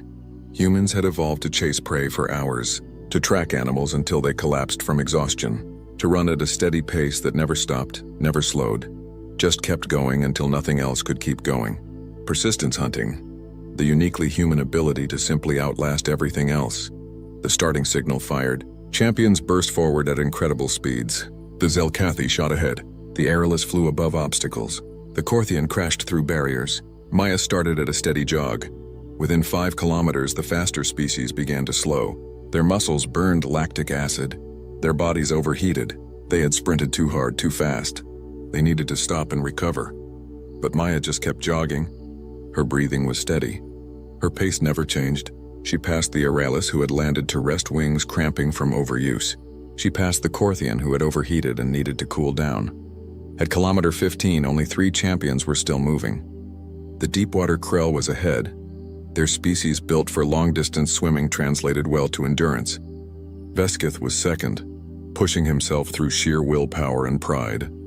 And Maya was third, still jogging at the same steady pace she had started with. At kilometer 18, Veskith collapsed. His reptilian biology could not sustain the effort. His body simply shut down. He would recover, but he was done. That left Maya and the Krell. The final 2 kilometers were agony. Every muscle in Maya's body screamed. Her lungs burned. Her feet were blistered inside her shoes. Her body begged her to stop, to rest, to give up. But Maya thought about her grandfather's words. Pain is temporary. Giving up lasts forever. She thought about Kirsch's yellow eyes trusting her. Maya woke up in the medical center with no memory of how she had gotten there. Her body ached in ways she had not known were possible. Every muscle screamed protest when she tried to move. Her translator implant was buzzing with hundreds of messages, but she ignored them all. She just wanted to sleep for a week. You are awake. Good. Shara's deep voice came from beside the bed. The large Vakrian sat in a chair that looked far too small for her massive frame. You collapsed after the trials. We carried you here. The doctors say you are fine, just exhausted. Humans apparently push their bodies to dangerous limits. Did I win? Maya asked, her voice rough.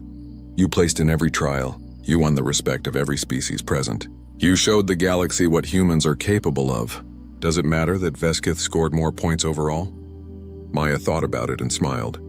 No, I guess it doesn't. Then rest, Pack Sister. You have earned it. But rest was hard to come by. Over the next few hours, a steady stream of visitors arrived. Kirsch brought her favorite foods from Earth that he had somehow found in the station's massive storage. Pip came with flowers and apologies for being scared. Students she had never met stopped by to congratulate her or ask for autographs. The university chancellor himself visited, speaking formally about how proud the institution was to have her.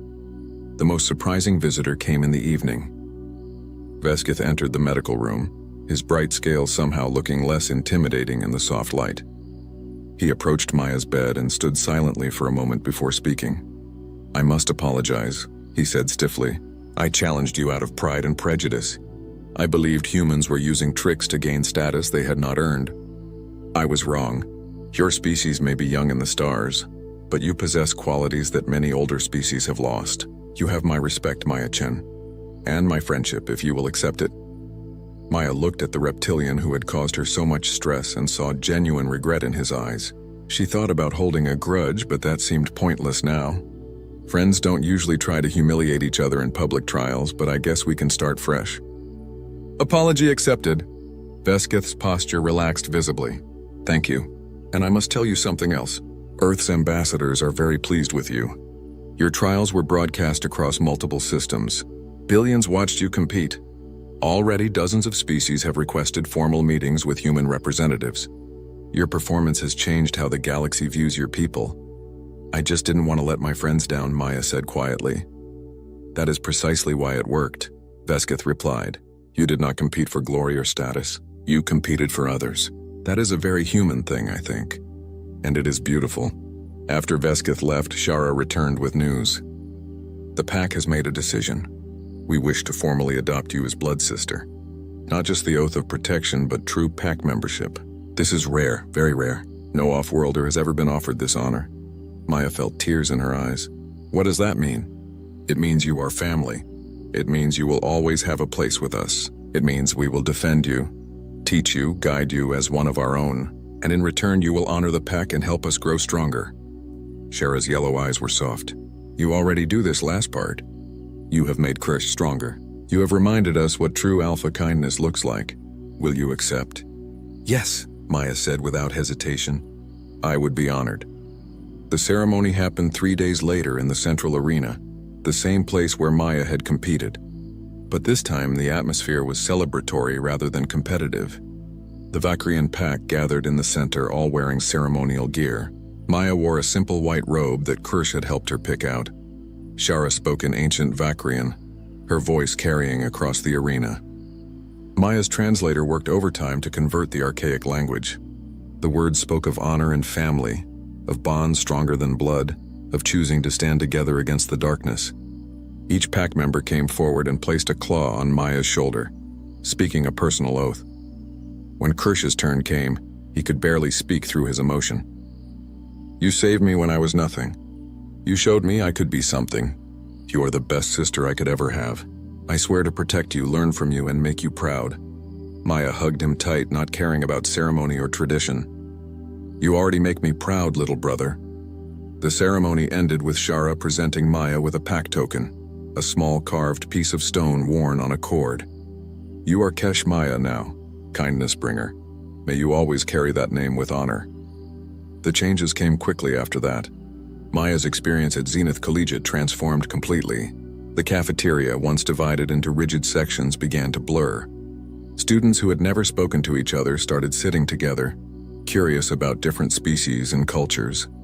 Maya's table became a neutral meeting ground where anyone could sit. Predator species students taught herbivores about their cultures, breaking down centuries of fear and misunderstanding. Omnivores like Maya found themselves as bridges between worlds, helping translate not just language but customs and perspectives. The strict social hierarchies that had governed the university for generations started to crack. Not everyone was happy about the changes. Some traditional students complained that the old ways were being destroyed. Some species felt uncomfortable with the mixing. But slowly, steadily, the momentum of change could not be stopped. And at the center of it all was a small human girl who had just wanted to help a hungry kid. Maya's classes became easier too. Other students actually talked to her now, forming study groups and sharing notes. Her xenobiology professor asked her to present a lecture on human evolution and adaptation, which became so popular, it had to be moved to a larger hall. She was even invited to join several academic clubs and social organizations. But the biggest change was personal. Maya was no longer lonely. She had Krish, who followed her everywhere like a shadow, and made her laugh with his enthusiasm for learning about Earth. She had the Pack, who taught her Vakrian customs and invited her to their gatherings. She had Veskith, who turned out to be funny and intelligent once you got past his formal exterior. She had Pip, who slowly overcame fear and became a good friend. She had classmates from dozens of species, each one teaching her something new about the galaxy. One afternoon, about a month after the trials, Maya sat in the cafeteria with a mixed group of students. A Korthian was explaining silicon-based biology to two herbivores who listened with fascination. And Eralis was teaching Kirsch how to calculate wind resistance for better flight dynamics. Veskith was arguing good-naturedly with another reptilian about philosophy. And Maya sat in the middle of it all, eating her sandwich and smiling. Shara approached the table, which had become a common sight. But this time she carried a data pad with official-looking documents. Maya, I have news from Earth. The table went quiet. Maya looked up, suddenly nervous. What kind of news? Your government has received over 100 requests for human exchange students from other universities across the galaxy. They are expanding the program significantly. More humans will be coming to the stars, and many will be coming here to Zenith Collegiate. Shara's expression was amused. It seems you have made humanity very popular. Maya felt a strange mix of emotions. Pride that she had helped her species. Excitement that more humans would experience what she had. But also a small possessiveness about her found family and the community she had built. When are they coming? The first group arrives in 2 weeks. 50 human students, the largest off-world group Earth has ever sent. Shara tilted her head. The Chancellor has asked if you would help orient them. Show them how to navigate galactic society. Teach them what you have learned. Maya looked around her table at the diverse group of friends she had somehow gathered. She thought about how lonely and scared she had been just 2 months ago. She thought about all the mistakes she had made and the lessons she had learned. She thought about what she could teach the new students so they would not have to struggle the way she had. Yes, Maya said, I'll help them. But they need to learn something important right away. What is that? Veskith asked. That the galaxy isn't about species or status or who is strongest. It's about seeing people who need help and choosing to help them anyway. It's about finding family in unexpected places. It's about being kind even when it's hard. Maya smiled. It's about being human, which means being caring, stubborn, adaptable, and maybe a little bit crazy. Kirsch laughed, his tail wagging. That is the best description of humans I have ever heard. The group at the table agreed, each in their own way. And as they went back to their conversations and meals, Maya reflected on her journey. She had come to Zenith Collegiate as a lonely student who just wanted to study alien life. She had ended up teaching the galaxy about human values instead. Later that evening, Maya stood by her dorm window, looking out at the stars. Earth was out there somewhere, impossibly far away, but somehow closer than it had ever felt. She had changed since arriving at this station. She had grown stronger, braver. The decision that changed everything. The Hegemony Council chamber existed in a constructed pocket dimension, a neutral ground where no single species held advantage. Crystalline walls reflected the light of 1,000 stars, and the air hummed with the frequencies necessary to support the physiology of 200 different species. Representatives from civilizations that had existed for millions of years gathered in perfect silence. Waiting for the proceedings to begin, Ambassador Kryn stood at the central platform, his form a strange amalgamation of evolution and technology. The Valorian species had learned long ago to enhance their natural bodies with cybernetic components. Half his body appeared organic, scaled and muscular, while the other half gleamed with polished titanium. His forearms moved with precise gestures as holographic displays materialized around him, each one displaying information about a distant blue world orbiting a yellow star. "The situation has become critical," Kryn announced, his voice translated into every language present. "The humans of Earth have violated the Colonial Expansion Accord 17 times in the last 5 years. They have established settlements in protected regions, extracted resources from disputed territories, and refused to acknowledge hegemony authority on multiple occasions." The hologram shifted, showing a blue planet with white swirling clouds. Then the image zoomed closer, revealing dozens of human spacecraft scattered throughout nearby star systems, trade vessels, mining operations, research stations, and military patrols were marked with red indicators. The scale seemed impossibly large compared to what the Council expected from a species that had only achieved spaceflight 2 centuries ago. "They are primitives," Kryn continued. "Their largest warship masses barely 50,000 tons. Their weapons rely on kinetic strikes and primitive energy weapons. They possess no neural network technology, no quantum communication systems, no graviton shields. By any measure, they are centuries behind even the youngest Council species. Yet despite this technological gap, they ignore our warnings and continue their expansion as if they own the galaxy." An alien from the Pelion Collective raised one of her 3 eye stalks. "If they are so primitive, what is the actual threat? Should we not simply crush them if they become troublesome?" Kryn nodded. "Precisely my point, Counselor. This is not a complex problem requiring deliberation. This is a simple matter of enforcement. We have warned them. We have given them every opportunity to comply with galactic law. They have refused. Now we must correct their behavior through force." Ambassador Krell, representing the Valdek Empire, stood and spread his 4 wings slightly. The Valdek were a warrior species, feared throughout the galaxy for their combat prowess. "I move that we authorize a military intervention force to suppress this human expansion and bring them under Council supervision." "Seconded," came a voice from the Thorax Collective. 3, Council murmured in agreement. This seemed like a simple matter, an issue of discipline for a young species that had forgotten their place in the galactic hierarchy. But in the shadows of the chamber, an ancient figure stirred. Observer Thaxus slowly rose from his seat. The observers were a special order within the hegemony, tasked with studying and understanding all species. Thaxus had held his position for over 3,000 years, and when he spoke, even the most arrogant council members listened. His species was rarely seen anymore, existing partially outside normal spacetime, which gave them a perspective others lacked. "Before we proceed with a vote," Thaxus said, his voice seeming to come from very far away, "I must present additional information regarding human psychology and history." Kryn's form stiffened slightly. "The human psychology is irrelevant. What matters is their violation of Council law." "Is it?" Thaxus challenged. "Have any of you studied their historical records? Have you examined how they respond to existential threats?" The Council chamber remained silent. This was unusual territory. Most species were analyzed for military capability, technological development, and resource value. The internal psychology of a species was rarely considered relevant. Thaxus activated his own display systems and images of Earth appeared throughout the chamber. Unlike Kryn's presentation, these images showed not the peaceful beauty of the planet but its harsh reality. Violent storms covered the oceans. Massive predators hunted through jungles. The planet's gravity was 1.3 times galactic standard, a crushing force that would exhaust most species within hours. Earth is classified as a Class 7 death world, Thaxis announced. Life on this planet evolved in constant competition, constant danger.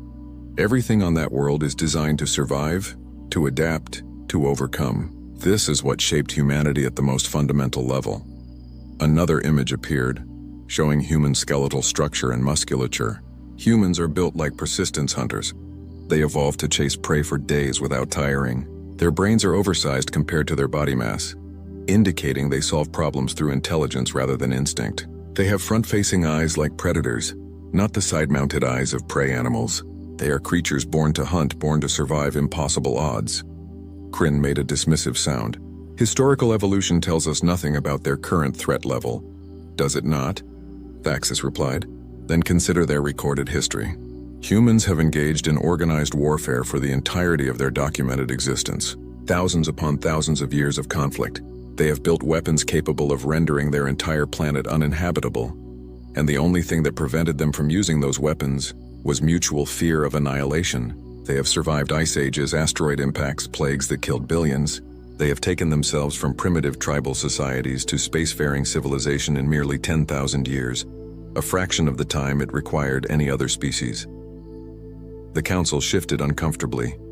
This was not the narrative they had expected. I urge caution, Thaxis said. These are not passive beings who will bow to superior force. They are fighters. They are survivors. They understand desperation in ways we do not. Should you choose military intervention, you must understand that humans do not surrender, not truly. They adapt. They evolve. They find ways to turn disadvantage into advantage. Ambassador Kryn stood again, his voice taking on an edge of frustration. Observer, you speak as though these primitives pose a genuine threat. They do not. We have fleets that could obliterate their entire civilization in a matter of weeks. The Korthian-Valdek coalition alone possesses weaponry that exceeds human capability by orders of magnitude. Technology is not the only form of power, Thaxis replied quietly. Then what is? Kryn demanded. Will and determination?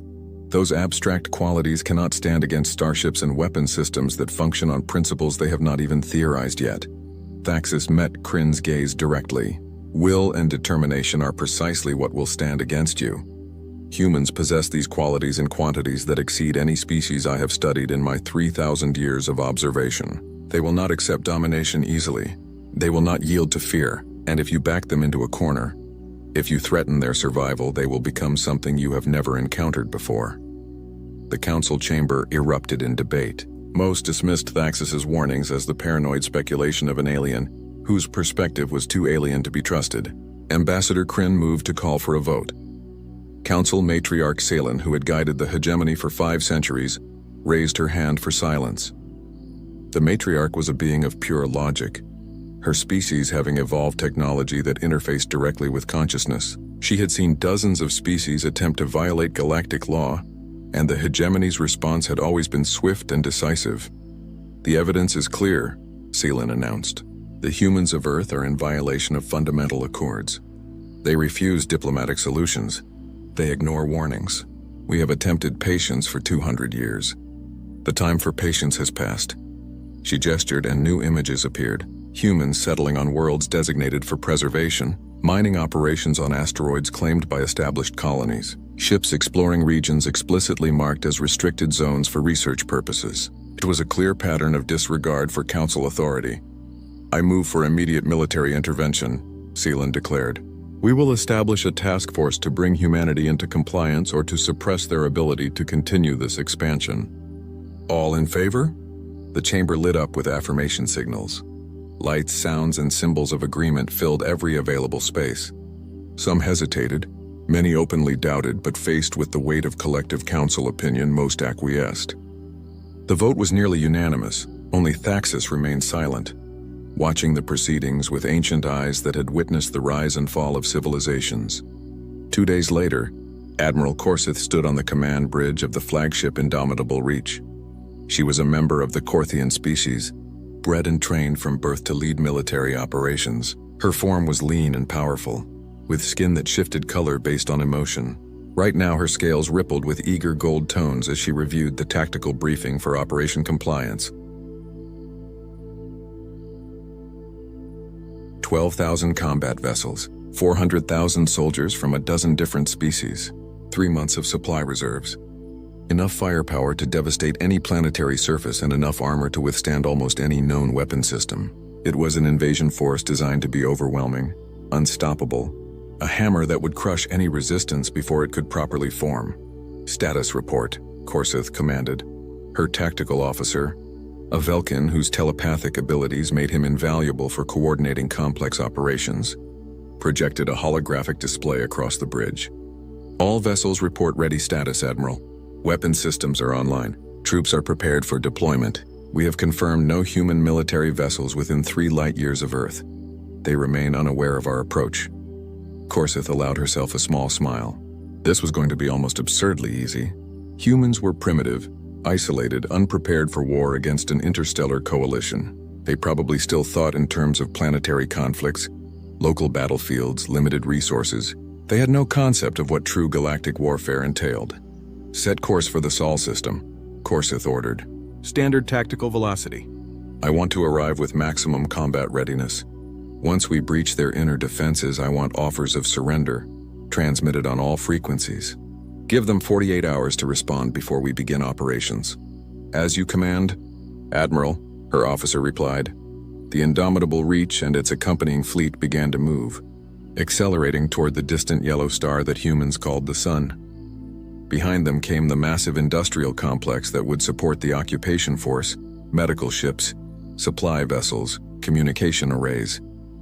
It was a migration of military might, a show of force so vast that it could not possibly fail. On the observation deck, Thaxis watched the fleet depart through a viewing portal. His ancient eyes tracked the movement with something that might have been resignation or prophecy. He whispered words in a language so old that only 5 other beings in the galaxy could understand it. I hope I am wrong, he said to the empty darkness, but I fear I am not. Back on Earth, humanity had no idea that their existence was about to be tested in ways they had never imagined. No idea that a vote cast across the galaxy had decided their fate. No idea that within weeks they would have to choose between slavery and extinction, between surrender and the fight of their lives. The machines of Earth's defense forces sat dormant in their stations waiting. And in the minds of human commanders, military strategists, and ordinary citizens, the first whispers of awareness began to stir. Reports of strange energy signatures, anomalies in deep space, warnings from the few outposts that monitored the void beyond their known sphere. Humanity was about to discover what they truly were capable of, and the Hegemony Council was about to learn that some lessons could only be taught through fire and blood. When machines and willpower collide, Captain Vera, Sato stood on the command platform of the Earth Defense Force's central station, studying the data streams flowing across her displays. She had dedicated 30 years of her life to protecting humanity's interests in space, and her instincts, honed by decades of tactical experience, were screaming that something catastrophic was approaching. Run the analysis again, she commanded her sensor team. I need absolute certainty on those readings. A young lieutenant named Chen worked frantically, recalibrating the long-range detection systems. The Earth Defense Force's technology was impressive by the standards of a young spacefaring civilization, but it was primitive compared to what the galaxy's older powers possessed. That had always been a point of frustration for Vera. Humanity had always been aware that other civilizations existed, that humans were, in cosmic terms, the new kids on the block. That awareness had driven their entire approach to space exploration, pushing them to be better, faster, more innovative than anyone expected. Captain, Chen said, his voice trembling slightly, I'm detecting multiple massive energy signatures approximately 2 light-years distant, arranged in formation. Initial analysis suggests over 10,000 distinct energy readings. That's impossible. No single nation has 10,000 ships. No single alliance has 10,000 ships. Vera felt her stomach tighten. She had always known this possibility existed. The galaxy was vast, filled with civilizations older and more powerful than humanity. It was only a matter of time before one of them decided that humans were more problem than benefit. Send priority alert to all command centers, she ordered. Full strategic alert status. I want every vessel we have within communication range heading back to near-Earth space within the hour. And get me a secure line to the Security Council. Within minutes, the reality of humanity's situation became clear. The Hegemony Council had voted to bring them into compliance. An invasion force vast beyond human comprehension was en route. They would arrive in Earth space within 6 weeks. The response from Earth's leadership was mixed. Some advocated for surrender, for compliance with whatever demands the hegemony issued. Others called for resistance, for a desperate stand using every resource humanity possessed. Arguments raged in chambers and conference rooms across the planet. But one voice, that of Council President James Morrison, cut through the debate with clarity. "We do not surrender our home," Morrison said in a broadcast that reached every human settlement in space and every listening post across Earth. "We did not climb from the depths of our gravity well, overcome plague and war and ice ages, just to kneel before those who see us as less than equal. We will fight." That statement became the rallying cry. Humanity had entered a period known as the Convergence, a complete reorganization of all human industry, all human effort, toward a single purpose: survival. Military manufacturing centers began producing weapons at unprecedented rates. Scientists who had spent their careers on theoretical research were drafted into weapons development programs. Civilians volunteered by the millions to join military forces. Something ancient stirred in the human spirit. Something that had been dormant in the relatively peaceful centuries since Earth's nations had unified. When the hegemony fleet arrived at the outer edges of Earth's solar system, they found something unexpected. Instead of the scattered, disorganized defense they had anticipated, they found something resembling actual military preparation. Human vessels, while individually outmatched, had been positioned strategically throughout the system. The larger planets had been fortified.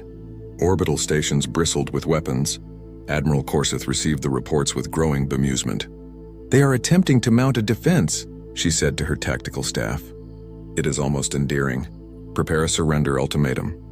A message was transmitted across all frequencies. The Hegemony Council demanded immediate surrender. Humans were to stand down all military forces, cease all resistance, and prepare for occupation and integration into the hegemony's administrative system. They were given 48 hours to respond. Captain Vera Sato received the ultimatum in her command center. She read the terms, her jaw tightening with each word. Then, with deliberate precision, she composed humanity's response. To the invading force, the message began, broadcast from Earth itself, translated into what humans could reconstruct of the hegemony's primary language. "We are humans of Earth. We did not ask for this conflict. We sought only to expand our horizons, to explore the stars that have called to us since we first gazed upward at the night sky. But if you come here seeking to make us slaves, to strip us of our autonomy and our future, then we have one answer: no. We will not surrender. We will not yield. We will fight, and we will make you pay for every single meter of space you attempt to take from us." Admiral Corseth listened to the message with a mixture of contempt and curiosity. "How defiant," she said. "How ultimately futile. Begin orbital strikes against their command structures.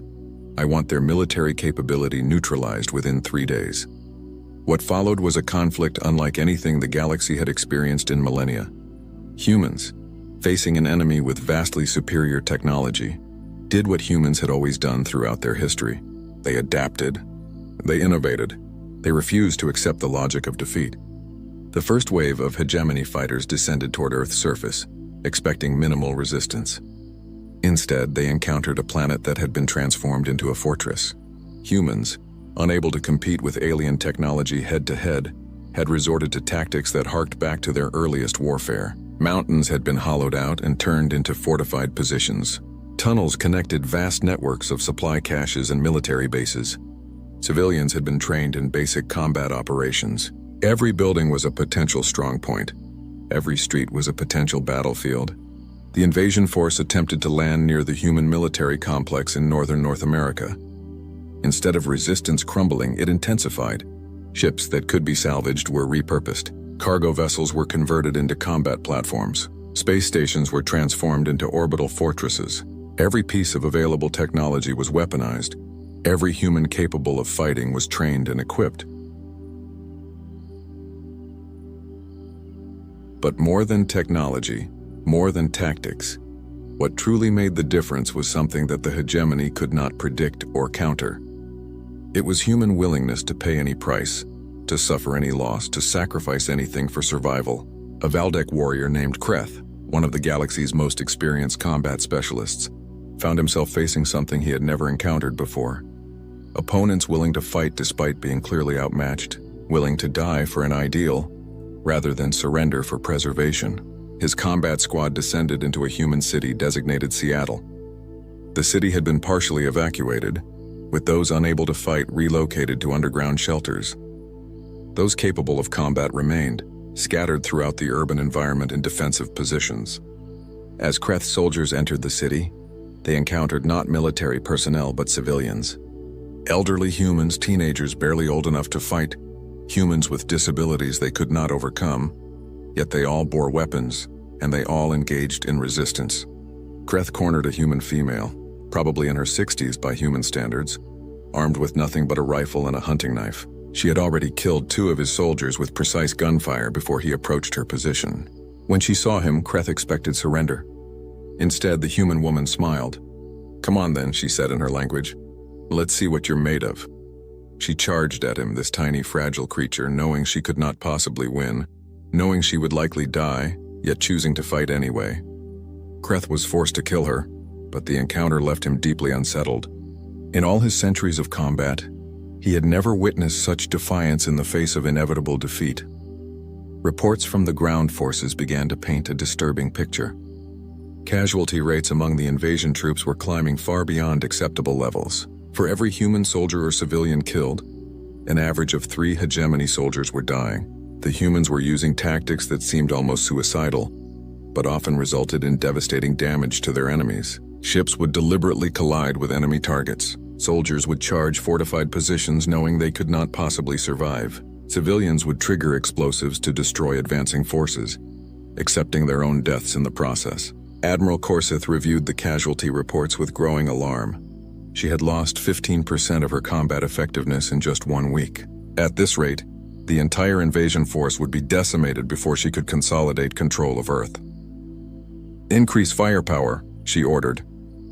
"I want orbital bombardment of major population centers. Destroy their capacity to resist through any means necessary." But as hegemony forces intensified their assault, something unexpected occurred. Humanity's response was not paralysis or surrender, it was escalation.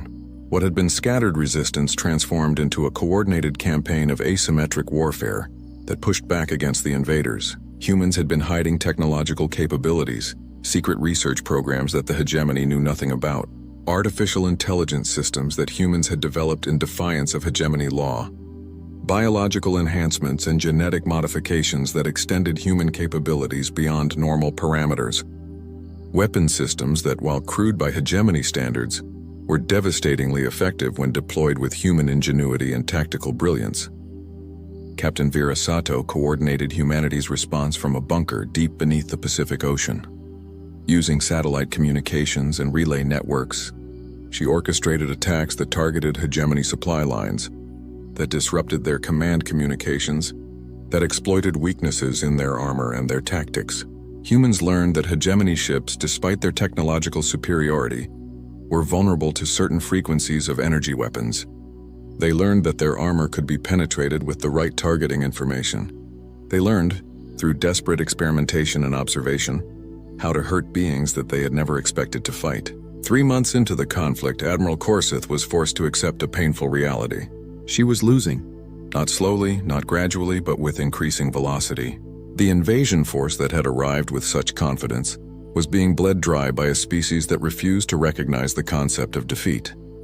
Humans were fighting not with the discipline of a professional military, but with the ferocity of a species defending its home. This was an ancient type of warfare, tribal in its intensity, where every individual would rather die than submit. In desperation, Admiral Korseth sent an emergency transmission to the Hegemony Council. Request immediate reinforcement and authorization for total planetary sterilization. Current analysis indicates that human resistance will not diminish.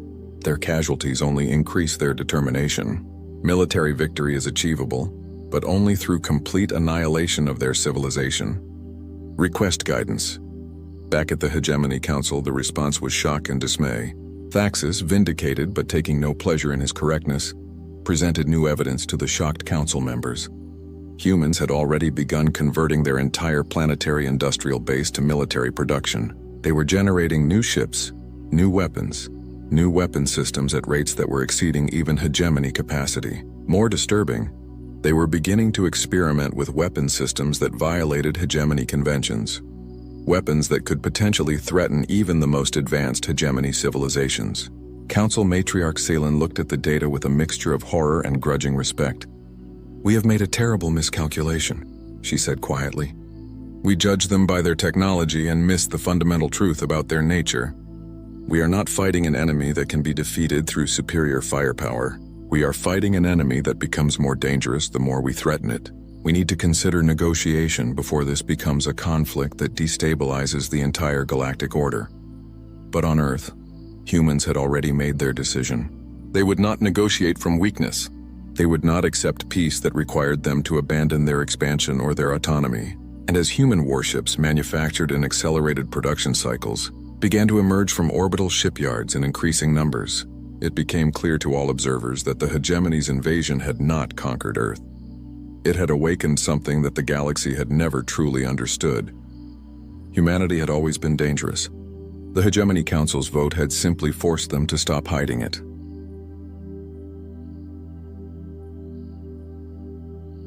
The metal walls of the Zephyrian battlecruiser hummed with the steady pulse of the ship's engines.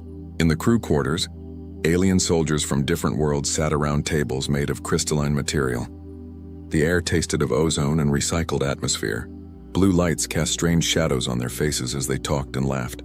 Crix, a saurian with green scales and yellow eyes, held up a small device that showed images from Earth. His clawed finger pointed at pictures of ancient human temples and statues. "Look at this foolishness," he said, his voice making a hissing sound. "These humans believed their ancestors were giants who could move mountains." The other soldiers leaned closer to see. Zek, a Vex with 6 arms and compound eyes that reflected the light like black mirrors, clicked his mandibles in what passed for laughter among his kind. "They tell stories about men who could fly without machines," he said, "and women who could turn people to stone with just a look. Nala, a lumen whose body was made of living crystal that changed colors with her emotions, glowed a soft amber that meant amusement. The humans call them myths," she said, her voice ringing like distant chimes. "But they treat these stories like they are real history. They build monuments to imaginary heroes." Crick scrolled through more images on his device, pictures of massive stone circles, pyramids that reached toward the sky, and carved faces on mountainsides filled the screen. "They say their gods walked among them," he said, "that these gods had the power to create and destroy worlds. But look at them now. They can barely leave their own planet." A group of Thrakari soldiers who looked like walking trees with bark-like skin and branch-like limbs rustled their leaves in agreement. One of them, named Groot, spoke in a voice like wind through a forest. "Our scouts report that humans still read these old stories to their young ones. They pretend that ordinary men once fought monsters the size of ships. The funniest part," said Zek, "is that they believe some humans had the power to see the future. They call them prophets. Yet they never saw us coming, did they?" His laughter sounded like breaking glass. The soldiers around the table joined in the laughter. It was a sound that would have terrified any human who heard it. The mixing of hisses, clicks, chimes, and rustling created a noise like a storm made of anger. Crix put away his device and picked up a cup of glowing liquid. "Tomorrow we reach their world," he said. "The humans will learn the difference between myths and reality. We are their reality now." Nala's crystal body shifted to a deep red color that meant confidence. "Our weapons can turn their cities to dust in minutes," she said. "Our shields can stop anything they throw at us. What will their mythical heroes do against that?" "Nothing," said Groot, his leaves shaking with amusement. "Because heroes only exist in stories. In the real world, the strong take what they want from the weak." Zek stood up and spread 4 of his 6 arms wide. The humans spent so much time dreaming about impossible things that they forgot to prepare for possible ones. Like us, the conversation turned to their battle plans. Each species had brought their best technology to this invasion. The Saurians had plasma weapons that could melt through any armor. The Vex had ships that could move faster than human eyes could track. The Lumens had energy shields that nothing could break. The Thrakari had weapons that could make plants grow so fast they would strangle entire cities. The human military is primitive, said Crix. They still use chemical explosives and metal bullets. Our scouts say their fastest ships take months to travel between their worlds. We can do it in days. They have no unity, added Nala. The humans are divided into hundreds of groups that fight each other constantly. They cannot work together even to save themselves. Zek pulled up tactical displays that showed Earth's major cities and military bases. Look at their defenses, he said. They point most of their weapons at each other instead of at the sky. They are so busy preparing to fight themselves that they forgot others might want to fight them. The alien soldiers studied the displays with professional interest. To them, Earth looked like a fruit waiting to be picked. Rich in resources, weak in defenses, and full of beings who spent more time creating fantasies than preparing for war. I wonder, said Groot, what stories they will tell about us after we defeat them. Will they say we were mythical creatures too? Will they pretend we had magic powers? Let them tell whatever stories they want, said Crix. Stories do not stop plasma fire. Stories do not turn away invasion fleets. Stories are what the weak tell themselves to feel better about being weak. An announcement echoed through the ship's communication system. All units prepare for final approach to target system. Arrival in 18 standard hours. The soldiers began to disperse to their assigned stations. As they walked through the corridors, they passed windows that showed the darkness of space. Somewhere ahead of them, a small blue world waited, unaware that its peace was about to end. In the command center, officers from all the allied species worked together to coordinate the attack. Maps of Earth covered the walls marked with targets and troop movements. The plan was simple and brutal. First, they would destroy the humans' ability to fight back. Then they would demand surrender. If the humans refused, they would demonstrate their power by turning one of their cities into glass. The humans will break quickly, said General Throck, a massive saurian with scars covering his scales. They have no experience fighting a real enemy. Their myths tell them that heroes always win in the end. They will learn that the universe does not care about their stories. But far below in the crew quarters, one figure remained seated long after the others had left.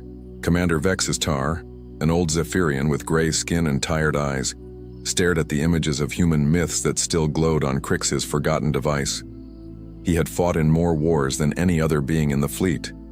He had conquered worlds, crushed civilizations, and seen the rise and fall of species that thought themselves mighty.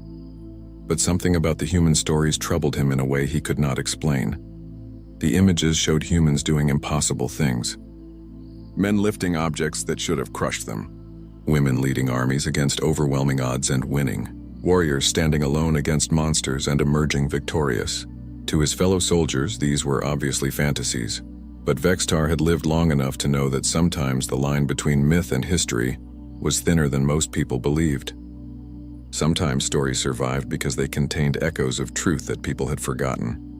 He touched the device's screen and watched the images cycle through again.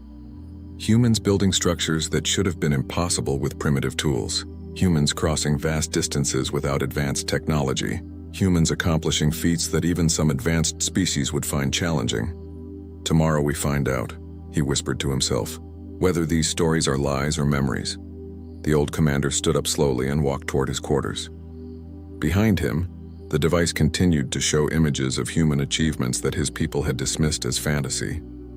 But deep in his mind, a thought grew like a seed planted in fertile soil. What if they were wrong about humanity? What if the myths were not just stories, but warnings about what humans could become when pushed too far? The ship continued its journey through space, carrying an invasion force toward a world that seemed helpless. But in one alien mind, doubt had begun to grow. And sometimes doubt was the first step toward understanding a truth that others had missed. The first alien ships appeared in Earth's sky just after dawn. They dropped out of faster-than-light travel, with a sound like thunder that rolled across every continent. The massive vessels hung in the atmosphere above major cities, their shadows turning day into twilight below. In the lead command ship, General Throck watched the tactical displays with satisfaction. His fleet of 1,200 vessels had taken position exactly as planned. Each ship was larger than the biggest human building, armed with weapons that could split mountains, and protected by shields that had never been broken. "Open communication channels to all human settlements," Throck ordered. His voice carried the authority of someone who had conquered 47 worlds. "Tell them to surrender immediately or face complete destruction." The message went out in every human language. It was simple and direct. Lay down your weapons, accept alien rule, and live as slaves. Refuse and watch your civilization burn. Throck expected the response to come within minutes. Every other species he had conquered had surrendered quickly when faced with such overwhelming force. The smart ones gave up immediately. The stubborn ones took a few hours to realize they had no choice. But none had ever taken longer than a day. The humans took 6 minutes to respond. When they did, the answer came from every human military base, government building, and communication center on the planet at the same time. No, that was it. Not a negotiation, not a request for terms, not a plea for mercy, just a simple, flat refusal that left the alien. Commanders staring at their screens in disbelief. Run, the message again said Throck. Perhaps they did not understand. The surrender demand was broadcast a second time, with more detailed explanations of what would happen if the humans refused. Images of destroyed cities from other worlds were included to help the humans understand their situation. The response came faster this time. 3 minutes. Hell no. Throck's claws dug into the armrests of his command chair. In all his years of conquest, no species had ever responded with defiance when faced with certain death. It was not logical. It was not smart. It was not even brave. It was just stupid. Begin the demonstration, he ordered. Target the city called London. Reduce 1 square kilometer to ash. Show them what happens to those who refuse our mercy. The weapons charged with a whine that vibrated through the ship's hull, but before they could fire, something unexpected happened. Human ships began rising from the planet's surface. The alien sensors had detected these vessels before, but they had seemed so primitive that no one had worried about them. They were small, slow, and armed with weapons that seemed laughable compared to alien technology. Some of them still used chemical rockets for propulsion. Incoming missiles, reported the sensor operator, a young Vex named Crick. Estimated time to impact and wait. His compound eyes widened as he rechecked his instruments. These readings cannot be correct. What is the problem? Demanded Throck. The human missiles are accelerating beyond their theoretical maximum speed, said Crick. They should not be able to move this fast with their primitive engines. Throck looked at the tactical display. The human weapons were indeed moving faster than they should have been able to, but they were still far too slow to threaten ships with shields and armor like his. Let them come, he said. Our shields will absorb their pitiful attacks, and then we will show them the difference between their primitive weapons and real power. The first human missiles struck the alien shields and exploded in brilliant flashes of light. The shields held easily, just as expected. But then something strange happened. More missiles arrived, and these seemed to have been modified somehow. They exploded not against the shields, but inside them. How are they getting through our defenses? Demanded Throck. Unknown, said Crick, his voice rising with panic. The shields show no breaches, but the explosions are occurring within the protected area. Across the fleet, similar reports came in. Human weapons that should have been harmless were somehow finding ways through defenses that had never been penetrated. Alien ships began taking damage from attacks that should have been impossible. But the real shock came when the human pilots started demonstrating maneuvers that defied the laws of physics as the aliens understood them. Human fighters pulled turns that should have liquefied their pilots. They flew at speeds that should have torn their primitive ships apart. They performed combat maneuvers that veteran alien pilots swore were impossible. How are they surviving those accelerations? Asked Nala, her crystal body flickering between colors as her emotions shifted rapidly between confusion and fear. Human physiology cannot withstand forces like that, said Zek, watching his own squadron of Vex fighters struggle to keep up with human ships that should have been far inferior. Their bones should shatter. Their organs should rupture. They should be unconscious or dead. But the humans kept fighting, and they were not just surviving impossible conditions. They were thriving in them. Human pilots were laughing and shouting over their communication channels as they performed stunts that made alien veterans feel sick just watching. On the ground, the situation was even more confusing. Human military units that should have been crushed by the first alien landing were instead adapting and fighting back with tactics that seemed to come from nowhere. Alien forces that landed, expecting easy victory, found themselves facing enemies who seemed to know exactly how to counter every alien advantage. Human soldiers were using captured alien weapons within hours of first seeing them. Human engineers were reverse engineering alien technology in the field and building crude but effective copies. "This is impossible," said Groot, his bark-like skin turning darker with stress. "How can they understand our technology so quickly? It should take their primitive minds years to comprehend even the basic principles." But the humans were not just understanding alien technology, they were improving it. Within days of the invasion's start, human forces were using hybrid weapons that combined alien power sources with human engineering in ways that the aliens had never thought possible. The turning point came during the Battle of New York. Human forces had been pushed back to the city's center, surrounded by alien troops that outnumbered them 10-1, according to every tactical model the aliens had. The humans should have surrendered or been wiped out within hours. Instead, the human commander stood up in front of his surviving troops and gave a speech that was picked up by alien listening devices. "They think we're going to give up because they have better weapons," the human said. His voice was calm, almost conversational. "They think we'll break because they're stronger and faster and tougher than us. But they don't understand something important about human beings." He paused and looked around at the faces of his soldiers. Men and women who were exhausted, wounded, and facing certain death. But none of them looked afraid.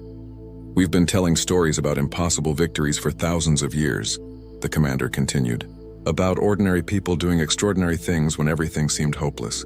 They think those stories are just fantasies. But maybe they're instructions. What happened next would be studied by alien military academicians for generations. The human forces launched an attack that should have been suicidal.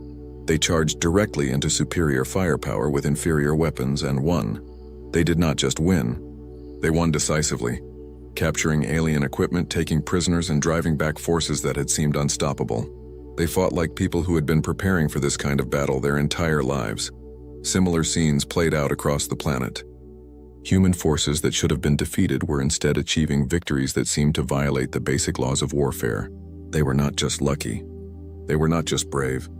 They were displaying a level of skill and determination that the aliens had never encountered before. In the command ship, Throck stared at the reports flooding in from his ground commanders.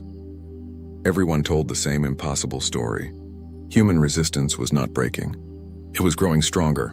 "Order all forces to withdraw to defensive positions," he said finally. "We need time to reassess the situation." For the first time in his long career of conquest, General Throck was forced to admit something that shook him to his core. The humans were not fighting like a primitive species facing superior technology. They were fighting like warriors who remembered how to win against impossible odds. But if that was true, it raised questions that Throck did not want to consider. Questions about who the humans really were, and what they might be capable of if they stopped thinking of themselves as helpless primitives and started remembering what their myths claimed they had once been. As night fell over the battlefield, both sides settled into an uneasy stalemate, but the balance had shifted. The aliens had come expecting an easy conquest and found themselves in a real war. And wars, as any human could have told them, were won not just by superior weapons, but by superior will. The humans had both. 3 weeks into what should have been a simple conquest, the alien invasion force was discovering that humans did not fight like any species they had encountered before. Every day brought new reports that challenged everything the aliens thought they knew about warfare, physics, and the limits of what living beings could accomplish. In the medical bay of the command ship, Dr. Siln, a Lumen physician whose crystal body normally glowed a calm blue, flickered rapidly between colors as she studied the data on her screens. The readings made no sense according to everything she had learned about biology and medicine. "Commander Vextar," she called to the old Zephyrian officer who had been visiting the wounded. "You need to see this." Vextar approached the medical displays with the slow, careful movement of someone who had lived through too many battles. "What have you found, Doctor?" "These are the biological readings we've managed to gather from human soldiers during combat," Siln said, her voice ringing with confusion. "Look at these stress hormone levels. This adrenaline production, this cardiovascular activity." Vextar studied the numbers, his gray skin darkening as he realized what they meant. "These readings indicate that the humans should be dead." "Exactly," said Siln. "According to every medical database we have, no biological system can sustain this level of stress response for more than a few minutes without catastrophic organ failure. But our field reports indicate that human soldiers are maintaining these levels for hours." sometimes days. She changed the display to show more data. Look at this. Physical strength measurements. We have documented cases of individual human soldiers lifting debris that should require mechanical assistance. One human female lifted a piece of wreckage that weighed more than 3 times her own body mass. Equipment malfunction? Suggested Vextar, though his tone indicated he did not believe it. We checked multiple times. The measurements are accurate. Siln's crystal body shifted to a worried purple, but it gets worse. Look at these cognitive assessments. The new data showed brain scans and problem-solving metrics. Vextar felt a cold feeling in his stomach as he read the numbers. Human intelligence appears to increase under stress, Siln continued. Their brains show activity patterns that suggest they are processing information faster during combat than during peaceful conditions. They are literally becoming smarter the more desperate their situation becomes. Vextar thought about the battlefield reports he had been reading. Human forces that found themselves outnumbered and outgunned were consistently developing new tactics on the spot. They were taking alien weapons they had never seen before and figuring out how to use them within minutes. They were building defensive positions using wreckage and debris that somehow proved more effective than anything. In the alien tactical manuals, there's more, said Siln. We've been monitoring their communications. The humans are sharing technical innovations across their entire planet in real time. A breakthrough made by one group of engineers is being implemented by soldiers on the other side of their world within hours. That level of coordination requires advanced communication networks, said Vextar. That's just it. They're not using advanced networks. They're using the same primitive systems they had before we arrived. But somehow, they're making those systems perform at levels that should require technology far beyond their current capabilities. Vexatar walked to the window that looked out at the planet below. Earth turned slowly beneath them, its surface dotted with the lights of human cities that should have been dark ruins by now. Instead, they burned brighter than ever, as if the invasion had awakened something that had been sleeping. In the engineering section of the ship, Chief Engineer Korks was having his own disturbing revelations. The massive Thrakari had spent the morning analyzing captured human equipment, and what he found challenged everything he understood about technological development. This makes no sense, he said to his assistant, showing her a human device that their forces had recovered from a battlefield. This is supposed to be primitive human technology, basic chemical rockets and metal projectiles. His assistant, a young Saurian named Vera, examined the device with her scanner. The materials analysis confirms it's made from standard human metals and compounds, she said. Nothing exotic, nothing that should give it unusual properties. But look at the performance data, said Korks, pulling up combat footage. This weapon is achieving muzzle velocities 30% higher than should be possible with these materials and this design. The projectiles are traveling farther and hitting harder than the physics allow.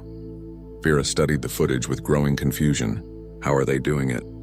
That's not the strangest part, said Korks. Watch this. He showed her recordings of human engineers working in damaged factories, building weapons and equipment under combat conditions. They're manufacturing new equipment faster than our industrial models predict. They're taking raw materials and turning them into functional technology in time frames that should be impossible without advanced automation. Maybe they had hidden factories we didn't detect. Korks's bark-like skin rustled with negative emphasis. We mapped every structure on their planet. There are no hidden facilities capable of this level of production. They're doing this with basic tools and equipment we know they possessed before our arrival. The recordings showed humans working in shifts around the clock, but that was not what troubled Korks. What troubled him was the way they worked. The humans moved with a coordination and efficiency that suggested they had been planning for this kind of emergency production for years. But the aliens knew that was not true. The humans had been completely unprepared for invasion. Pull up the technical innovation reports, said Korks. Vera accessed the files that documented new human technologies that had appeared since the invasion began. The list was long and disturbing. Humans had developed new armor materials, improved weapon designs, more efficient power sources, and communication systems that outperformed anything they should have been capable of creating. They're not just copying our technology, said Vera, reading through the reports. They're improving it. In some cases, yes, said Korks. But in other cases, they're developing completely new approaches that we never considered. Look at this power cell design. It's based on principles we know, but they've arranged the components in a way that increases efficiency by 40%. How did they think of that? That's what worries me, said Quarks, because the answer seems to be that they're not thinking of it. They're remembering it. Meanwhile, in the Tactical Analysis Center, Colonel Strix was reviewing combat footage with a growing sense of unease. The Saurian officer had been studying human military tactics, and what she found challenged every assumption about how primitive species were supposed to fight. Assistant, call up the footage from the Rome engagement, she ordered. The holographic display showed the recent battle where human forces had been surrounded by superior alien troops. According to every tactical model, the humans should have been wiped out in less than an hour. Instead, they had held their position for 3 days and eventually forced the alien forces to withdraw. Analyze the human tactical decisions, said Strix. The computer highlighted the key moments in the battle, showing how human commanders had responded to each alien move. What it revealed made Strix's scales darken with concern. The humans are using tactical doctrines that don't exist in any of their military manuals, she said to her assistant. These formations, these strategies, these timing decisions, they're more sophisticated than anything we've seen from species with centuries more military experience. Could they have received training from another advanced species? Asked her assistant. Negative. We've been monitoring this system for cycles. No advanced species have had contact with Earth. The humans developed these tactics on their own. Strix paused the footage on a scene that showed a human commander directing his troops. But that's impossible. Tactical expertise like this takes generations to develop. It requires experience fighting against advanced opponents. Unless, said her assistant quietly, they had that experience before. Strix looked at her subordinate with sharp yellow eyes. Explain. What if the humans once had advanced military experience but lost it somehow? What if they're not learning new tactics but remembering old ones? The idea was disturbing because it raised questions that Strix did not want to consider. If humans had once been a military power, what had happened to them? And more importantly, what were they becoming now that they were being forced to remember? In his private quarters, Commander Vextar sat alone reading reports from across the invasion force. Each one told the same story. Human capabilities were increasing daily. They were becoming stronger, smarter, more coordinated, and more dangerous with each passing hour. But it was not just their abilities that were changing. It was their attitude. The humans were no longer fighting like a desperate species trying to survive. They were fighting like a warrior race that was remembering its true nature. The old commander accessed the files that contained human myths and legends. Stories of heroes who could lift mountains, warriors who could defeat armies single-handed, and civilizations that spanned the stars. His fellow soldiers had dismissed these as primitive fantasies. But what if they were not fantasies? What if they were memories? Vextar had seen species rise and fall across the Battle of Mumbai had lasted 7 days and ended in complete disaster for the alien invasion force. 3 full battalions of the A Coalition's best troops had been defeated by a human defense force that should have been wiped out in the first hour of fighting. The survivors who made it back to the ships brought with them stories that none of the other soldiers wanted to believe. In the crew quarters of the command ship, the same aliens who had once mocked human myths now sat in stunned silence. Their confidence had been shattered along with their forces on the ground below. The easy conquest they had expected had turned into a nightmare of impossible human victories and inexplicable defeats. Crix, the Saurian soldier who had led the earlier mockery of human stories, stared at his clawed hands as if he had never seen them before. His green scales had turned pale with shock and exhaustion. "They were lifting our battle tanks," he said in a voice barely above a whisper. "Human soldiers were picking up our armored vehicles and throwing them like toys." "That's impossible," said Zek, but the Vex soldier's mandibles clicked nervously as he spoke. "Our tanks weigh 50 tons. No biological organism can generate that kind of force." "I saw it," said Crix. "We all saw it. This human female, she couldn't have weighed more than 60 kilograms. She grabbed the front of Lieutenant Gorks's tank and flipped it upside down. Gorks is still trapped inside. Nala, the lumen whose crystal body had once glowed with confidence, now flickered weakly between gray and black. It has to be some kind of technology we don't understand. Hidden exoskeletons or gravity manipulation devices. We scanned them, said Groot, his bark-like skin rough with stress. No technology, no hidden equipment. Just biological beings doing things that biology says they cannot do. The conversation was interrupted by bitter laughter from the back of the room. The soldiers turned to see 3 Thrakari warriors who had just returned from the surface. Their leader, a massive being named Korak, looked like he had been through a forest fire. His bark was charred and his branch-like limbs were twisted at odd angles. "You still think this is about technology?" Korak asked, his voice like wind through dead leaves. "You still think there's a logical explanation for what we're facing down there?" "There has to be," said Zek. "The universe operates according to physical laws. Even humans cannot violate those laws." Korak laughed again, and the sound made the other soldiers uncomfortable. "Physical laws," he repeated. "Let me tell you about physical laws. I watched a human soldier take a direct hit from a plasma cannon that should have vaporized him instantly. The blast knocked him down, burned his clothes, and left a crater where he had been standing. And then he got up and kept fighting." "Impossible," said Nala. "I thought so too," said Korak. "So I shot him again. Same result. Then I shot him a 3rd time with maximum power. This time the blast was so intense it melted the ground around him into glass. And still he got up. Still he kept coming toward me with nothing but a metal blade in his hand. The silence that followed was thick with fear and disbelief. These were veteran soldiers who had conquered dozens of worlds, but none of them had ever heard stories like this. "What happened then?"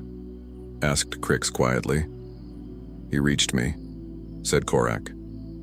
"A human being with primitive weapons reached me through direct plasma fire that should have killed him 3 times over. And when he did, the Thrakari warrior touched his twisted limbs. He did this to me with his bare hands.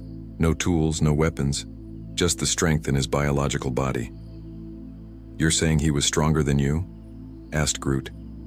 "That's impossible. Thrakari are the strongest warriors in the Coalition." "I'm saying he was stronger than our battle mechs," said Korak. "I'm saying he bent hardened metal like it was soft clay. I'm saying he moved faster than our targeting systems could track. And I'm saying he did it all while laughing." The soldiers looked at each other with growing horror. Each of them had their own impossible stories from the battlefield, but none had wanted to share them for fear of being thought mad. Now they began to realize that everyone had seen the same things. "The humans are not what we thought they were," said a quiet voice from the corner of the room.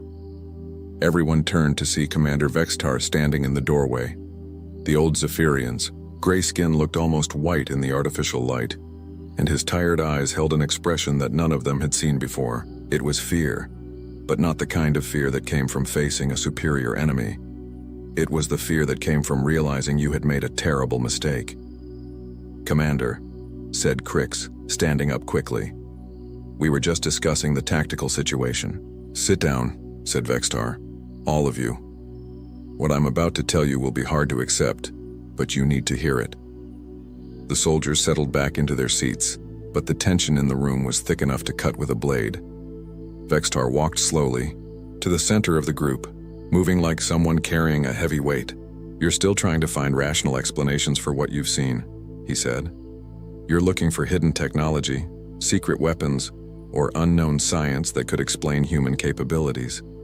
But you're looking in the wrong place." "Then where should we look?" asked Nala. Vextar was quiet for a long moment, as if gathering the courage to speak words that would change everything. "In their myths," he said finally. The soldiers exchanged glances. "Commander," said Zek carefully. "I've been studying human culture for longer than any of you," said Vextar. "Not just their current civilization, but their ancient history, their archaeological records, their oldest stories." He paused and looked around the room.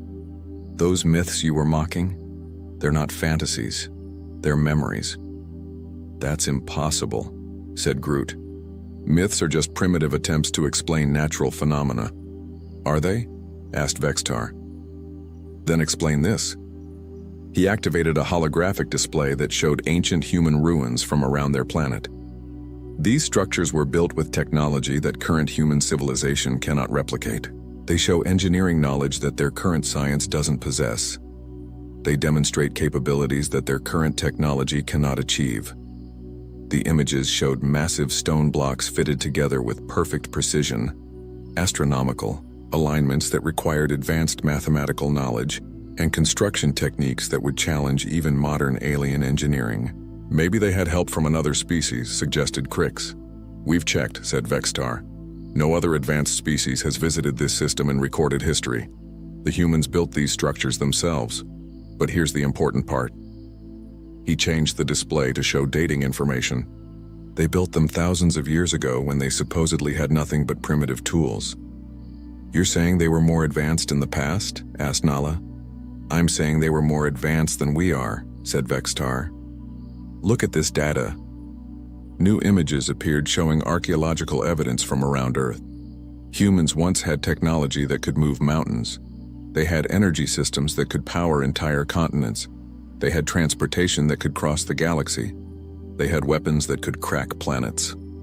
The soldiers stared at the evidence in growing horror. What happened to them? Asked Zek. Something made them forget, said Vextar. Some catastrophe, some disaster, some event that reduced them from galactic masters to planetary primitives. But they didn't lose their capabilities completely. They just lost the knowledge of how to access them. And now? Asked Korak. Now we've given them a reason to remember, said Vextar. Every challenge we present, every impossible situation, we put them in, forces them to reach deeper into their racial memory, forces them to rediscover abilities that have been sleeping in their genetic code for millennia. The room was completely silent as the implications sank in. The aliens had not invaded a primitive world. They had attacked the sleeping remnant of a species that had once ruled the galaxy. Those myths about heroes with impossible strength, continued Vextar. Those were normal humans at the height of their civilization.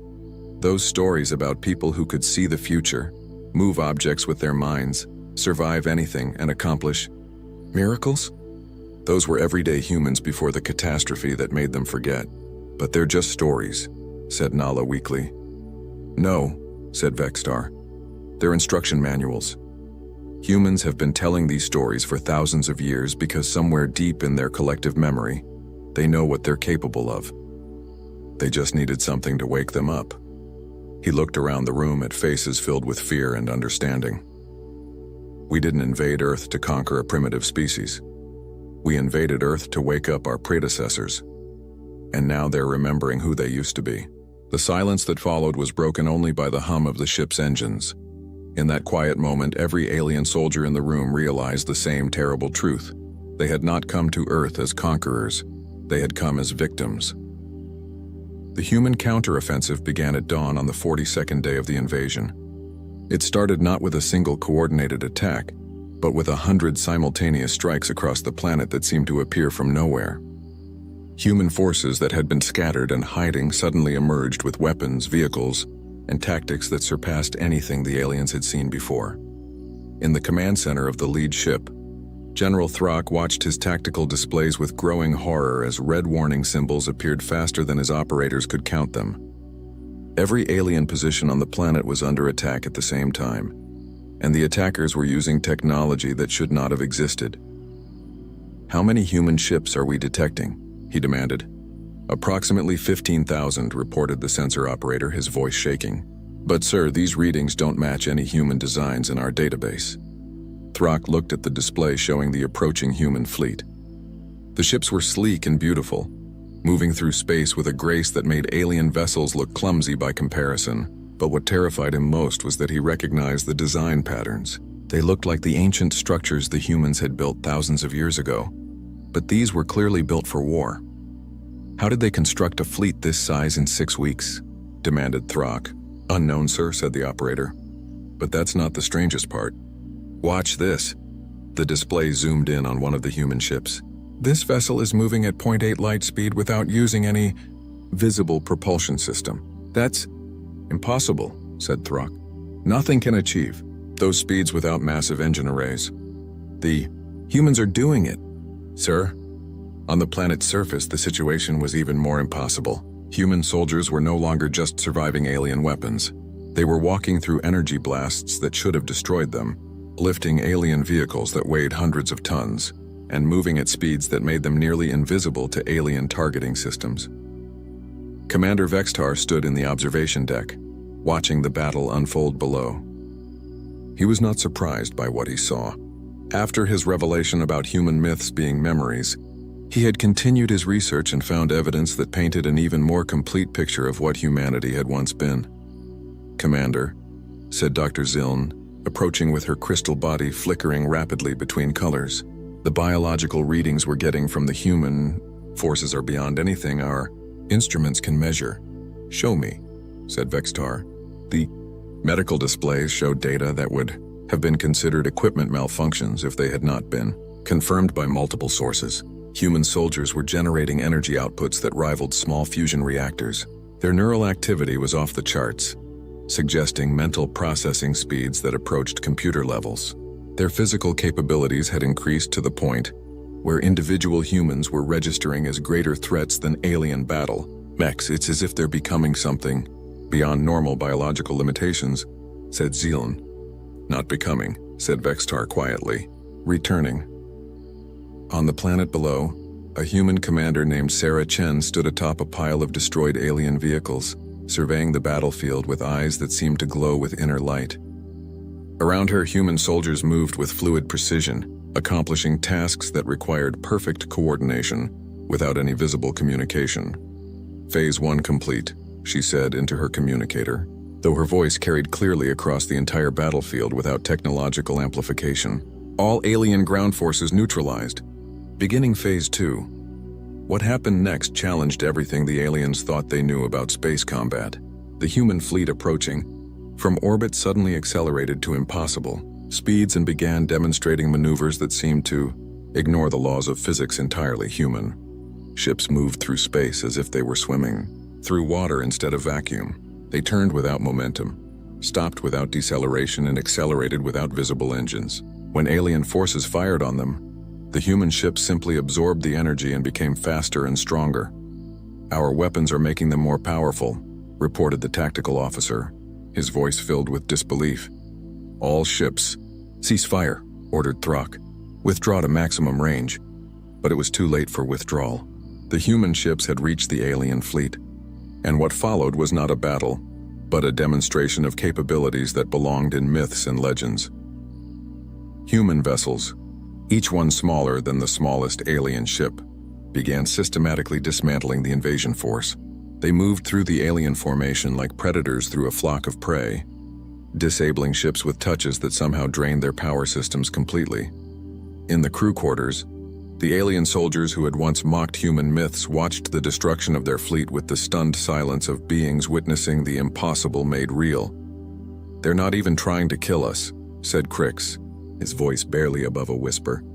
"They're just turning off our ships." "How are they doing that?" asked Zek. Commander Vextar, who had joined them to watch the end of the invasion, answered quietly. "Energy manipulation, matter control, techniques that our science considers theoretical impossibilities. The humans didn't just have advanced technology in their past. They had abilities that transcended technology entirely.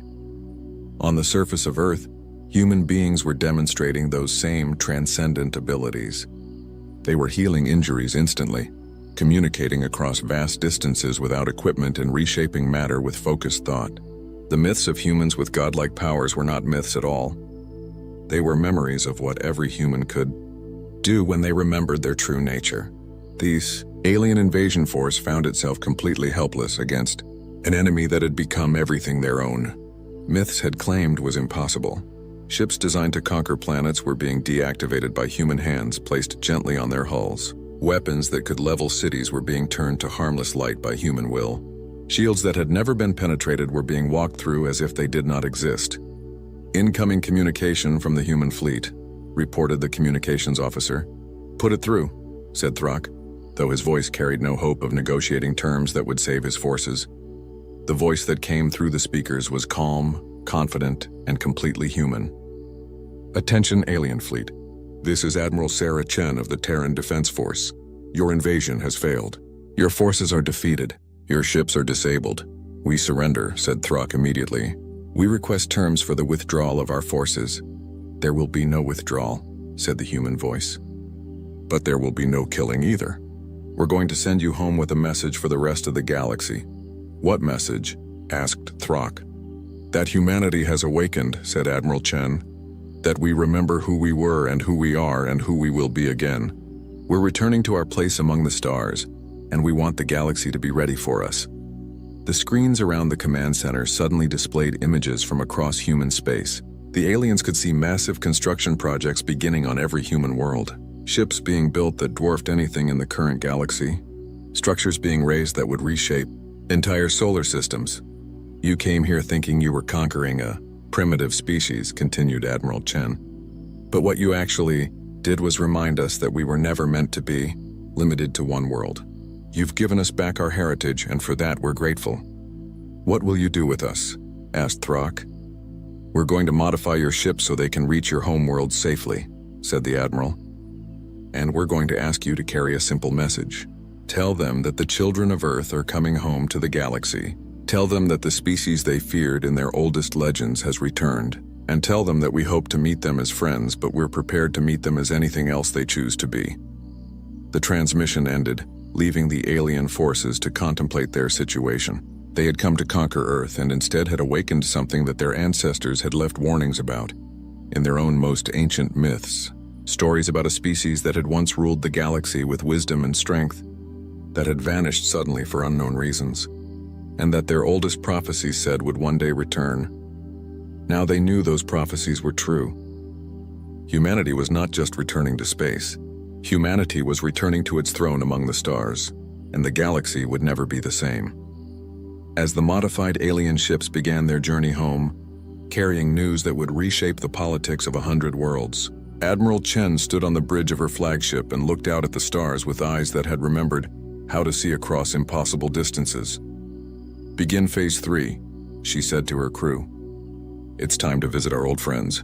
Some of them have probably forgotten us, but I think it's time for a reunion. The human fleet turned toward the deep galaxy, carrying the awakened children of Earth back to their ancient domain.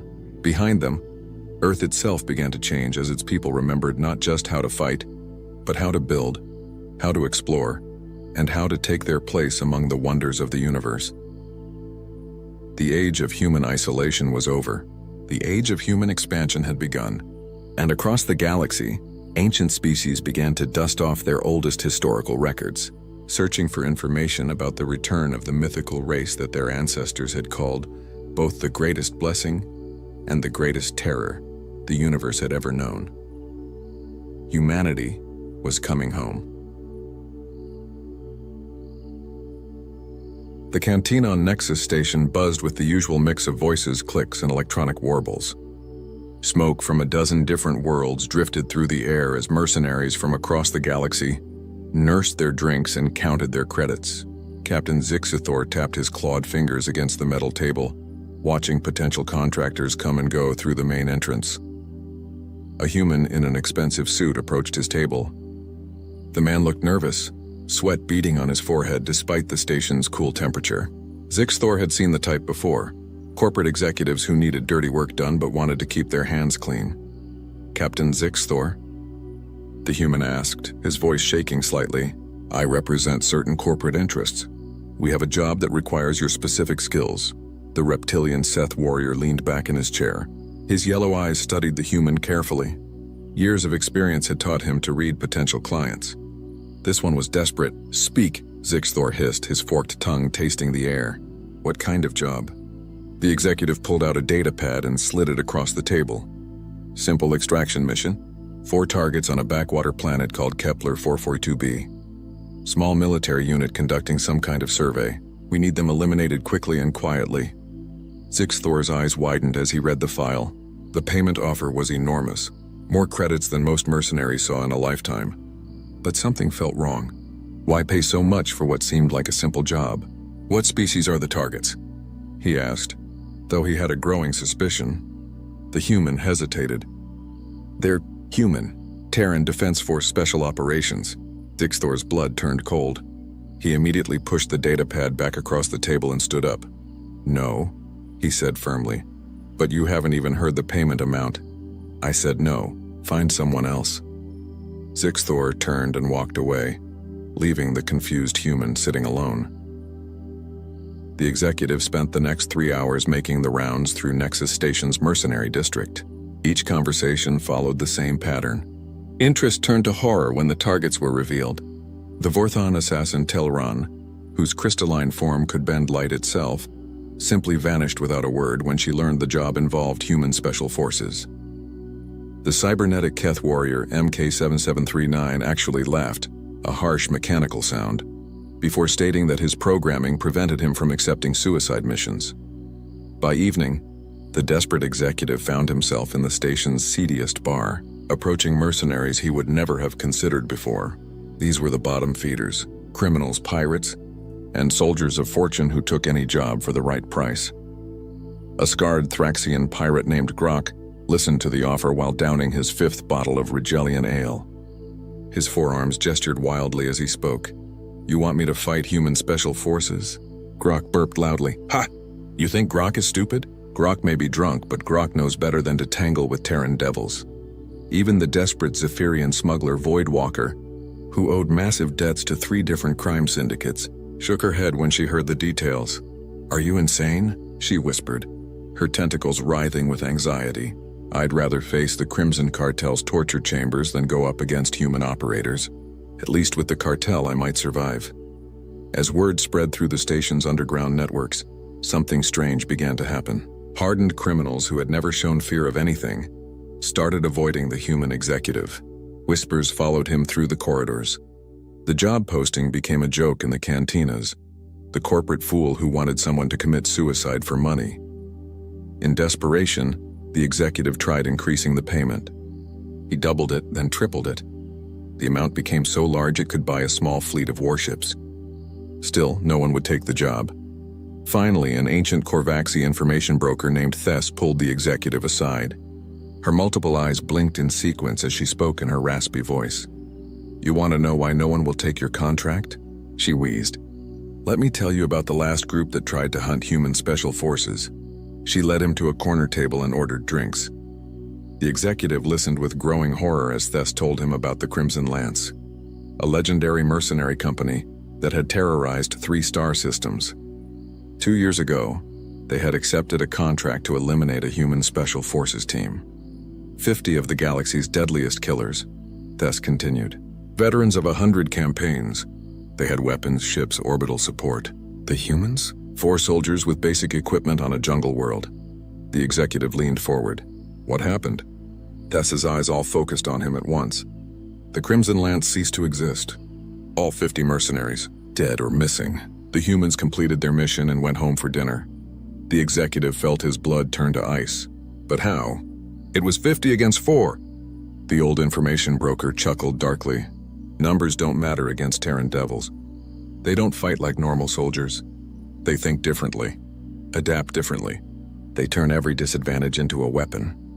She leaned closer, her breath smelling of strange spices. There's a reason why humans conquered half the galaxy in less than a century after they reached the stars. It's not their technology.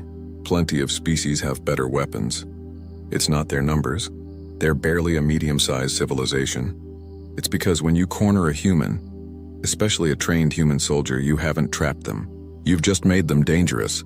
The executive stared at his drink, his hands shaking. So nobody will take the job? Thess laughed, a sound like grinding metal.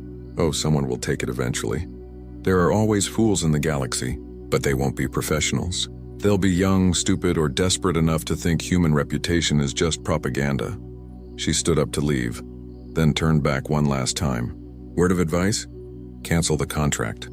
Find another way to solve your problem, because if you keep pushing this, you'll eventually find someone willing to try. And when that someone fails, those human special forces might start wondering who wanted them dead. Trust me, you don't want them asking you questions personally. As Thess disappeared into the crowd, the executive sat alone at the table, staring at the datapad containing the contract details. The amount kept increasing automatically as his employers grew more desperate, but the mercenary boards remained empty of volunteers. Across the galaxy, On a peaceful jungle world, 4 human soldiers continued their reconnaissance mission, completely unaware that the greatest mercenaries in known space had all refused to hunt them. They worked quietly and efficiently, their presence known only to the wildlife and the growing legends that followed their kind wherever they went.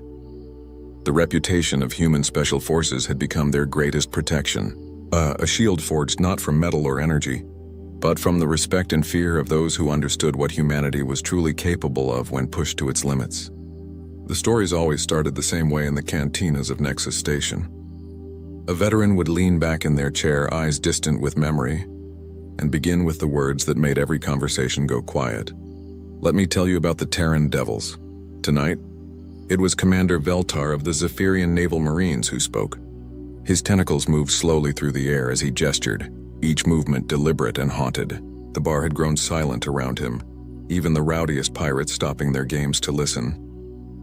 It was during the border wars, he began, his voice carrying the weight of old trauma.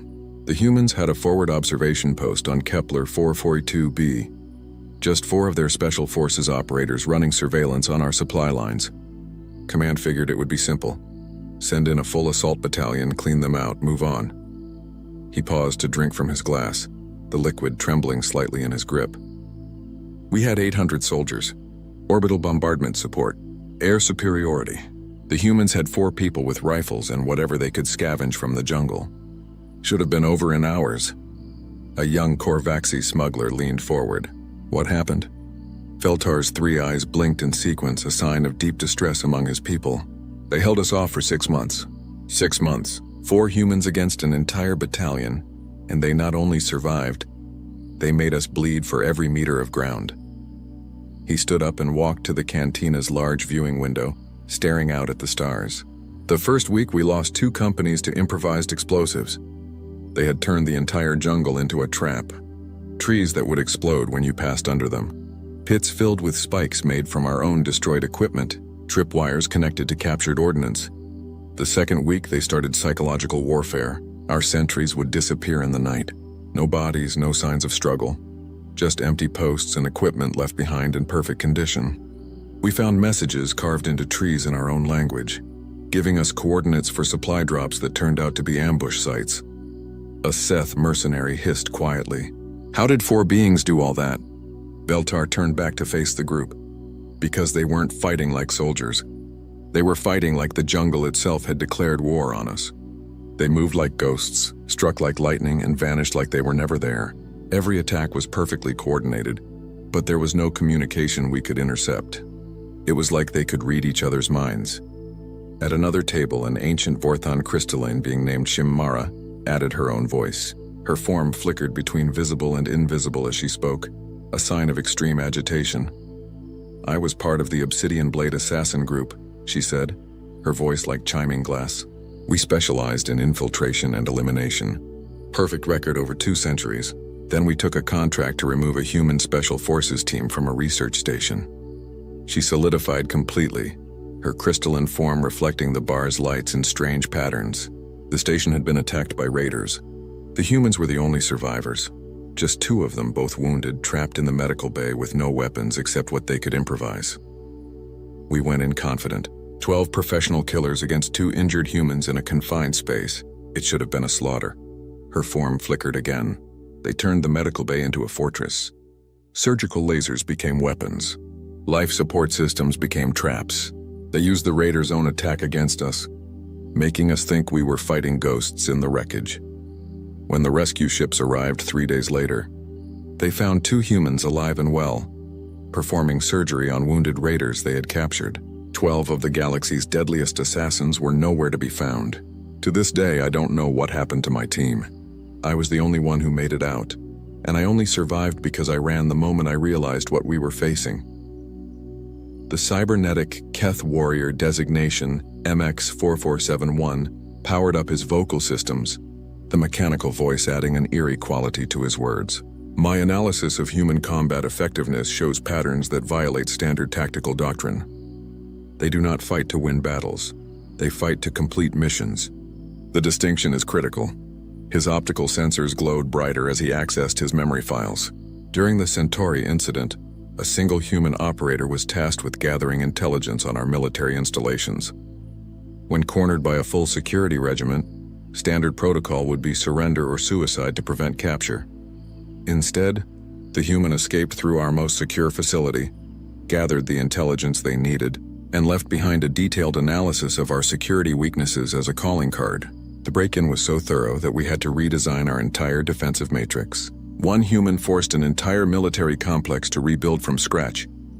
A young Thraxian pirate slammed his 4 fists on the table. These are just stories. Exaggerations. Humans are not gods. The entire cantina turned to look at him. Feltar slowly walked back to his table, his expression serious. "You're right," he said quietly. "They're not gods. There's something worse from a tactical perspective. They're adaptable. Gods are predictable. They have limits, rules, patterns you can learn and exploit. Humans? They rewrite the rules as they go." The Vorthon assassin flickered again. "Every species in the galaxy has specialized evolution. We Vortons bend light. The Seth have enhanced reflexes and toxin immunity. The Keth integrate technology seamlessly. We're all very good at specific things. Humans," she continued, "are generalists elevated to an art form. They don't have our specialized abilities, but they don't need them. They observe, learn, adapt, and overcome. Put a human in any environment and they'll find a way to not just survive, but to thrive and eventually dominate." An old Zephyrian trader named Kolves joined the conversation. His scarred tentacles moved in patterns that indicated deep respect mixed with fear. "I've traveled the trade routes for 60 years. I've seen human colonies on worlds that would kill any other species within hours. Ice worlds, lava worlds, toxic atmosphere worlds, radiation-soaked hellscapes. Not only do they survive on these worlds, they build thriving cities. They turn uninhabitable planets into gardens. They find ways to make the impossible seem routine. And their soldiers? Their soldiers are the concentrated essence of that adaptive ability, trained and refined until they become something beyond what nature intended." The cybernetic Keth added his analysis. "Human Special Forces training focuses not on teaching specific techniques, but on teaching the ability to learn any technique rapidly. They train for situations that don't exist yet, against enemies they haven't met, using equipment they'll have to improvise. The result is a soldier who can walk into any situation and become whatever type of warrior that situation requires. Sniper, saboteur, medic, engineer, pilot, diplomat, sometimes all in the same mission." Veltar nodded grimly. "That's why the contract will never be filled by professionals. We've learned to recognize impossible odds when we see them. Taking a job targeting human special forces isn't a mission. It's assisted suicide with extra steps." The young Thraxian pirate looked around the cantina, seeing the serious expressions on every face. "But surely someone will take the job eventually. The money being offered is enormous." Shimamara's crystalline form shimmered with what might have been amusement. "Oh yes, someone will take it. Someone young, inexperienced, and foolish enough to think that reputation is just propaganda. Someone who believes that superior numbers and firepower always win. And when that someone tries," she continued, "they'll learn why every professional in the galaxy refuses these contracts. They'll discover that fighting human special forces isn't like fighting any other enemy. It's like fighting the concept of warfare itself, always changing, always adapting, always finding new ways to turn your strengths into weaknesses." The cantina fell silent again as the weight of her words settled over the crowd. Outside the viewing windows, ships continued their eternal dance through space, carrying cargo and passengers between the stars.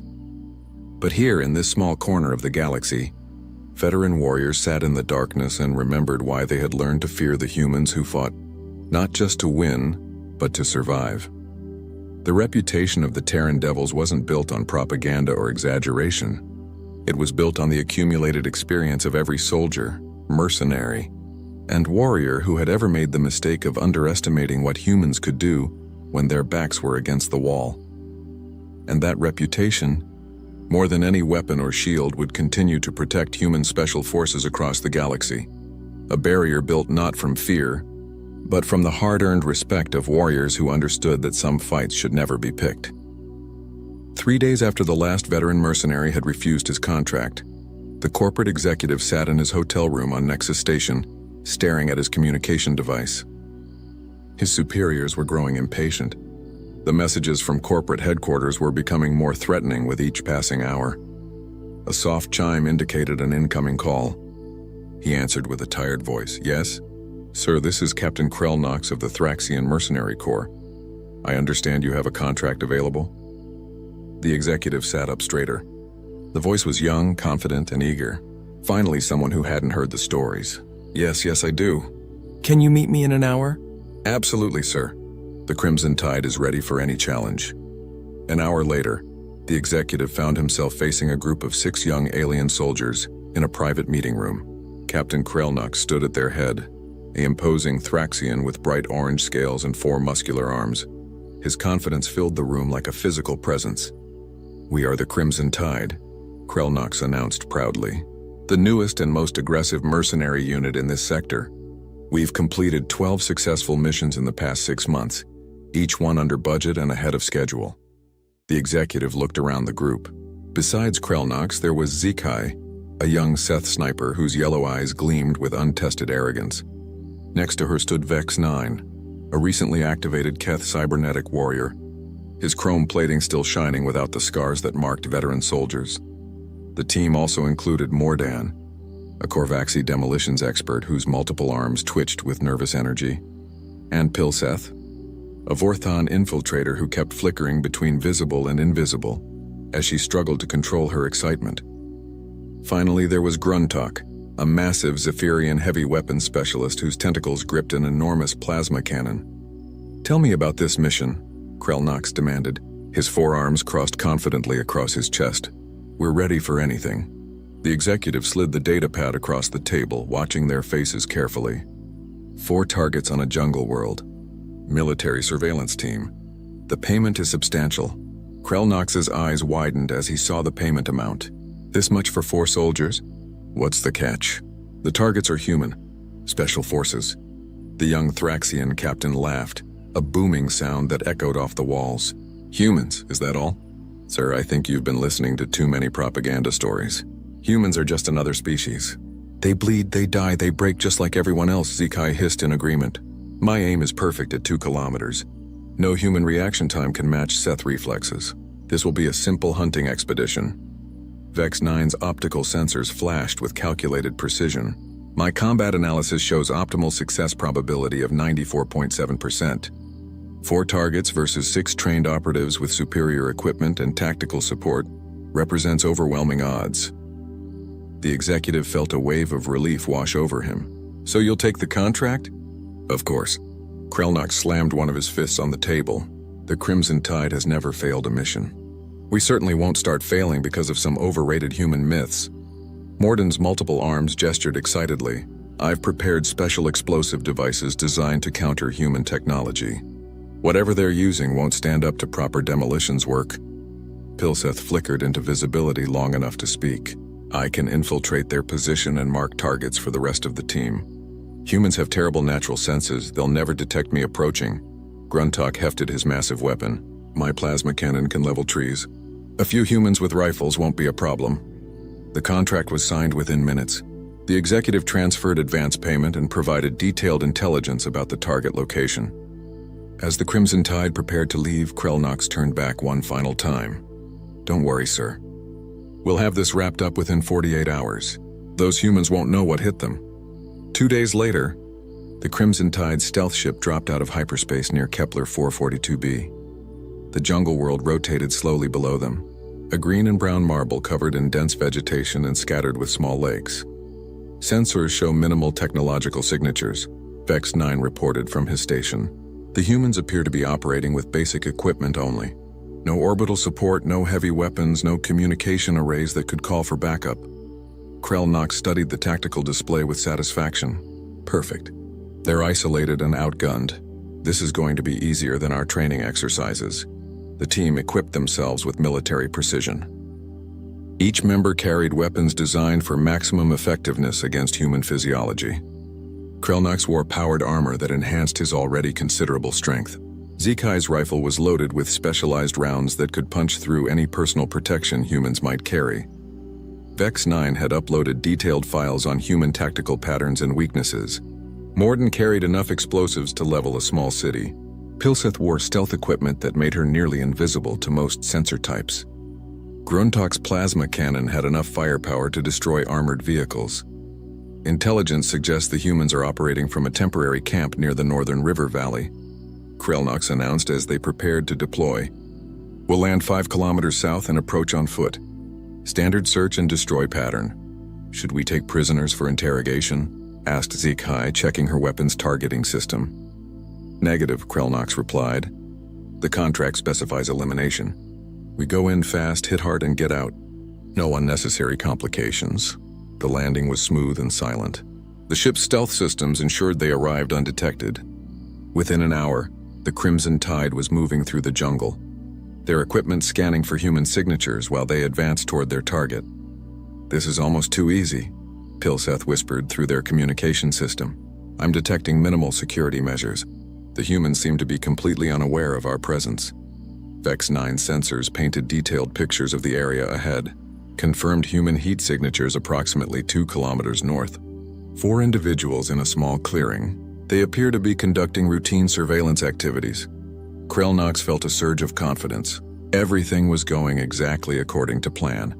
The humans were exactly where intelligence had predicted, doing exactly what they were supposed to be doing, completely unaware that death was approaching through the jungle. All units, prepare for final approach, he commanded. We'll surround the target area and strike simultaneously. This mission will be over before the humans even know they're under attack. As the Crimson Tide moved into position, none of them noticed the subtle signs that more experienced mercenaries would have recognized. The jungle was too quiet. The animal sounds had stopped.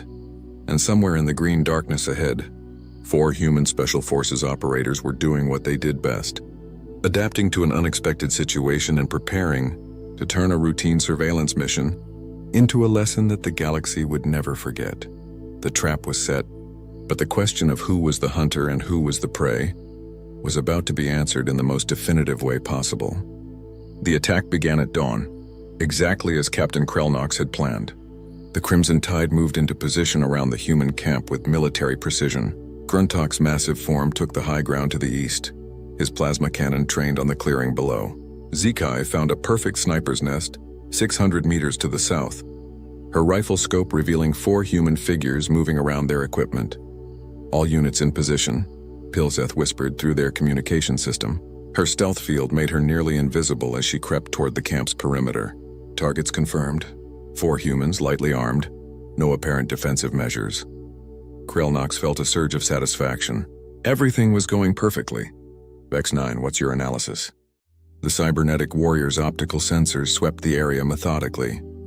All tactical parameters nominal. Humans appear to be engaged in routine data collection. No signs of awareness regarding our presence. Success probability remains at 97.3%. Mordan, explosive charges ready?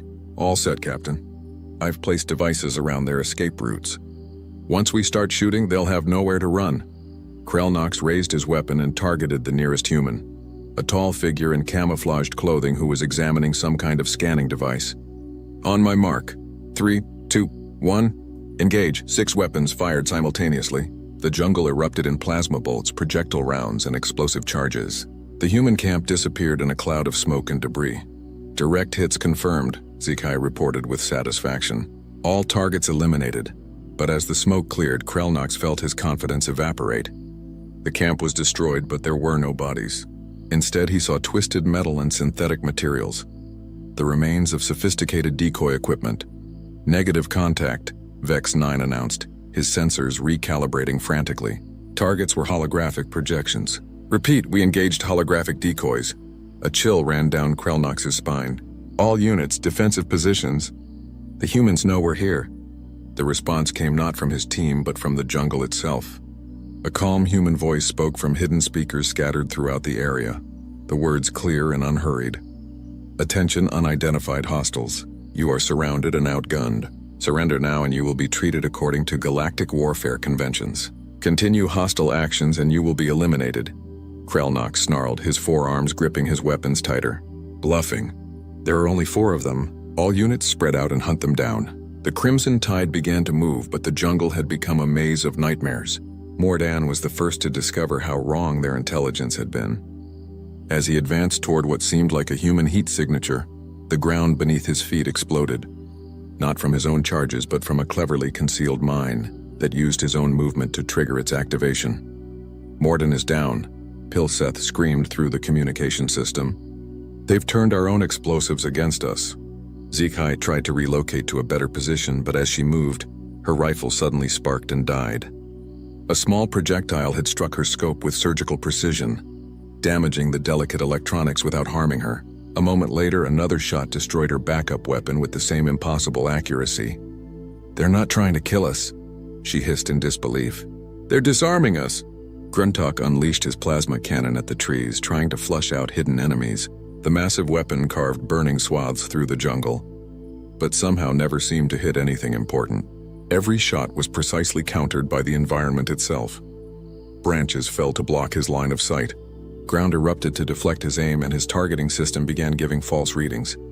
"My cannon is malfunctioning," he roared. "The targeting computer is corrupted." Vex-9's analysis systems were screaming warnings. "Captain, we are not facing normal tactics. The humans have restructured the entire battlefield to their advantage. Every move we make triggers countermeasures we cannot predict."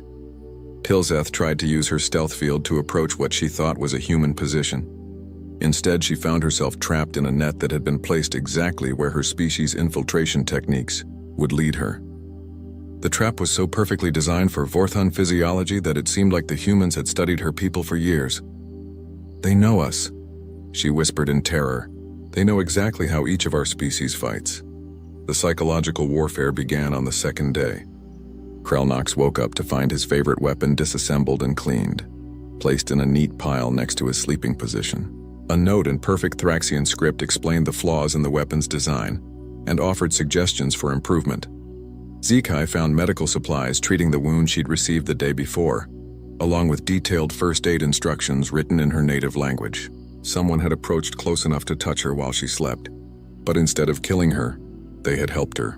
Vex-9's systems began receiving software updates that improved his performance while simultaneously demonstrating how easily the humans could take control of his cybernetic components. Each update came with documentation explaining the security vulnerabilities they had exploited.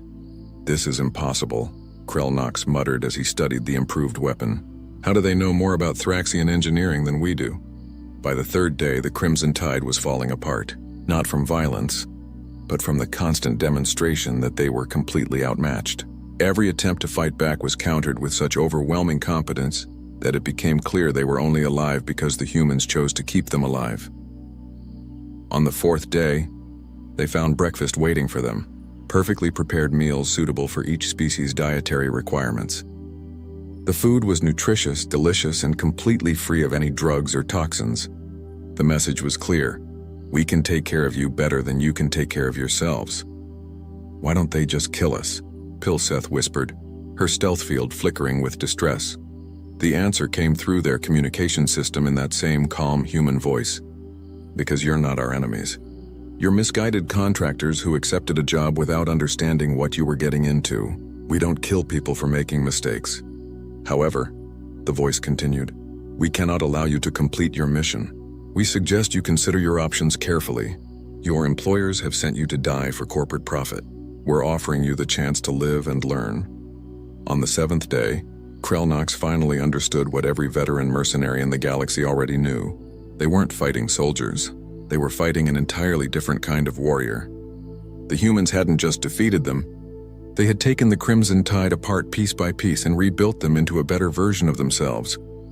As he sat in the jungle, eating food prepared by his supposed enemies and reading tactical manuals they had written specifically for his species, Krelnox realized that the reputation of human special forces wasn't based on fear or propaganda.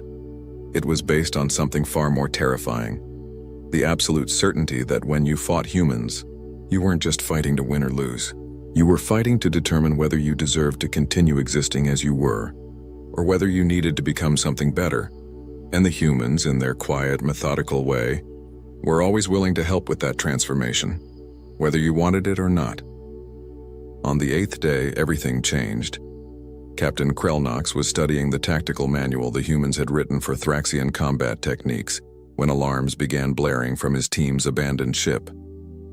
The sound echoed through the jungle, followed by the unmistakable roar of military transports entering the atmosphere. Within minutes, the calm human voice returned to their communication system. Crimson Tide, we have incoming corporate security forces. 12 heavy assault ships, estimated 400 soldiers. They appear to be here to clean up loose ends. Krelnox felt his blood turn cold. They're here to kill us. The contract was never meant to be completed. We were sent here to die, so we couldn't talk about who hired us. Correct, the human voice confirmed. We intercepted communications from your employers 3 days ago. You were expendable assets. However, you are now under our protection. Suddenly, 4 figures emerged from the jungle around the Crimson Tide's position. For the first time, Krelnox saw the humans who had been hunting them for a week. They were smaller than he had expected. No impressive physical modifications, no obvious cybernetic enhancements, no exotic weaponry. Just 4 humans in practical gear, carrying standard equipment. What shocked him was how ordinary they looked, and how absolutely confident they moved. The leader, a woman with short dark hair and eyes that seemed to see everything at once, approached Krelnox directly. Captain, I'm Sergeant Chen, Terran Defense Force Special Operations. We need to move now. The corporate forces will be here in 15 minutes. Why are you helping us? Zikai hissed, her natural suspicion overriding her confusion. Sergeant Chen smiled grimly. Because our real mission isn't surveillance. We're here investigating the same corporate conspiracy that sent you to kill us. You were victims before you were enemies. A second human, a tall man with scarred hands, began distributing weapons to the alien mercenaries. Sergeant Rodriguez, demolitions and tactical. These are your weapons, cleaned and improved. We've also prepared some surprises for our uninvited guests. Vex 9's optical sensors focused on the weapons. These modifications exceed original specifications by 47%. How did you improve our equipment in 1 week? The third human, a young woman who moved with impossible quiet, answered. Corporal Kim, intelligence and technical. We spent a lot of time studying alien technology, occupational hazard of fighting diverse enemies. The fourth human, a stocky man carrying an enormous sniper rifle, was already moving toward higher ground. Private Martinez, long-range support. Contacts inbound 2 minutes early. They're eager to clean house. Sergeant Chen looked at the assembled group of aliens and humans. Here's the situation. The corporation that hired you has been conducting illegal weapons testing on civilian populations. We're here to gather evidence and shut them down. You were sent to eliminate us because we're close to exposing them. The security forces coming down are here to eliminate all witnesses, including you. They'll claim you attacked us and we killed you in self-defense. Clean story, no loose ends. Krelnox gripped his modified weapon, feeling its improved balance. What do you want from us? Help us survive the next few hours, Chen replied simply. Then help us take down the people who tried to use you as disposable tools. The first corporate dropships landed in the clearing where the fake human camp had been. Armed soldiers in black armor poured out, scanning for targets. They moved with professional efficiency, but none of them noticed the carefully concealed observation posts now manned by a combined human-alien team. Remember, Sergeant Chen whispered through their shared communication network. These soldiers are following orders. They don't know the full picture. Disable when possible, eliminate only when necessary. Pilseth found herself working alongside Corporal Kim, using her stealth abilities to mark targets for non-lethal takedown. I don't understand, she whispered. Why do you care about enemy soldiers? Kim's response was matter-of-fact. Because most conflicts are created by people who never fight in them. Those soldiers down there are doing what they think is right. We only kill when there's no other choice. The battle that followed was unlike anything the Crimson Tide had ever experienced. Instead of the chaotic violence they were used to, it was a carefully orchestrated dance of tactical precision. The humans didn't just fight.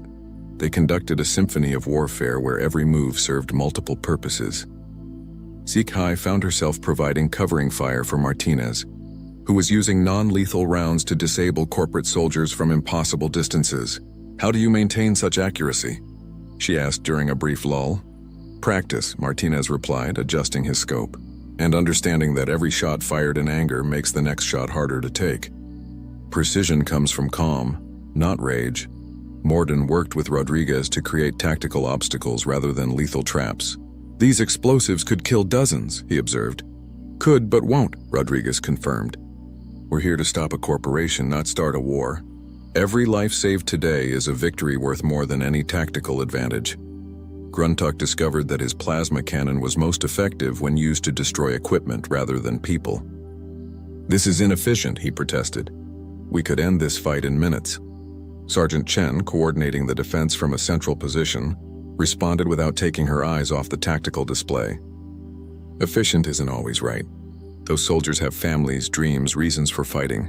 Our job is to stop them, not destroy them." Vex 9's combat analysis system struggled to process what he was witnessing. "These tactics are suboptimal for maximum casualty infliction," he reported. "That's the point," Chen replied. "Maximum casualty infliction is rarely the actual objective. The real goal is achieving mission success while maintaining moral integrity." The corporate forces found themselves fighting an enemy that seemed to anticipate their every move while somehow avoiding causing serious casualties. Weapons malfunctioned at critical moments. Communications were jammed selectively. Supply lines were disrupted without permanent damage. Most disorienting of all, wounded corporate soldiers found themselves receiving medical treatment from the same enemies who had injured them. Corporal Kim moved between positions, treating both corporate troops and defending aliens with the same professional care. By evening, the corporate force had withdrawn to their ships. They had accomplished nothing, lost significant equipment, and suffered numerous non-fatal casualties. Most importantly, they had failed to eliminate any witnesses. As the corporate ships disappeared into hyperspace, Krelnox found himself sitting around a campfire with the 4 humans who had spent a week dismantling everything he thought he knew about warfare. "I don't understand," he admitted. "You could have killed us all on the first day. You could have killed the corporate soldiers today. Why didn't you?" Sergeant Chen looked into the fire, her expression thoughtful. "Because the moment you start thinking of other beings as expendable, you stop being a soldier and become something else, something worse.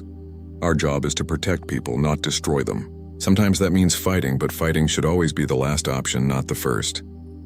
3 weeks later, the Crimson Tide returned to Nexus Station. They walked into the same cantina where their former captain had once boasted about taking any job for the right price. The conversation stopped as veterans recognized them. "Did you really fight human special forces?" asked Commander Veltar, his tentacles twitching with curiosity. Krelnox nodded slowly. "We did. And we learned why no professional soldier will take contracts targeting them." He looked around the cantina, seeing the same mix of species and skills that had always gathered here. But now he understood something the others were still learning. "It's not because they're impossible to defeat," he continued.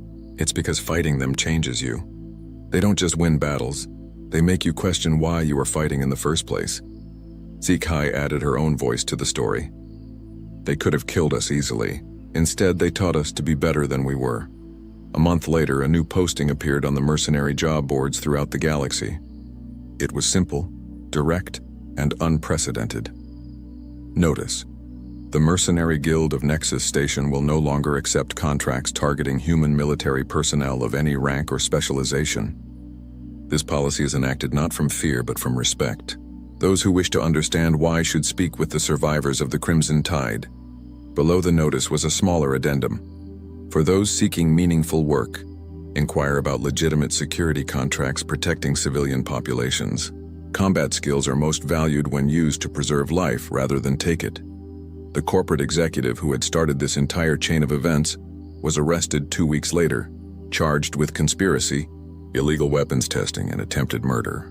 The evidence gathered by the Human Special Forces team was thorough, damning, and presented with the same methodical precision they applied to everything else. But the real victory wasn't in the courtroom. It was in the cantinas and meeting halls across the galaxy, where veteran soldiers shared a new kind of story. Not tales of fear and destruction, but accounts of warriors who had learned that true strength came not from the ability to destroy enemies, but from the wisdom to transform them into allies. The reputation of Human Special Forces remained intact, but its nature had evolved.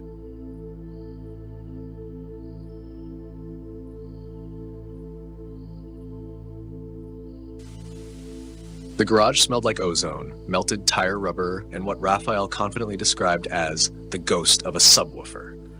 There had been a band rehearsal, technically a rehearsal of controlled pyrotechnics and sonic ambience, per Link's latest court-acceptable terminology, and as usual, it ended with a bang.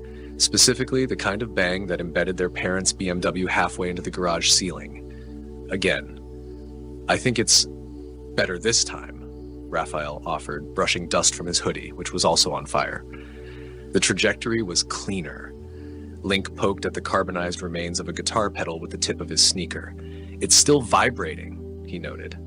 Is that structural? Above them, the BMW rotated slightly, nudged by a piece of shattered drum cymbal that had somehow lodged into the chassis like a throwing star. Somewhere deeper in the house, a smoke alarm was either having a stroke or composing its first techno album. They had 5 minutes, maybe less. The parents were en route, summoned by the explosion detection app tied to their insurance premiums. The last time it had gone off, a drone delivered a cease and desist from the local zoning board before the smoke even cleared. Raphael lunged for the mop, Link for the fire extinguisher, and both moved with the careful speed of people who had once, in the pursuit of art, set a kitchen blender to puree and fed it raw fireworks. The cleanup effort was valiant. That was the best anyone would say. By the time the sleek black car pulled into the smoking remnants of the driveway, Link had successfully reattached the mailbox using duct tape, optimism, and 2 stolen forks. And Raphael had spray-painted a mural over the scorched garage wall in hopes that they'd just vibe with it. They didn't. The moment the doors opened, the air filled with the sharp scent of high society disappointment.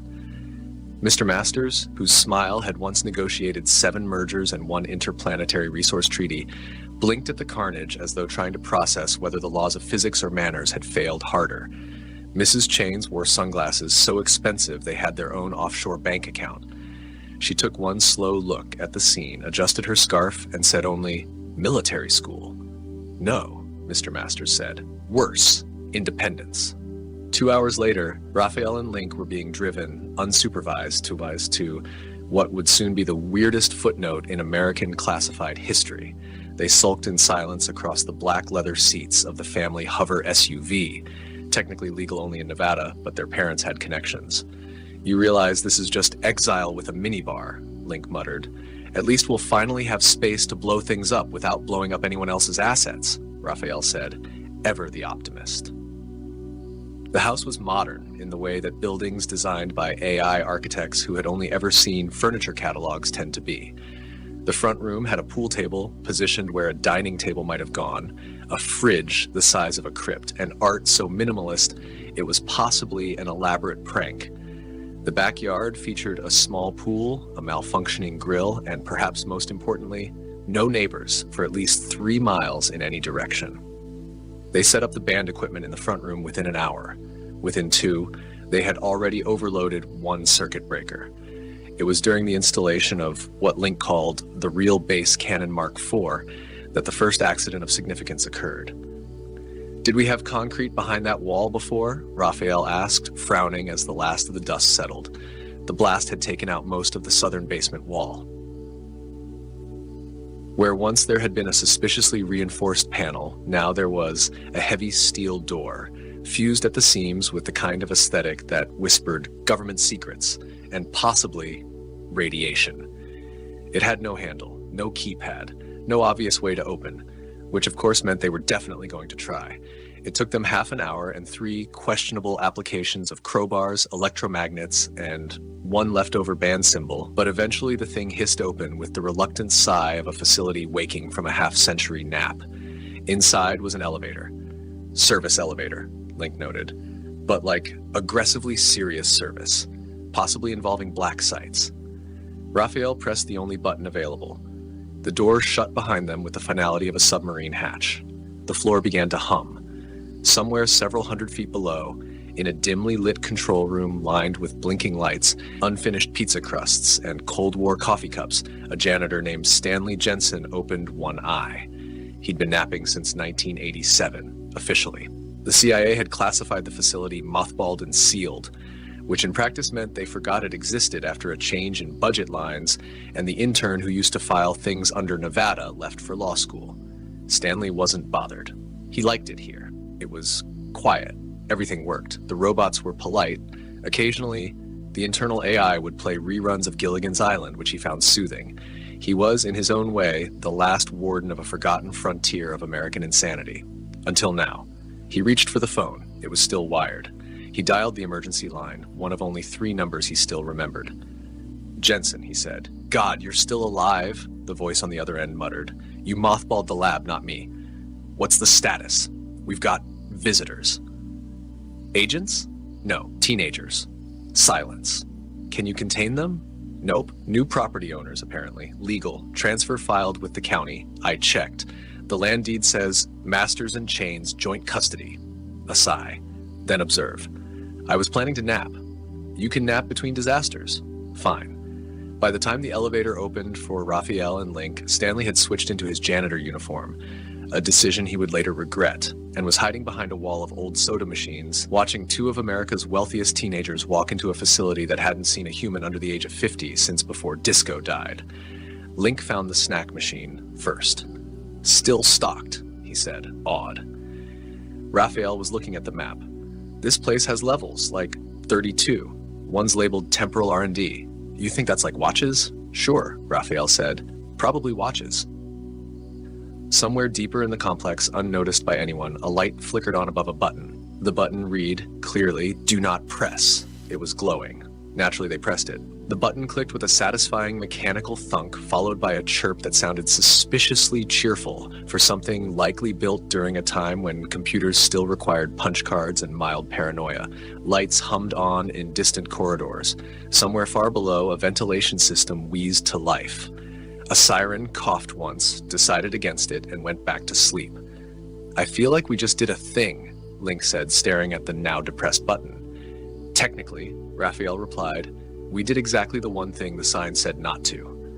I mean, that's not legally binding. No, but it does feel spiritually inadvisable." The room did not explode. No poison gas hissed from the vents, no countdown began. In fact, absolutely nothing appeared to happen, which was worse. "Well," Raphael said, brushing imaginary dust from his jacket, "I guess it's broken." Link eyed it warily. "Or we just started a process, a slow, chemical, catastrophic process." They left the room, partly out of growing boredom, and partly because a vending machine in the corner was flashing the words "Fresh Pizza Available" in bright green font. "Oh, no," Stanley whispered from behind his soda machines. Not the pizza trigger. It had been a mistake, a simple misfile. One technician had once ordered pizza on government time, and during a system upgrade, the lab's AI had mistakenly linked several non-critical processes to the term pizza protocol. Now, buried deep within the facility, 2 long dormant chemical canisters began to leak into one another. Their names were unpronounceable in English, but the effect was simple. When mixed, they reconstituted an alien biogenic organism believed to be a prototype reconnaissance unit sent by a species whose only exposure to Earth came from intercepted cartoon broadcasts and reruns of Italian cooking shows. The creature had been secured in 1968 after it declared war on a Chuck E. Cheese, and now it was waking up. Meanwhile, upstairs in what was now, legally, a living room with too many wires and not enough adult supervision, Raphael and Link had set up what they believed to be a surveillance command center. In reality, they had plugged several dusty monitors into a mainframe that once ran threat simulations against the Soviets, and were now using it to stream retro anime and security cam footage from the facility. Did you know there's a level just labeled Cursed Objects and another marked Shoe Protocol Testing? Why are those separate things? Link asked. I don't know, but there's a room full of helmets that seem to whisper threats. That's kind of neat. Link leaned back on the couch, munching on vending machine protein chips that were definitely older than either of them. I thought this was going to be awful, you know, isolated house in the woods, band exile, but this is like best case scenario, right? I mean, we're not alone. We've got a nuclear basement full of secret toys. And at that moment, from one of the abandoned lower corridors, a green mist curled into the air. It twisted, swirled, pulsed, and then began to congeal. The being took shape slowly. It had limbs, but no bones. Eyes, but too many. A mouth, but no sense of volume control. It flickered in and out of phase as it adjusted to its surroundings. Then it spoke. In a perfect imitation of a 1990s cartoon sidekick, it said, "Where's the pizza, baby?" The facility shuddered slightly. A few control panels exploded out of sheer embarrassment. Somewhere in the AI subroutines, 3 separate firewalls declared bankruptcy. Back upstairs, Stanley finally revealed himself. He did not do this with flair. He simply walked into the room wearing his janitor's coveralls, holding a mop like it was both a weapon and a philosophy. "You idiots touched the button, didn't you?" Link yelped and dropped his snack. Raphael pointed a potato chip at him. "You're real?" Stanley sighed. "Unfortunately, and so is the thing you just woke up." "What thing?" "The green thing." "That's not very descriptive," Link said. "No," Stanley agreed, "but trust me, you'll know it when it finds you, or pizza." "Wait, why would it be looking for pizza?" Stanley looked at them like a man who had seen too much, lived too long, and once got into a fistfight with a self-aware filing cabinet. "Because," he said, "some genius decided to beam 11 years of Earth cartoon broadcasts into space as part of our diplomatic outreach program." "That seems like a terrible idea." "It was. The alien you just woke up thinks Bugs Bunny is a war hero, SpongeBob is a tactical strategist, and Garfield is some kind of deity." Link frowned. "Is he wrong about Garfield, though?" The floor shook. A distant voice echoed through the ventilation shafts. "Show me the cheese-stuffed crust Earthlings!" "Oh no," Stanley muttered. "It's already activated mimic mode." "Mimic what?" Raphael asked. Stanley gave them a look. "Cartoon logic." They heard the boing of a spring that had no physical origin, then a whump as something green, bendy, and distinctly against all known physical laws bounced off the side of the house and rolled into a bush, where it promptly split in half and started arguing with itself over anchovies. Link turned to Raphael. "This is going to be awesome." The green thing, now 2 green things, were engaged in what appeared to be a heated debate over which fictional pizza was the most canonically powerful. One of them insisted it was the half-mushroom, half-justice pizza from Captain Space Slice. The other claimed with great conviction that the cheese swirl in Power Pie Patrol Episode 9, Crust Crusade, could bend time. They were gesticulating wildly, limbs flopping in directions that would make most physicists cry as they bounced across the backyard at speeds usually reserved for malfunctioning particle accelerators. Inside the house, Raphael was pressed against the glass of the sliding door, watching the debate unfold like a kid spotting Santa, fighting a raccoon. "So, what exactly do they do?" he asked. Stanley, who had retrieved a clipboard from an emergency locker marked "Tugtiu" for when the cartoon thing wakes up, flipped a few pages. "They save people." "That's good. By accident. Less good. And only while trying to obtain pizza." Link blinked. "You mean they don't actually care about helping?" "No. Think of them like a slapstick guardian angel with a one-track mind, a deep misunderstanding of the food pyramid, and no off switch." Raphael turned from the window, thoughtful. "So if we're in danger, they'll probably burst through a wall, trip over themselves, bounce off several exposed pipes, accidentally disable a bomb, and land in a delivery box," Stanley said. "If you're lucky. And if we're not lucky, they order anchovies. Nobody survives anchovies." The floor trembled again. From the main hallway came a screech, followed by a sonic boom that reversed half the light bulbs in the ceiling. One of the green things burst into the living room, its eyes wide and glistening. "We sensed a Domino's," it declared, then vanished into the pantry. There was a pause, a long, horrified pause. Raphael coughed.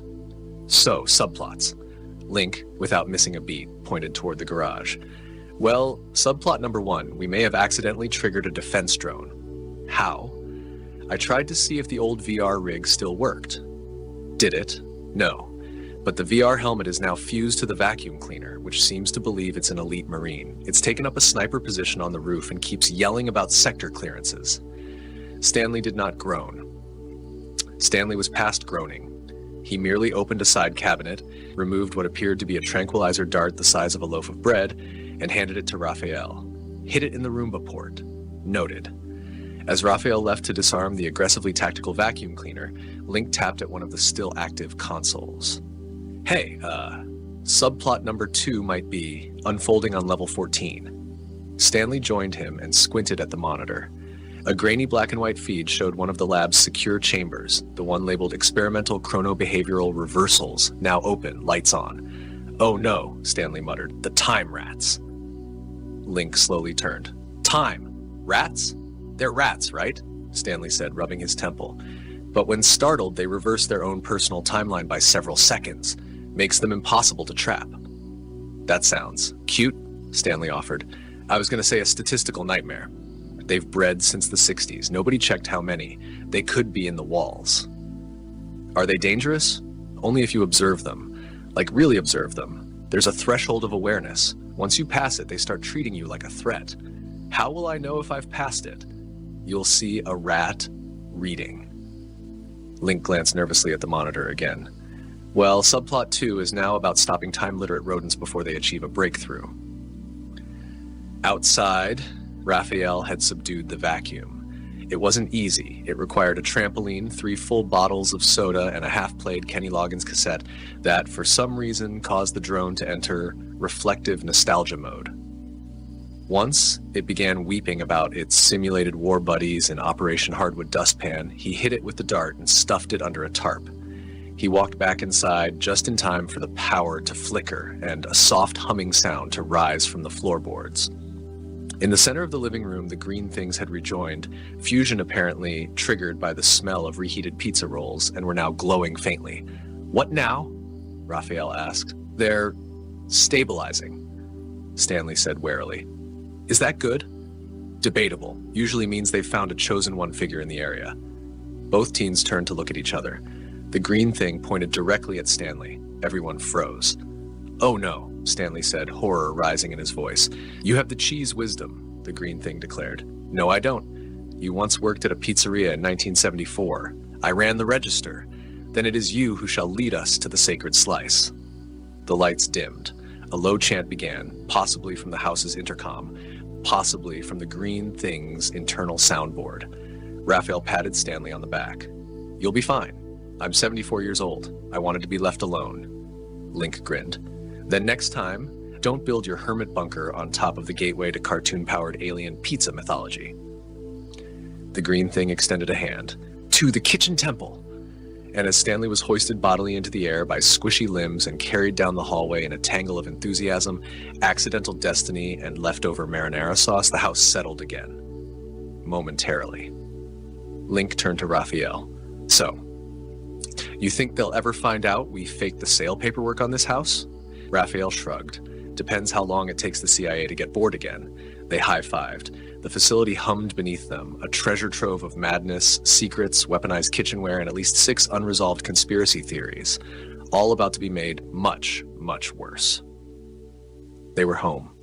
Stanley returned the next morning with pizza sauce in his beard, a haunted look in his eyes, and a stack of napkins imprinted with alien glyphs that, according to him, translated roughly to infinite cheese and your sauce is strong. He refused to speak of what had happened in the pantry temple.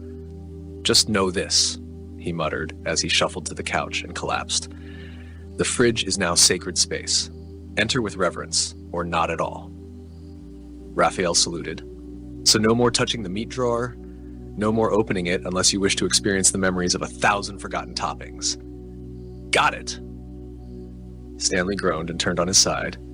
You two are going to break causality like a glow stick at a rave. Link was flipping through the facility schematics they'd printed out on a repurposed dot matrix printer. So I was thinking, no, Stanley mumbled. We should probably check out that weird humming we keep hearing from sublevel 27. Stanley pulled a pillow over his head. There's a note next to it in the logs, Link continued. It says experimental empathy engine. Sounds harmless. Could be good, for therapy. Raphael was nodding enthusiastically. Right? Maybe it's like a mood enhancer. We could beam compassion across the world. It weaponizes feelings, Stanley groaned from beneath the pillow. Link paused. I mean, maybe just some feelings? Last time someone turned it on, an entire town in Iowa wept for 6 straight days. They held hands, planted a forest, and overthrew their zoning board, which admittedly was corrupt. I like trees, Raphael offered. I like zoning boards, Stanley growled. They keep the Taco Bells from touching the nuclear waste depositories. I'm just saying, Link added, if it's still working, maybe we could use it to boost morale. Like for the band. Raphael gasped. Yes, emotional resonance concert. Stanley sat up abruptly. Fine, but I'm coming with you. If that thing turns on and I see even one of you compose a song that causes an emotional breakdown in a 10-mile radius, I'm dragging your souls into the analog void personally. Sublevel 27 was, for lack of a better term, suspiciously well lit. The rest of the complex had that pleasant Cold War gloom. Corridors of beige metal, flickering fluorescent tubes, and ominous safety posters featuring cartoon mascots with dead eyes. But 27, it was backlit in soft blues and purples. The floor hummed gently, and somewhere in the distance, a harp was playing. "This place smells like aromatherapy," Link said. Raphael inhaled. "Lavender and... is that cinnamon toast?" "Do not relax," Stanley warned. "It feeds on emotional openness." The empathy engine sat at the center of a large circular chamber. It resembled a satellite dish crossed with a music box and a particularly judgmental sentient tulip. Small tuning forks rotated around it, vibrating faintly with each footstep. Link approached the console.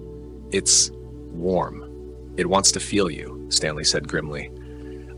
It's like a big emotional Roomba." "That's not comforting." Raphael gently pressed the console's main interface, which resembled a heart encased in crystal. A soft chime echoed through the room. Then, nothing. "Maybe it's out of juice," Link offered. And then the walls spoke, not with words, but with feeling. A wave of pure melancholy surged through the chamber, mild at first, like remembering a forgotten birthday, then more intense, like the final note of a really good series finale. Raphael dropped to his knees. "I miss my hamster." "You never had a hamster," Stanley pointed out. "I miss the idea of a hamster." Link stared at his hands. "My fingers are just tiny arms with fingernails. That's so weird." Stanley wobbled. "Nope, no thank you. We are shutting this down." But before he could reach the failsafe, the green thing arrived, bouncing, oscillating, arms wide and full of vending machine pepperoni. "I heard your feelings from upstairs," it declared. "You require pizza hugs." The empathy engine, sensing a being of undefined emotional parameters, spun faster. The air turned pink. "Oh no," Stanley said. "It's sinking." "What does that mean?" Link asked. Ever see a cartoon have a romantic meltdown and an existential crisis at the same time? No, you're about to. The green thing paused, cocked its head, and then split, this time into 3 smaller versions of itself, each one representing a different emotional state. "Sad one," wailed the first. "Why does the pizza never love me back?" "Happy one," cheered the second. "I found a slice in the ceiling tile." "Angry one," snarled the third. "Anchovies are a crime against culinary dignity." The empathy engine began to spark. Its tuning forks turned red. The walls wept, actual tears. Stanley didn't wait. He lunged forward, slapped the failsafe override with the authority of a man who'd shut down psychic pancake riots before, and killed the power. The green things merged, belched emotionally, and collapsed into a giggling pile of goo. Everyone stood still. Then Raphael clapped. 10 out of 10. Would empathize again. Stanley just shook his head. "You're both disasters." Link offered him a napkin from his back pocket. "You've got emotional discharge on your shoulder." "Of course I do." That night, as the house settled once more and the facility returned to its odd hum, Stanley sat on the porch with the boys. The stars were bright. The air smelled like ozone and expired snack food. "You know," Stanley said after a long silence, "I was planning to retire in this bunker. Quietly, fade into history. Instead, you got us," Raphael said proudly.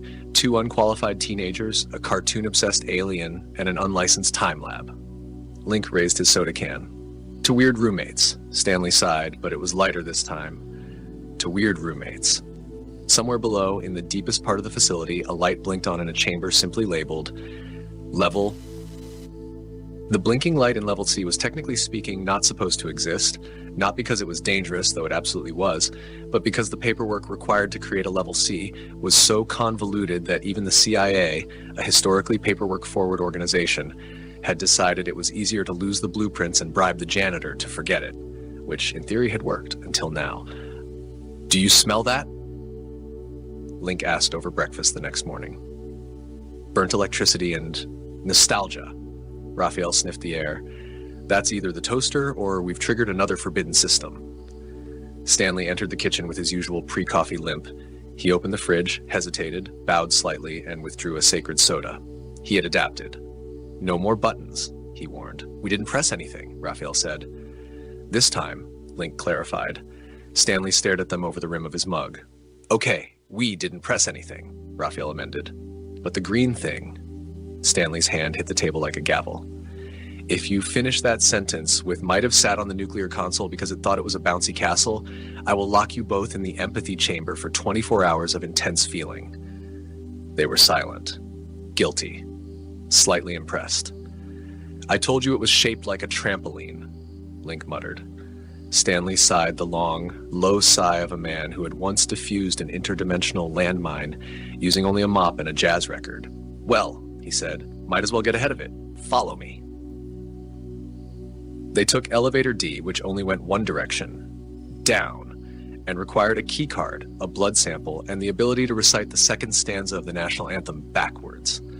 Stanley, of course, had long since replaced the blood scanner with a warm cup of black coffee. It was easier that way. Level 3 didn't have walls so much as it had implications. The moment the elevator opened, the air changed. It smelled of circuits, secrets, and popcorn from a timeline that never happened. The room beyond was vast, so vast that the ceiling wasn't visible and the floor looked like glass, or maybe a lake pretending to be a floor, and in the middle of it was a cube, perfect, floating, buzzing with potential. The green thing floated beside it, wide-eyed. I touched it, it whispered. Of course you did, Stanley muttered. What is it? Raphael asked, stepping closer. The archetype core, Stanley said. It's a story engine. Like a narrative generator? No. A literal engine that fuels plot lines, unresolved conflicts, prophecy arcs, love triangles, weirdly convenient flashbacks. Link's eyes lit up. So you're saying this powers stories? Yes. Can we use it to get a Grammy? No.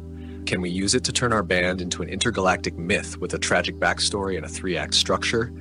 Stanley turned slowly. Did you two read the part of the orientation packet labeled, "Do not treat the narrative drive as a toy"? No, Raphael said. There was an orientation packet? Link asked. Stanley looked at the cube. The cube hummed back. He rubbed his face. Listen to me very carefully. If this thing fully activates, you don't get a story. You live one, and you don't get to choose the genre.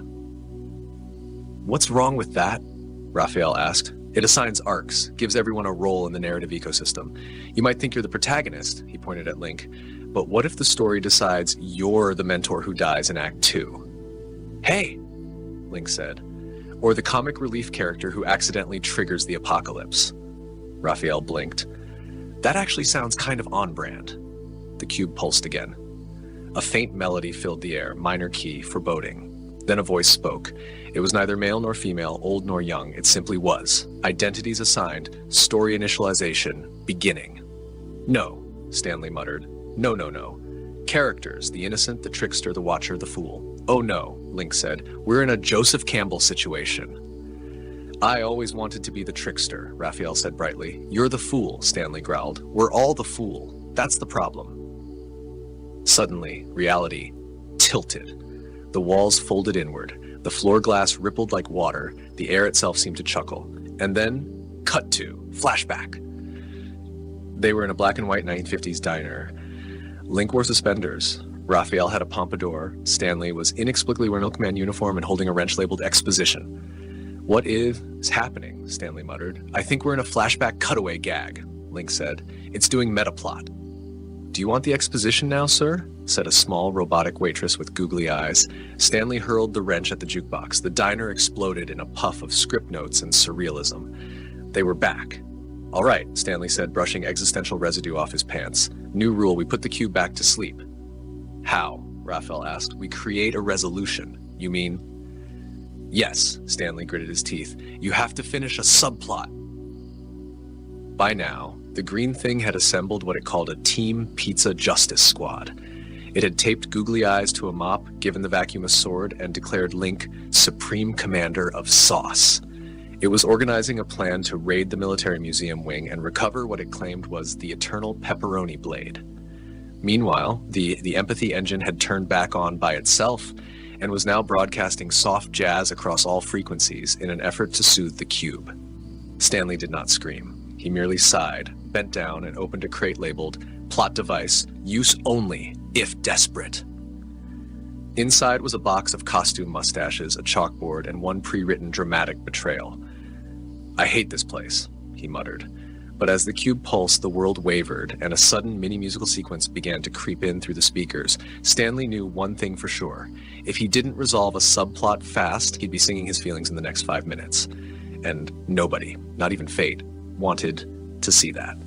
It started, as most accidental musicals do, with the chalkboard. Stanley held the stub of a government-issued chalk stick, hefted like a weapon, and stared grimly at the boys across the glassy floor of Level Lasake. The archetype core pulsed behind him, rhythmically thumping like it had swallowed a Broadway orchestra. "I need a subplot," he said through gritted teeth. "One that ends, not unravels, not grows legs, not explodes, ends, wraps, resolves." Link blinked. "You mean like the emotional arc of a side character?" "Yes."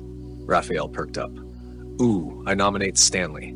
"No." "Yes," Link agreed. "The reclusive janitor with a tragic past. You've got all the setup, gruff demeanor, mysterious files, emotional baggage, probably a lost love." "Shut up." "Maybe," Raphael said dreamily. "He lost someone during his time in the Sentient Crockpot Division. A forbidden kitchen love." "I said shut up." The archetype core flared. Somewhere overhead, ghostly musical chords began to descend like fog. Stanley looked upward and screamed, "No, I will not sing." The music paused, temporarily. But the rules were clear now. A subplot must conclude or the song would come. With jazz hands. "Fine," Stanley growled. "Fine, I have a subplot, one that's been hanging around this damn place since Nixon took his lunch break." He stomped to a panel on the far side of the chamber and pressed a recessed button labeled "Retired Files, Unsolved, Unapproved, Just Weird." With a hiss, the wall opened. Inside was a single file folder, thick, yellowed, slightly damp. Its tab read, "Operation Gravy Phoenix." Link squinted. "That sounds edible?" "It wasn't," Stanley muttered. "It was a counter-espionage project, canceled in '73 after the subject, Agent Gloria Kane, defected." "To the Soviets?" Raphael asked. "No, to a commune in northern Vermont. Built a yurt, started selling emotionally conscious jams." The boys nodded solemnly. This was still, technically, espionage. Stanley handed them a photograph from the folder. In it, a young Stanley, hair thick, uniform crisp, mustache unforgivably sincere, stood next to a woman in a trench coat holding a telekinetic fork. "This was the mission that broke me," he said quietly. "They told me she was rogue, a threat, but she just wanted out, wanted peace, and He trailed off. "You let her go," Link said. "I did, and I lied about it. Filed a report saying she fell into a vat of government pudding." The archetype core thrummed. The color shifted. Less threatening now, more intrigued. Stanley set the photo down reverently. "I resolve it now. I did the right thing. I never saw her again, but she deserved better than a government lab and a folder labeled possibly friendly, definitely weird." The boys were quiet. Then, slowly, the archetype core's glow softened.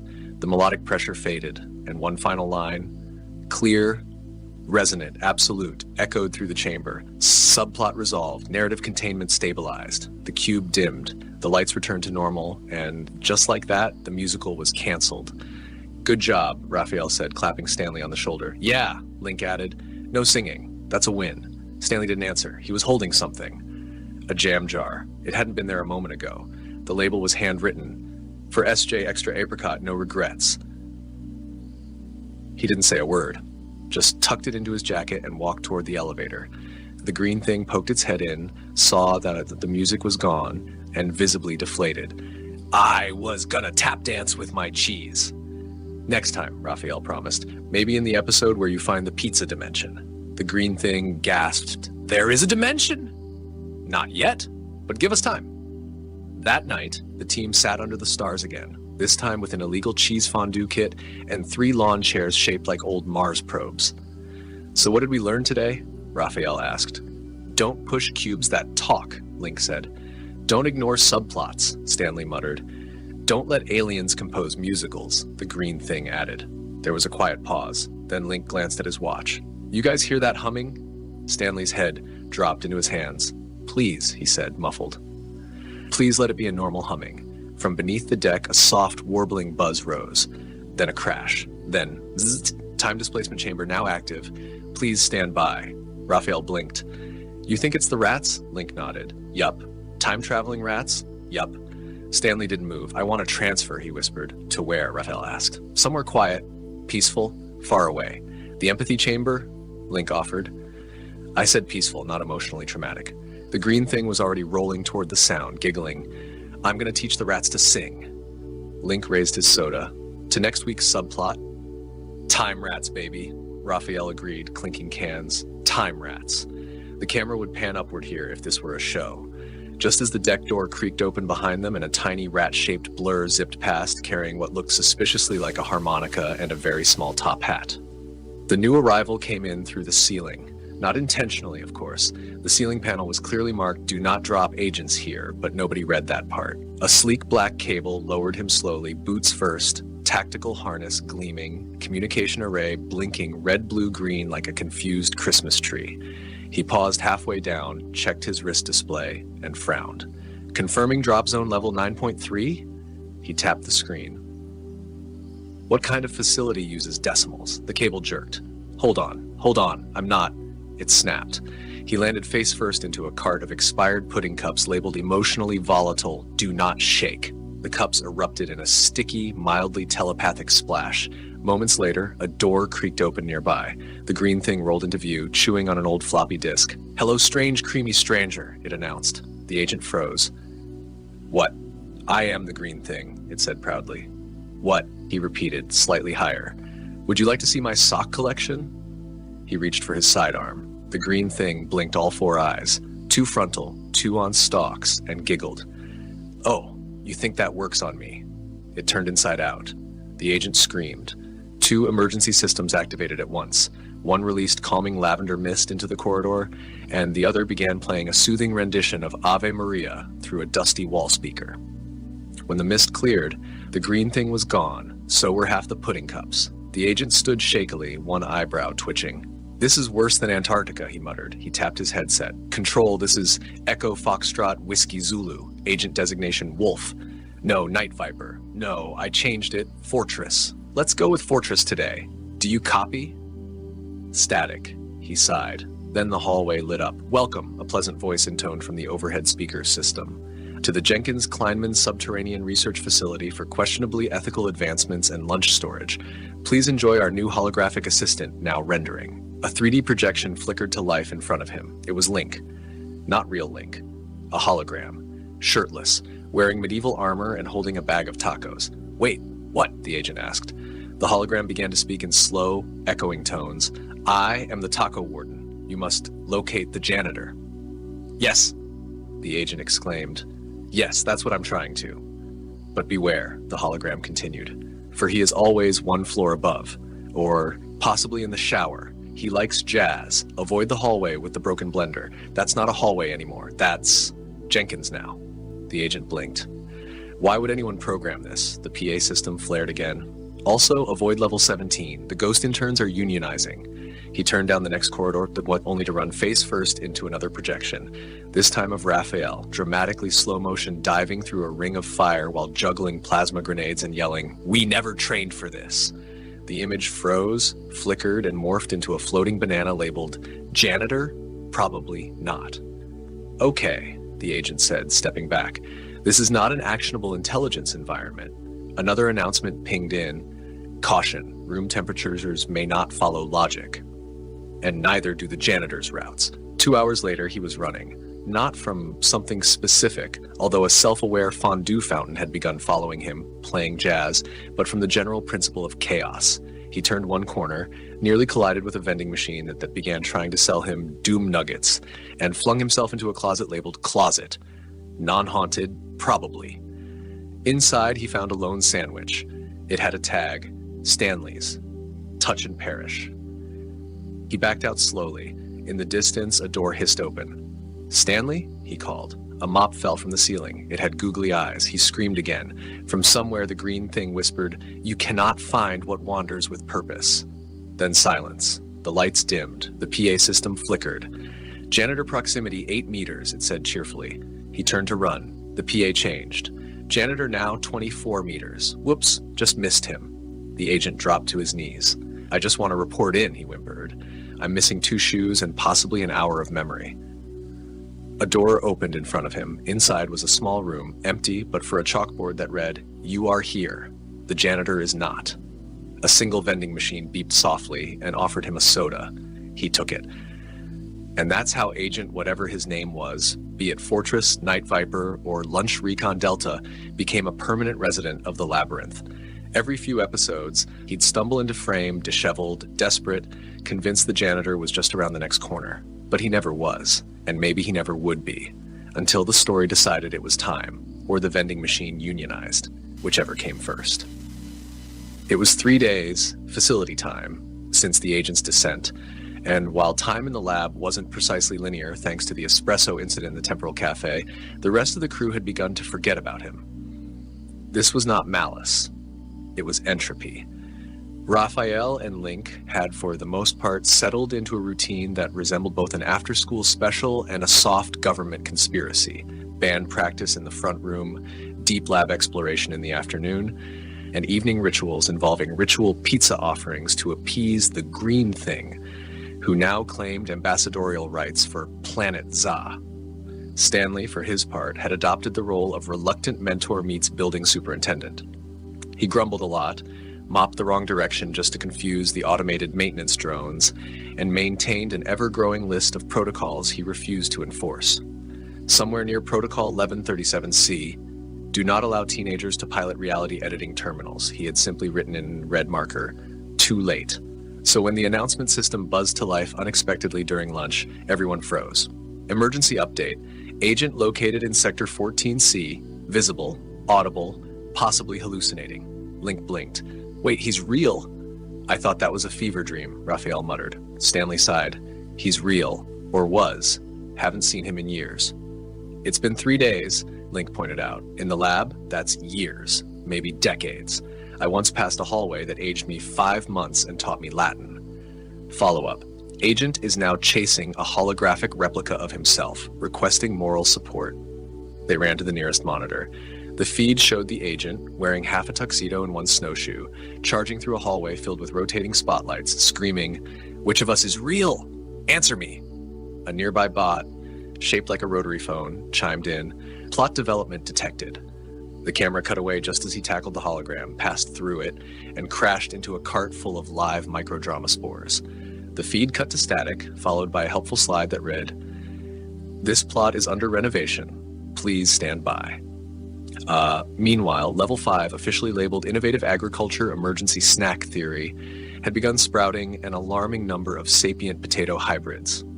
This was, of course, entirely due to the Green Thing's efforts to create pizza that grew on vines. It had not succeeded. Instead, it had genetically confused starch-based root vegetables into thinking they were toppings with a destiny. One such potato, wearing a thimble and a tiny cape, was now giving a speech in the hallway, standing on a microwave. "I say unto you," it bellowed, "no more side dishes. We are the meal." "Should we be worried?" Link asked as they watched from the corridor's observation window. "I dunno," Raphael replied.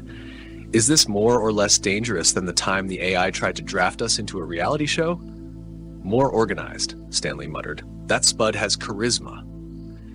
Indeed, the potato crowd was growing. Signs began to appear: equal rights for hash browns, fries before guys, and don't tread on me, I'm mashed. Then suddenly, the Green Thing rolled in and declared, "This is not a pizza-approved revolution. Stand down, starch citizens." Chaos ensued. Potatoes flew. Sporks were brandished. Somewhere in the back, a genetically enhanced parsley leaf began narrating the battle in Shakespearean verse. While Link and Raphael tried to defuse the uprising by playing a poorly tuned rendition of Kumbaya on keytar and trash can lid, Stanley leaned against the wall and sighed. "Should have transferred to Area 52, he muttered. Then, a whisper echoed through the hallway. "Janitor! Janitor!" He turned, eyes narrowing.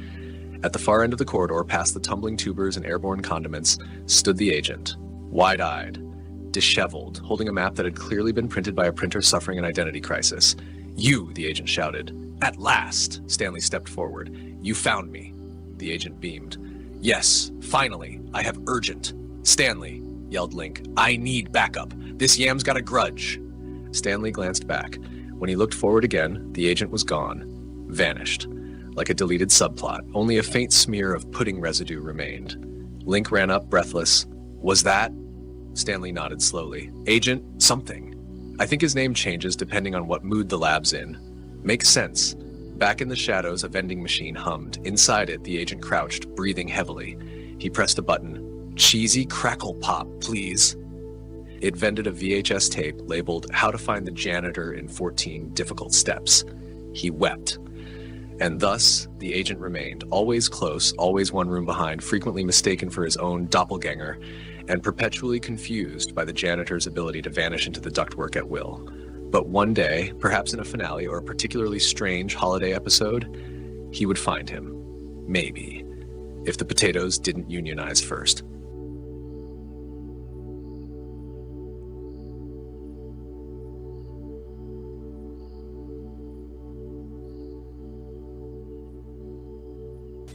Hugh crouched in the dry trench, fingers embedded in loose dust, eyes on the ridgeline. The air was quiet, not dead. Waiting. In the distance, the wind carried the sound of a broken machine whining against itself. It had been days since they'd seen movement on this sector. Still, the protocol held. Eyes up, head low, weapon within reach, even when your only job was to exist and not get erased. His boots were too tight. The pair he'd requisitioned 2 bases ago had gone missing during the transit. He didn't mind. Pain was real, and real was currency. Downhill from his post, the remnants of the town were visible. Buildings melted at the edges like wax that never had a flame. It had once been a civilian tech node, long before the war made civilians mythical. Now it was a waypoint for survivors, smuggling routes, and sometimes even time jump agents who needed a blind corner to re-enter reality. He wiped a line of sweat from his jaw with the back of his glove. The sun here was constant, but it had that shimmer, subtle, off-angle. This place had been bent too many times. The vortexes left folds like bruises in the fabric of a place, and they hummed just below the threshold of sound. Status? A voice crackled over comm. Hugh thumbed the line. Still, no motion. South vector stable. Copy. Stay sharp, Forbes. Repeater glitching again. Scanners caught something near Collector 6. Hugh didn't reply. He knew the scanners saw ghosts. That didn't mean they were wrong. The quiet broke 5 minutes later. A shimmer along the ridge, a distortion, not light but density, then gone. Hugh had already flicked his rifle's selector twice before standing fully upright, eyes fixed. He waited, counted to 7. Stillness again. He clicked the comm twice. No response. Back at base, the signals were already dying. Bursts of static, irregular pings. Hugh dropped into a jog, boots thudding soft on the dust as he moved across the slope, veering toward the last known location of Collector 6. His HUD flickered, then blanked, then returned with a slight offset. The time skewed back 12 minutes. That meant a skip. He slowed near the blackened tree line. Collector 6 was a monument, tall, skeletal, humming, designed to drink from time itself. He circled left. The grass was flattened recently, and a shadow moved where there shouldn't be any source. Hugh froze. A man stood at the base, arms to the side, wearing a suit that shimmered wrong. Not invisibility, not stealth. Rejection. The world didn't want to see him. Hugh raised his weapon but didn't speak. The figure turned slowly, no sudden moves. His face was visible, yet misaligned. A twin flash echo. One version stood with a neutral expression. The other grinned a split second after. Then the image stabilized.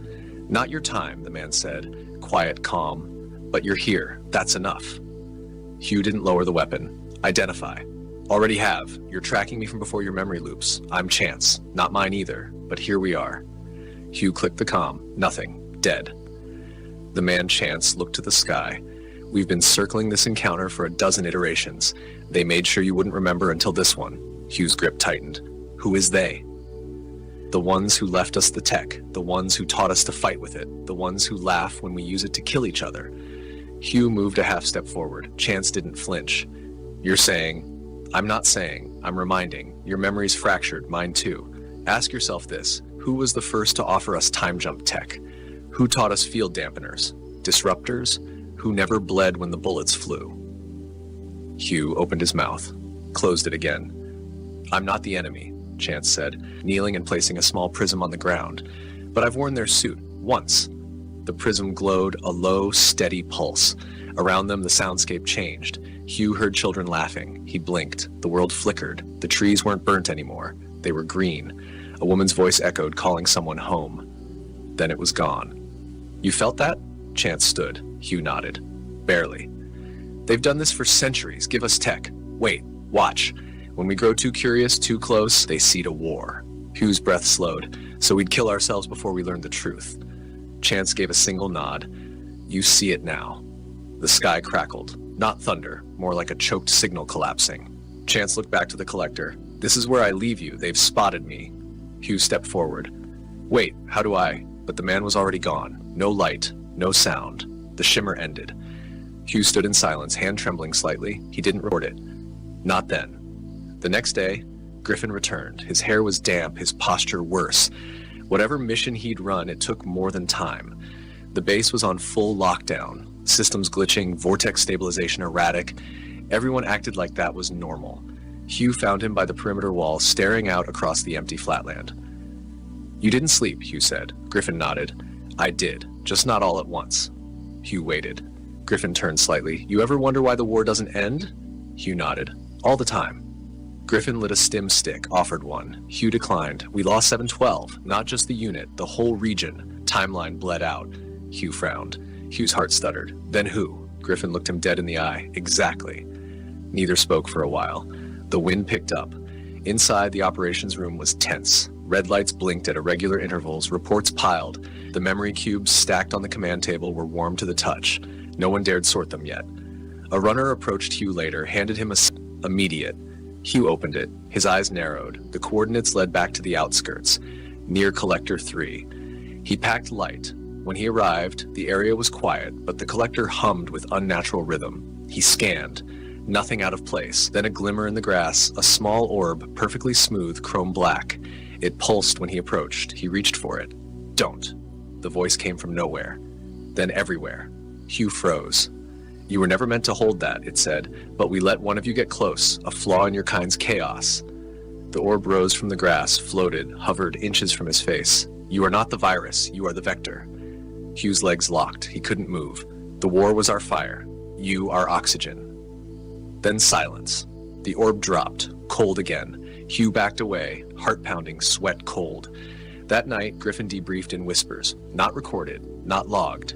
You heard them, didn't you? Griffin asked. Hugh nodded. Griffin held a prism in his hand, the same one Chance had shown. It pulsed in rhythm with Hugh's. We're not the first iteration, Griffin said. We're the first to remember. He laid back in the cot, staring at the too quiet for the amount of movement he could feel underfoot. Vibrations. Distant, rhythmic, machine tall, and walked the inner wall circuit. New fencing was going up. Drones were perched in place along the high ridgeline, not military, not theirs. Civilian surveillance drones, re-engineered and equipped with low-signature pulse detectors. They weren't watching the enemy anymore. They were watching inward. Griffin met him at the underground lift hours later, alone. No brief, no visited by fieldmen. Hugh watched as Griffin unlocked the gate with a prism-embedded baton and a sharp whisper.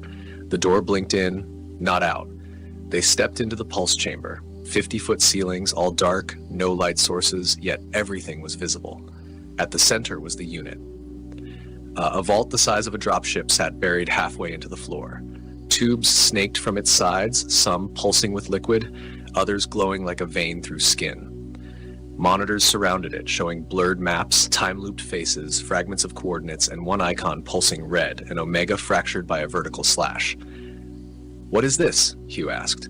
Where it all starts, Griffin said, walking to the side and waving his hand over a sphere mount. A projection erupted, showing overlapping maps of the Earth, then other worlds, all linked by fine green tendrils.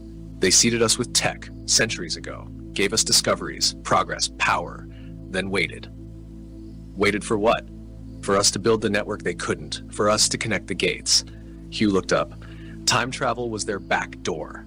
Griffin nodded. Every vortex, every collector, it's an antenna, not just for power, for communication. With who? Not who. What? Hugh blinked as the vault cracked open. The hiss was low, sad somehow, as if the metal itself mourned what it had been holding. Inside was a human figure, female, motionless, encased in a translucent field. Her eyes open but glassed over. Her skin glimmered faintly like frost over polished steel. She's been here longer than the war, Griffin said. Not alive. Not exactly. We think missions. And she let us? No, she made us. The transmission included schematics, implants, algorithms. Hugh took a step back. She's not the only one, is she? Griffin didn't answer. He turned and walked toward the far console, flipping a series of switches. The room dimmed as energy drew inward. A wall shimmered and then revealed a memory stream. Not a recording, a captured time echo. It showed the battlefield from 2 decades ago. Hugh watched in silence as soldiers fought, but the weapons were wrong. Too clean, vaporized with beams that made no sound, and floating above the scene, just visible, were rings, metallic, rotating in opposite directions. Inside each, eyes, unblinking, unblinking. Hugh felt his skin go cold.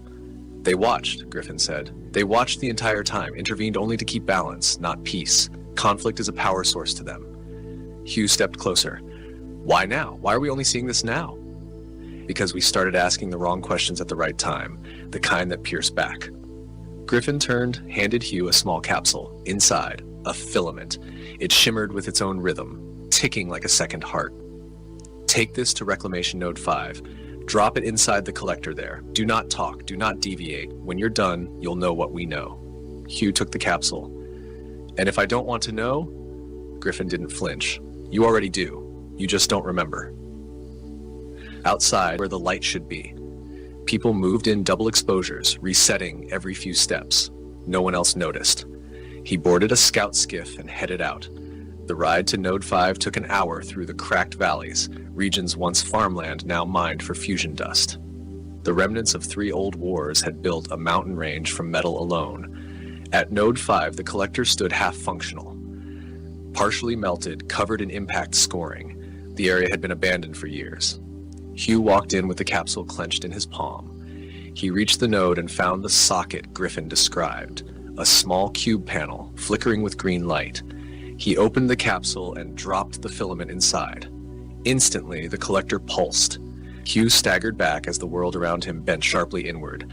Sound vanished, vision inverted, and then he was standing in the same spot, but the sky above was gone. In its place, a black mesh lattice like a dome. Outside the dome were stars, but wrong. Too many, moving too fast, and behind them, something watched. It didn't move, it didn't speak.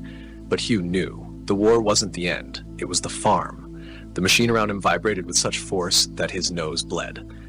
He clutched his ears, fell to his knees. A voice, not from the air but inside his spine, spoke. Your kind was the blade. Now you are the wound. Then he was back, flat on the ground, the collector humming as if nothing happened. He stood slowly. The sky was blue again, real.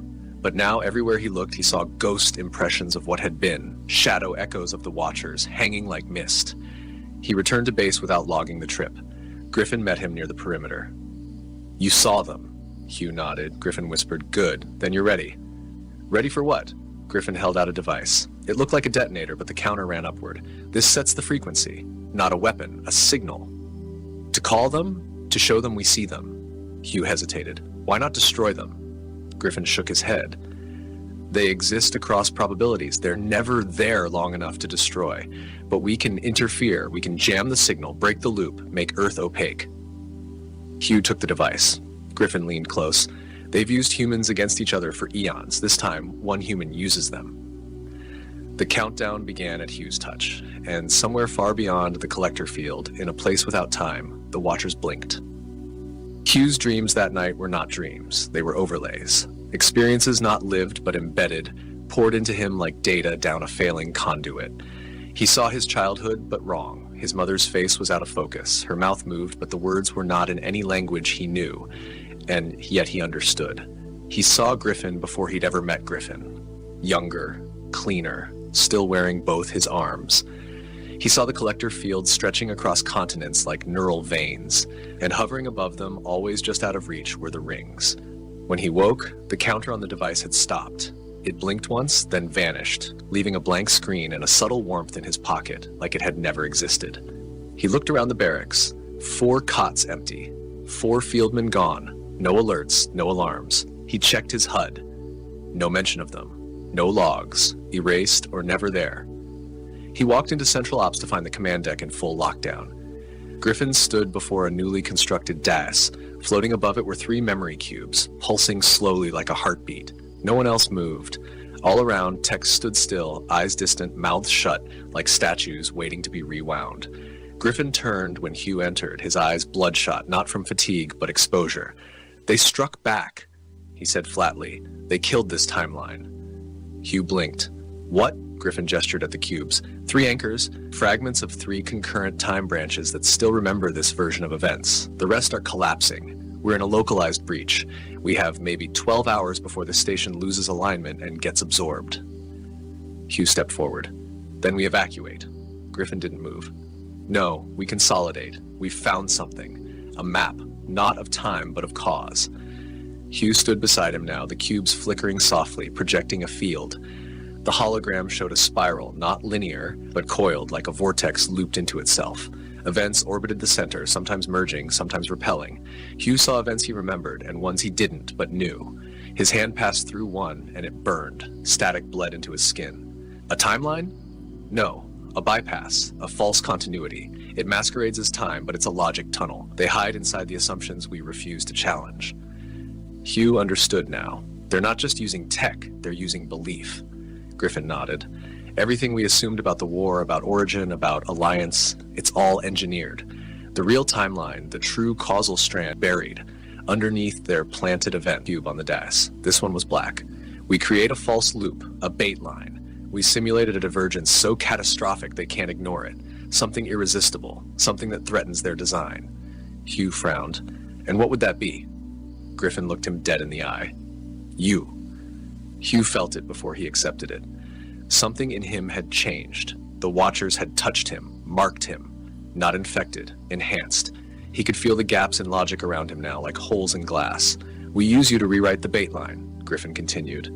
A series of events where you gain control of the vortex lattice, where you unify the collector fields, where you collapse the war not by peace, but by coherence, a new frequency. Hugh was silent. Then, won't they see it? Griffin grinned. That's the point. When they enter the loop to interfere, we close it with this. He revealed a shard, metallic, humanoid in shape but abstract, a sculpture, or maybe a key. Its edges glowed softly like ice over a dying ember. What is it? An anchor, from before, from the original strand. Hugh took it. It was warm and cold, heavy and light, impossible.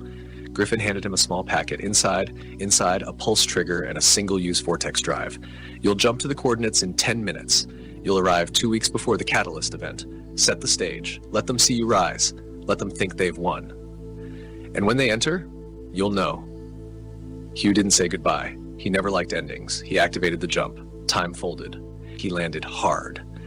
Dust stung his eyes. The sky was orange, veined with stormlight. He was in the southern basin, just outside what would become the Spire base. Only it hadn't been built yet. Around him, civilians worked tirelessly, constructing, trading, surviving. It was a time of hope, and that made it all the more dangerous. Hugh infiltrated fast. His rank carried over, records aligned to support his presence. He began to manipulate key events. Traded black market schematics that intercepted skirmish orders, diffused 3 false flag attacks. He rose fast, as predicted. The timeline adjusted, stretched, reshaped. Eyes turned to him, and then they came. Not ships, not soldiers, observers. People who didn't exist in census data. Faces you never remembered. Conversations that evaporated as soon as they ended. Smiles that didn't reach the eyes. They watched Hugh from every corner of his world. He let them. He even spoke to one in the old library beneath the basin. She wore no insignia. Her smile was correct, not warm, not cold, just expected. You are deviating, she said. I'm adapting, Hugh replied. Your deviation is spreading. He nodded. That's the point. You risk recursive decay. You risk being seen. She paused. Her eyes flickered just once. That was enough. We see you, Hugh Forbes. I see you too. She left. Hugh returned to base. The moment the observers gathered to vote interference, he activated the prism. The timeline snapped. The trap closed. Inside the collector ring, space bent like breath against ice. The Watchers were pulled in, not by force, but inevitability. Their assumptions made them vulnerable. Their own map was used against them. Griffin's voice echoed in the comms.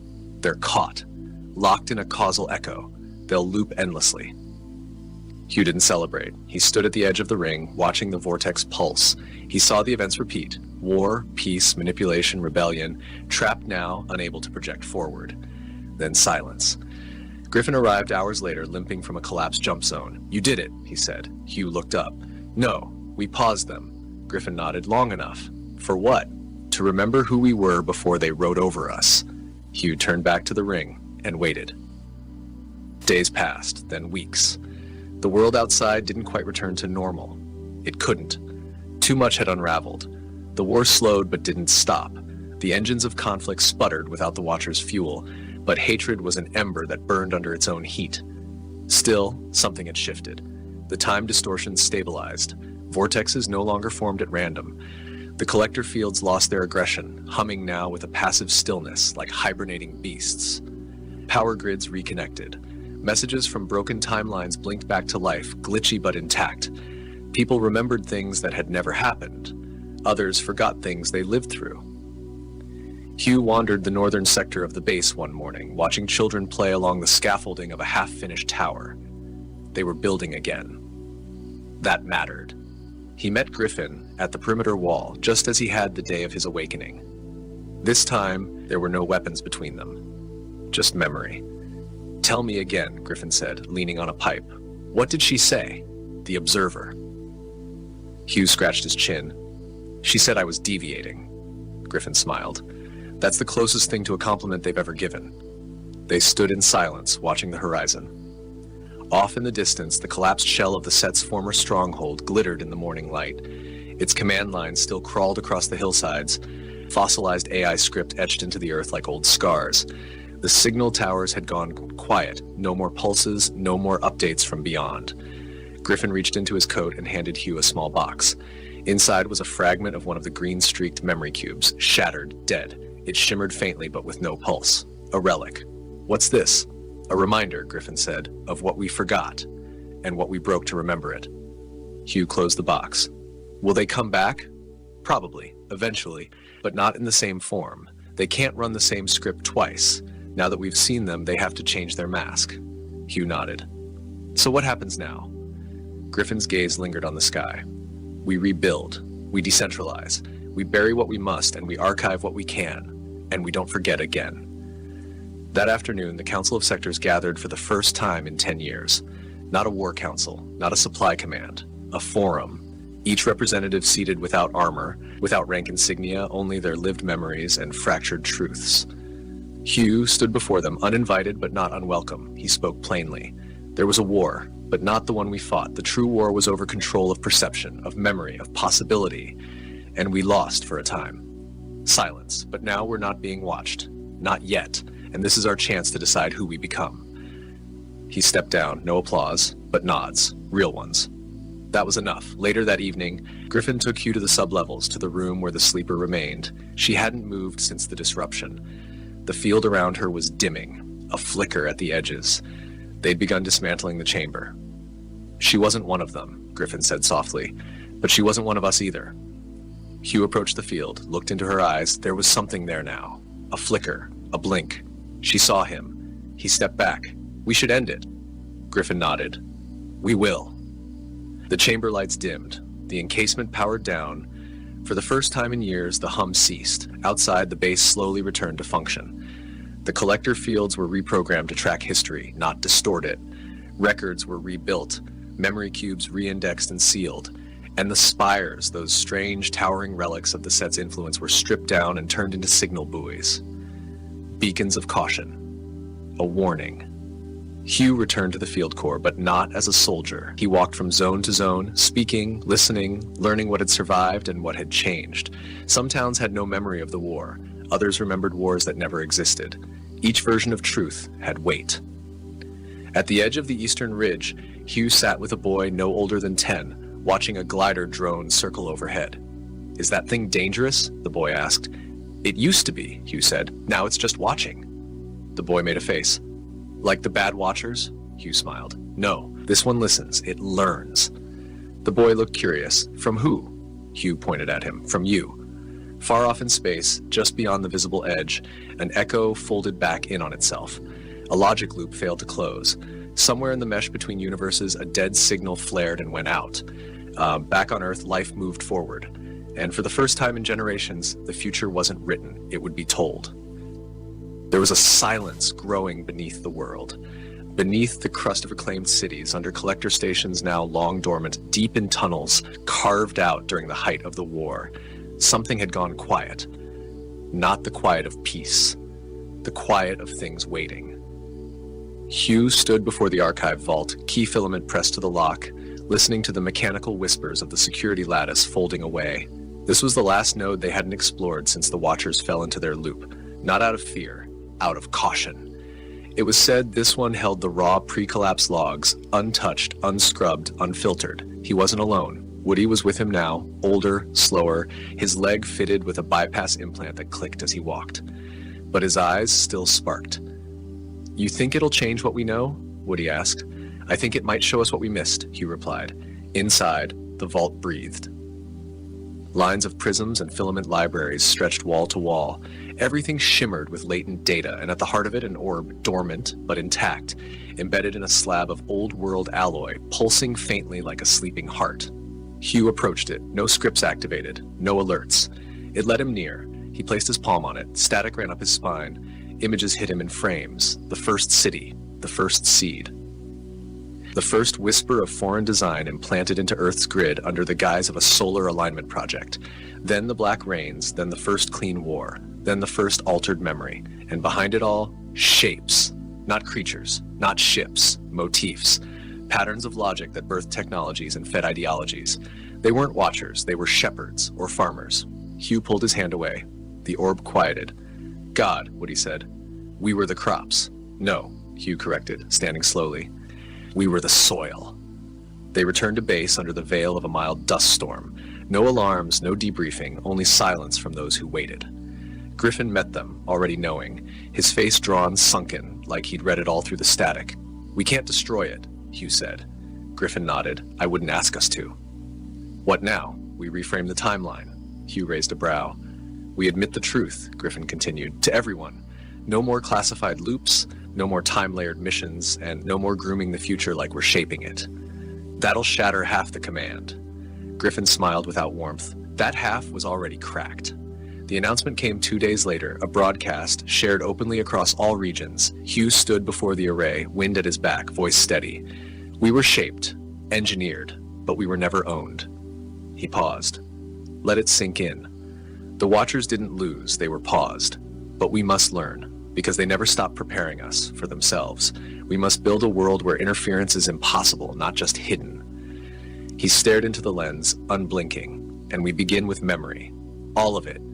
Every truth, every fracture, every false timeline. We record it, we teach it, we write it down so the next era won't be born blind. That day, the base began the archive. Every survivor submitted their story. Some spoke in rage, others wept. Others simply recited what they remembered. But they spoke. For the first time, they owned their memory.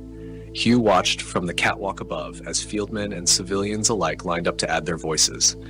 Even the old set officers, long disbanded, were there, humbled. Griffin stood beside him. "Do you believe it'll hold?" Hugh didn't answer right away. "No." Griffin tilted his head. "But I believe they'll try," Hugh said. "And that's enough." In the shadows of the collector fields, now dismantled and rusting in the sun, children ran without weapons.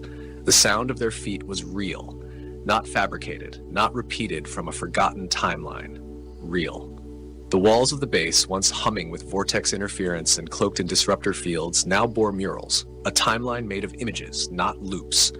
Art told the story. The field code from the fallen timeline had been transcribed into poetry. The names of the lost engraved along the northern barricade, which now stood not to protect, but to remember. And in a chamber far below, sealed in silence, the anchor sat, no longer needed, but never discarded, because even peace, when earned, needs a keystone. Hugh left the base one final time, not in retreat, not in exile, but in purpose. Across the fractured lands were still untouched towns, wild colonies, survivors uncounted. He would walk until his name was forgotten, until his story was retold by those who never knew him. That was how memory healed. Not by being preserved perfectly, but by being handed forward, flawed, and still beating. The last image of Hugh, recorded in the archive, was a simple one. A man standing at the edge of a broken road, pack slung over one shoulder, looking ahead, and in the distance, a sky that no longer shimmered. Somewhere far above the atmosphere, where no collectors reached, where even the time loops hadn't curled, the last fragment of the Watcher's architecture floated. It was not a ship, not in any human sense. It was a vessel of probability, a skein of possibility woven tight into a field of shifting potential. It did not move through space, it moved through assumption. Where belief was strong enough, it appeared. Where doubt crept in, it flickered out. But something was wrong now. Inside this structure, the inhabitants, or remnants, processed pattern collapses at blinding speeds. They projected shadow selves into still looping fragments of old Earth, seeking resonance. But the resonance was gone. The lattice had been severed. Hugh's act, the trigger Griffin handed him, the field disruption seeded into the fake loop had done more than trap them. It had taught the world to question, and doubt was fatal to the Watchers.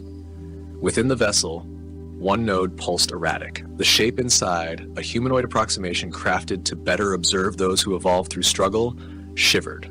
"You deviated," the node said aloud. There was no response.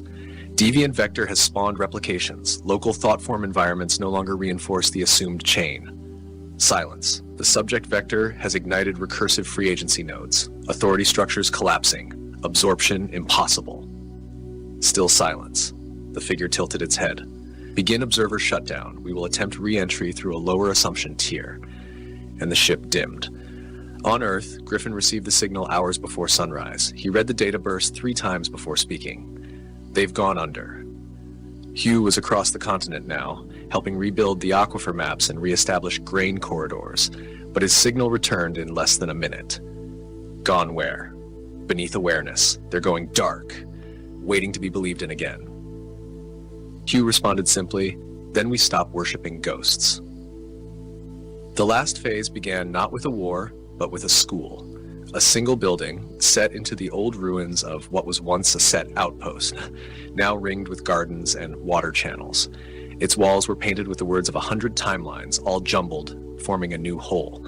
Students came from all sectors, some whose ancestors had been on the wrong side of the war, others from fringe colonies who'd barely survived. They weren't told what to believe, they were told to remember and to question. Hugh taught there only once a year. He sat on the floor, never behind a lectern. He told stories. The truth of them didn't matter as much as the questions they raised. The one he always ended with went like this. "There was a day once," he said, "when someone asked what would happen if we stopped reacting, stopped assuming the enemy was each other, and the answer came. Quiet, simple, unavoidable."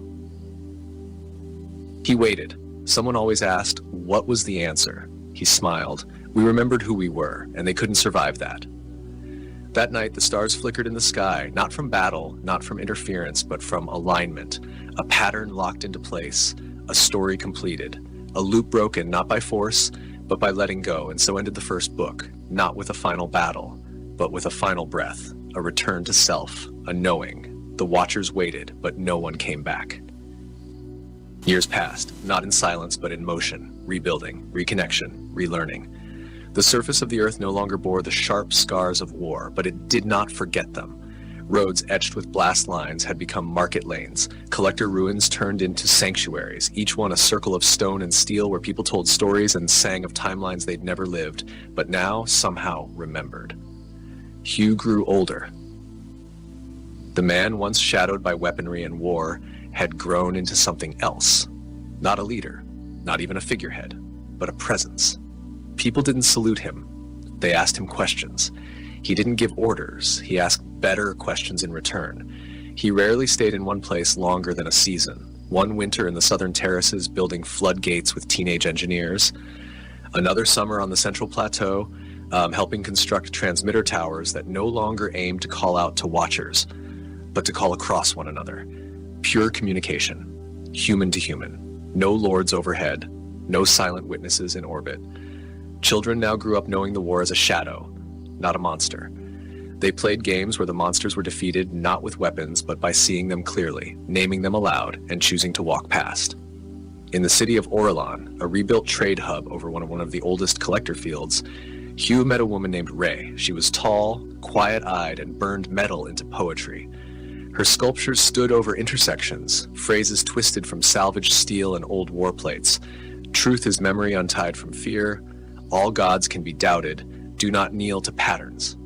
They built a home above the old glider station. Together, they uncovered part of a dormant set data vault, one the reclamation crews had missed. It wasn't functional. The memory lattice had long since degraded, but inside it were dozens of spools, paper thin and etched in a language neither fully recognized. Ray spent 3 years translating it line by line. It was a confession from one of the first hybrid observers.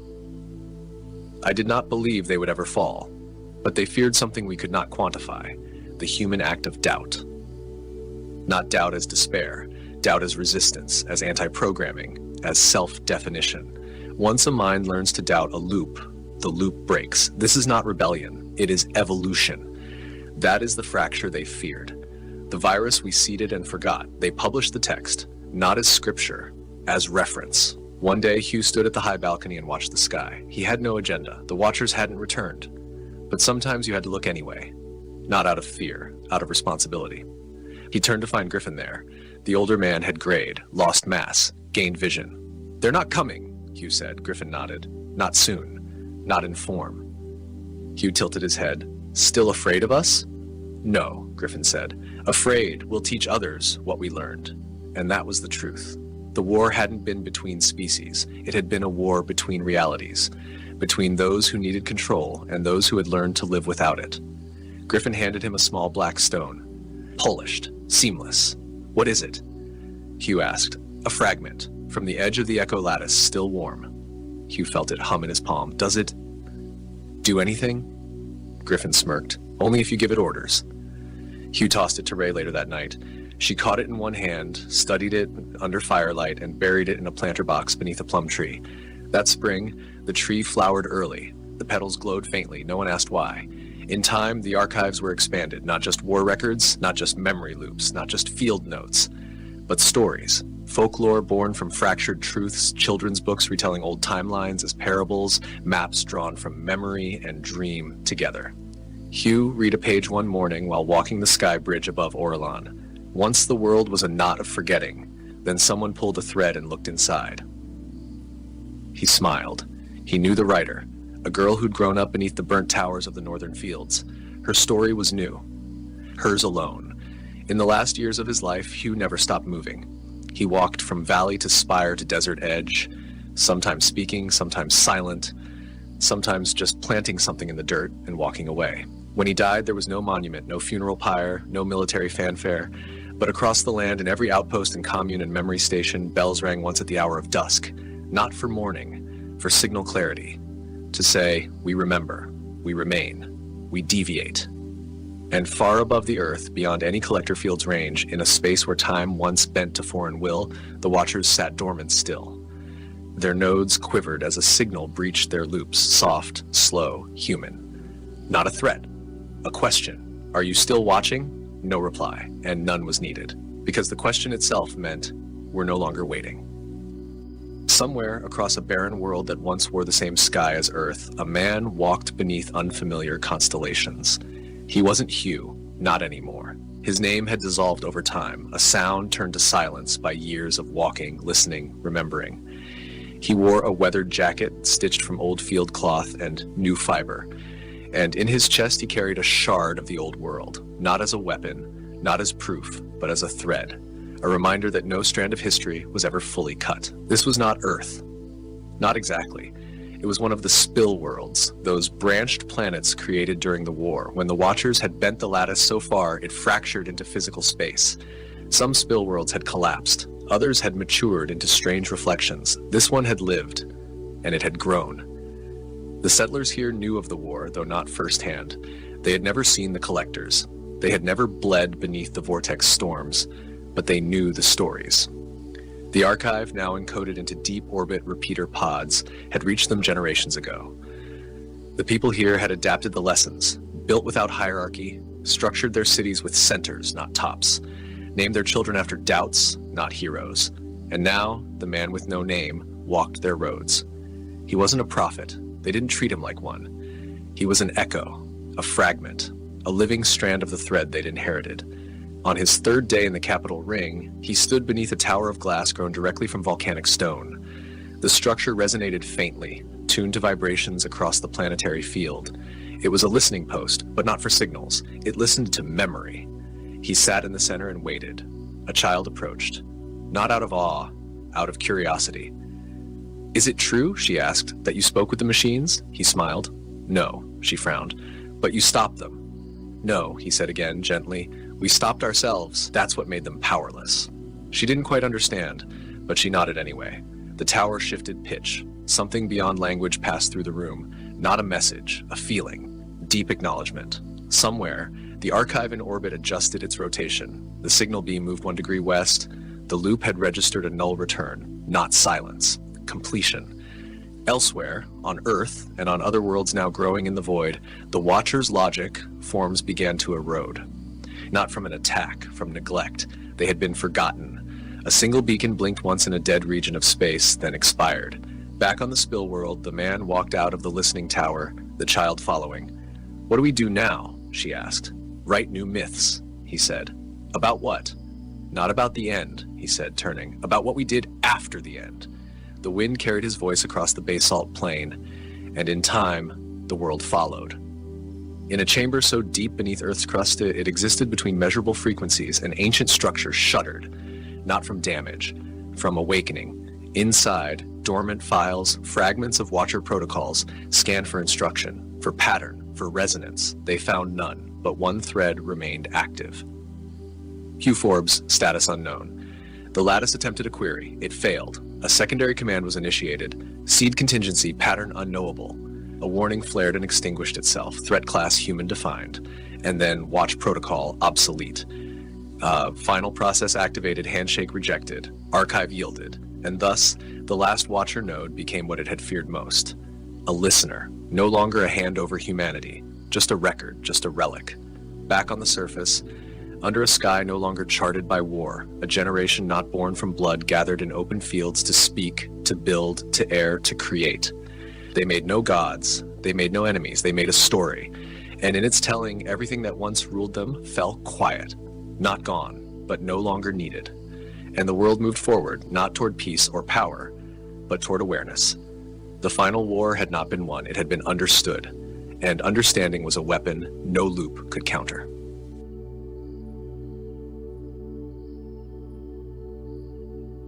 Before we get started, make sure to subscribe to the channel and like this video. That way, you'll always stay connected to our stories and never miss the next adventure. Amara had exactly 3 minutes left on her shift when she heard the screaming. 3 minutes. 180 seconds between her and a hot shower, a cold beer, and the blissful silence of her tiny apartment where nobody needed anything from her and nothing was on fire. She'd been counting down since hour 9 of this 12-hour nightmare, watching the clock tick with the desperate focus of a woman who'd unloaded 6 freight containers of mining equipment in 90-degree heat. But no, the universe had other plans. Because of course it did. The sound came from the alley behind the cargo docks, the kind of narrow, trash-filled gap between buildings, where smart people didn't go after dark. Amara was many things, stubborn, sarcastic, possibly too fond of cheap whiskey. But she'd never been accused of being smart. Not when it counted, anyway. She should have kept walking, should have clocked out, gone home, pretended she hadn't heard a thing. That was the Frontier Colony Survival Rule number 1. Mind your own business. Keep your head down. Don't get involved in whatever fresh hell was brewing in the shadows. Instead, she grabbed the cargo hook hanging by the loading bay door and headed toward the noise. Stupid, she muttered to herself. This is stupid. You're stupid. The alley reeked of rotting garbage and something chemical that probably violated at least 6 environmental regulations.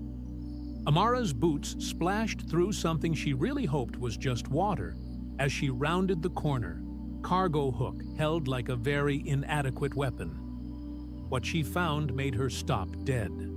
4 men, human, which somehow made it worse, had backed something small and terrified against the far wall.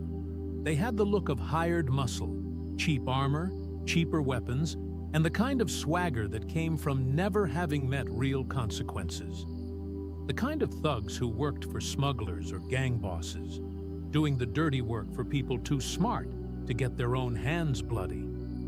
The small, terrified something was a child. Not a human child, though. This kid had scales that shimmered iridescent even in the dim light, and eyes that reflected the glow from the street like a cat's, claws on hands that were too small to do any real damage, and a tail that lashed in fear. The kid couldn't have been more than 8 or 9 in human years, wearing clothes that looked expensive, real fabric, not synthweave. Amara's brain supplied the information automatically. Haxree, one of the apex predator species, the kind of aliens who grew up to be 8 feet of muscle, fang, and attitude. The kind who ran half the military operations in this sector of space and looked at humans like we were cute, squishy things that broke too easily to be useful. This particular Haxree was currently shaking like a leaf and making small, terrified chirping sounds. "Come on, little guy," one of the thugs was saying, his voice doing that fake friendly thing that made Amara's skin crawl. "We're not gonna hurt you. Just gonna take you somewhere safe, yeah? Your family's gonna pay good money to get you back." Ransom? Of course. Because kidnapping an apex predator's child was definitely a plan made by people who thought things through.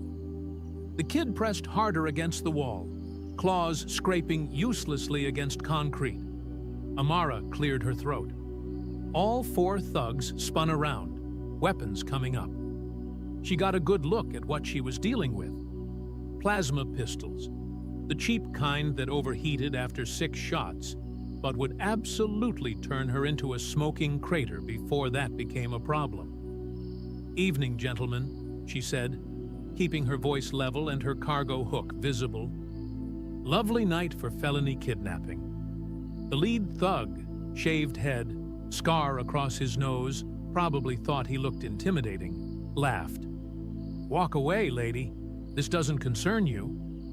"See, I would," Amara said, taking a step forward. "I really, really would. I've had a long day. My back hurts. I'm pretty sure I pulled something in my shoulder. And I've got a date with a shower that's been calling my name for the last 3 hours." Another step. "But here's my problem," she continued. "I walk away, and tomorrow I wake up knowing I let 4 grown men terrorize a kid. And then I've got to live with that. And I'm already living with enough bad decisions without adding that to the pile." "Your funeral," Scarface said, raising his pistol. "Yeah," Amara sighed. "Probably." She moved fast. Not fast enough to dodge a plasma bolt, but fast enough to be unpredictable. The cargo hook swung out, caught Scarface's wrist, and his shot went wide, scorching the wall above the kid's head. Amara followed through, driving her boot into his knee. Something crunched. He went down screaming. Then everything went sideways. The other 3 opened fire, and Amara did the only thing she could think of. She threw herself between the kid and the guns. The first bolt hit her in the shoulder, and it felt like someone had shoved a red-hot poker through her flesh. The second caught her in the ribs.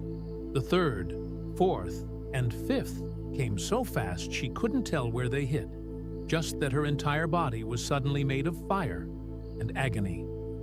She heard the kid screaming, a high, terrified sound that cut through the pain. 6th shot. Her leg gave out. The 7th knocked her flat. The 8th, she didn't really feel. Everything had gone distant and fuzzy, like she was watching it happen to someone else. She was on the ground, she realized. When had that happened? The kid was underneath her, protected by her body, still making those scared, chirping sounds. "You crazy!" one of the thugs was shouting, but his voice sounded like it was coming from underwater. Footsteps. Running. The thugs were leaving, probably heard sirens, or maybe they'd just realized they'd shot a human in front of a witness, and that was going to bring heat they didn't want. Amara tried to move to check if the kid was okay, but her body wasn't responding anymore. Everything felt cold despite the burning pain. That was bad, right? She was pretty sure that was bad. The kid wriggled out from under her, and she got a glimpse of those big reflective eyes staring down at her. The little haxorhy was saying something, but Amara couldn't make out the words. Everything was getting darker. Her last coherent thought was, well, this is officially the dumbest way I've ever almost died, and I once tried to arm wrestle a cargo loader. Then the darkness swallowed her whole, and Amara stopped thinking anything at all. Somewhere far away, she was vaguely aware of more sounds. Shouting, the whine of emergency vehicles, someone lifting her, multiple someones, strong hands, urgent voices speaking in languages she didn't recognize. But it all felt very far away, and not particularly important anymore. If this was dying, it was a lot less dramatic than the movies made it look. Mostly, it was just quiet and cold. And then, nothing at all. Waking up was a mistake. That was Amara's first coherent thought, as consciousness dragged her up from the comfortable void.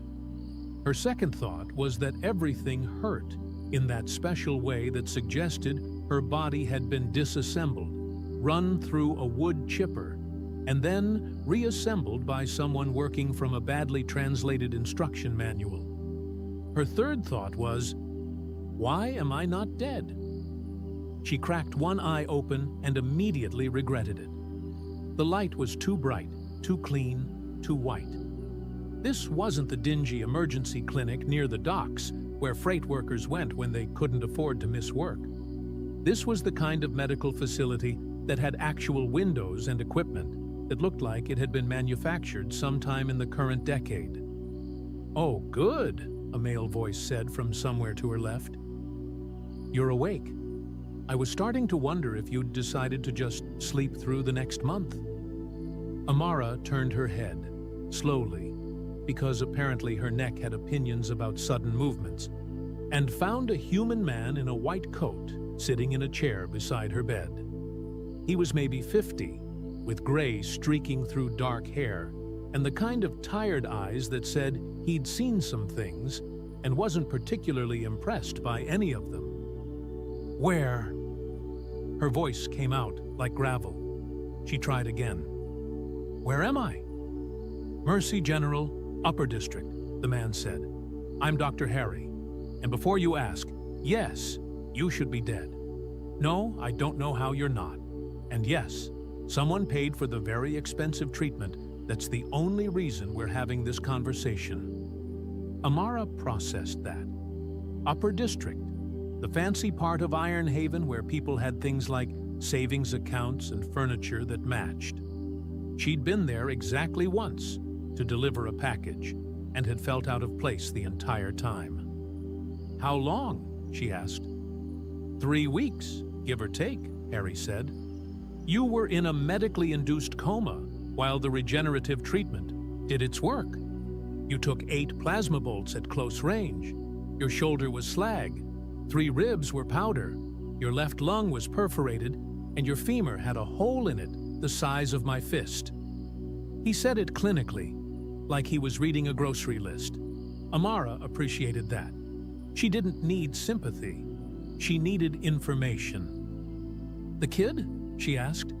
Harry's expression shifted into something that might have been amusement. "The kid is fine. Not a scratch on him thanks to you using your body as a meat shield, which, for the record, was either the bravest or stupidest thing I have seen in 20 years of emergency medicine. And I once treated a guy who tried to fight a cargo mech with his bare hands." "Stupid," Amara said. "Definitely stupid." "Well, the kid's family disagrees." Harry stood up, and there was something in his posture that made Amara nervous. Which brings me to the complicated part of this conversation. You've got visitors, a lot of them, and they've been waiting very patiently for you to wake up. "Visitors?" Amara tried to sit up and discovered that her body had strong feelings about that plan. Who? The kind that travel with armed escorts and diplomatic credentials, Harry said. The kind that make hospital administrators very, very nervous. The kind that... Look, I'm just going to say it. There are Haxry Imperial Guards outside your room right now, and they've been there for 2 weeks. Amara stared at him. I'm sorry. There are... what? Imperial Guards, elite military. The kind of soldiers who could probably take out this entire building without breaking a sweat. Harry ran a hand through his hair. Turns out the kid you saved wasn't just any Haxry cub. His name is Rennick, and his father is High Commander Naxrill, as in one of the most powerful military leaders in Haxry society. As in the kind of person who can make entire planets nervous. The room suddenly felt too small. Amara's brain, still fuzzy from 3 weeks of forced unconsciousness, tried to process this information and failed spectacularly. "Oh," she said. "Oh, that's just fantastic." "It gets better," Harry said, and his tone suggested it absolutely did not get better. "The commander wants to meet you. He's been asking every day when you'd wake up. And before you ask, no, you can't say no. I mean, you can, but I don't recommend it. These people take honor and debts very seriously." "How seriously?" "The kind of seriously where refusing to meet him would be considered a grave insult and might cause an interstellar incident," Harry said. "So, you know, no pressure." Amara closed her eyes and counted to 10, then 20. Then she gave up because numbers weren't making this situation any less insane. "Fine," she said. "Wheel him in. Let's get this over with." "You sure? You just woke up. I can tell him you need more time." "Dr. Harry," Amara said, opening her eyes, "I'm lying in a hospital bed in the fancy part of town, apparently alive because some alien warlord paid for experimental treatment, and there are elite soldiers outside my door.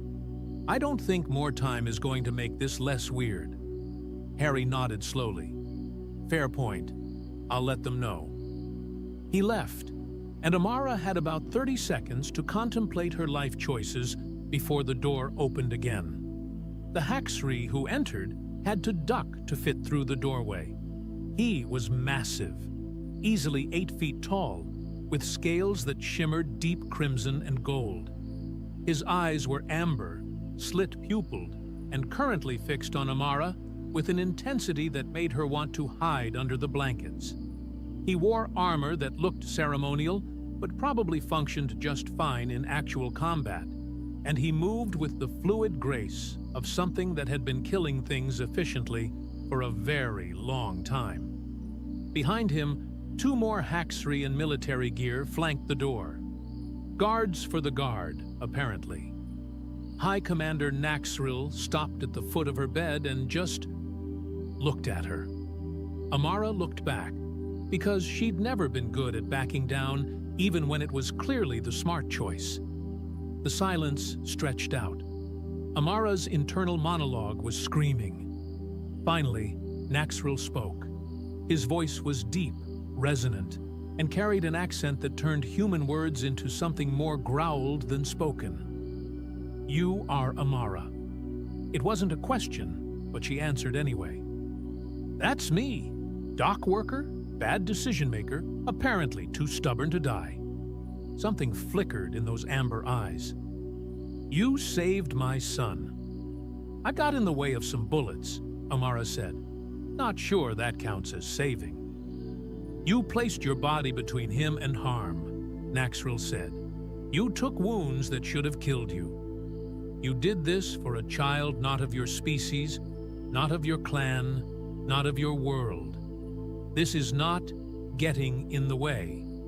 This is sacrifice." The way he said that last word made it sound important. Capital S, important.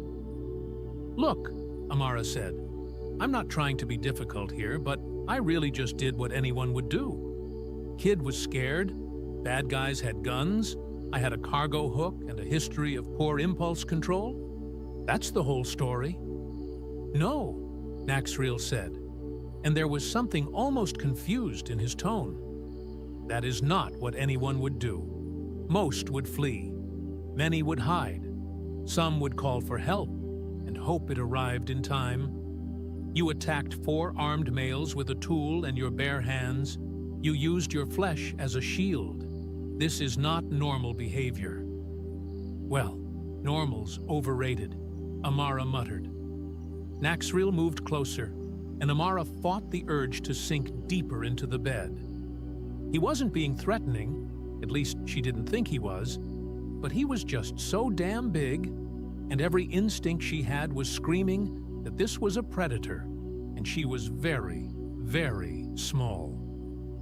In my culture, Naxriel said slowly, a life debt is sacred, absolute. You saved my son's life at the cost of your own. That you survived does not diminish the debt. It increases it. I'm not asking for anything, Amara said, quickly. Seriously, we're good. You paid for the fancy medical treatment, which, thank you for that, and we can just call it even. We cannot call it even, Naxriel interrupted, and there was something almost offended in his tone. There is no even. There is debt, and there is honor, and there is family. You have given me back my son. There is no payment that balances this. He straightened, and suddenly his posture changed into something formal, ritualistic. The 2 guards by the door snapped to attention. I, High Commander Naxriel of the Crimson Fleet, declare before witnesses that Amara of Ironhaven is kin chosen. She is blood of my blood, clan of my clan, family of my family. Her enemies are my enemies. Her honor is my honor. This bond is eternal and unbreakable. The words hung in the air like something physical. The guards had their fists over their hearts. Naxriel was staring at her with an expression that might have been respect or might have been something else entirely. Amara's brain had officially given up. I'm sorry, she said. I'm what now? Kin chosen, Naxriel repeated. It is the highest honor my people can bestow. You are now considered part of my family. My clan will protect you, provide for you, honor you as one of our own. But I'm human, Amara said, because apparently that was where her brain had decided to make it stand. I'm not. We're not even the same species. How does that work? It has never been done before, Naxriel admitted. You are the first alien to be named kin chosen. But the law is clear. One who saves the life of a clan member at risk of their own becomes family. The law does not specify species. So you're just adopting me into your alien warrior family because I got shot? Because you chose to get shot, Naxriel corrected. Because when faced with danger, you did not calculate odds or consider consequences. You simply acted. This is the mark of true strength, true honor. Amara laughed. She couldn't help it. The sound came out slightly hysterical. But honestly, who could blame her? Okay, she said. Okay, this is insane. This is completely insane. I'm a freight dock supervisor. I live in a 400-square-foot apartment. I eat instant noodles for dinner 3 nights a week. I am not warrior family material. You faced 4 armed enemies alone, Naxriel said. You took 8 plasma bolts and survived. You protected a child with your life. What part of this is not warrior behavior? The part where I was mostly just annoyed and not thinking clearly? Courage is not the absence of fear, Naxriel said. It is action despite fear. You have proven your courage. The matter is settled. He turned to leave, then paused at the door. My son wishes to visit you, he said. When you are stronger. He has been asking every day. The kid's okay? Amara asked. Really okay? Not a scratch, Naxrill said, and something in his voice softened. Because of you. Rest now, Amara. Kin chosen. We will speak again soon. He left, guards following, and the room suddenly felt much larger and much quieter. Dr. Harry poked his head back in. So, he said, that happened? I've been adopted by alien warriors, Amara said to the ceiling. This is my life now. Could be worse, Harry offered. How? How could this possibly be worse? Harry considered. Well, you could still be dead. Yeah, Amara sighed. There is that. She closed her eyes and tried very hard not to think about what being kin chosen to a high commander actually meant. She had a feeling she was going to find out whether she wanted to or not. Amara was discharged from Mercy General 5 days later, and that's when she learned that her life had become a circus. A circus with armed guards, media drones, and apparently a security detail that followed her everywhere, like the world's most intimidating shadows. This is ridiculous, she said, for the 15th time that morning, staring at the Haxri warrior currently standing outside her apartment door. I don't need a bodyguard. I live on the 4th floor of a building with broken elevators. The most dangerous thing here is the mold in the bathroom. Lieutenant Horan, because of course he had a rank and a name, and apparently a permanent assignment to make her life complicated, didn't even blink. He was smaller than Naxrill, only about 6.5 feet tall, with dark green scales and eyes that tracked every movement in the hallway, like he was expecting an attack from the vending machine. High Commander's orders, Horan said, his voice clipped and professional. You are kin chosen.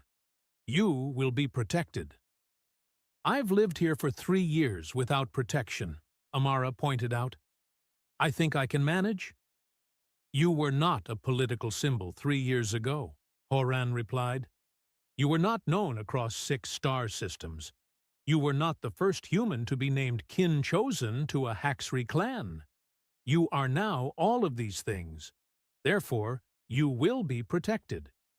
He said it like he was explaining basic math to a particularly slow child. Amara resisted the urge to throw something at him. I don't want to be a political symbol, she muttered, unlocking her door. I want to be a person who drinks coffee in her underwear and doesn't have an audience. Then you should not have saved the High Commander's son, Horan said. Amara turned to stare at him.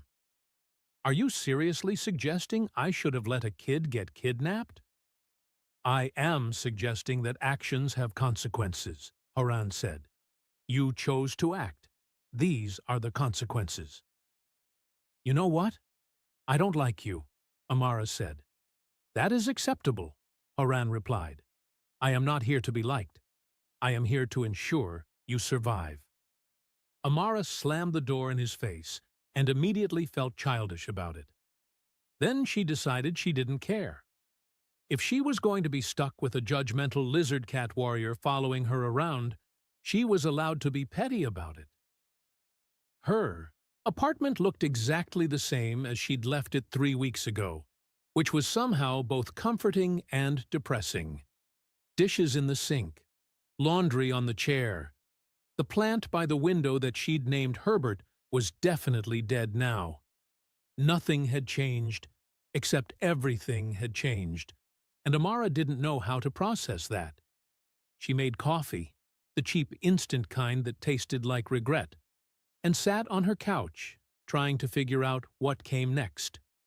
Her comm unit buzzed, then buzzed again, then started buzzing continuously.